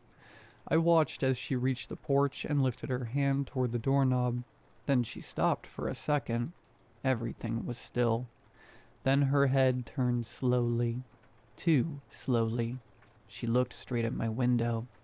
My breath caught in my throat as I adjusted the focus. Her face filled the lens, and her skin was pale in a way that didn't look human anymore. It was stretched tight like all the blood had been drained out of it. Her eyes were the worst part, though, as they sunk deep into her face, completely black, not reflecting a single trace of light. She just stared with her mouth hung slightly open, as if she was trying to remember how to speak. I dropped the telescope and stumbled backward, screaming. My parents came rushing into my room, my mom flipping on the lights while my dad stood in the doorway, already annoyed. "What's going on?" my mom asked. "Why are you screaming?" I was shaking as I tried to explain, words tumbling over each other. I told them about the telescope, about Nick's mom and her face, the way she looked right at me. My dad sighed before I even finished. You were half asleep, he said. You probably dreamed it. I wasn't asleep, I said. I was wide awake. I saw her. My mom exchanged a look with him. You've been hearing a lot of scary things lately, she said gently. With Nick and his dad, your mind is filling in gaps. I know what I saw, I said, my voice cracking. That's enough, my dad said. Go back to bed. The light flicked off and they left. I lay there in the dark, wishing I hadn't looked through that telescope at all.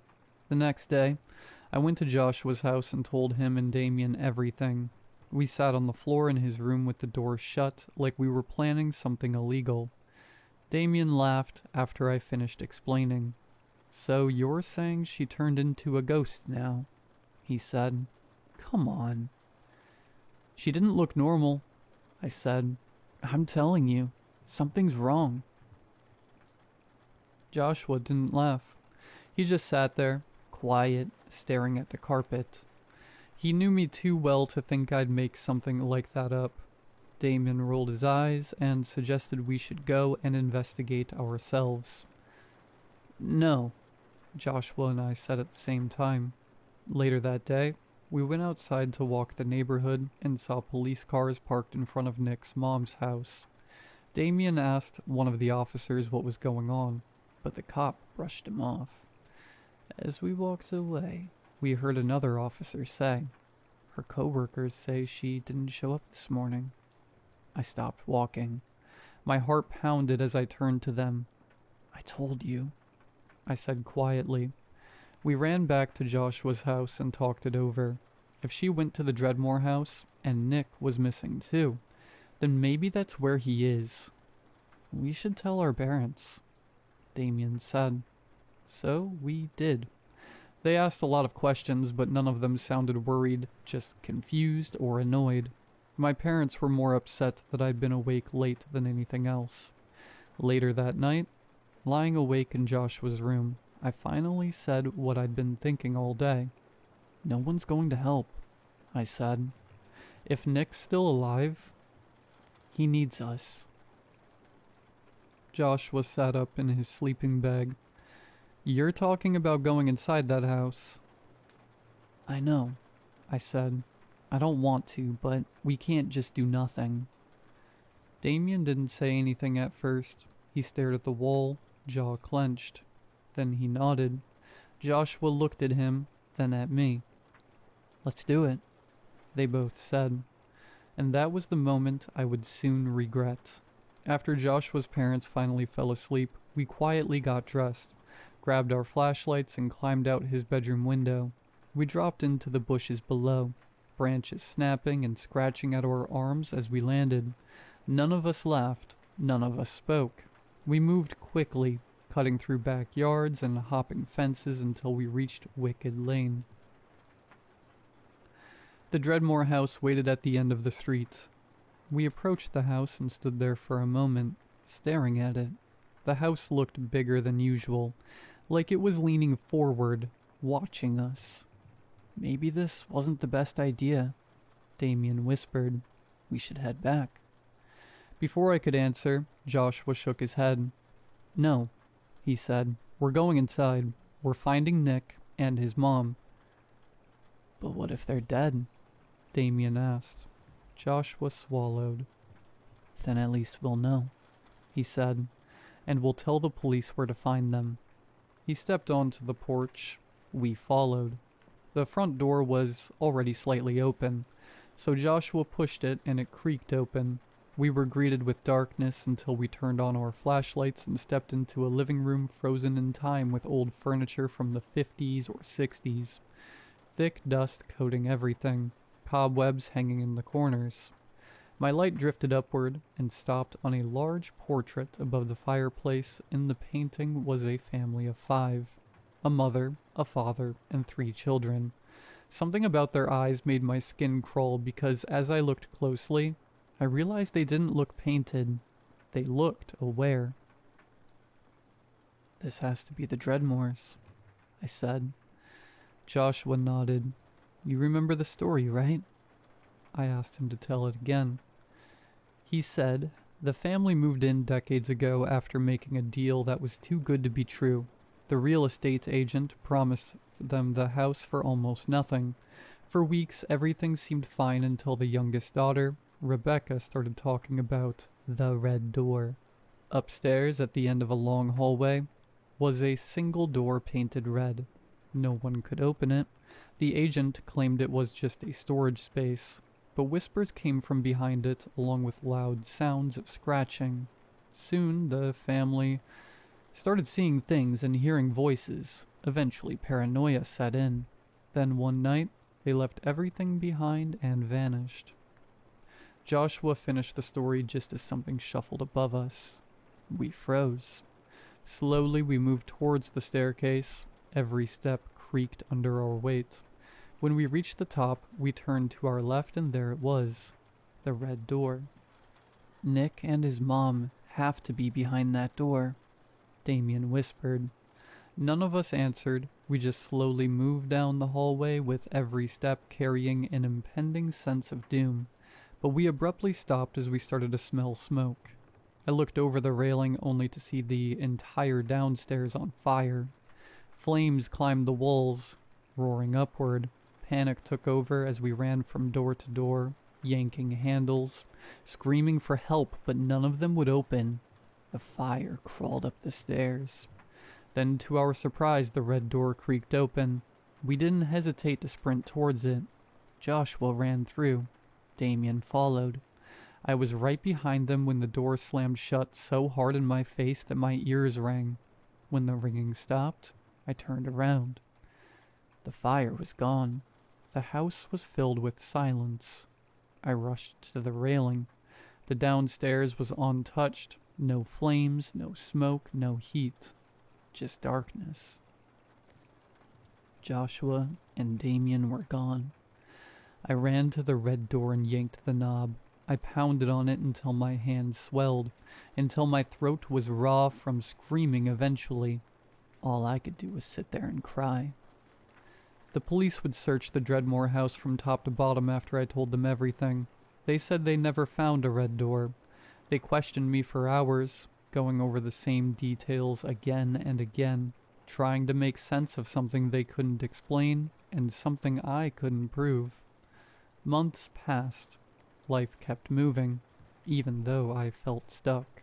Sometimes, late at night, I feel the urge to set up my telescope and aim it at the house. I tell myself it's a bad idea, that my imagination is looking for patterns that aren't there, but every time I look, I swear I see the same thing. 2 small figures standing in the window on the far left side of the house, watching me. So if you take anything from this story, whatever you do, never go inside anywhere you have no business being.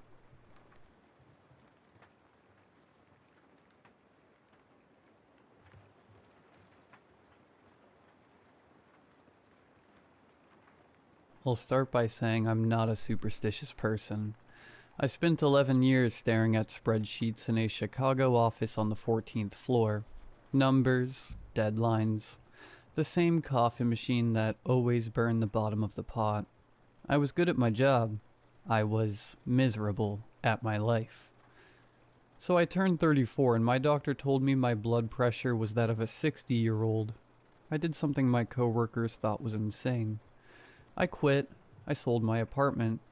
I bought 40 acres in a Harlan County, Kentucky, and I moved into a farmhouse that smelled like old wood and something I couldn't name. I wanted soil. I wanted silence. I wanted to grow something with my hands for once instead of just moving numbers around. For the first 2 weeks, it was everything I imagined. Quiet mornings, hard work, falling asleep before 10 p.m. I felt like a different person. Then I found the marks. They were carved into the ground at the edge of the east field. Not scratched, carved. Deep and deliberate, like someone had taken their time. Symbols I didn't recognize arranged in a pattern that almost looked like it meant something. I took pictures and posted them on a local Facebook group. asking if anyone knew what they were. One woman said kids probably did it. One man said it was probably an old property marker. Nobody seemed concerned.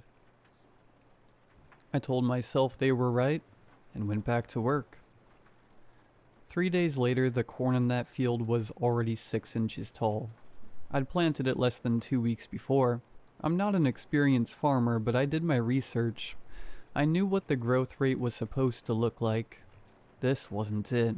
I walked the rows every morning, and every morning it was taller than it should have been.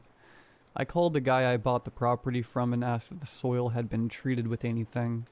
He laughed and said that field hadn't grown anything in 15 years. I started hearing it in the 3rd week. Not a sound, exactly.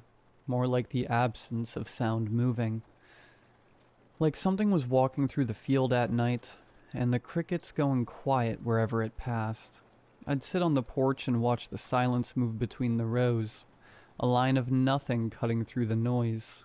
I bought a trail camera and set it up facing the east field. The next morning I checked the footage. 8 hours of recording. The timestamp was correct, but the footage from 2 a.m. to 4 a.m. was just white. Not corrupted, not dark. White. Like something had been directly in front of the lens producing light, but there was nothing there when I checked in the morning. I showed my neighbor Earl. He's 67, been farming in Harlan his whole life. He looked at the footage for a long time without saying anything. Then he handed my phone back and told me to plant something else in that field. I asked him why. He said some ground remembers things. I didn't know what that meant, and he didn't explain further. On a Tuesday morning in the 4th week, I walked out to the field and found my dog at the edge of it. She wasn't moving. I found the others throughout the day. 3 rabbits, 2 birds, a deer. All of them arranged in a perfect circle around a single point near the center of the field. Not scattered, not random. Placed. Every animal facing outward from the center, like they were guarding something, or presenting it. I called the county animal control.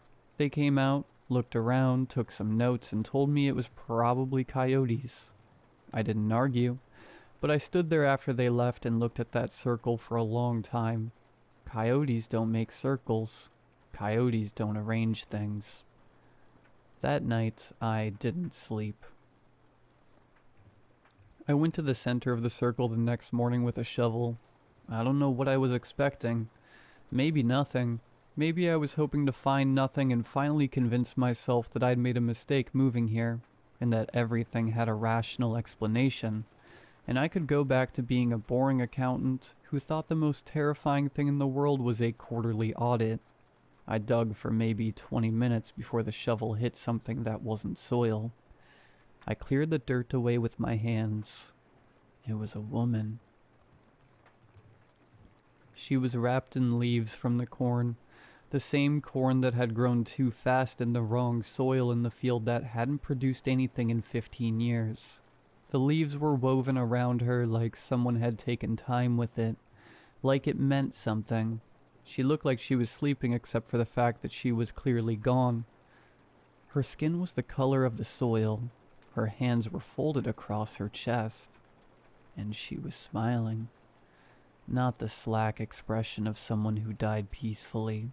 A smile, deliberate, like whatever she saw last was something she had been waiting a long time to see. She was wearing a jacket with a Target tag still on the sleeve. The police came. They taped off the field. They asked me questions for hours and then asked me to stay in the county while they investigated. That was 6 days ago. They haven't told me who she is. They haven't told me how long she was down there. What they don't know, because I didn't tell them, is that last night I went through my trail camera footage again. All of it, from the beginning. In the very first recording, the night after I planted the east field, before the marks, before everything, there is a moment at 3 a.m. where the camera shifts slightly. Just a degree, like something bumped it gently, and in the corner of the frame, just barely visible as a hand, pressed flat against the soil. From underneath, I'm not going back to that field. I don't think it matters. This morning I found marks carved into the wood of my porch steps. I recognized them this time. They're the same ones I found in the east field. They weren't there yesterday. Update. Several people have asked me about the symbols. I've been trying to upload the photos, but my phone keeps freezing every time I open that specific folder. I'll keep trying. Also, Earl won't answer my calls anymore.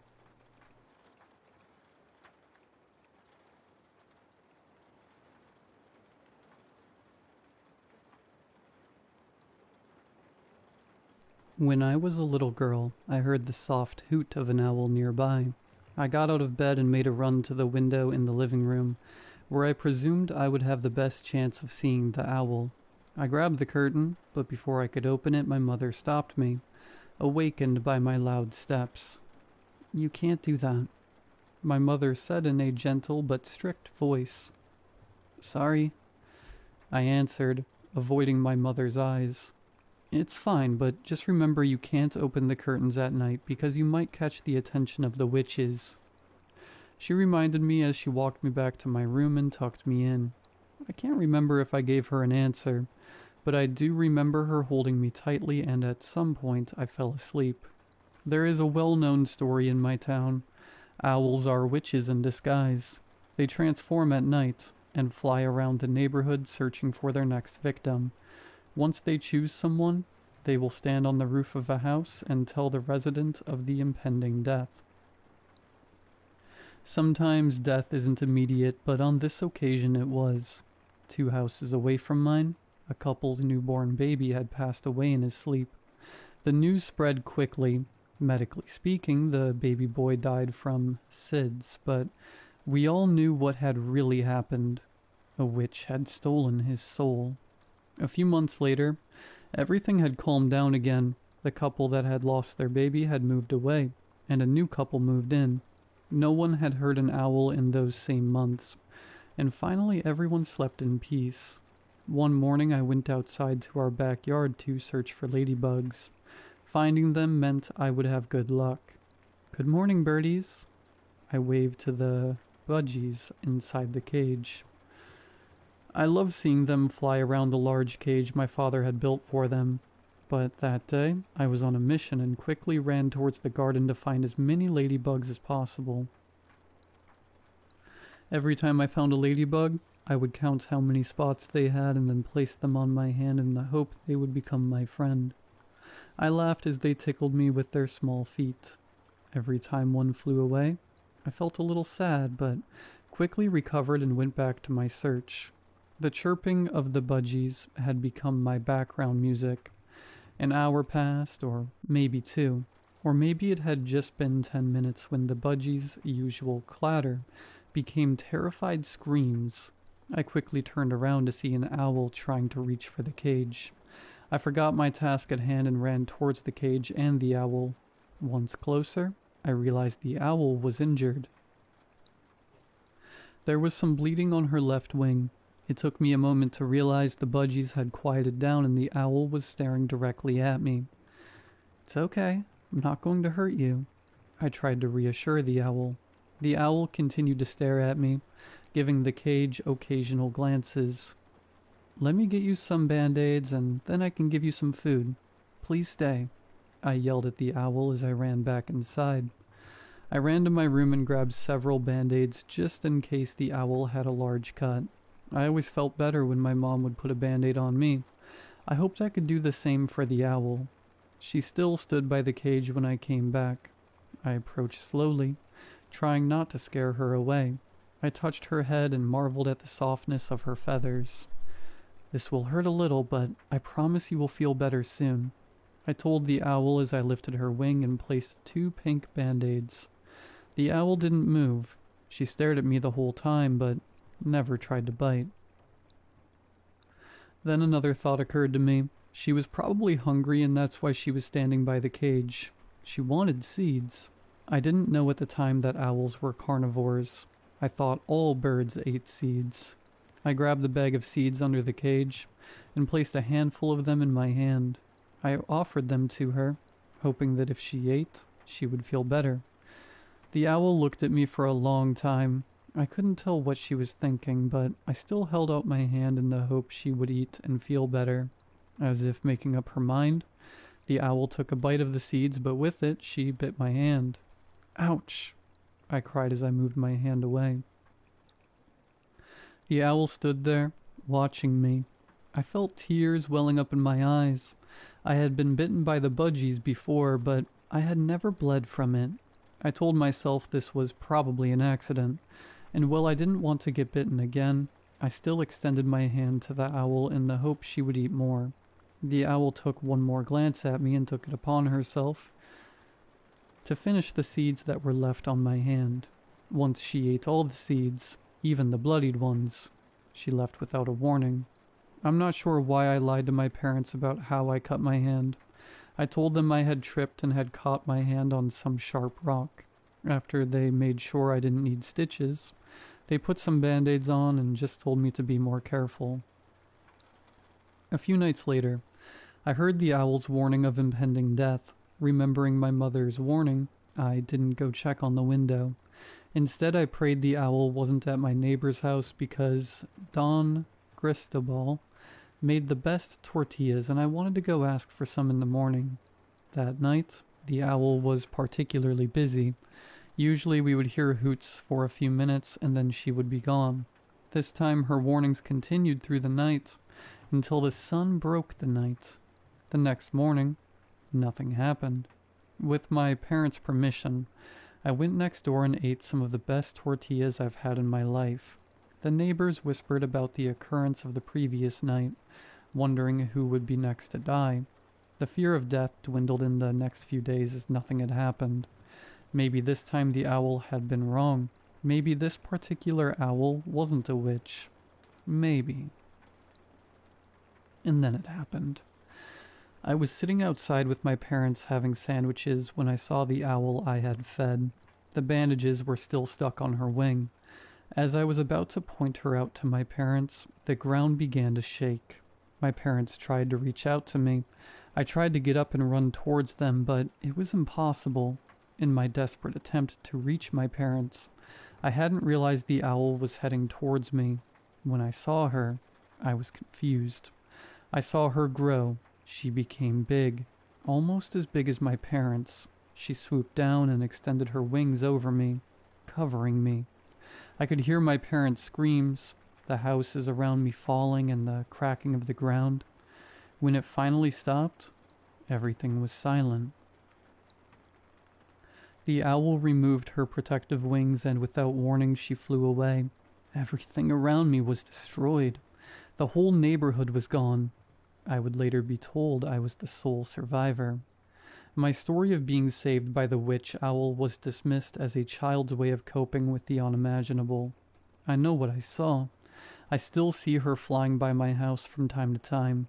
I carry the scar she left on my left hand from that feeding.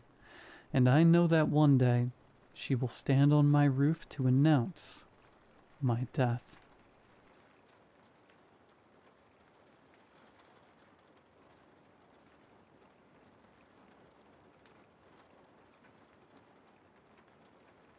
I work at a funeral home in a small town on the Washington coast called Gravesend, and I can't keep it to myself anymore. This place is different, not in the way people usually mean when they say haunted or creepy, but in a quieter, stranger way that settles under your skin if you spend too much time here. Things happen at this funeral home that don't make sense.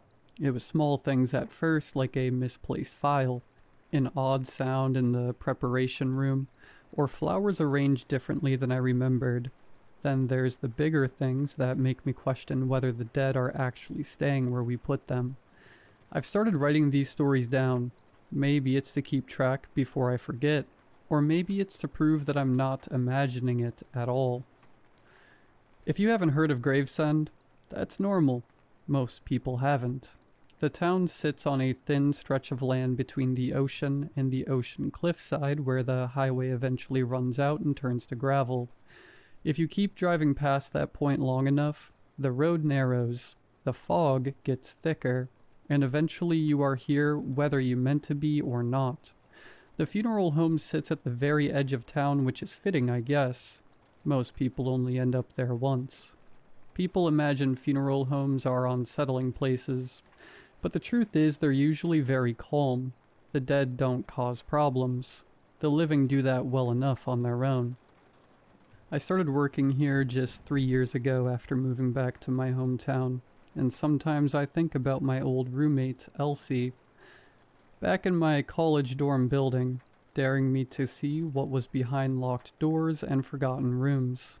I laugh now because the only doors I open are to preparation rooms and mausoleum crypts, and the things I find are far stranger than anything she could have imagined. My boss, Martin, has owned the place for decades, and mostly lets me handle the day-to-day stuff like the paperwork and preparation room, and whatever other odd jobs need doing when families aren't around. It's quiet, predictable work, save for the few odd things here and there. A fog rolled in early that afternoon, the kind that drifts all the way up the cliffside from the water and settles over the town until the streets look like they're fading into nothing about 50 yards ahead of you. By sunset, the whole place felt muted and gray, like the world had been wrapped in cotton. The body arrived just after sunset, a man in his late 50s who died in the hospital about 20 miles inland. The hearse pulled in just after 7. I stepped outside to help unload the body bag, the damp air carrying that familiar smell of salt and wet leaves from the forest behind the building. The driver handed me the paperwork while we wheeled the stretcher inside, through the preparation room doors. Heart attack, according to the paperwork. That part wasn't unusual. What was unusual was the name because I recognized it immediately. The pen stopped moving in my hand. You see, Gravesend is a small enough town that you eventually learn most of the names that come through the doors, and some of them stick with you longer than others, especially when you're the one who helped bury them. The man's name was Daniel Crow, and just last year I stood beside the grave when Daniel was lowered into the ground. I remember it clearly because it was my first funeral that I had a small hand in arranging, and it rained the entire time. Cold, steady rain that soaked through my coat while the priest rushed through the service and the family huddled under umbrellas that kept turning inside out with the wind. I remember the coffin with its dark wood and brass handles, heavy enough that the pallbearers nearly slipped on the wet grass. And I remember standing beside Martin, watching the lid disappear beneath the edge of the grave. So when I saw the name on the paperwork, my first instinct was that there had to be some kind of mistake. Gravesend isn't large, but coincidences aren't impossible. Most of the time when a family name appears on a death certificate, it belongs to someone you've seen around town for years. A neighbor, a former teacher, the owner of the grocery store you've been shopping at since childhood. But the odds of two men with the same name, the exact same birth date, and the exact same hometown both ending up on our preparation table seemed unlikely enough that my stomach began to tighten almost immediately. Still, paperwork gets mixed up. Hospitals make clerical errors. It wouldn't have been the strangest administrative mistake I'd ever seen. I stood there for a while looking at him. He looked ordinary, pale, still, and a little thinner than I remembered. Maybe. But time does that. Eventually I went upstairs to check our files. We keep physical records going back almost 50 years in a narrow room behind the chapel. It took me about 10 minutes of sifting through the dusty binders and yellowing paperwork to find it. Crow Daniel. A year ago, buried at North Briar Cemetery, plot C14. Everything was in order: his death certificate, service documentation, burial permit. I carried the folder downstairs to Martin, and he read through it slowly while I stood beside him, trying not to let my hands tremble. He glanced up at the body on the preparation table and finally said in his usual calm, measured voice, "I thought he looked familiar." "You remember him?" I asked. "That was the rainy service," he replied. I swallowed hard. I checked the records. He was buried in Section C last year. Martin rubbed his forehead. "Maybe the family moved him." I offered, hoping for the mundane explanation to be true. "No request ever came through here," he said. We went through with the viewing as scheduled. The family didn't seem to notice anything out of the ordinary, though I caught myself glancing at the urns and caskets as if one might suddenly vanish before my eyes. And when the burial came, the rain had started again, heavy and gray. The grave chosen for Daniel Crow lay in Section C, and I instinctively knew where his original grave was, only 20 feet away. My heart thudded as we approached, the fresh soil dark against the green grass. The headstone from a year ago stood silently, granite slick with water, and the engraving was exactly as I remembered, Daniel Crow.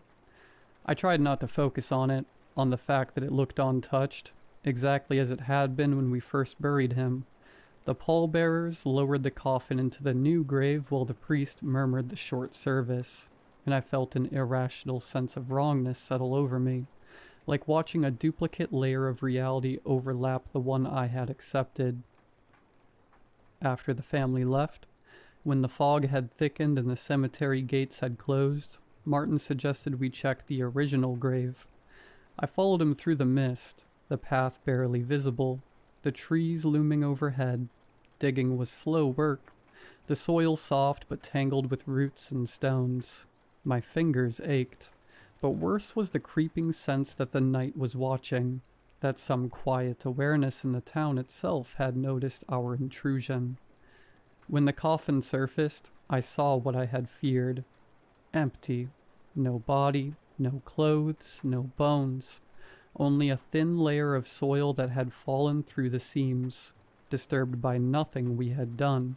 The faint scent of earth and decay, and the sound of rain on the trees filled the silence around us. Martin leaned on his shovel and let the lid fall back into place.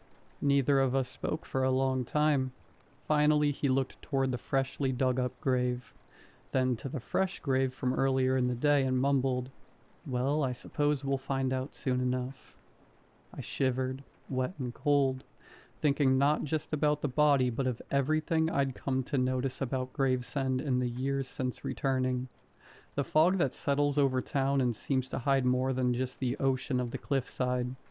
The quiet insistence of the town that some things remained undisturbed. The subtle way residents always seem to know more than they say. "Find out what?" I asked. Martin's gaze lingered on the new grave. "Whether he plans on staying put this time," he said. I stood there feeling the weight of it, the creeping certainty that Gravesend has rules, and even when you follow them perfectly, the dead might still have their own plans. And I thought back briefly of Elsie at my old college apartment, and how she used to dare me to explore abandoned places with her. Somehow, being here in the fog, surrounded by graves, I realized Gravesend itself was the kind of place even she wouldn't have dared to enter. I don't know what's happening here, or why some of the dead don't stay buried, but I do know that I can't ignore it anymore. Every day the funeral home brings something new, something that doesn't fit with what we understand about death and burial. I'm just trying to make sense of what's happening here in Gravesend, and maybe writing it down will keep me safe, or at least sane. Either way, I'll keep writing down my stories and sharing the strange things that happen behind the doors of this funeral home, at the edge of the world.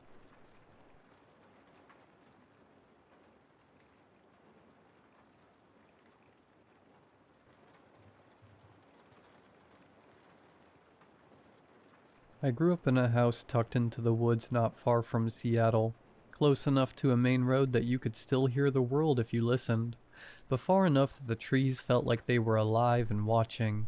It was quiet in a way that didn't feel empty, just watchful. Our house sat there with the forest pressing in around it, like it had been placed in the middle of something older. I lived there with my dad, my mom, and my older brother. We had 3 dogs, Blue, Daisy, and Pete, so the house was never really still. There was always movement, always noise, something grounding you in the fact that you weren't alone. At least, that is how it was at first. I was young, around 5 when everything started. At that age, I didn't know anything about ghosts or the paranormal or anything like that. There wasn't some idea planted in my head that made me expect things to happen. Whatever I experienced it without context, just as something real. And for a while, it was small things. Little moments that didn't make sense but were easy to brush off. A quick tug at the back of my shirt when no one was there. Movement in the corner of my eye that disappeared the second I tried to focus on it. The kind of things you notice for a second, then forget, until they start happening again and again. At the time, none of it had a name. It was just something. Then my mom passed away. After that, the house didn't feel the same. Not in a way I could explain back then, but something shifted. The quiet felt heavier, the nights felt longer, and the small things stopped being small. It seemed worse at night. Everything didn't all at once, not in some dramatic way, but enough that I began to notice a pattern. The house would settle into silence, the kind that fills your ears when everything else is gone. My room was always the center of it. That was where it felt the strongest. One night, I woke up to the sound of footsteps. They were slow, deliberate, coming from the left side of my bed. Not in the hallway, not somewhere distant, but inside the room with me. I didn't move. I didn't even breathe right. I just pulled the blanket over my head and stayed there, trying to disappear under it, using it as a false sense of protection. Then it happened. A roar, loud and sudden, right in my ear. Close enough that it felt like whatever made it was right next to my face. I didn't think. I just ran. I bolted out of my room, down the hallway and straight into my brother's room. I didn't even knock, just burst in and climbed into his bed. I remember being terrified of looking back into the hallway, especially at his open doorway when the lights were off. It always felt like something could be standing there if I looked too long. After that, it didn't stop. Some nights when I was under the covers, I would feel the end of my bed move. Not slightly, not like something settling, but like weight pressing down, then lifting, like something was sitting there or bouncing lightly. I never checked, I never looked. I stayed still and waited for it to stop. During the day, things were quieter, but not gone. I would hear voices sometimes, coming from behind closed doors when no one else was home. Not loud, not clear enough to understand, but enough to know they were there. Other times I would catch movement where there wouldn't be any. Something shifting just out of sight. And then there were the dreams. They didn't feel like normal dreams. They felt close, like they were happening just on the other side of being awake. Sometimes I would see glowing red eyes at the end of the hallway, staring back at me before I woke up. Other times, things would look normal at first and then something would be wrong. One time I woke up and walked into the living room. From there I could see straight into the kitchen. My mom was there standing at the stove, cooking like nothing had ever happened. I remember walking closer, not questioning it, just accepting it. Then I looked outside. Pete was in the yard, but he wasn't right. His body looked wrong, stretched and uneven, like something had tried to shape him and didn't get it quite right. He turned and looked at me. That's when I woke up. Even outside, it didn't fully go away. There were times I would look out toward the edge of the forest and see figures standing there, just far enough that I couldn't make out details. Sometimes they looked like people, sometimes they would wave. I never waved back. And then there was the one time that almost went further. There were people over that day, my brother's friends. Everyone was outside, talking, messing around, not really paying attention. I wandered off without anyone noticing, moving toward the tree line like I had done before. That's when I heard it, a voice calling my name. It sounded exactly like my dad's girlfriend, familiar, clear, and close enough that I didn't question it. It came from the woods just beyond where the trees started, calling again and again, steady, patient. I started walking toward it, closer to the trees, closer to the voice, and I probably would have kept going if something hadn't interrupted it.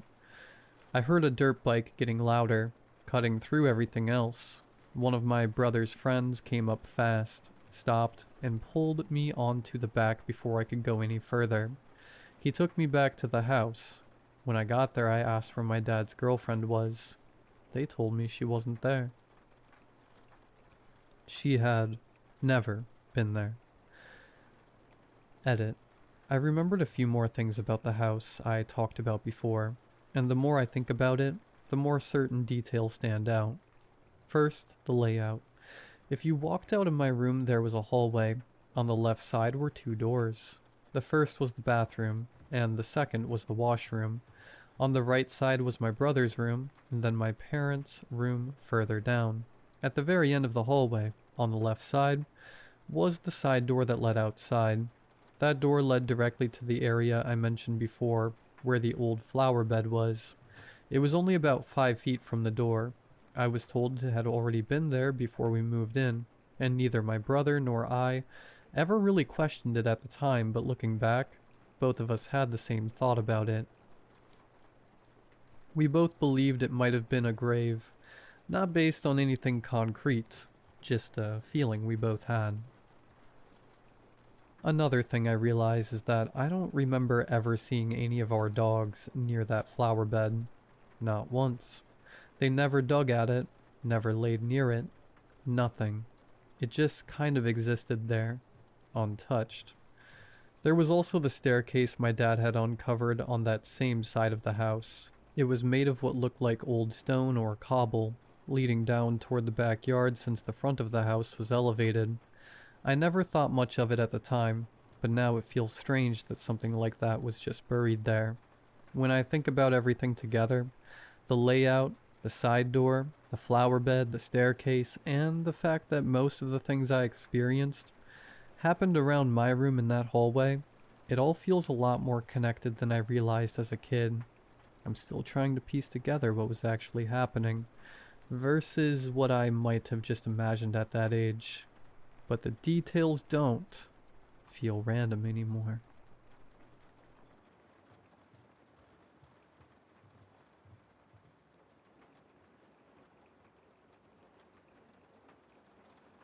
During my youth, I lived in a small town in Oklahoma named Panama.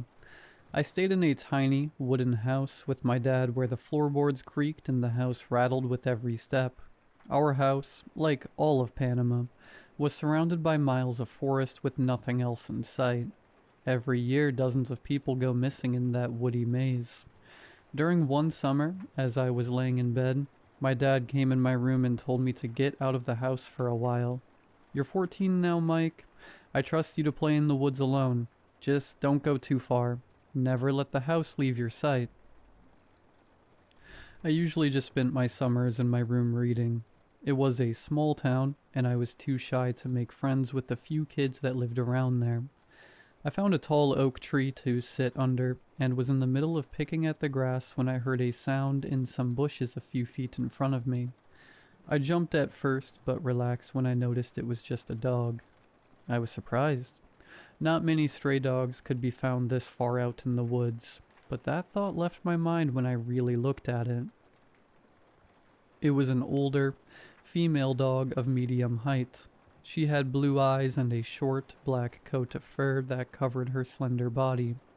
However, she had small, gray lumps on her skin that looked fleshy and pale. I assumed it was some kind of tumor, but she seemed to be in fine health. In fact, her eyes had some sort of intelligence about them that I'd never seen in a dog. She walked slowly towards me and wagged her tail, and I smiled knowing I had found a friend for the summer. We spent the next month chasing each other through the woods and swimming in the small pond behind my house. I knew my dad would never let me keep a dog, but she seemed fine out there. She never ate the food I snuck her, or drank the water from the pond, but she remained perfectly healthy. I named her Luna, and she became my best friend. One night, I woke up to howling in the woods. It sounded like Luna, but she never cried like this. The only noise she made was quiet, gentle barks. I slipped on my shoes and started sneaking out of the house. I knew the right floorboards to step on and left my house without making a sound. I hesitated before entering the woods. I'd never been out here alone in the dark. The trees that I knew so well towered over me like dark giants, glaring down from above. Nervously, I entered the woods and began walking towards the sound. As the cries grew louder, I began to run. I ran until I could no longer see the house, and I was surrounded by nothing but darkness and those cries that were now so loud that I wondered how a dog could ever sound like that. Eventually, after running for at least a mile, I found where Luna had gone. There was a wide hole beneath a tree that went down in a slant like the side of a triangle.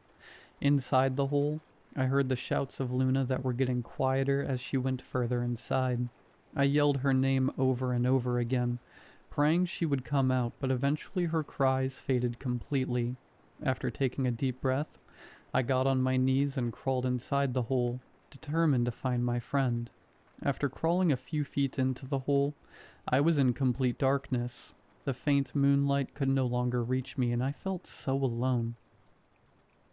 However, I kept crawling on. What felt like hours passed, and the once spacious hole began to narrow. I had to duck my head down and then press my limbs tight against each other before finally resorting to laying like a worm and inching down that hole. Fear started to creep up on me. How would I turn around and get out? And how did this hole in the woods go down so deep? But I simply kept going. I felt a sharp pain in my scalp as my head dug into the sharp rocks above. My elbows were rubbed raw by the tunnel walls that somehow kept getting narrower. I cried out in pain and tried to press against the walls with all my strength, but I couldn't move them an inch. I have no idea how far down I crawled, but it felt as if I was trapped in a coffin 1,000 feet below the earth. Yet, despite this, there was enough room for me to continue inching forward. It was strange. I felt like this tunnel was almost made for me. I thought about trying to turn back multiple times, but every time I tried, I could hear the faint sound of Luna's cry, and I would continue my crawl down the tunnel. All of a sudden, the tunnel widened by a few feet, and I almost shouted in happiness. It widened and widened until I could stand up. I began walking forward until my head smacked into the wall. I expected the blow to hurt and to deepen the cut on my head that was already feeling warm with blood, but instead it felt soft. The wall was muddy and felt cool against my skin. Worried about Luna being trapped in a muddy prison, I pressed myself inside and walked forward, one step at a time. It felt like I was traveling through icy cold jello. However, movement was getting easier, and the mud started to feel good. It grew warmer until it felt like I was taking a nice bath. Eventually, the mud gave way to what felt like water, allowing me to swim through it. I dived down into the dark abyss, my lungs never crying for air despite the fact that I should have long since drowned by now. An overwhelming peace filled my mind. I no longer thought about leaving or finding Luna, just about going deeper into the earth. I never opened my eyes. A voice in my head that didn't seem like my own told me that would ruin the profound peace that I felt now. I never wanted to leave. This was heaven for me. That wasn't until a small drop of blood from the cut on my scalp dripped into my eye, and I woke up from the trance. Immediately a smell of rot entered my nose. It wasn't like the rot I had smelt from dead animals or bad meat, but something infinitely worse. It's really hard to explain. The smell felt impossible. It was like something had been rotting for generations without ever fully decaying. I instinctively started gagging, but stopped when the water that now felt harsh and cold entered my mouth. The taste was infinitely worse than the smell, and I began to cry as I choked down that rotten liquid. Despite the taste, it looked perfectly clear, yet I could tell there was something unnatural about it. I could breathe it like air, and it filled me with strength. Something in my mind still screamed out, telling me not to open my eyes. It was like an interloper had hacked into my brain, but despite the protest, I looked up and opened them. The first thing I noticed was the eyes. Thousands of eyeballs stared at me. Some of the eyes had a faint glimmer of humanity, while others looked like those of wild beasts. Gray, fleshy limbs spread across the walls like the roots of an ancient tree, branching outward in thin, twisted lines. Bodies had been stretched so tightly into the stone that their arms, legs, and torsos split away from one another. Where one body ended, another began. Their limbs molded together like they were made of clay. The thin bodies bent in every direction like creatures with no spine. But I knew that wasn't true because I could see bones protruding through the gray, tortured flesh. The limbs thrashed against each other, rotten teeth and unkempt nails attacking anything in sight, but nothing died. No matter how much they suffered, life never escaped those eyes. I felt a primal fear that I had never experienced before that moment. There are stories from mythology of impossible, terrifying creatures that could drive men to insanity just by looking at them. Now, in this moment, I understood how those imaginary people must have felt. There are some things that the mind simply can't comprehend. The voice in my head was screaming now, telling me to close my eyes and keep swimming down. As the tunnel went deeper into the earth, it had slowly narrowed without me noticing.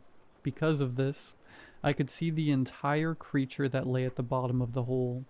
It was a massive clump of gray, pale flesh that pushed tight against the walls.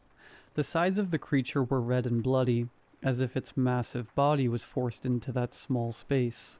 A sea of limbs covered the monster, and I saw a fleshy tentacle molding them into shapes before adding them to the wall. Sometimes it took a body down to rearrange it before putting it back, like a child playing with Play-Doh. However, its movement was confined to the edge of the wall, almost like it was part of the earth. I never took a clear look at the center of the monster, but from the corner of my eye, I could see what looked like the start of a wrinkly smile, like the mouth of a newborn baby. All of this took place in the span of a few seconds, and suddenly my fear caught up to me. Despite the fact that my limbs were tired and sore, the sight of that thing gave me newfound strength. I swam up hard, going as fast as my small body could take me. Instantly, the thousands of mouths along the wall rang out in a cry. It was loud and almost unbearable. I could tell the creature was trying to sound desperate, to make me feel pity, but it couldn't hide the malice in its voice. As I swam, I heard thousands of different cries, but one stuck out in my mind. It was the bark of a dog. I looked around and noticed the figure of Luna, now taking her place against the wall. The gray spot that I thought was a tumor had overtaken her body, until I could barely see her jet-black coat. I held in my tears and swam upwards. However, I didn't pay attention to how close I was getting to one of the tunnel walls. A gray hand grabbed onto my knee, and I barely fought it off before I continued swimming. Eventually, I found a tunnel that was different from mine. It was much bigger, and after some hours, I managed to climb back to the surface. Upon exiting the hole, I noticed the orange glow of the sunrise illuminating the woods. I collapsed on the ground and passed out for what had to be hours. When I woke up, I wandered the forest in an attempt to find my house. My clothes were soaked with mud and the weird water that filled the tunnel. I smelled like death, but I knew that even if I took off my clothes, the rotten liquid would still remain on my skin. Eventually, I recognized the road and walked for 3 miles back to town. A police car noticed me and picked me up as my dad had already reported me missing that morning. I never told them what happened. I just couldn't. I said I woke up in the middle of the woods and that I had no idea where the mud and smell came from. Years went by and that experience never faded from my mind. I left that town as soon as I could and moved out to California, where I lived alone in a crappy apartment. I was content with that life until one morning when I saw a small gray lump on my knee. I cut it off, but it kept coming back. More appeared and they eventually started covering the entirety of my legs and back, no matter how many times I cut them off. That same voice entered my mind from before. At first it was only a whisper at the edge of my thoughts. Then it began speaking over them, drowning out every attempt at reason. Now when I try to think, all I hear is that voice, and mine feels like just a distant echo fading deeper into nothingness. I'm writing this from a motel in Panama on my laptop. I can't fight it anymore. The only thing I want is to go back and feel the warm embrace of that liquid within the tunnel. I'm ready to play with Luna again. It's been years, but I know she'll still be there. I still remember the route to my house, and I'm not waiting another second. I'm going now. I'll join the symphony of gray flesh as the newest root, and I hope Luna will be next to me. I'm going to post this online before I leave. Maybe someone will see it. Here's a final message to my readers.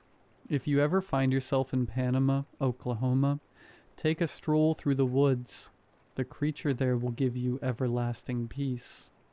Come see me and Luna. We'll be waiting.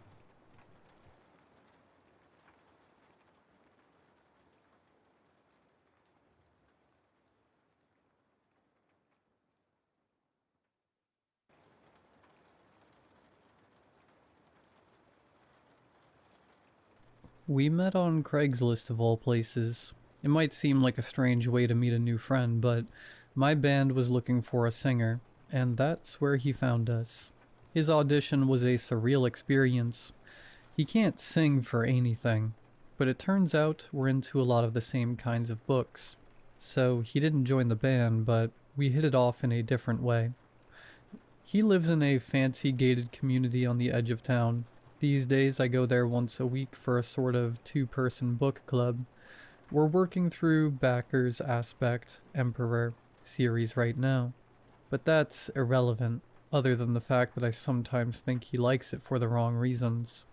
And maybe that was an early warning. We almost never discuss our day jobs, or night job, in my case. I'm a guard, but he's a dentist, and he loves it. It's not that weird to love your job, right? I'm sure lots of dentists love their jobs. But the other week I got to his house, and he opened the door all smiling and said, "Got to pull some teeth today. A college girl needed 4 teeth pulled." "Okay," I said. She hated it. Even with all the laughing gas, she was squirming as all those teeth came out, and she said she was going to have nightmares. What? Never mind. How was your week? The rest of that meetup went as usual. No more talk of pulling teeth, no more talk of that poor girl. After we discussed that week's chapters, we played pool. He has a pool table in his basement, and he's almost unbelievably good at it. A week ago I showed up for another regular hangout. My friend opened his massive front door like normal, and greeted me like normal. "What's up? Anything interesting this week?" etc. I told him about a weird gig the band had. He's never had a problem with me talking about the band, even though he didn't make the cut. As he puts it, auditioning was just some strange whim. My real passion is dentistry. And that day, oh God, did he talk about dentistry. I had asked him in return, "Anything interesting in your week?" To which he laughed. An old wrinkly grandpa needed 6 teeth pulled, and he was not happy about it. Huh? My friend laughed harder, but I was. You have to understand. In every way other than this weird teeth business, he is a good friend. Someone important to me died recently, and to be honest, I don't know if I'd still be here if it weren't for his friendship. So he tried to keep going about this old grandpa whose teeth he pulled, apparently with no laughing gas or nothing, and I just did my best to steer him toward the books. The last he said on the old grandpa was, I think he went to hell and back. He was talking about demons and stuff, man. Demons and stuff. Right. Speaking of going to hell and back, it was finally warm enough to swim in his pool that day. He has a damn water slide. Imagine. I'll get to the point. At first it seemed like any other day. He seemed, at first, uninterested in monologuing about teeth. I told him about a date I went on. He acted genuinely interested, and gave me some legitimate good advice.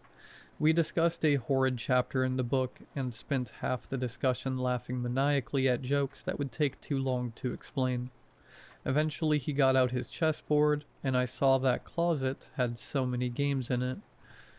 We got through 5 tense games of chess with no issue, but halfway through the 6th game, he interrupted something I was saying to say, a middle-aged fat guy needed all his teeth pulled. Excuse me? All of them. I took out all of his teeth. I tried to let that slide. The 6th chess game kept going, almost like nothing happened. My friend muttered something about a fairy and the devil, and it was frustrating how easily he beat me. He threw me off balance with all that teeth business, but he didn't gloat. He is never a sore winner. He simply said, I'll be back, which is what he always says when the bathroom's about to smell, and I'll have to wait a bit. However, while I waited, I couldn't sit still. When he had opened his board game closet to get the chessboard, I saw he had a lot of different games. I was curious, is all. I opened the same closet. I thought it was the same one. You know those butterfly things that some people have on their walls? The hanging frames with all the dead butterflies inside them? This closet had dozens of the things, and each contained, instead of butterflies, dozens of human teeth. Was this where he keeps them? It was hundreds of teeth in total. I vomited in my mouth. Then I heard the toilet flush, so I closed that horrible closet, everything as I left it, and went back to sit at the chessboard. My friend came back into the room and said, Oh, I forgot to mention, a date's coming to pick me up tonight, so I'll need you to leave a little early. Oh, really? Nice, alright. When? I was having trouble acting normal. He frowned. You know what? Now. Now is good. He walked me out. Bye, I said. See you next week. How many chapters? Yeah, bye. He said, almost uninterested. The door closed and I was outside in the dark, alone. Does he know I saw it? What did I see? Who is he? God, I can't sleep.